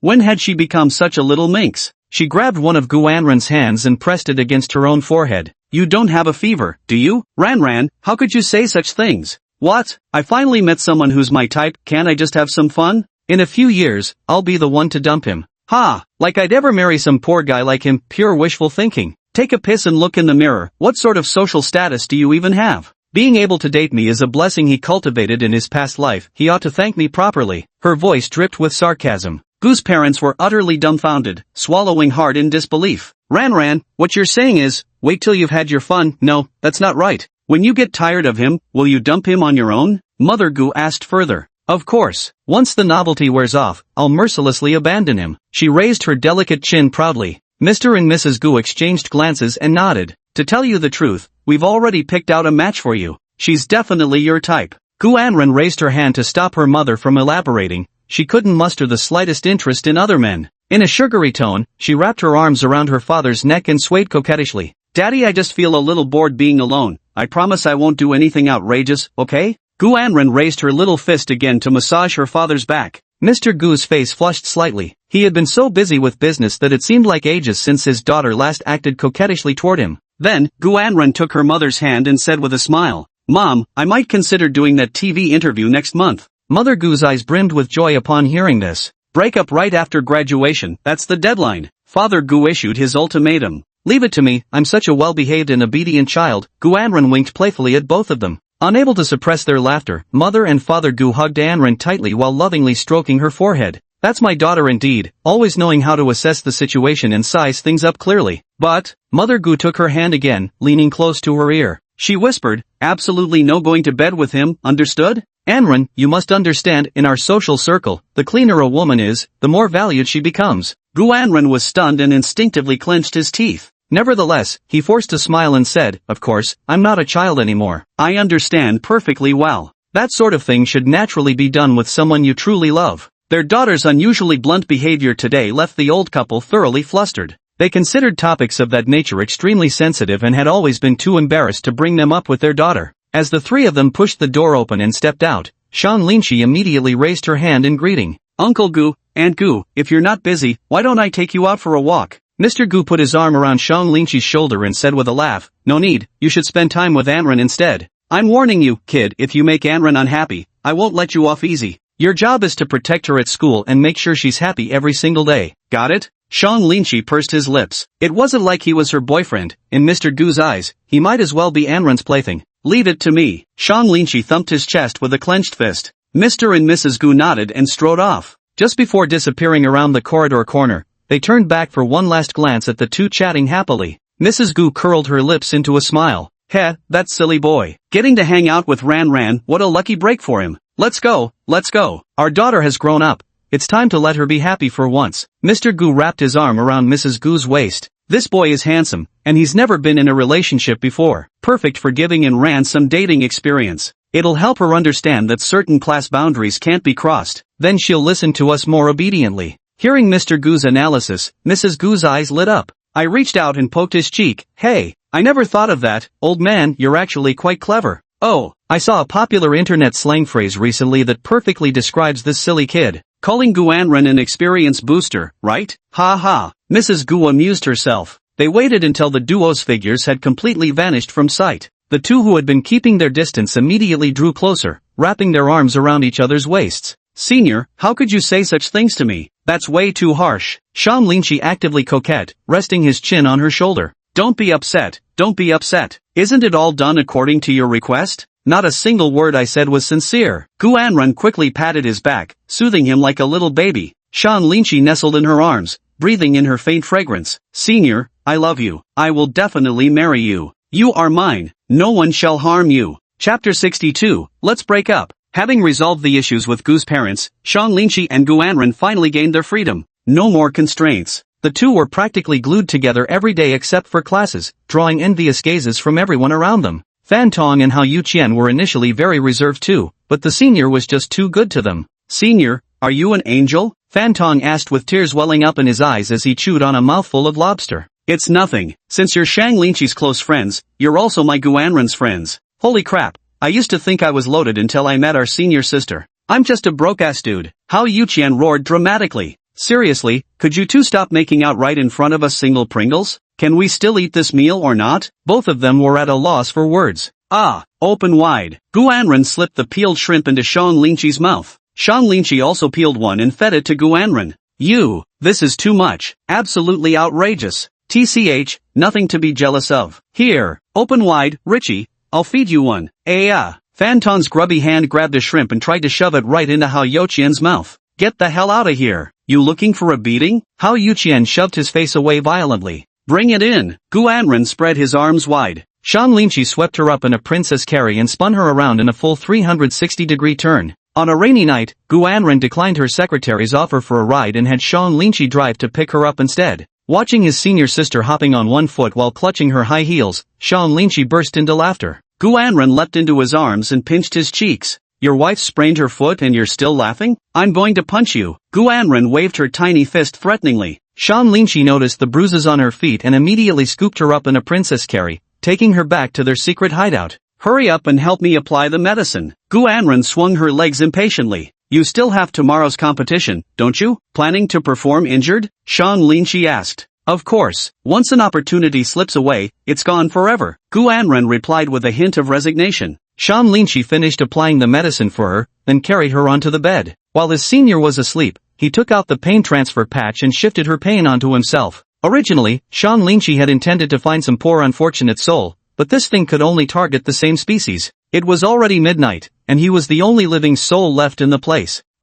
A sharp, piercing pain shot through her ankle, mingled with the soreness of her entire body from dance practice, yet Sean Lynchie clenched her teeth and endured. He didn't make a sound. The next day, Gu Anren stretched luxuriously as he got out of bed, rubbing his bleary eyes. Looking at Sean Lynchie beside me, clutching her own foot, her face as pale as a sheet. His body kept twitching uncontrollably. Wow, is this medicine really that magical? She looked down at her ankle in amazement. It didn't hurt at all now. Poking Sean Lynchie's cheek playfully, she laughed. What's wrong with you? My foot hurts, Sean Lynchie stammered in reply. Did you sprain your ankle while running? Are you okay? She gazed at him with concern. No worries, last night I got up to use the bathroom and accidentally bumped into something. Gu Anren wanted to reach out and check if it was serious, but Sean Lynchie firmly covered it, peering over but unable to see anything. It's really nothing, he forced a smile. He couldn't let his senior sister discover that the injury on his foot, whether in color or size, was identical to hers. Alright then, get some rest and wait for my good news. Gu Anren immediately sprang up from the bed, not only pain-free in her foot but completely relieved of even the backache as well. His physical condition instantly returned to peak performance. Winning a championship would be a piece of cake now, wouldn't it?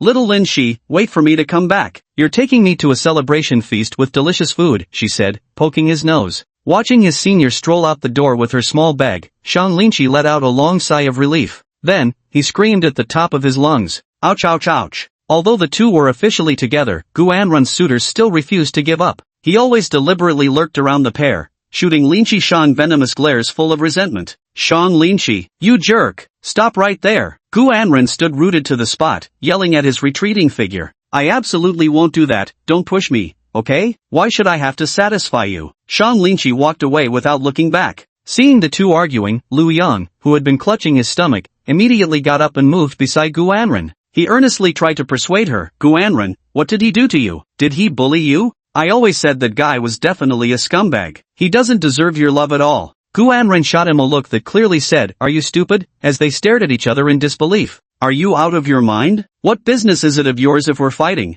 What? Liu Yang was completely dumbstruck by the verbal assault. This wasn't how he'd imagined things playing out at all. Isn't this the perfect moment to take advantage when a girl is angry? At times like these, just giving her care and affection makes it incredibly easy to steal her away. Sean Lynchie raised his head and walked over somewhat helplessly, grabbing her hand forcefully. Gu Anren, you darn irritating woman, really pissing me off, get the hell away from me. With that, Sean Lynchie pushed her away heartlessly. Ha, what did you just say to our fairy senior? Apologize to Gu Anren. Apologize right now. The surrounding crowd could no longer stand by and watch. They hurled endless vulgarities at Sean Lynchie. Gu Anren hung her head low, as if a dark cloud hovered over her. That senior Gu Anren. Several girls immediately gathered around, wanting to comfort her. Suddenly, Gu Anren threw her head back, stars practically sparkling in her eyes. Her lips trembled as she kept swallowing her saliva. Lin Shi, wait for me. Gu Anren clenched her small fists and hurried after him. She whispered in his ear,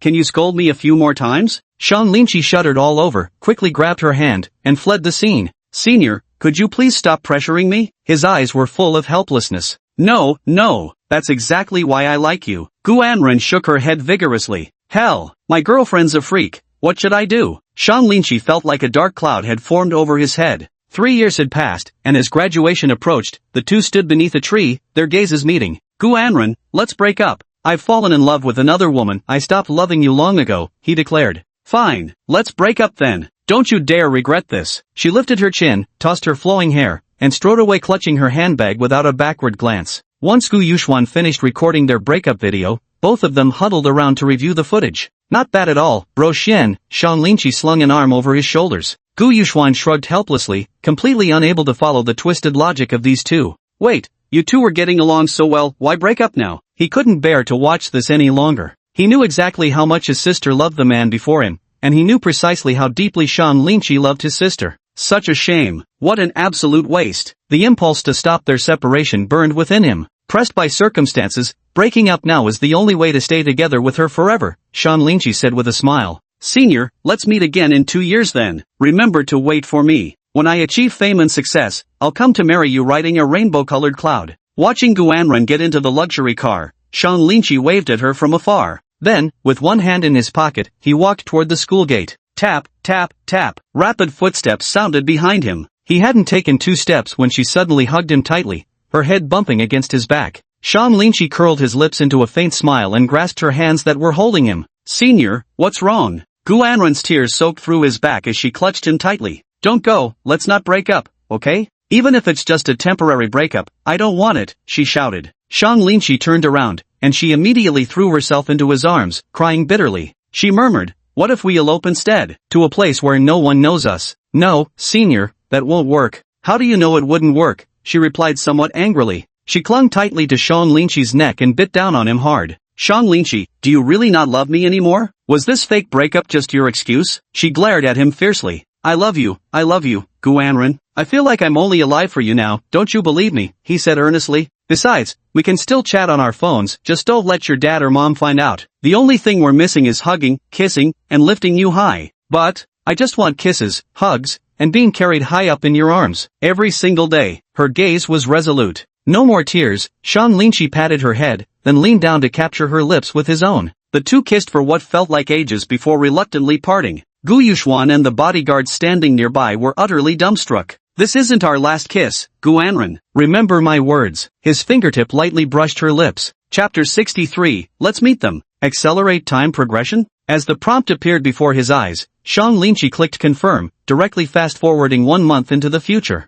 The sunlight was unusually glaring on the golf course. Shang Linqi raised a hand to shield his eyes as he looked at the man in a white polo shirt swinging a club not far away. His back was turned, movements graceful as the small white ball traced a beautiful arc through the air before rolling precisely into the hole. Master Gu, starting your happy hour again? Shang Linqi smiled as he walked up beside Gu Yuxuan. Gu Yuxuan didn't turn back. The bodyguard beside him ran back and forth under the scorching sun, retrieving the golf balls. There was also a beautiful young woman in a maid outfit holding a parasol to shade him. After all the balls were repositioned, he gestured while speaking. You shouldn't have come here. There should be no interaction between us. I will never forgive the man who abandoned my sister. Shang Linqi shrugged helplessly, sitting on a nearby beach chair, then grabbed a banana from Gu Yuxuan's fruit platter and began peeling it. Don't touch my banana. Gu Yuxuan snapped his head around sharply. Exactly what do you want from me by coming here? His tone was ice cold. Uncle and aunt aren't home. It's just the two of us here. What are you so scared of, big bro? Shang Linqi raised an eyebrow.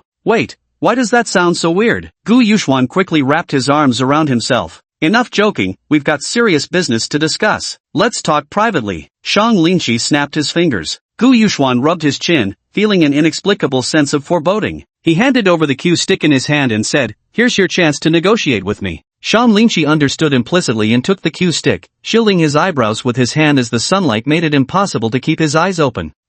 Could you help me hold an umbrella? The little maid standing beside Shang Linqi blushed slightly and immediately scurried over to him. What the hell, you're holding the umbrella for him, so what about me? Gu Yuxuan, stripped of cover like a vampire exposed to sunlight, staggered as his vision blurred, nearly collapsing onto the ground. With the little maid's assistance, Shang Linqi swung the club with force *clang*, a perfect hole-in-one. Enter the lounge. Shang Linqi accepted the freshly brewed tea from the young maid. Thank you. If there's nothing else, you may leave for now. Hearing this, the young maid immediately bowed and prepared to exit. Hold on. Who exactly is your master? Did I dismiss you? Gu Yuxuan's words weren't even fully spoken before the door clicked shut. He pursed his lips and took a big gulp of tea. Put, this isn't the tea I like. He hurriedly grabbed a tissue to wipe his mouth. Shang Linqi grabbed the teacup lid, scratched at it, then lifted the cup and gulped down a big mouthful with a glug-glug. Of course, this is my favorite. Gu Yuxuan was speechless. He understood this was absolutely his sister's doing. If Shang Linqi came looking for him, the authority to command on-site would have to change hands. Aside from being biologically male in this household, did anyone actually see him as a man? Spit it out. What do you really want from me? Gu Yuxuan's eyes were filled with resentment. Shang Linqi, however, grinned at him with undisguised amusement. I don't know why, but I feel like punching your lights out. Gu Yuxuan clenched his fists. Brother-in-law, do you want to become the true master of the Gu family? Shang Linqi's first sentence sent a shock through Gu Yuxuan's entire body. Before your parents pass away, they won't entrust the company to you. You'll have to wait until you're 60 to ascend the throne. You'll never get to display your talents and ambitions in this lifetime. And because of your spinelessness, all the wealthy heiresses in our circle will keep you at arm's length. You'll remain single your entire life, ending up as a worthless loser. Weeds will overgrow your grave, and not a single soul will come to visit you. Don't say any more. Gu Yuxuan hurriedly interrupted. He had once fantasized about his future, and it was exactly as Shang Linqi had described. The way you're talking makes it sound like you just traveled back from the future? Gu Yuxuan glanced at him.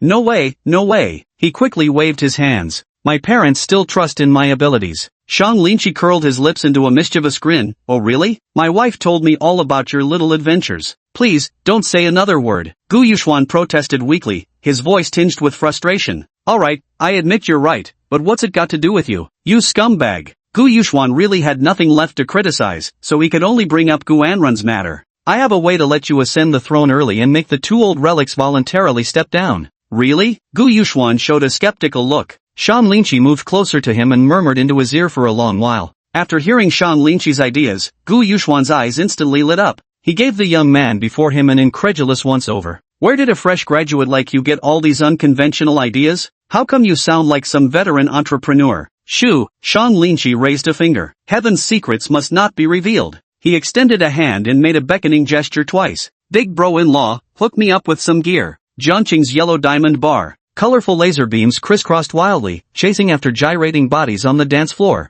On the coffee table, the world's most expensive liquors stood assembled: amber whiskey, crimson wine, emerald green vodka. In the ice bucket, cubes huddled around an unopened champagne bottle. Another bottle of Ace of Spades. Dressed head to toe in Da Vinci, Haicheng's third young master pounded the table and shouted, "Tonight's tab is on young master Zhao. Drink up, everyone." With that, he threw an arm around the shoulders of River City's wealthiest man, bringing his lips close to his ear. The DJ's music was blaring too loud, forcing him to roar into his ear. "Big brother Zhao, since you're buying drinks tonight, this little brother of yours ought to offer a humble gift too." With that, he abruptly raised his hands and clapped loudly. "Ladies, come on up and show young master Zhao what you've got." Four seductive women lined up and strutted toward the booth. The women were uniformly dressed in low-cut dresses that barely covered their hips, adorned with expensive jewelry and enveloped in overpowering perfume. Two women stepped forward, flanking the wealthiest man in Jiangqing as they attended to him on either side. The remaining two women began gyrating to the rhythm in a sultry dance. They exaggeratedly swayed their hips, their skirts flaring to reveal slender, porcelain-white thighs. Another long-haired beauty approached third young master of Haicheng, who was exhaling smoke clouds, holding a cocktail in her hand.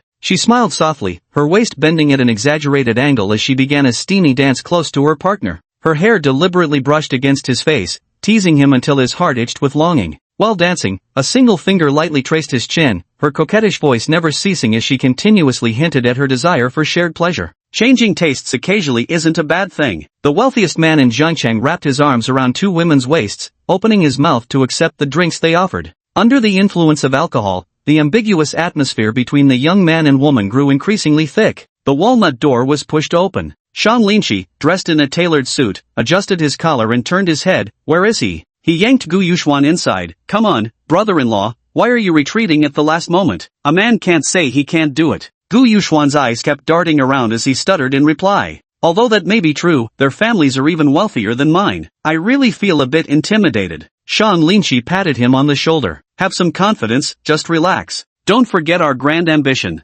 You're a barefoot man who isn't afraid of those wearing shoes. Of course you wouldn't know the unwritten rules of our circle." Gu Yuxuan curled his lip. "Look, there they are. Let's go greet them." Shang Linchi lifted his chin. Chapter 64, Young Master Shang. Before reaching the diamond seating area, Shang Linchi confirmed once more. "Are you sure we've shaken off all the bodyguards?" Gu Yuxuan nodded. "Don't worry, I won't let Gu Anren find out you're meeting with these people." "Okay." Shang Linchi gave a thumbs up. The senior student had an intense dislike for these rich second-generation heirs, so much so that it bordered on disgust. "Oh wow, what a coincidence, running into you here," Gu Yuxuan asked with feigned surprise. All the men and women looked up, their faces lighting up at the sight of Gu Yuxuan. "Holy crap, Yuxuan, even you come to places like this to have fun? Come over, quick, take a seat." Shang Linchi sat at a corner table with Gu Yuxuan. The wealthy heirs noticed the handsome guy beside him and asked, "Yuxuan, who's this?" Gu Yuxuan cleared his throat and introduced him in a respectful tone. "Ah, this is young Master Shang, his family owns mining businesses." Hearing this, the group perked up with interest and hastily poured Shang Linchi another drink. At such close proximity, I suddenly realized why this face looked so familiar. Wasn't this Gu Anrun's ex-boyfriend? The whole crowd had been buzzing about him. No wonder Gu Anrun fell for him. Not only is he gorgeous, but turns out he's a rich second-generation heir too. I knew it. There's no way Gu Anrun would go for some poor guy. However, according to intel from Xingyu Xiaoliliu, Shang Linchi's family background is just an ordinary dual-income household. The discrepancy in intelligence made them all feel a flicker of doubt. "Young Master Shang, how come I've never heard of you before?" Jiangqing's richest man flashed a cold gleam in his eyes. Probably keeping a low profile, the Cloud City tyrant noticed Shang Linchi's wristwatch and pointed at his arm. Brother Shang, that's a nice watch you've got there. Mind if I take a closer look? Without hesitation, Shang Linshi extended his wrist. The Cloud City tyrant grabbed his arm and studied it carefully, confirming it was indeed an authentic Richard Mille RM56-02 model, worth approximately 5 million yuan, crafted with sapphire crystal and equipped with a complex tourbillon. Although these rich second-generation kids have money, it's ultimately their family's wealth. Before taking over the family business, their monthly allowance is only around a few 100,000 yuan. To buy such a watch, they'd need to save diligently for nearly half a year without spending a single cent elsewhere. Even if they asked their parents for it as a birthday gift, it would still depend on how profitable the family business was that year. The one wearing the most expensive watch in attendance was the Jiangcheng Tycoon's RM035, valued at 2 million. From the same brand, yet it was a full 2 times more expensive than his. The Yunqing troublemaker leaned close to the Jiangcheng Tycoon's ear and whispered, "It's the real deal." Hearing this, the wealthiest man in Jiangcheng instantly withdrew his icy gaze and invited Shang Linshi to sit beside him. The Jiangcheng Tycoon, who had initially intended to show off his new watch, abruptly tugged his cuffs tighter. "Young Master Shang, Guanrun is stunningly beautiful. Why would you break up with her?" asked one of Haicheng's elite heirs. "She's too poor. If I actually married her, wouldn't that just drag me down?" Shang Linshi remarked with casual indifference. The group wondered if their ears were playing tricks on them. Guanrun? Poor? Although their families were wealthier than the Gu family, their total assets only exceeded by a few 100 million. Moreover, their liquid funds were limited, most were tied up in stocks and fixed assets. Being able to spend extravagantly on a grand scale was truly a bit difficult for them. Young Master Shang, is the minerals business really this profitable? The little tyrant of Yun City asked hesitantly. "Mining is just a small part of our family's ventures. We're actually involved in many industries: real estate, automobiles, fashion, entertainment tech, and more." Tisk. The group collectively gasped watching Shang Linshi's effortless display of confidence. Shang Linshi then proceeded to enlighten them further with business strategies and emerging opportunities in the new energy sector. Then, he performed a piano piece on stage as well. He understands business so well, placed the piano so skillfully, and even successfully pursued Guanrun. Moreover, they had watched the video of him proactively dumping Guanrun. Holy shit, could this guy be the legendary scion of a hidden aristocratic family? Their eyes instantly widened in shock. No wonder the information we found was fake. Their security measures must be truly top-notch. So the dad of an ultra-wealthy billionaire walks around in slippers? And the mom personally goes grocery shopping at the market? The rich second-generation kids instantly convinced themselves with flawless logic. See, that's exactly why real super-rich are nothing like us small-time wealthy folks. They shamelessly pursued Guanrun, only to end up with nothing, not even managing to add her on WeChat. They thought Guanrun was some pure and noble woman who sought sincere love. Turns out, it was simply because they were too poor. Young Master Shang, what an honor to meet a talented gentleman like you. Allow me to propose a toast first, brother. The self-proclaimed tyrant of Yun City raised his trembling wineglass and clinked it against Shang Linshi's. Shang Linshi took a small sip and smacked his lips thoughtfully.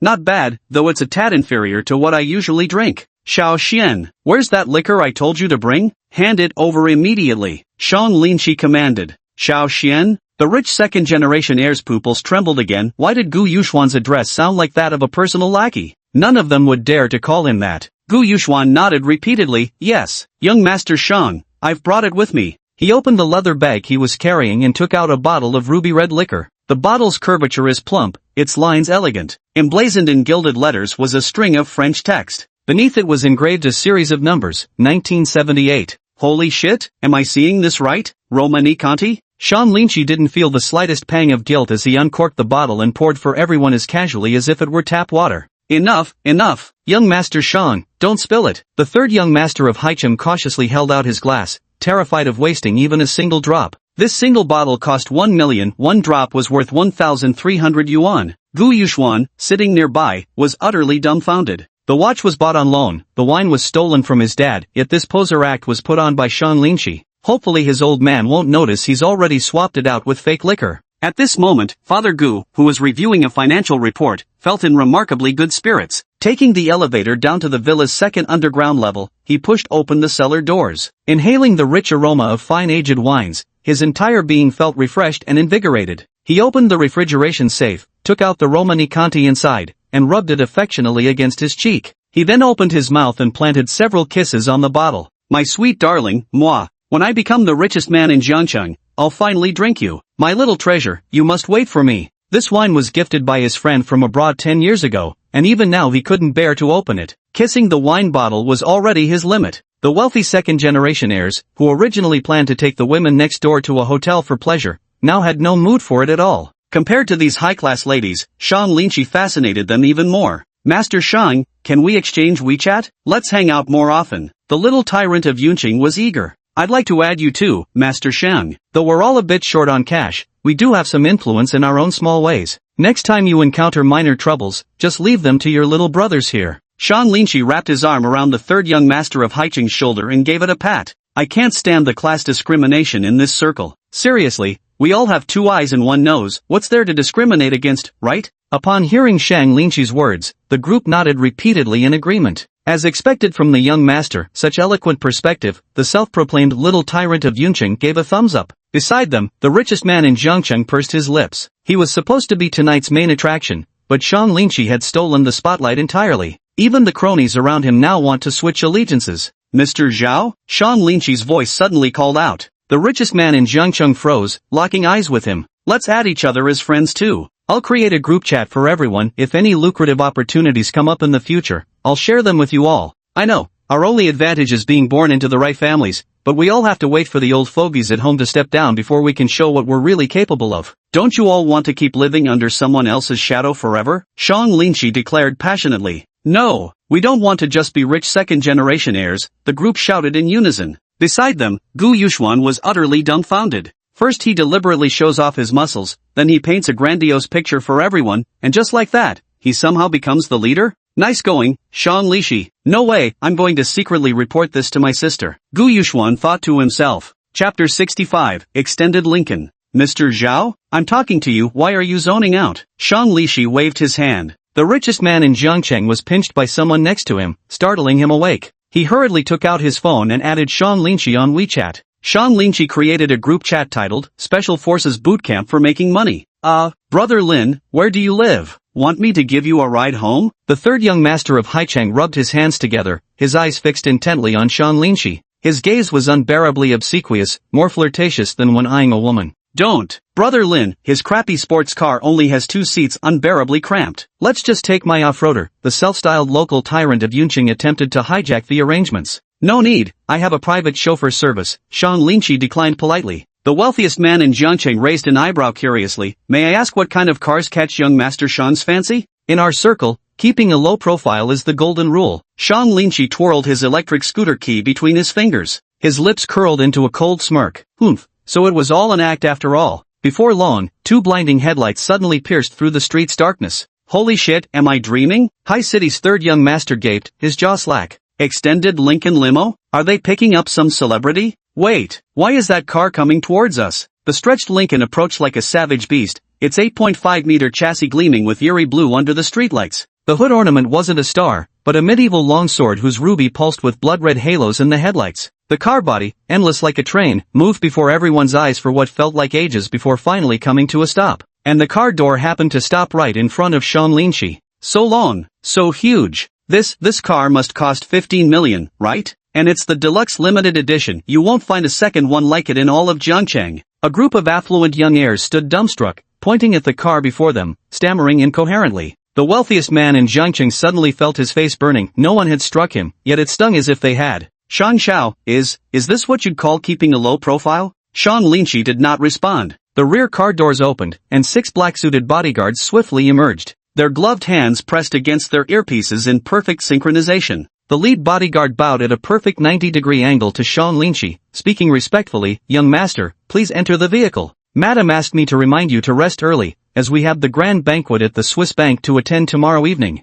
Holy shit, holy shit, holy shit. Brother Lin, why can't I be a woman? You're just too damn handsome. Haicheng's third young master shrieked uncontrollably. Can I touch it? The little tyrant of Yunqing whispered. Of course. Shang Linqi waved his hand grandly. A group of rich second-generation heirs swarmed around as if they'd spotted a peerless beauty. The muffled thud of the bulletproof car door closing startled the sparrows perched on the branches into flight. The moment the vehicle's fragrance system released its intoxicating scent, it made all the designer colognes in the world pale in comparison. Young Master Hai Chang hugged the smooth rear of the luxury car, almost unable to resist kissing it. Won't you come up for a ride, young Master Zhao? Shang Linqi proactively invited. And no, the wealthiest man of Jiang City waved his hands in refusal. In the end, the little tyrant of Yun City wrapped an arm around his shoulders and dragged him to the front of the car, snapping several selfies in quick succession. I'm telling you, if we post this in our group chat, won't the others be green with envy? Cloud City's little tyrant couldn't stop grinning from ear to ear. Only after these rich second-generation kids had their fill of touching and kissing.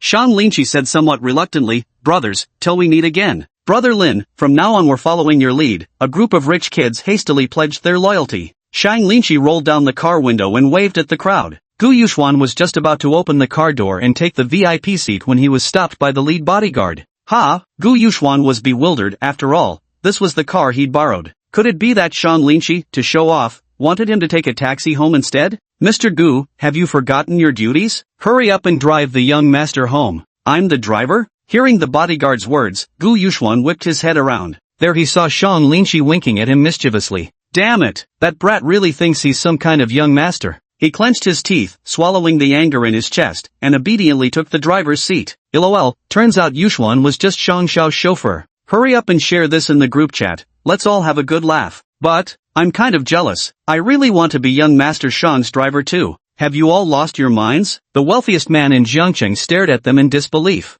Even at the peak of his glory, they'd never flattered him this outrageously. As the Lincoln rolled over a speed bump, the Louis XIII in the crystal liquor cabinet reflected Sean Lynchie's profile. In the rearview mirror, the rich kids were still gazing longingly at the taillights until they completely disappeared. The corners of his lips curled up in a smirk. Step 1 of the plan was a success. "Xianji, can we connect my Bluetooth?" Sean Lynchie asked. "No way. Whose car we borrowed, whose Bluetooth we use. Can you please stop playing that old-fashioned disco music? What's it to you? I happen to love it." Gu Yuxuan lifted his chin defiantly. After crossing the intersection, Gu Yuxuan parked the car by the roadside, opened the rear door and climbed in to sit beside Sean Lynchie. The temporarily hired bodyguard took the driver's seat as the vehicle gradually started moving. "Give me back my watch." Gu Yuxuan stretched out a hand. Sean Lynchie scratched his head. "I still need to use it next time. Let me borrow it for a bit longer." "No way. You can have it during the next performance. Do you even know how expensive this watch is?" Gu Yuxuan was starting to lose it. "And that bottle of wine, that was my dad's prized collection. You just went ahead and shared it all?" Sean Lynchie raised an eyebrow. "You drank it too, didn't you? Tastes good, right?" Yeah, it's good. Wait, don't change the subject. "Give me back my suit jacket too." Sean Lynchie frowned. "Bro Xian, I'm not wearing anything underneath." "I don't give a damn. I'm pissed off today." "Take it off. This suit is worth 500 grand. Does it look bad on me?" Sean Lynchie adjusted his collar. "It suits you quite well. Actually, no. Take it off." "No way." Sean Lynchie shook his head vehemently, like a rattledrum. Gu Yuxuan went straight for Sean Lynchie's collar, undoing it without hesitation. Jesus! Sean Lynchie clutched his chest tightly. Assault! Help! Straight up tearing people's clothes off. Half an hour later, Sean Lynchie, clad in a shirt emblazoned with a clown motif, was shoved out of the car by Gu Yuxuan. He lifted his head and glanced at the 30-square-meter rented room, letting out a helpless sigh. "Bro Xian, I'm coming over for dinner tomorrow. Remember to save a portion for me." Gu Yuxuan was about to greet him, but upon hearing Shang Lynchie say this, the stretch limo instantly vanished without a trace. "Oh wow, Sean Lynchie really has some clout, huh? Hurry and send him a message checking in. Ask if he's made it home yet? Is he really telling the truth about making us rich?" Hearing their doubts, the wealthiest man in Jiangcheng curled his lips into a smirk. Who knows, maybe everything we saw tonight was just an illusion. No way. Even if he's Gu Anrun's ex-boyfriend, would someone as prideful as Gu Yuxuan really play along like this? If he's really the young master of a hidden aristocratic family, he must know more about lucrative trends than we do. Upon hearing the analysis from River City's richest man, the group had an epiphany. Holy shit, if this kid is just pretending, and we filmed all those bootlicking videos of him tonight, already shared in the group chat, bowing to some poor kid like he's our boss, wouldn't that be utterly humiliating? Don't worry, if this kid is faking it, I'll make sure he can't survive in Jiangcheng. Young Master Zhao made a chopping motion with his hand, swiping it across his neck 3 times. Chapter 66, Delicious Irony. Special Forces Boot Camp, Money-Making Edition. Young Master Shang, everyone, the first money-making opportunity has arrived. Buy XX Company's stock, it's in a 1-month growth cycle with 30% gains. Seeing Shang Lynchie's message, the group of wealthy second-generation heirs hurriedly rushed to show their goodwill. They immediately looked up the company's information and discovered it was a small enterprise established less than a year ago. Hai Cheng's third young master Shang, can stocks from such a small company really make money? Yun Chang's little tyrant, doesn't seem reliable. My dad says enterprises like this are bottomless pits, might just be a shell company. Entertainment star 666, wouldn't it be safer to buy stocks from big corporations? River City Tycoon, young Master Shang, you didn't just set up a shell company yourself to scam us out of our money, did you? Young Master Shang, opportunity knocks but once. The decision is yours to make. Watching Sean Lynchie speak with such unshakable confidence, the group fell into contemplative silence. That sounds like something straight out of a time traveler's script. Everyone entered the private group chat without Sean Lynchie and started discussing. Top tycoon of Jiangcheng, see? I told you the fox would show its tail sooner or later. Top tycoon of Jiangcheng, he doesn't have the bearing of a rich heir at all, trying to fool us with some made-up story. Star Entertainment Little Six, yeah, it does feel a bit like showing off. Cloud City Tyrant, maybe we should just give him a chance and buy some to test it out? Seaside City Trio, I've only got 1 million left in pocket money. Might as well toss in 100k to try if it actually works out. Young Master Shang would probably think we trusted him more. River City's richest, sigh, do whatever you want. I won't invest in a guaranteed money loser, that's what my dad taught me. Jiangcheng's richest, don't blame me for not warning you when your money ends up down the drain. The dominance of Jiangcheng's wealthiest was still formidable. Half of the affluent second generation heeded his words and decided not to invest. The rest decided to throw in a bit less money, just to test the waters. After all, when pocket money runs out, there's always next month. Gu Yuxuan was also reviewing the business analysis, eyeing Shang Lynchie with suspicion. Are you sure this can really make money? You're not trying to bankrupt me, are you? Shang Lynchie took a sip of tea, then grabbed a bunch of grapes and began devouring them. With a laugh, he said, I guarantee it with my reputation. Oh, then I don't think we should invest. Gu Yuxuan pouted. No, bro, do I really seem that unreliable in your eyes? Unreliable. Gu Yuxuan nodded vigorously. Then let's just buy a little first, I'll show you what I'm capable of. Gu Yuxuan had never dabbled in such things before. Their family business was rooted in manufacturing, specializing in electronic products. Speculative ventures like these were viewed by Gu's father as akin to gambling, and thus strictly forbidden. The risk of addiction loomed large, with the potential to sink deeper into quicksand. Gu Yuxuan handed his phone to Shang Lynchie. Then you handle it. Shang Lynchie quickly completed the purchase and returned the phone to Gu Yuxuan. How much did you buy? 500,000. It's indeed a bit too little, just enough to make a small profit. What? You spent all my 3 months' allowance? Ha, your allowance is less than your senior sister's? Gu Yuxuan stood up, scratching his head in frustration, completely distraught. He only had 500,000 left in his bank account, all squandered by Shang Lynchie this guy, and wouldn't get more until the end of the month. And today just happened to be the first day of October. How was he supposed to survive this entire month? I don't even have money for food now. Don't worry, we'll recoup the costs soon. Shang Lynchie remained completely unfazed, still sipping on his soda. Gu Yuxuan quickly took out his phone and called Gu Anren. Hey big brother, what's up? Gu Anren was sitting in front of the dressing mirror, attended by 3 maids. One was applying her makeup, another was styling her hair, and the third was holding up her phone. Gu Yuxuan blushed slightly, unsure how to begin.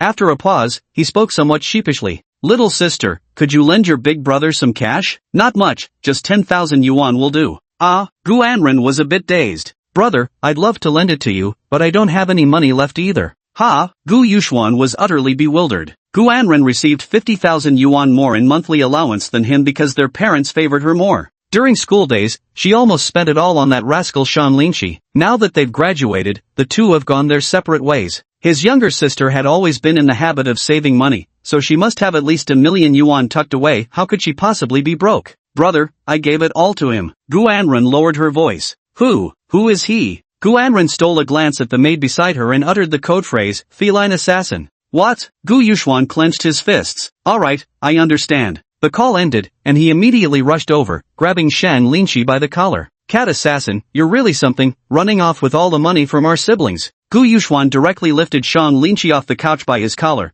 leaving his rear dangling in midair. Don't get so worked up, brother-in-law to be. I still have some money left, enough for us to eat, Shang Lynchie said with a grin. Shang Lynchie, you must be out of your damn mind. Holy shit, if the apocalypse hits right now, I swear you'll be the first one I take out. Stay the hell away from my sister from now on. Your breakup was the best thing that ever happened. Gu Yuxuan's eyes burned with fury. Shang Lynchie threw an arm around Gu Yuxuan's shoulders. Chill out, brother-in-law. You're still depending on me for meals this month. You can't ask your parents for money anymore, can you? What do you think they'll do if they find out you've been sticking with me all this time? Gu Yuxuan truly hadn't expected this. This guy's heart must be pitch black. Fine, I want French cuisine. Take me there. Gu Yuxuan folded his arms and declared righteously. What nonsense is Western food? I'll take you somewhere better. Oh, seems you've still got some conscience left. Gu Yuxuan raised an eyebrow. When the two of them arrived arm in arm at the entrance of a shabby little home-style restaurant, Gu Yuxuan was stunned. Is this what you call a feast? You actually brought me to a place like this?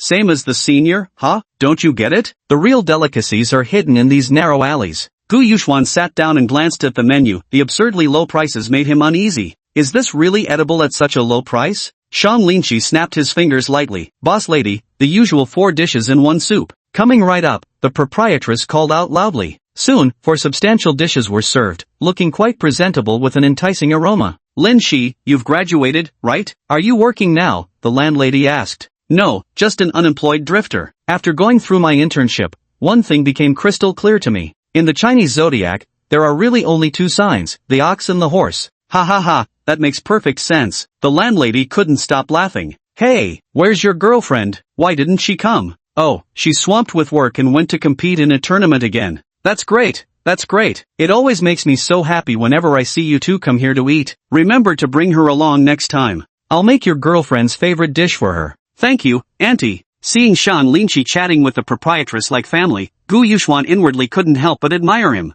Though he was a genuine rich second-generation heir, his social skills paled in comparison to Shan Linqi's. Despite this guy having a black heart, there were still merits worth learning from. Brother-in-law, hurry up and eat. We've got work to do later. Gu Yuxuan watched as Shan Linqi devoured the cheap food with such relish that he even licked the bowl clean. He curled his lips slightly in disdain, thinking to himself, in the end, he's just an ordinary guy who doesn't understand that food is meant to be savored, not just to fill one's stomach. Do you want me to feed you? Ah! Shan Linqi picked up a piece of braised pork and stepped closer. Enough! Gu Yuxuan raised his fist and slammed it hard on the table. In an instant, the entire restaurant fell silent as all eyes turned toward him. Shan Linqi, listen to me. Even if I starve to death, even if I jump off from here, I will never eat a single bite of your food. Gu Yuxuan roared angrily. Upon hearing this, the landlady's eyes glistened with concealed tears. How can this be? Shan Linqi was also stunned. He quickly stood up and helped the landlady into the kitchen. You looking to die or something? If you don't want to eat, then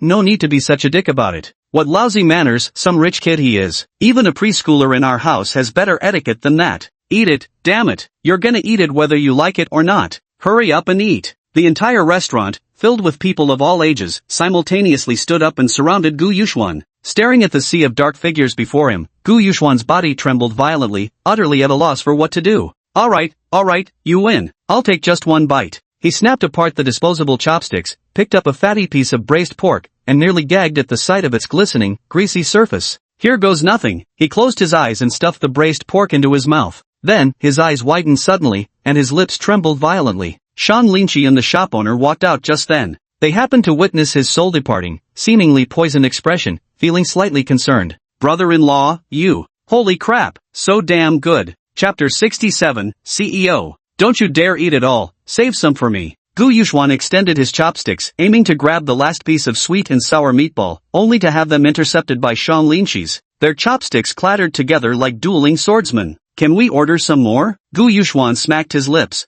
No, Shan Linqi flatly refused. He only had 10,000 yuan left in his pocket, and the daily expense of 100 for 2 people's meals was already pushing his limit. Gu Yuxuan glanced at the 200,000 yen watch on his wrist, wondering if he should pawn it first to get some quick cash. After finishing their meal, Gu Yuxuan drove Shan Linqi to the Gu family's factory. What are we doing here? Gu Yuxuan asked suspiciously. Scouting the competition. We'll receive our first funding next month, so we need to start preparing. Half an hour later, the Mercedes-Benz car door opened. Shan Linqi, wearing a face mask, tilted her head upwards. A modern building stood before him, its massive glass curtain wall reflecting the blinding sunlight. After changing into a blue dustproof suit, he entered the factory. Within the spacious interior, automated production lines were neatly arranged in rows. Robotic arms operated methodically, precisely grasping and assembling components. Workers in uniform workwear were intently monitoring the equipment, occasionally recording data on the control panel. A woman in a black suit blocked the way. Young master, registration is required to enter the factory. Gu Yuxuan took the pen and signed his name. Who is this? The woman eyed the masked Shan Linqi warily. Oh, I'm Xiao Chang. You must have heard my name before. The young master Zhao from Huasher Group? The woman's expression shifted slightly. Correct. You may also address me by my Jianghu title, richest man of Jiangcheng. Shan Linqi casually pulled out a fan and began gently waving it. Come in, so it's young master Zhao. The woman quickly gestured for him to enter. The two smoothly infiltrated the interior, and Sean Linchi picked up a semi-finished product to examine it carefully. The Gu family mainly produces semiconductors and components for household appliances. It has to be said, this thing carries quite a bit of technical sophistication. However, production can commence as long as the corresponding equipment is imported from abroad. In his early years, Mr. Gu seized the market opportunity by riding the trend ahead of others. Their products sold at lower prices than foreign competitors. Under the influence of brand recognition, they became the preferred choice for most suppliers. So, what exactly are you trying to accomplish by coming to my family's factory? Gu Yuxuan always felt Sean Linchi was up to some mischief again.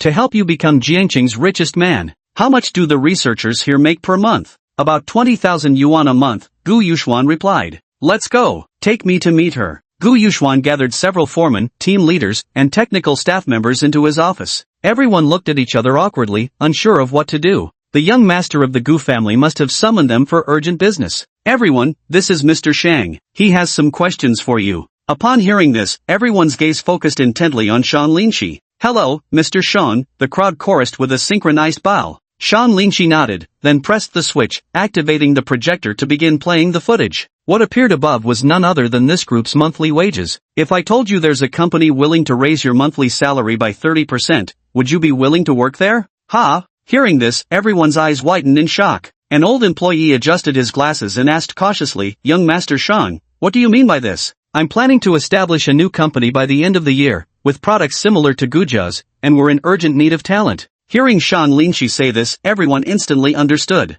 So this guy was here to poach talent. Several senior employees immediately became intrigued, nodding repeatedly. I do. Of course I do. Who'd say no to money? Humph. You bunch of ungrateful traitors. A fist slammed heavily on the table. A square-faced middle-aged man stood up. Don't forget the Gu families treated us well. We've been loyal employees for over a decade. I won't stoop to such betrayal. I know exactly what you're up to. The uncle glared fiercely at Sean Linchi. Once we leave, if any issues arise with the Gu family's production line, there'll be no way to fix them in time. You're trying to seize the opportunity to take over the market. The people around them, hearing this, also agreed with the uncle's perspective. How could they not understand Sean Linchi's intentions? But the benefits Sean Linchi offered were truly substantial. The square-faced uncle was the head of the technical team and its most core member, holding the lifeline of the Gu family's technology. Hearing this, Sean Linchi didn't get angry and maintained his smile. Of course, as a newly established company, you're all founding members and will also receive additional company shares. And there are shares too? A few overeager employees couldn't help smacking their lips and swallowing hard. If Mr. Sean was telling the truth, their salaries would become immeasurably valuable. Although they held relatively high positions in the Gu family, they still received fixed monthly salaries. But if they could get company shares, that would be a different story. The higher the company's profits, the more they could earn. I get it now, this is absolutely exhilarating. Beside him, Gu Yuxuan drew a sharp breath, finally comprehending exactly what Sean Linchi was planning. Sean Linchi was ready to wage an all-out war against his family, determined to bring the Gu family to utter ruin. Using shares as an incentive can significantly boost employee motivation. Holy shit, this guy. Gu Yuxuan glanced sideways at Sean Linchi. Could he really be a descendant of a hermit family? How does he know so much about business warfare tactics? No, he shook his head. He's targeting my family's company. What the hell am I thinking? Gu Yuxuan snapped back to reality. Sean Linchi, you little bastard, shut your mouth. Gu Yuxuan tried to stop him. Yet except for the square-faced middle-aged man, all the other employees had already succumbed to the grand vision Sean Linchi painted. They all eagerly declared that as soon as the company was established, they would immediately resign and leave the Gu family, to contribute their modest strength to young Master Sean's business empire. I'll even advance you all 2 months' salary in advance. Sean Linchi held up 2 fingers. Young Master Sean, we're at your service. Mr. Sean, from now on we'll follow your lead. Damn the Gu family. After 10 years of slaving away for them, they only bumped up my pay by $1,000. Young Master Sean, you're practically my savior. Gu Yuxuan looked at the brainwashed employees and felt a sharp ache in his teeth. Sean Linchi, are you out of your fucking mind trying to ruin our family? You crazy bastard. Gu Yuxuan lunged forward, fist raised to strike Sean Linchi. But Sean Linchi easily grabbed his arm and said, looks like you'll have to change your name to Big Bro-in-Law from now on. I think titles like Chief Executive Officer or Boss Shen would suit you perfectly. Chapter 68, Working on the Assembly Line. Ha ha. Gu Yuxuan grinned from ear to ear, catching Sean Linchi's hand and planting a kiss on it. Little bro, you really know exactly what I want. Of course, you're my wife's elder brother after all, we're family. Shang Linchi wrapped an arm around Gu Yuxuan's shoulder. Everyone present unanimously agreed to join except for the square-faced uncle. Humph. With a toss of his head, he made to storm out the door. But the remaining employees stopped him, offering kind words to persuade him to seek better opportunities elsewhere. However, square-faced uncle was a man of loyalty. No matter how much Sean Lynchie offered, he wouldn't budge. This posed a real problem. Without poaching the core technician, all efforts would be in vain. Uncle Sun, you don't have to leave, but you must keep this secret. Sean Lynchie blocked Sun Duwang's path, staring at him with icy eyes. Sun Duwang met his gaze with equal coldness, pointing at Sean Lynchie and saying, "The Gu family has treated me well, and I won't let a brat like you get your way." Uncle Sun, that's not right. What gives you the right to stop others from making their fortune? The Gu family may have treated you well, but does that mean your brothers should keep suffering under their oppression? They are all precious talents, and only with a good platform can their abilities be fully utilized. Hearing Sean Lynchie praising them non-stop, the employees immediately surrounded Sun Duong, engaging him with brotherly affection in conversation.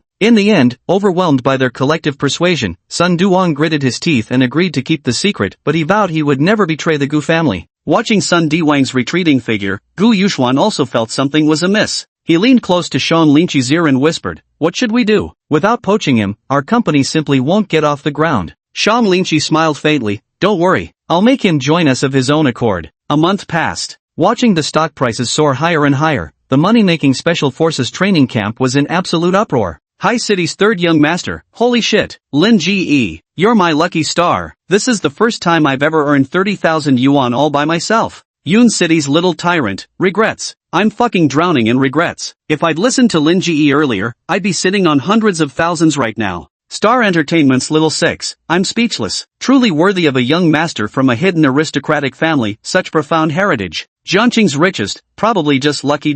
Seeing the message in the group chat, Sean Lynchie curled his lips into a smile. Young Master Shang, don't worry, another money-making opportunity is coming soon. Will you listen to me this time? Haicheng's third young master, of course, Brother Lin. Quickly share the insider info with us, begging you. If my dad finds out I've earned this much money on my own, he'll definitely see me in a new light. Cloud City Tyrant, a Brother Lin just fell from the sky. I'm in love. Cloud City Tyrant, too bad I'm not a girl. If I were, Brother Lin could do whatever he wants with me. Young Master Shine, alright, we're all good brothers here, no need for these empty flatteries. Following the memories from the simulation, Sean Lynchie shared another stock tip with everyone, this time even bolder, predicting a 40% gain. The Cloud City Overlord and his crew didn't hesitate for a second, they went all in. This time, only a few people chose not to invest. The wealthiest man in River City stared at the utterly unreliable stock before him, hesitating for ages. In the end, he still threw in 100,000 yuan. Haicheng third young master, brother richest, have you bought it yet? I'm going big this time, throwing in 1 million. Cloud City's little tyrant, me too. Next month I'll be raking in a cool 400 grand in fury. Jiangqing's richest man, humph, I didn't invest a single penny. That kid just got lucky. By December, Jiangqing's richest man fell into silence as he stared at the extra 40,000 yuan in his bank account. Jiangqing's richest man, ahem. Young Master Sean, do I still have a chance? Sean Lynchie took Gu Yuxuan to an old factory building in the suburbs. A chubby young man dressed in a gold suit approached them. Upon seeing Shang Lynchie, he immediately beamed and strode forward. He hugged Sean Lynchie excitedly. Master Sean, what an honor it is to finally meet you. Juancheng's little tyrant finally came face to face with his financial benefactor. He led the two on a tour of the old factory building, where the industrial facilities were fully equipped. Just a bit of refurbishment was needed before operations could begin. Not bad at all, I'm quite satisfied. Sean Lynchie accepted a cup of tea and took a sip. Xuancheng's little tyrant brought out his prized collection of cigars and offered one to Sean Lynchie. I don't smoke, my girlfriend can't stand the smell. Sean Lynchie raised his hand to decline.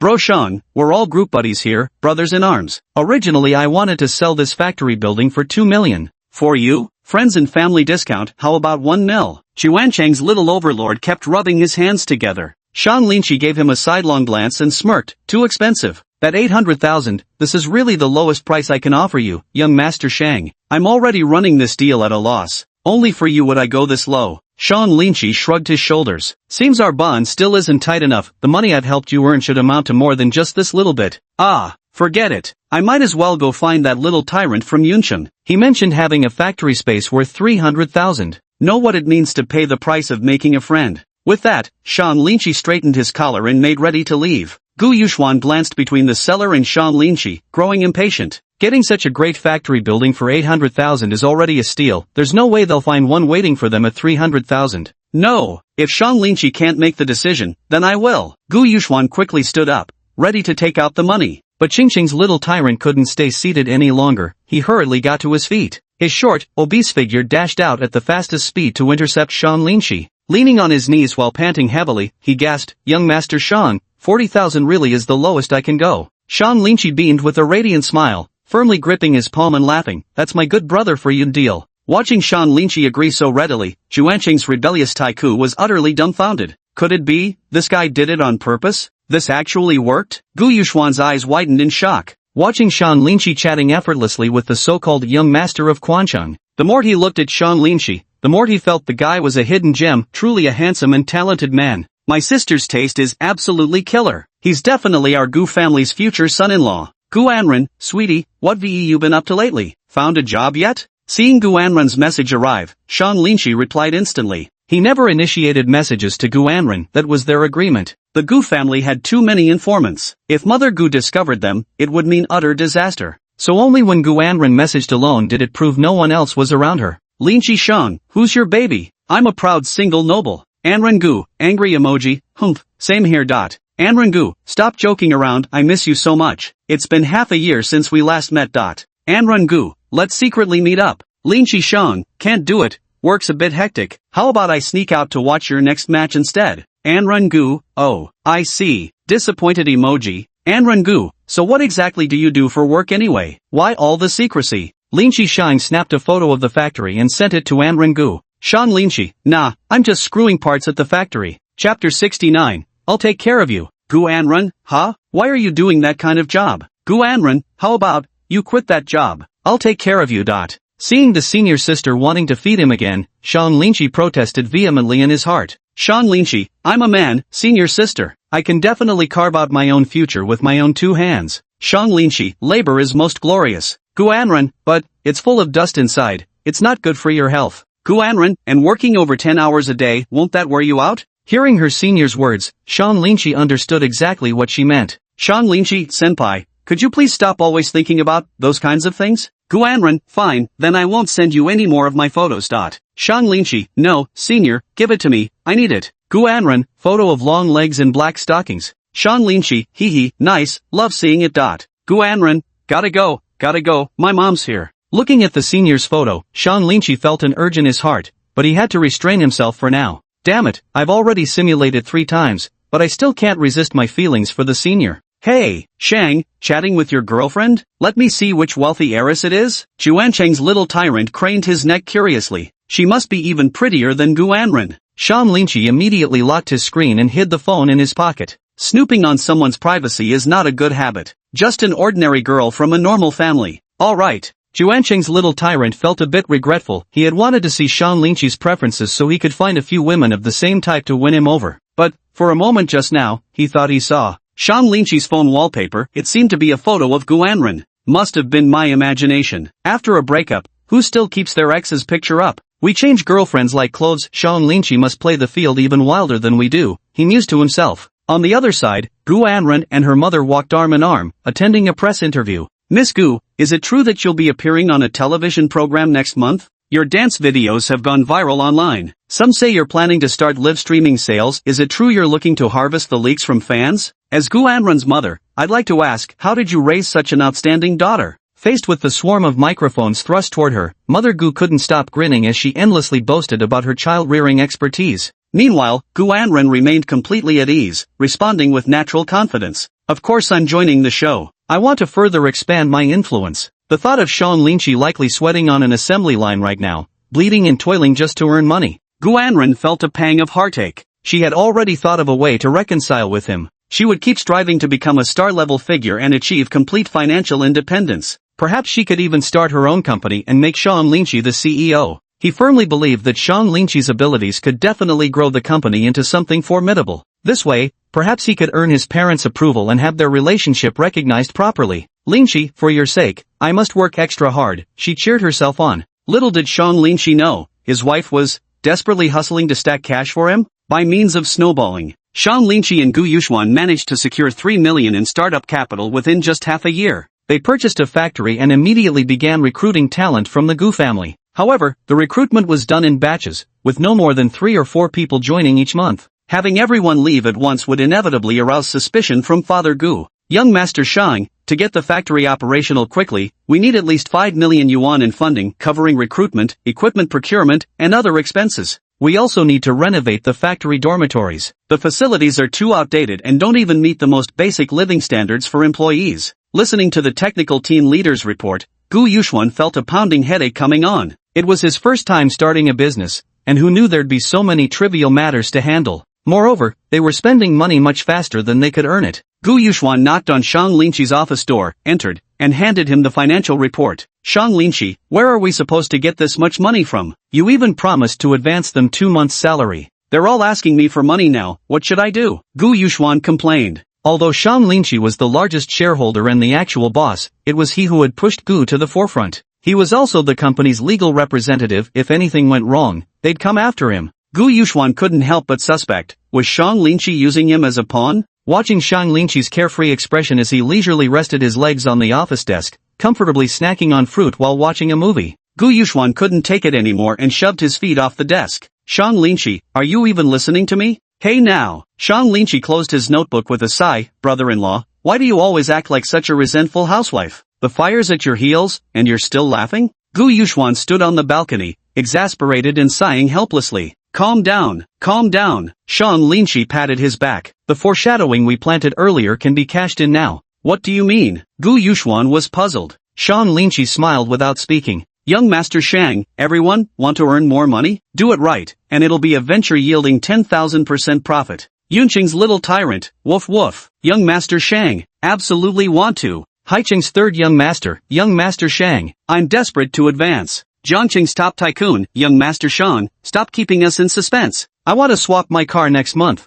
Star Entertainment's little 66, young Master Shang, I've got connections with several starlets, can that count as capital contribution? Juanqing's little overlord, young Master Shang, don't tell me you're referring to that? Young Master Shang, I'm establishing an electronics tech firm, already recruited top-tier talent. Just need that final push in startup funds. Yunqing's little tyrant, I'm in, Brother Lin. I've got to get a piece of this. Young Master Shang, you should all come visit the factory in person first, then make your decision. Young Master Haicheng, what's there to think about? I totally trust young Master Shang's judgment. See, the money issue was solved in no time, wasn't it? Shang Linqi shrugged. Seeing the group chat messages, Gu Yuxuan felt his entire body go numb. So, the reason you specifically took them to make money before was all for today? Yikes! Gu Yuxuan suddenly felt goosebumps crawling all over his body. Staring at Shang Linqi's departing figure, he sighed inwardly. Is this kid really 22? He's so cunning. First you cast bait, let the fish eat their fill, gain their trust, and then start slaughtering them? Shang Linqi curled her lips. Having lived through 3 lifetimes, how could she possibly stay stagnant? The office door suddenly swung open as the senior employee in charge approached Gu Yuxuan to report the latest updates. President Gu noticed that a few of us had left and started growing suspicious. He investigated the employees who were on duty, but we all kept our mouths shut. However, according to the remaining employees, Mr. Gu gave each of them an extra 1,000 yuan bonus in an effort to persuade them to stay. They become hesitant now because the money Shang Xiao promised them hasn't come through yet. Hearing this, Gu Yuxuan completely understood she was here to ask him for money again. He felt a headache coming on as he turned to meet Shang Linqi's gaze, unsure how to handle the situation. Tell them the money will be transferred immediately. Shang Linqi issued the command. Chapter 70, Shiran Company, Ltd. With the funds secured, Shang Linqi simply paved the way with money. Even if the returns are slow, he's not afraid these rich second-gen kids will complain about their fate. Just give them a few small stock investments to keep their minds at ease. Young Master Shang, are you there, fortune brother? Jiangqing's top tycoon, young Master Shang, what instructions do you have for me? Jiangqing's wealthiest man knew one thing for certain. Whenever Shang Linqi took the initiative to message him, there was always a favor to be done. He couldn't help but feel rather smug. Even Shang Linqi acknowledged that he still had game. Mr. Shang, help me investigate someone named Sun Duong. I need to know his weaknesses, you understand what I mean. Jiangqing's richest man, what does this guy do? Could it be, young Master Shang wants me to teach him a lesson? Shang Gongzi, core member of the Gu family. Don't get caught. Jiangqing tycoon, understood. I'll make arrangements immediately. The Jiangqing tycoon worked with remarkable efficiency. Just 2 hours later, Shang Linqi received the other party's message. Looking at the ridiculously detailed personal information sent to him, Shang Linqi couldn't help but feel a bit horrified. Damn it, in the eyes of these rich second-generation kids, ordinary people might as well be invisible. Gu Yuxuan pushed the door open and walked in. Shang Linqi, you've really outdone yourself. With the funds secured, the factory will probably be operational by next month. Sigh, if that old bastard Sun Duong had shown up, we could have moved even faster, he said regretfully. Shang Linqi didn't respond. Changing into casual clothes, he grabbed his phone off the table and prepared to head out. Where are you going? Aren't you going to check the equipment? I'm going to pick someone up. Shang Linqi had barely finished speaking when the door was promptly shut in his face. Driving Gu Yuxuan's small Mercedes, Shang Linqi arrived at the city's People's Hospital and parked the car. He went to a nearby stall and bought some things kids would like, then carried the plastic bag upstairs. Upon reaching the inpatient ward, a young nurse asked him to register. I'm a friend of young Master Li, here to visit his fourth aunt. The nurse cross-checked the information Shang Linqi provided and, after verifying it, let him through. Young Master Li was the undisputed troublemaker of Yuncheng. The patient visitation procedures at the Municipal People's Hospital were extremely strict, prohibiting any strangers from entering. He actually had no fourth aunt at all, he had merely made a prior phone call to the hospital director. It was just a formality to get Shang Linqi a visitor's pass. Following the information provided by Jiangcheng's wealthiest man, Shang Linqi soon arrived at the entrance of room 1034. Peering inside, he saw a little girl with twin pigtails leaning against a pillow, reading a book on the hospital bed. Who are you? The girl quickly noticed Shang Linqi. Her two large eyes stared straight at him, filled with curiosity. Shang Linqi smiled, holding up the toy in his hand as he walked in, saying, I'm a good friend of your dad's. At 6 p.m., Sun Duong finished work and immediately rushed to the hospital to visit his daughter. Cici, look what daddy brought you to eat today? Sun Diwang's face beamed with paternal affection as he walked in carrying the snacks. As soon as I stepped inside, I spotted Shang Linqi sitting by the hospital bed. What are you doing here? Sun Duong frowned and immediately rushed over, intent on driving Shang Linqi away. Daddy, why are you pushing brother Linqi? Aren't you good friends? Under his daughter's curious gaze, Sun Duong temporarily suppressed his anger and politely escorted Shang Linqi out of the ward. He didn't want to lose his temper in front of his daughter. After all, she only had him as a father now. Young Master Shang, I know what your goal is. No matter how well you treat my daughter, I won't change my mind, Sun Duong said steadfastly. Your daughter has a malignant tumor. Without immediate surgery, her condition will deteriorate further, Shang Linqi said quietly. Upon hearing this, Sun Duong showed no surprise. Although these privileged second-generation youths were arrogant and domineering, they genuinely possessed influence. Investigating an ordinary family like theirs would be effortless. Needless to say, as the elder brother of the Gu family's young master, his connections must be even more formidable. Your wife passed away from malignant tumors soon after your daughter was born. Fate is always unfair to ordinary people. Such kind souls yet forced to endure the torment of illness. Both are human beings, the rich get to live, while the poor must depart from this world. Hearing Shang Linqi's words, Sun Duong unconsciously clenched his fists. He gritted his teeth and whispered, could you please stop mentioning someone's sore spot, young Master Shang? If you're here to pity me, you'd better leave now. A high and mighty person like you could never understand how I feel. Sun Diwang's eyes glistened with unshed tears. Shang Linqi handed him a tissue and pressed her hand on his shoulder. A faint smile played at the corners of his lips. I can understand, I once had a daughter too. She was the most precious treasure in my world. Daughter? Sun Duong glanced at Shang Linqi's youthful face, convinced he must be talking in his sleep. I've already paid for your daughter's surgery, Shang Linqi said calmly. At these words, Sun Duong jerked his head up abruptly. I just want to tell you, everything the Gu family couldn't give you, I can provide. But Mr. Sun is a man of loyalty and righteousness. I won't force you, whether you go or stay is entirely your choice. I simply don't want to see such a lovely girl disappear from this world. Then I'll take my leave first, Shang Linqi said before turning and walking away. Master Shang, please wait. Sun Duong hurriedly caught up, but Shang Linqi raised his hand to stop him. Your daughter is still waiting for you. Go to her first, she needs you very much. Watching Shang Linqi's receding figure, Sun Duong felt a tumult of mixed emotions. He returned to the hospital room, sat beside his daughter, and gently stroked her little head. The nurse walked in to confirm the surgery date with him. At this moment, he knew Shang Linqi truly hadn't lied to him. Daddy, brother Linqi is so nice. I want him to come play with me again tomorrow, the little girl said, shaking her small head. Sun Duong nodded. Good, Dad will definitely have him come visit you again. He silently clenched his fists, a glimmer of moved tears flashing in his eyes, as if making some firm resolution. The next day, Sun Duong told his female secretary that he wanted to see President Gu. The secretary replied, you can tell me what's the matter, and I'll relay it. President Gu is very busy.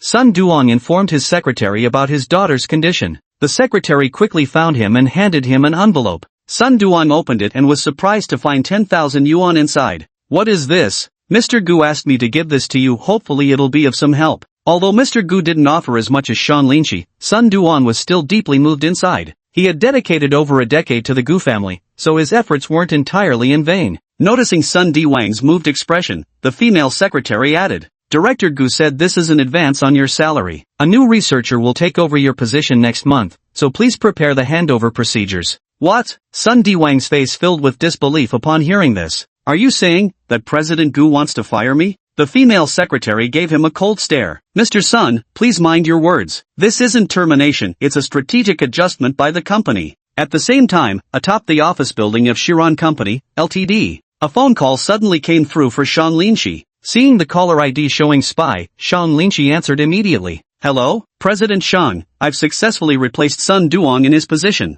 Mr. Gu is very satisfied with me, and Sun Duong has already been fired. Chapter 71, Why don't you take young Master Shang to freshen up? Gu Yuxuan sat hunched over his desk, fingers flying across the keyboard as he diligently entered all the data. He had finally gotten some free time and was just about to snack on something when the door opened again. His male secretary walked in with yet another stack of documents. Turning my head, I saw a green dinosaur sprawled on the sofa. He was curled up with his phone, reading a novel and occasionally bursting into laughter. Laughing my ass off, ha ha. Gu Yuxuan threw himself back into work. This author is truly brilliant. What an incredible imagination. TSK TSK TSK. This villain is just too unlucky. Every time he tries to show off, he gets slapped down immediately. Honestly, he's the most pathetic one I've ever seen. This book is absolutely hilarious. It had me laughing till my stomach hurt. Can't wait to keep reading tomorrow. Could you actually do something useful? Gu Yuxuan had finally reached his limit. Hearing this, Shang Linshi lifted up the dinosaur headgear and jumped down from the sofa.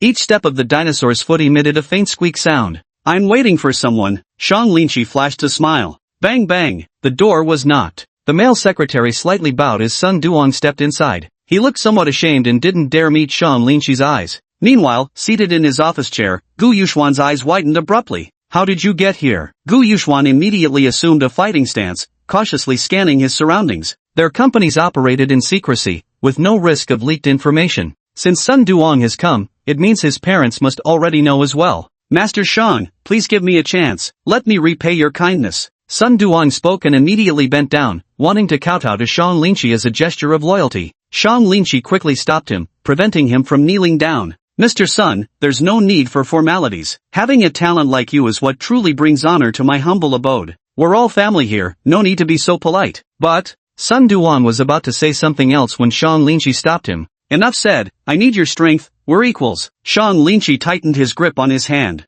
Sun Duong lifted his head, smiling faintly at the handsome face peeking out from under the dinosaur hood. He couldn't help but stare blankly, his face slightly flushed. Sun Duong wiped the tears from the corner of his eye and immediately went downstairs to work. He hasn't even gone through the onboarding process yet, but he's already eager to help Shang Linshi get the factory up and running quickly. Holy shit, what kind of love potion did you slip him? Gu Yuxuan was so astonished he could barely speak. He had also secretly sought out Sun Duong earlier, even going out of his way to prepare a hefty 200,000 yuan red packet as a gift, but it was all refused in the end. It must be that Shang Linshi gave him more. I'm telling you, kid, there ought to be a limit to throwing money around. How much did you give him? Shang Linshi held up two fingers, 200,000 yuan. Gu Yuxuan began to question his life choices. In the afternoon, I received a message from the Special Forces training camp. Inviting Shang Linshi to attend the grand banquet was the perfect opportunity to meet more talented young elites. Shang Linshi, as always, never turned down such an offer. As night fell, the city skyline sparkled with dazzling lights.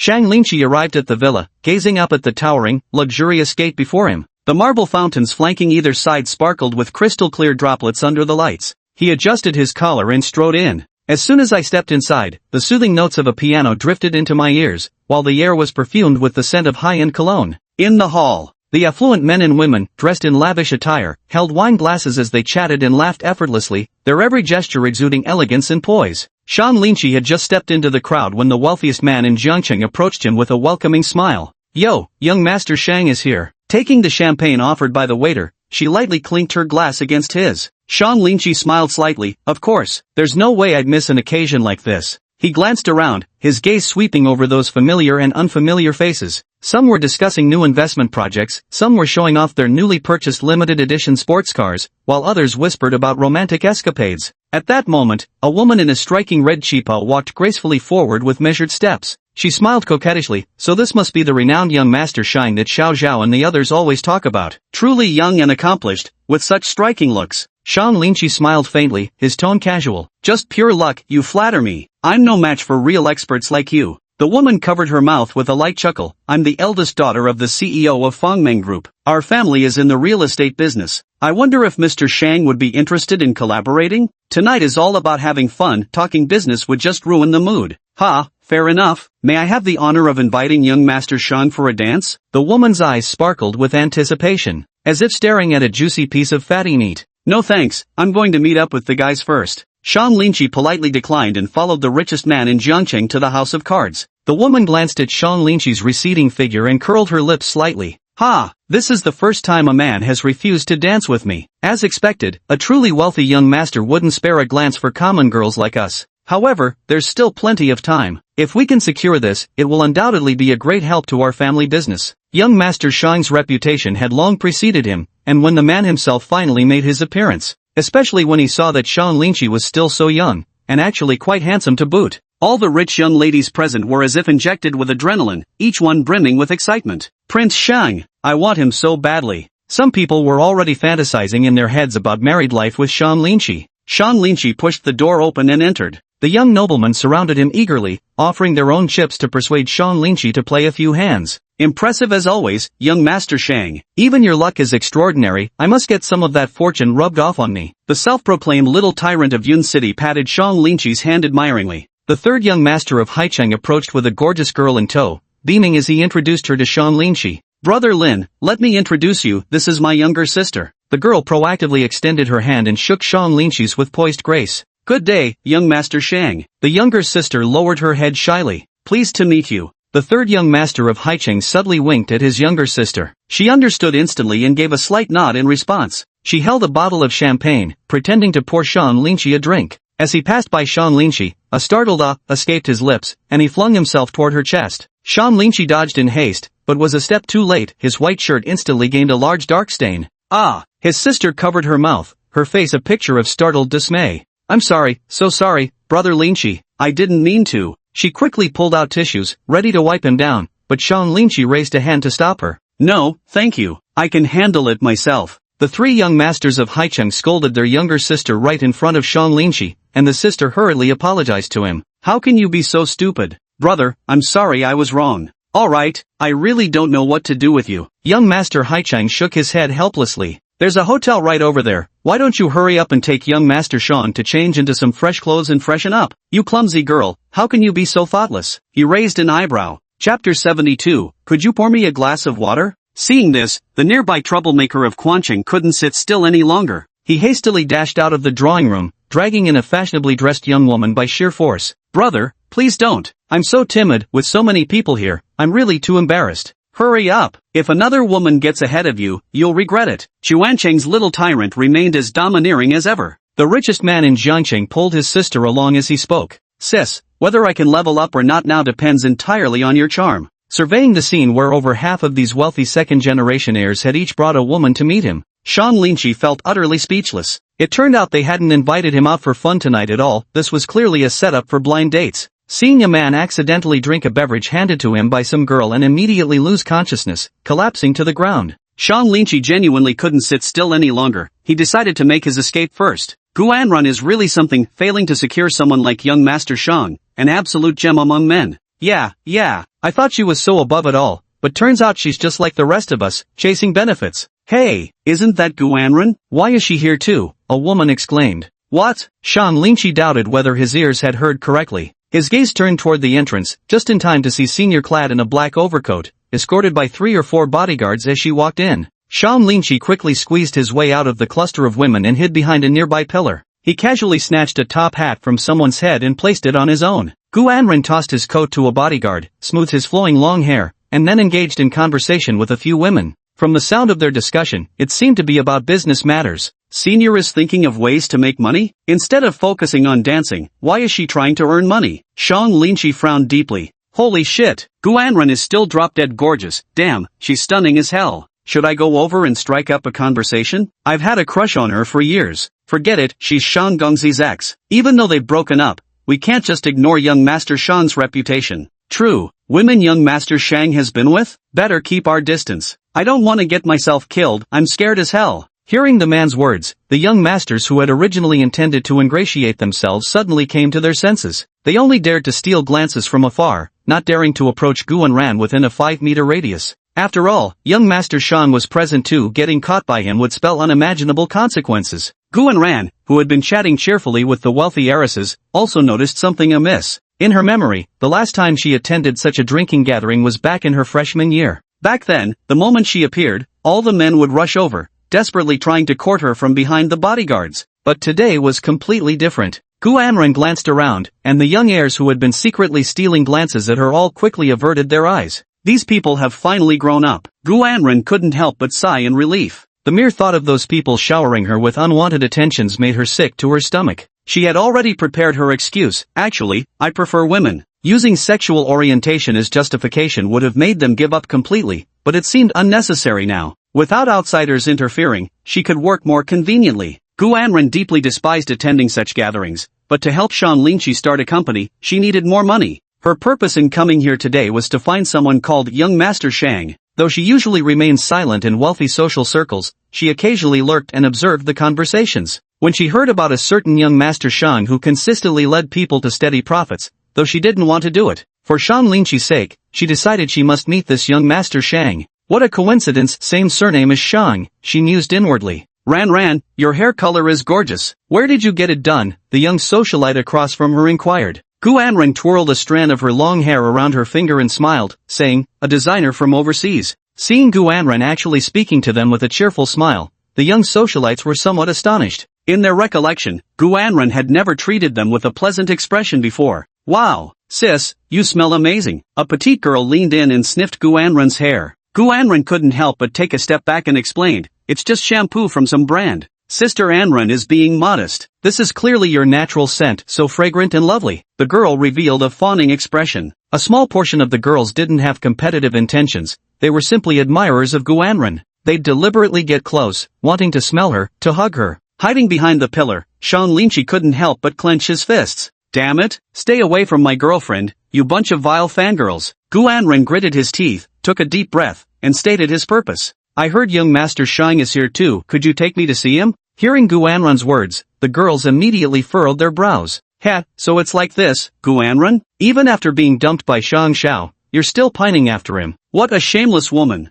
I knew there must be a reason she came to the party today, all dressed up so prettily. Turns out she's here to seduce Shang Xiao again. Still pretending not to know Shang Xiao? Isn't he your ex-boyfriend, Guan Ran? Who would have thought after all these years, your tea art skills have improved so much? The girls wore friendly smiles on their faces, though inwardly they were tearing her apart with their thoughts. Big sister Anran, I'll take you to find him. The young girl took Guan Ran's hand. The two entered the game room but couldn't find Shan Linqi. Seeing her, the city's wealthiest men inside immediately turned pale, hastily putting down their cards and stepping back in unison. Young Master Zhao, I heard you're close with Master Shang, could you? Before Guan Ran could finish her question, the richest man in Jiangcheng grabbed his sister's hand and bolted. I don't know him, please stay away from me. Guan Ran stretched out her hand, staring at the fleeing figures with pure bewilderment on her face. It's all because of you vixens, you scared off Mr. Shang. The woman in the cheapao stomped her feet in frustration, continuously blaming everyone around her. She hadn't even managed to get his contact information, now he was gone. What was the point of coming to this party tonight? Hearing the woman in the cheapao's outburst, Guan Ran and the young girl found an empty couch to sit on. Sigh, she let out a deep sigh, feeling like tonight had been a complete waste of time. The little girl tilted her head in confusion, looking at her. Anran's sister, it's alright, my brother knows him. If you urgently need to find him, I can help you get in touch. She flashed a radiant smile, looking just like a little angel. Guan Ran gazed at the adorable little face beside her and gently patted her small head. It's better to talk about such things in person, it's considered private. Alright, the girl pouted slightly and picked up an orange from the fruit platter to eat. Guan Ran suddenly felt a bit thirsty and glanced at the dazzling array of drinks covering the table. She shook her head, she didn't like drinking, and her alcohol tolerance was terrible. At that moment, a figure dressed in waiter's attire, wearing a mask and hat, flashed by. Guan Ran quickly called out to stop him. Could you please bring me a glass of plain water? Ha! Hearing Guan Ran address him, Shan Linqi's body suddenly stiffened. Chapter 73, Checking In. Shan Linchi initially wanted to pretend he hadn't heard and make a swift escape. Yet his overwhelming instinct to pamper his wife took control. He simply had to intervene. Besides, with his face mask and cap on, Guanren would never recognize him. Alright, just a moment, Shan Linchi lowered her voice. 5 minutes later, Shan Linchi returned, now dressed even more discreetly. In her hands was a tray bearing a glass of plain water, a grape-flavored soda, and a freshly brewed cup of coffee. These were all Guanren's favorite drinks. Placing the tray on the table, Guanren's gaze instantly locked onto the grape-flavored soda. She lifted the glass with graceful ease, her slender fingers elegantly curling around its rim. Tilting her pale neck, her crimson lips lightly met the glass's edge, parting slightly as the liquid glided smoothly into her mouth. At that moment, the sparkling droplets clinging to her lips shimmered brilliantly under the light. She licked her tender pink lips and smacked them twice when she finally loosened her grip.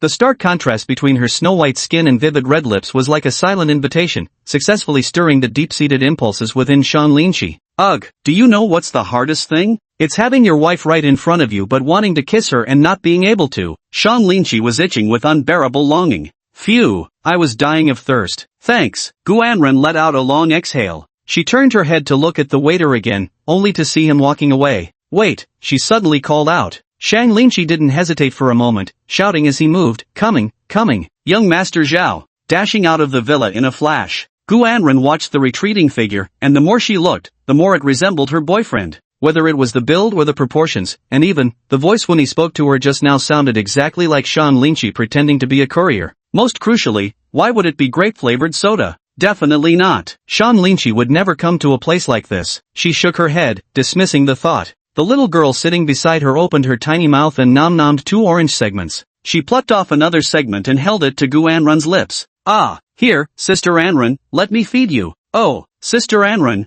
what are you drinking? It looks so delicious. Waiter, get me a bottle of grape-flavored soda too. The young girl raised her hand and snapped her fingers. The waiter approached but shook his head. I'm sorry, miss, there's no grape-flavored soda in the villa, only grape wine. Hearing this, Guanren grew even more suspicious. She dashed out of the villa, determined to find the other person. But as she stepped out of the villa, all that greeted her was the vanishing exhaust fumes. She immediately took out her phone and sent a message to Shan Linchi. Guanren, where are you right now? Shan Linchi was driving and didn't reply immediately. As soon as he stopped the car, he found himself right in front of the company entrance. Pulling out his phone, holy shit. Guanren had sent him 30 angry emojis in a row, along with several missed calls. Well, you're back? Gu Yuxuan happened to be coming downstairs and greeted Shan Linchi. As a result, Shan Linchi completely ignored him, hugging her phone while pacing in circles by herself. It seemed like some urgent situation had arisen. What happened? Gu Yuxuan grabbed his shoulders with a concerned gaze. Could it be that funding is an issue?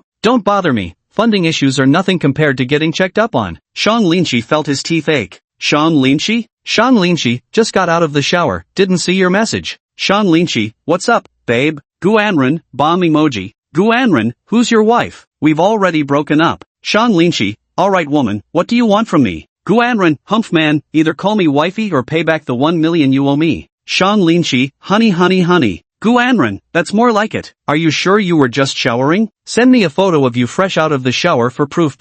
Shan Linchi, damn it, senior, what do you want to do with my photo? Guanren, call me wifey. Shan Linchi, wifey. Guanren, less chatter, send it now. Shan Linchi, won't. The senior sister started bombarding him with messages again, each one either a knife or a bomb. No choice, Shan Linchi could only reluctantly respond. He grabbed a bottle of mineral water and poured it over his head, the liquid soaking through his hair and white shirt. It gave off the vibes of a handsome youth in the rain, quite direct and unsubtle. After sending it to Guanren and seeing her perverted emoji, Shan Linchi breathed a sigh of relief. Shang Linchi, senior, where are you? Guanren picked up the grape soda bottle and took a selfie with it to send to Shan Linchi. Seeing the photo, Shan Linchi gasped sharply. That's way too obvious of a hint. Shan Linchi, hey, isn't this your favorite soda? Guanren, yeah, it's so strange there was only this one bottle at the party, almost like it was prepared just for me. Shan Linchi, head home early, no drinking allowed. Guanren, of course, with such delicious soda, why would I still drink alcohol? Shan Linchi, could it have been left by your big brother? Seeing Shang Linchi's message, Guanren's brows furrowed involuntarily, and he immediately called Gu Yuxuan. Gu Yuxuan's phone vibrated as the call connected. A gathering? Gu Yuxuan looked utterly confused. Damn it! Gu Yuxuan winced as Shan Linchi gave his waist a vicious pinch. He nodded immediately. Yes, that was totally me. Surprise, surprise, little sis, how's that for a plot twist? Gu Anren. After hanging up the phone, Gu Yuxuan raised an eyebrow. Are you afraid of your wife? Afraid my ass, I'm not afraid at all. Shang Linqi pouted. Oh, Gu Yuxuan's eyes sparkled with mischief. Learning that it was actually her brother's doing, Gu Anren couldn't help but feel somewhat disappointed. She sprawled across her pink bed, staring at Shang Linqi's photo while swinging her fair legs idly. Moa, Moa. She couldn't resist planting 2 kisses on Shang Linqi's photo. Then he clutched his phone to his chest and muttered to himself, Linqi, when will we finally meet? I miss you so much. Early the next morning, Shang Linqi, still in his dinosaur pajamas and barely awake, was called downstairs by Sun Duong. Ah, he rubbed his eyes and stretched lazily. Sun Duong excitedly handed him a semi-finished product for inspection. President Shang, this is my improved new product, lighter than the Gu family's original design and with a longer lifespan. Hearing this, Shang Linqi's eyes lit up. Comparing it with his memory of the Gu family's product, he realized Sun Duong was absolutely right. Why didn't you make upgraded products when you were at the Gu family's company? Shang Linqi sounded somewhat suspicious. Sun Duong let out a sigh, seeming rather helpless. I did propose it to President Gu, but he said the products didn't need updates or iterations. Although the new products would be more effective, they'd also increase costs. He didn't want his profits to decrease. Shang Linqi nodded. Indeed, these old-timers lack a sense of adventure and prefer playing it safe. Good, let's produce a batch of finished products first. We'll deliver by mid-month. Mid-month delivery? You already have a buyer right after production? Sun Duong looked utterly shocked. The efficiency of this operation is incredibly fast. Of course, I have many friends, and compared to the Gu family, they'd much rather work with me. Chapter 74, The Crown Prince of the Capital. Young Master Shang, shareholder darlings, our first batch of products is about to ship out. Now we need you to deploy the human wave strategy.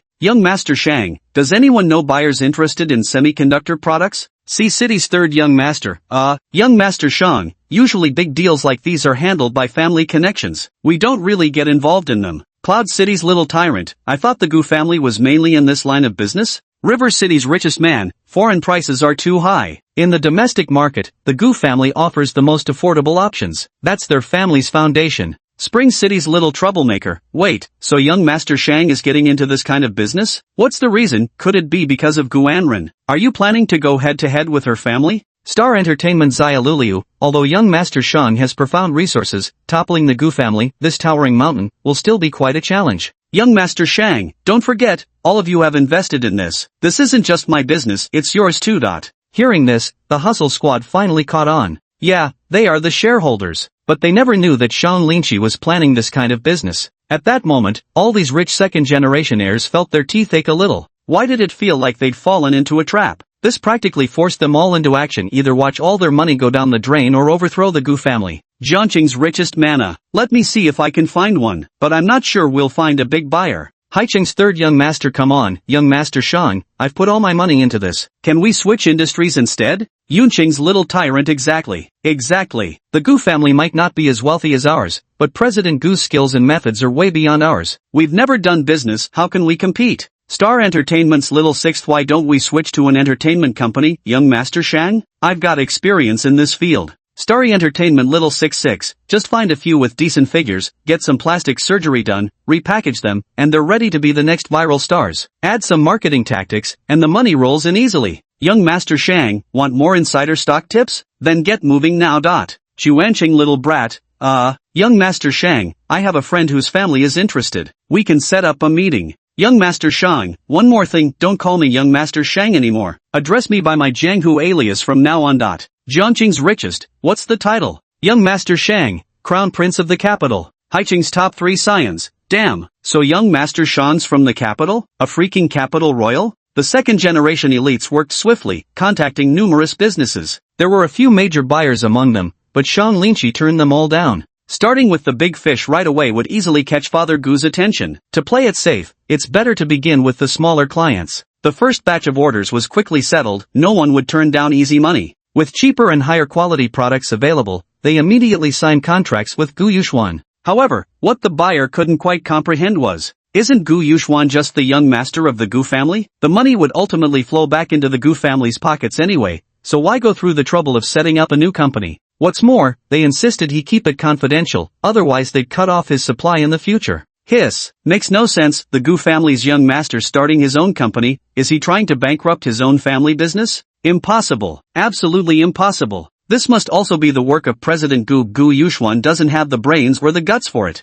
It's probably to hone Gu Yuxuan's abilities. The mastermind behind all this is none other than Chairman Gu himself. Realizing that Director Gu was the one orchestrating everything, the buyer immediately felt something wasn't quite right. He secretly slipped Gu Yuxuan an additional 100,000 yuan red envelope. Gu Yuxuan stared at the sudden deposit in his bank account with utter bewilderment. Hey, Uncle Chen, you transferred too much money. Uncle Chen repeatedly waved his hands. I understand everything. This is face money for the man behind you. The man behind me? Gu Yuxuan was taken aback. Why give money to Shang Linshi? Is the title of the young master of the capital that impressive? President Gu, here's this month's financial report. The female secretary presented it with both hands, her expression slightly stern. Mr. Gu took it and looked through it, noticing a decrease of 1 million in revenue compared to last month. 3 buyers cancelled their orders this month and indicated they wouldn't cooperate with us in the future either. Mr. Gu frowned slightly, then quickly relaxed. Did you ask them why? I did. They said you should know the reason yourself. I should know the reason myself? Mr. Gu was baffled. Why does this sound like I've done something wrong? Humph. He slammed the table forcefully. They really have no shame. A few petty bosses with their measly funds dare to spout such nonsense, acting as if the Gu family would collapse without their pitiful contributions. Go draft the proposal immediately, stating that we are the ones terminating the supply, ordered Father Gu. Yes, Manager Gu. The little assistant immediately set to work. Mr. Gu wasn't angry. A profit of 1 million yielding only 300,000 was utterly inconsequential to the Gu family. He turned his head to glance at the photo of Gu Anran on his office desk. My daughter has now become a big star. Once she's a few years older, I'll arrange her marriage to young Master Du by then. The Gu family will soar straight to the heavens, he declared with absolute confidence. Beyond the semiconductor business, Shang Linshi also invested the extra funds into other sectors. These are all areas where the second-generation elites excel, and Shang Linshi wants to maximize their potential. Stellar Entertainment Little 66, Young Master Shang, no, Your Highness, do you have time? I've picked out a few girl group members, want to come check them out? Beijing Crown Prince, you handle it yourself. Unless they're as pretty as my ex, I'm not going. Stellar Entertainment Little 66, then you'd better skip it. They're not even close to Gu Anran's level. Xingyu Little 6, but hey, young master, why do you keep bringing up your ex-girlfriend all the time? You're not still hung up on her, are you? Xingyu Little 6, why don't you two just get back together? Capital's young master, mind your own business. Focus on promoting those idol stars. I need results as soon as possible. Xingyu Little 6, got it. I've already contacted the production team, planning to send these pretty boys to experience rural life, slaughtering pigs and all. Gonna craft that unexpected image for them. Trust me, it's gonna blow up. Capital's young master, let me give you a suggestion. Focus on promoting one person and treat the others as background decorations. Star Entertainment's Xiao Lulu, understood. Star Entertainment's Xiao Lulu, young master, there's actually one more thing I need to report to you. Capital's young master? Starfun 666, your ex-girlfriend contacted me, or more precisely, my sister was the one who reached out to me. Starfun 666, she insists on meeting you. My sister keeps bringing it up every day, it's driving me crazy. Starfun 666, so, what do you think? Capital Prince, no. Star Entertainment Xiaoluliu, just give her a chance to meet you, she really wants to see you. Consider it helping your little brother out with a headache. Star Entertainment Xiaoluliu, who knows, you might even rekindle the old flame after meeting. Crown Prince of the Capital, stop bothering me. Star Entertainment Xiaoluliu, I know Gu Anran isn't worthy of you. Entertainment Circle Little Lulu, but within our small circle, she's considered top tier. Don't set your standards too high. Chapter 75, this female celebrity is so beautiful. Shang Linshi genuinely couldn't understand why was she so obsessed with making money. Then what was the point of him earning money anyway? Wasn't he striving precisely for her sake? Shang Linshi, senior, besides practicing dance, what else have you been up to lately? Gu Anran, nothing much, just participating in some programs and stuff. Haven't I already sent you all the videos? Not telling the truth? Shang Linshi, why do I feel like you're hiding something from me? Gu Anran, no, really, no. Shang Linshi, husky skeptical look. Gu Anran, okay, I admit it, I just wanted to buy you a car to drive on your birthday.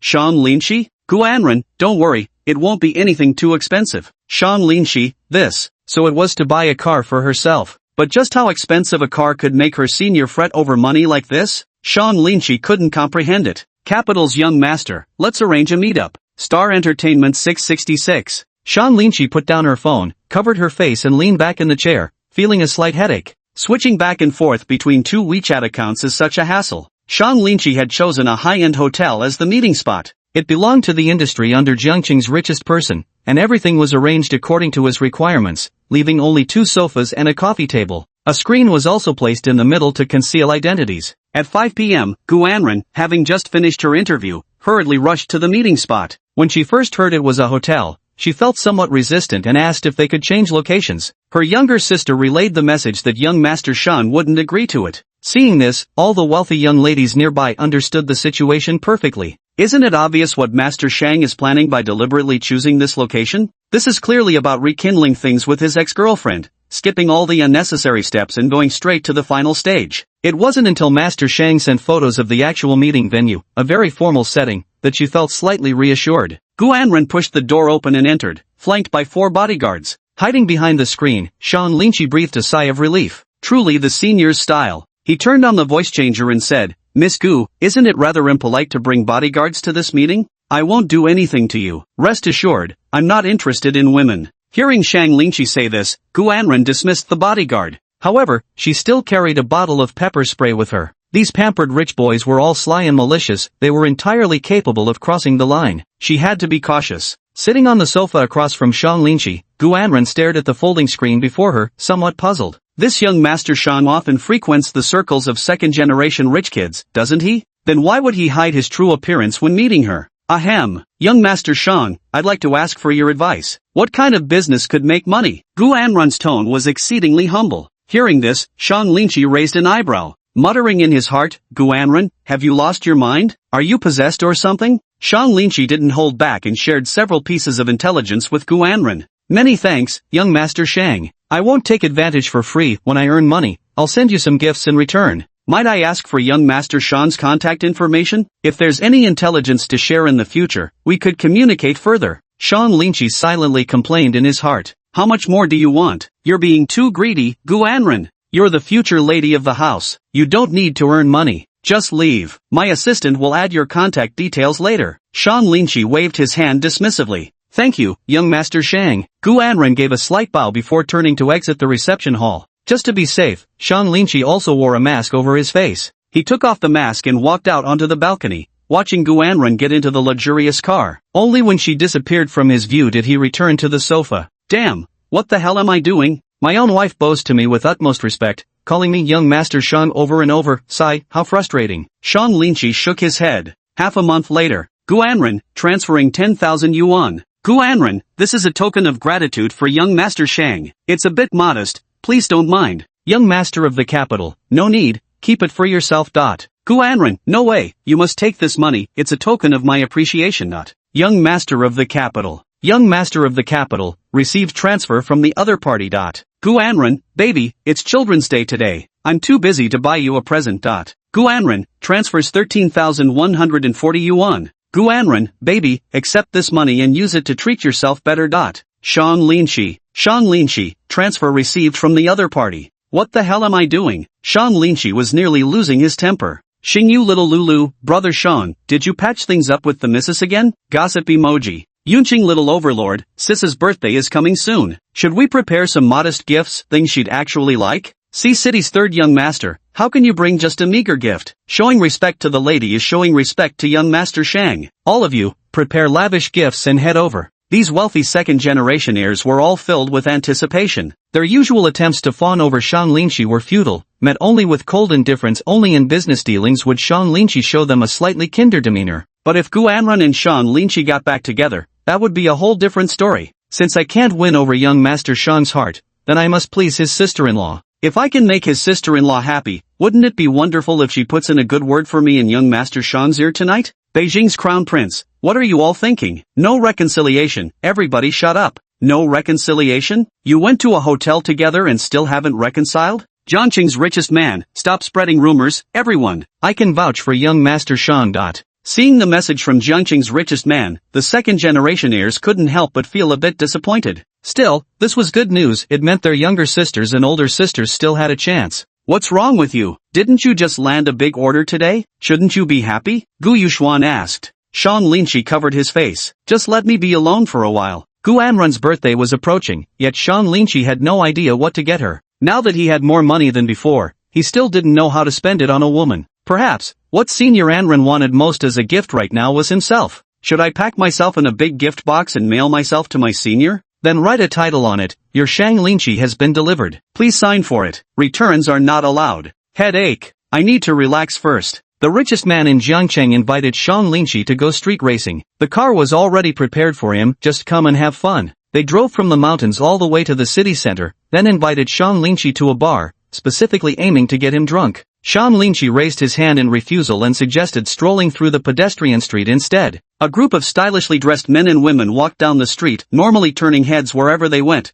their extraordinary aura evident at a glance. But today was strangely different, no one even glanced at them. The pedestrian street was packed to the brim, with the crowd chasing frantically towards some unknown destination. Shang Linchi and his crew, feeling bored, leaned against the hood of their supercar, curious to see what all the fuss was about. Make way! The bodyguards encircling the area desperately tried to push back the onlookers. But the crowd's enthusiasm didn't wane as they jogged along, phones in hand, recording videos while jostling forward. This must be some female celebrity making a grand entrance. Probably here for filming a scene or attending a fan meet and greet event. These people may look glamorous on the surface, but they're only important in front of the masses. When they see us, they have to bow their heads and call us grandpa. The rich second-generation heirs stood with arms crossed, all thoroughly pleased with themselves. Holy shit, I think I saw her face, so tall, with such long, fair legs. Though she's just an actress, she's truly gorgeous. Not bad at all. Her aura feels different from other female celebrities too. Yunqing's little tyrant had been laughing the hardest, but the moment he caught sight of the actress's breathtaking profile, his face instantly drained of color. Taking off the sunglasses on the bridge of his nose again,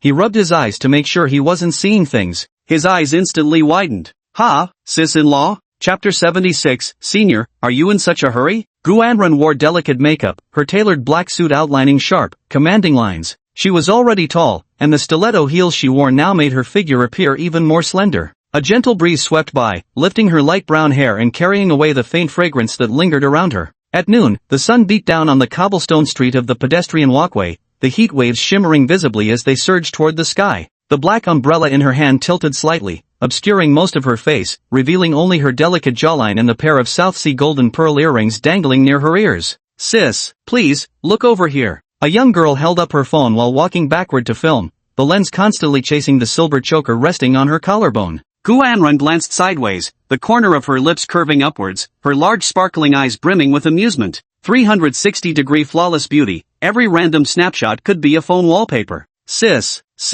can I get your autograph? Another girl squeezed through the crowd, clutching a fashion magazine featuring Gu Anran. She dashed too fast, too frantically, catching the attention of the bodyguards. He wanted to stop her but accidentally knocked her to the ground. The girl fell hard on her bottom, and when she looked up, Gu Anran's figure had already disappeared into the crowd. Tears welled up in her eyes. She'd traveled all the way here just to see her, just to ask for an autograph. Senior Sister Anran, I'm your biggest fan. The girl lowered her head in disappointment. Are you okay? A gentle voice reached her ears. The girl looked up, startled by the beauty before her. Gu Anran was bending down, standing right in front of her eyes. She extended her hand toward her, and Gu Anran pulled her up from the ground before embracing her. Then they took several pictures together with her phone. After the photos were taken, the girl's face turned rosy as she covered it with her hands, her expression brimming with happiness. Gu Anran took the pen again to sign for the girl. As she handed the pen back, she casually adjusted the girl's slightly tilted hat. With a gentle smile, she said, "Be careful not to get heatstroke."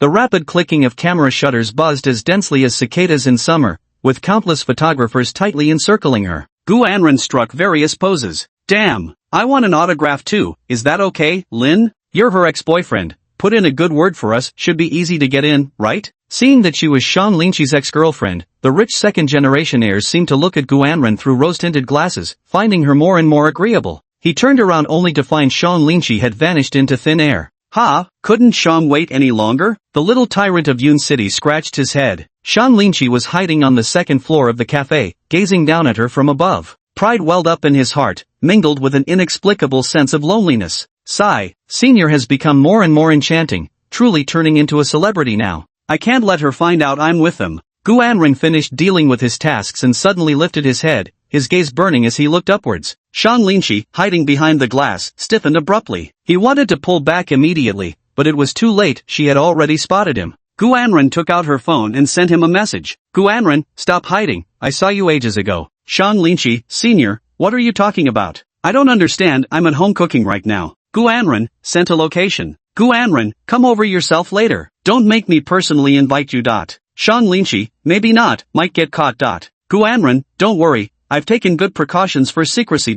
Reading the senior's message, Shang Linchi shrugged helplessly, no choice now. This banquet from hell was unavoidable. The wealthiest figures in Jiangcheng had finally managed to secure their spot in line before Gu Anren, rubbing their hands together with ingratiating smiles plastered across their faces. Ahem, Sister Anren, could you sign this for me? The young tyrant of Yuncheng presented a hastily purchased postcard. Gu Anren lifted her gaze, took in the crowd of familiar faces before her, and shot them all a sharp glare. With a light snap of his fingers, bodyguards, kindly escort these people out. What? The rich second-generation heirs wore bewildered expressions. 3 or 4 burly men closed in, grabbing them by the arms and swinging them out like they were on a seesaw. What the hell? How dare you treat me like this, Gu Anren? High City's third young master rubbed his sore bottom, grinding his teeth with an audible creak. She left in such a hurry, she must be going to find Shang Linchi. Be patient, don't make her dislike you. The richest man in Jiangcheng advised earnestly. Shang Linchi arrived at the coordinates but didn't knock on the door. Instead, he sent her a message saying he'd arrived. The door panel swung open before he could react. Whoosh. A pale white arm reached out and yanked him inside in an instant. Woo woo. Shang Linchi's mouth was sealed by her lips, rendering him utterly unable to speak. Gu Anren held him tightly, her grip so strong it nearly hurt. Her high heels made muffled thuds on the carpet as she forcefully pressed Shang Linchi against the wall with a twist of her wrist. Why have you been avoiding me? She demanded, her piercing gaze locking onto his. Her fingers tugged at his tie, her palm resting against his chest. Shang Linchi's Adam's apple bobbed involuntarily as he slightly turned his head away. You shouldn't be doing this. Just what exactly are you hiding from me? Her accusatory tone was unmistakable as she lightly lifted Shang Linchi's chin with one hand. Shang Linchi abruptly grabbed her wrist and pushed her hand away. Gu Anren showed no sign of retreat. She raised her knee to press against his thigh, firmly trapping him. Shang Linchi's heart pounded wildly, his face involuntarily flushing crimson. He, still so adorable. Her fingers lightly brushed across his cheek. Tilting her head to observe his slightly trembling lashes, she found it even more amusing. Kiss me. Her tone brooked no argument. Shang Linchi didn't hesitate, leaning down slightly to kiss her tenderly. Just like this? Your makeup will smudge, and your assistants must be waiting for you. You shouldn't stay here too long, Shang Linchi whispered. It's fine, no one will notice, I've made perfect preparations. No sooner had the words left her mouth than Shang Linchi suddenly felt her feet slip, losing her balance as she was pushed down onto the bed. Gu Anren curled her lips into a mischievous smirk, leveraging her full body weight to pin the other girl down. Senpai, are you in that much of a hurry? Shang Linchi's pupils dilated in shock. Of course, we're practically an old married couple by now, what are you still shy about? Senior, I ate garlic for lunch. I don't care. Hurry up. 1 hour later. Shang Linchi stood in front of the mirror, turning on the faucet to splash his face several times. His fingers lightly touched his lips. Ouch. The burning sting was intense enough to break the skin. There was no helping it. His senior had a thing for biting. Gu Anren's assistant called, asking where she'd gone. I have a stomachache today and have been in the bathroom all day. Hurry up, Anren, there's an event tonight. The assistant urged anxiously.